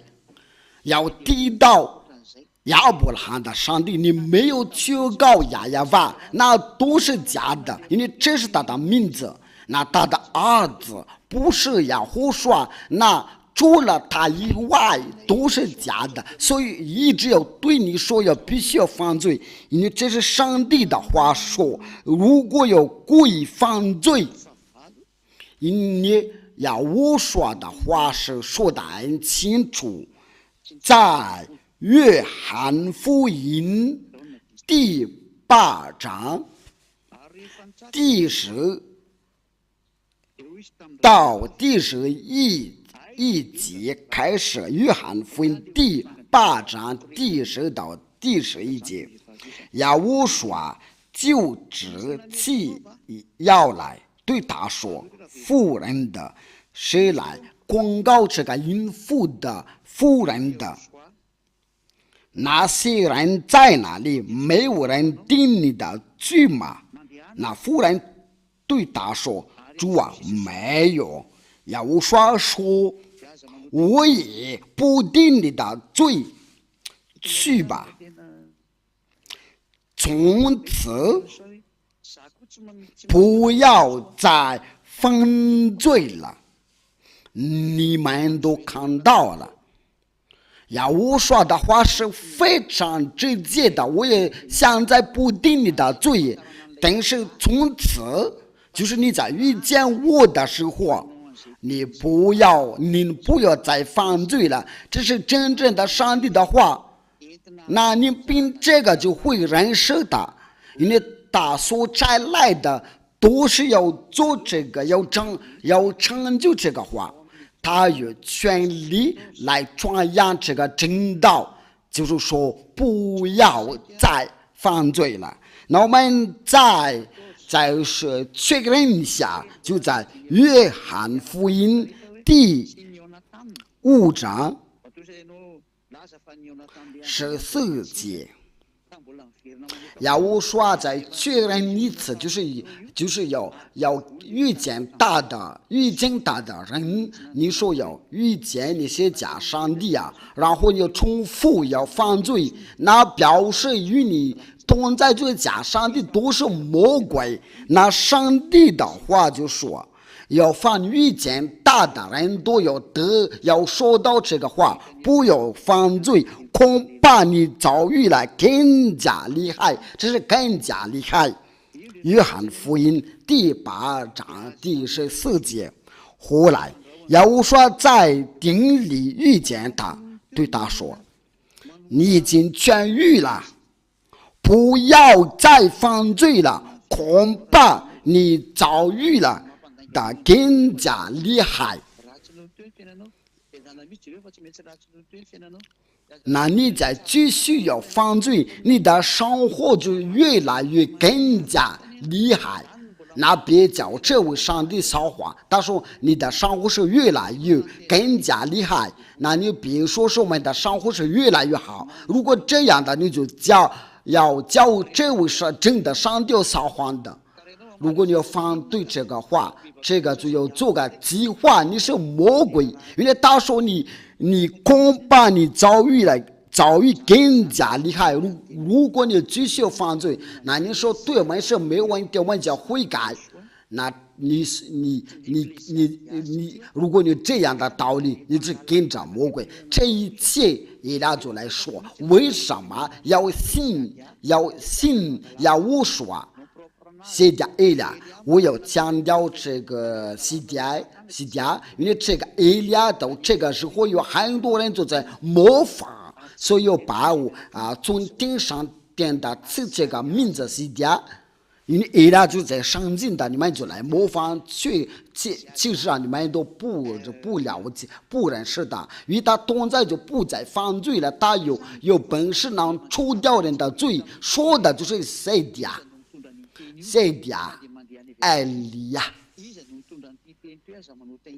那话就是这样的。我再补一句谁来传扬这个话，我们就教导那里。谁来传扬这个话，说不要再犯罪了，我们来接着门徒来说，就是犯罪就未曾看见到未曾认识的。你们这个宗教里许的是未曾认识上帝，未曾看见上帝。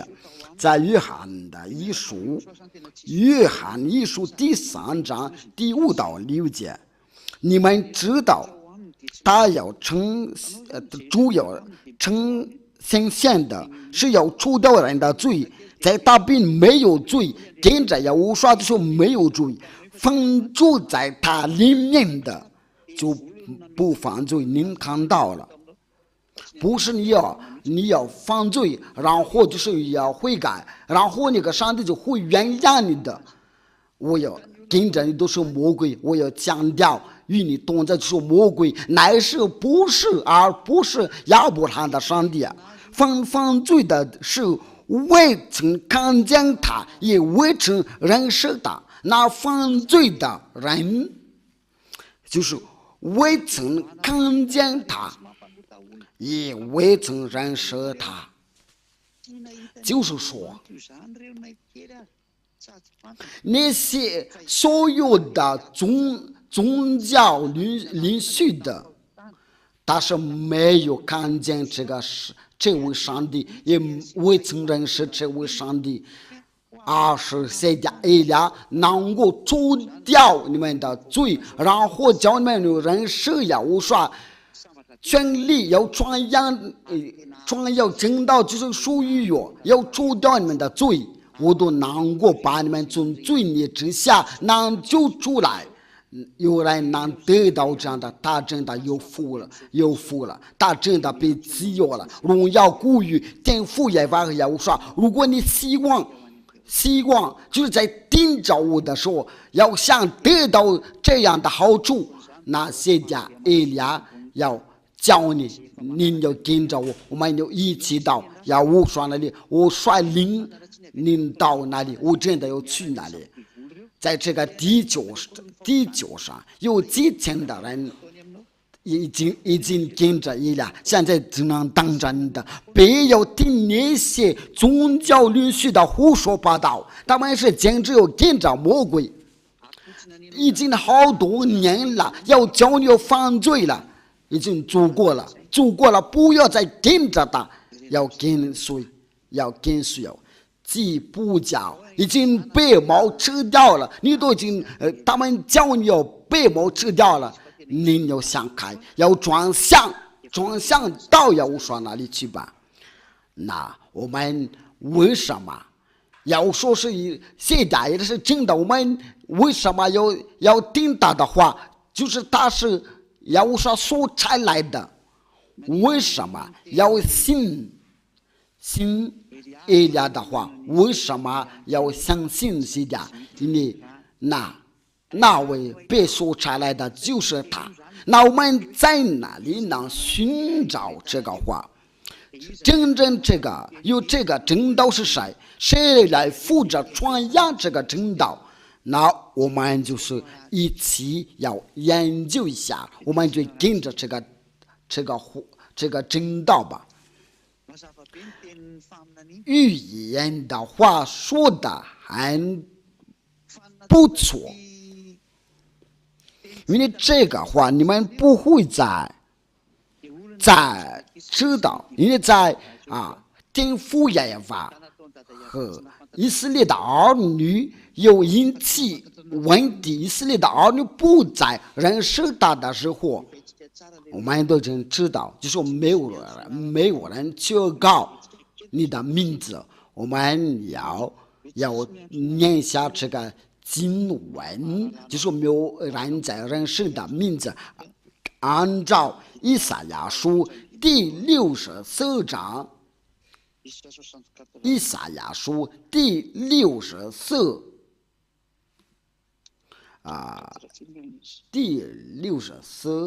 第6节。那么我们就从第5节开始读，你以及我们都像不洁净的人，所有的义都像污秽的衣服，我们都像叶子渐渐的枯干，我们的罪孽好像风暴们吹去。这个以色列的儿女，那效果就是是什么？并且无人求告你的名字，无人分离了庄重你的。原来你掩面不顾我们的，是我们因罪孽消化。就是天父耶和华把他的名字掩面不顾，那以色列的儿女不再认识他。那从这个时候，以色列的儿女不会再认识天父耶和华的名字。就是在以色列的儿女也不再认识他。那你是假名字就出来了，耶和华、佛教、基督、加内沙，还有等等，就是人类所求告的那些假上帝，那最后所有的人都要犯罪了。有的人都能娶的，有5个老婆，有10个老婆，50个老婆，却就获得限制的。亚乌沙说，一个男人就能嫁一个女人的，一个女人只能娶一个男人的。有些有几百个老婆，能娶几百个老婆，这是太危险了。他们就要随便把亚伯拉罕的名字改成了，他的名字就是亚亚，原来就是亚亚法，他们把这个名字改了，所以叫你犯罪。你们所拜的都是假上帝，我们继续说吧，因为你们是犯罪。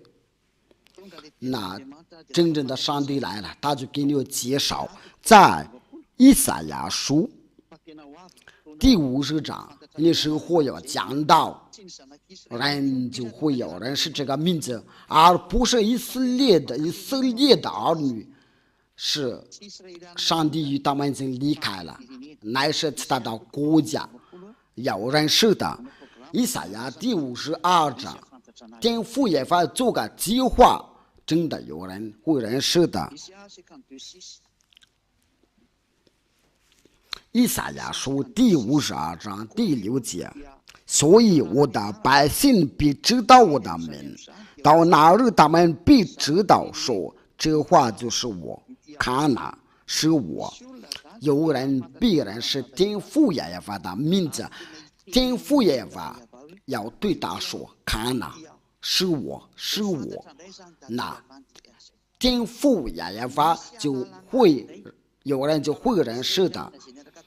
但是以色列的以前跟他在一起，在同在，已经不再与他同在，因为天父耶和华要与以色列的人要隔绝，那他们就不会再勇敢的有求告这个名字，就把这个名字改成拉多乃，就是主。因为凡求告这个名字都杀掉了，他们不再求告这个名字，把成了改成了阿多乃，然后把这在后面的他们就改成了主。你们都有看到了，所有的人都有要求告主啊，因为以色列的儿女跟这位上帝隔绝，那他们就不再认识这位上帝。直到如今，因为如果要知道就跟着我要求告亚耶娃和亚乌刷，那就是他们就能除掉他们的罪孽，因为他们不管这个道，他们不理睬，这个就呢证明的上帝已经离开他们去啊，因为上帝的目标就是有跟着他的人就能除掉他的罪。你为什么没有来？因为你太骄傲，他越是以色列的身份，就以为上帝跟着他，太搞笑。如果上帝跟着你们就不再犯罪，因为上帝的话是说，上帝以赛亚书第59章第1到第2，亚法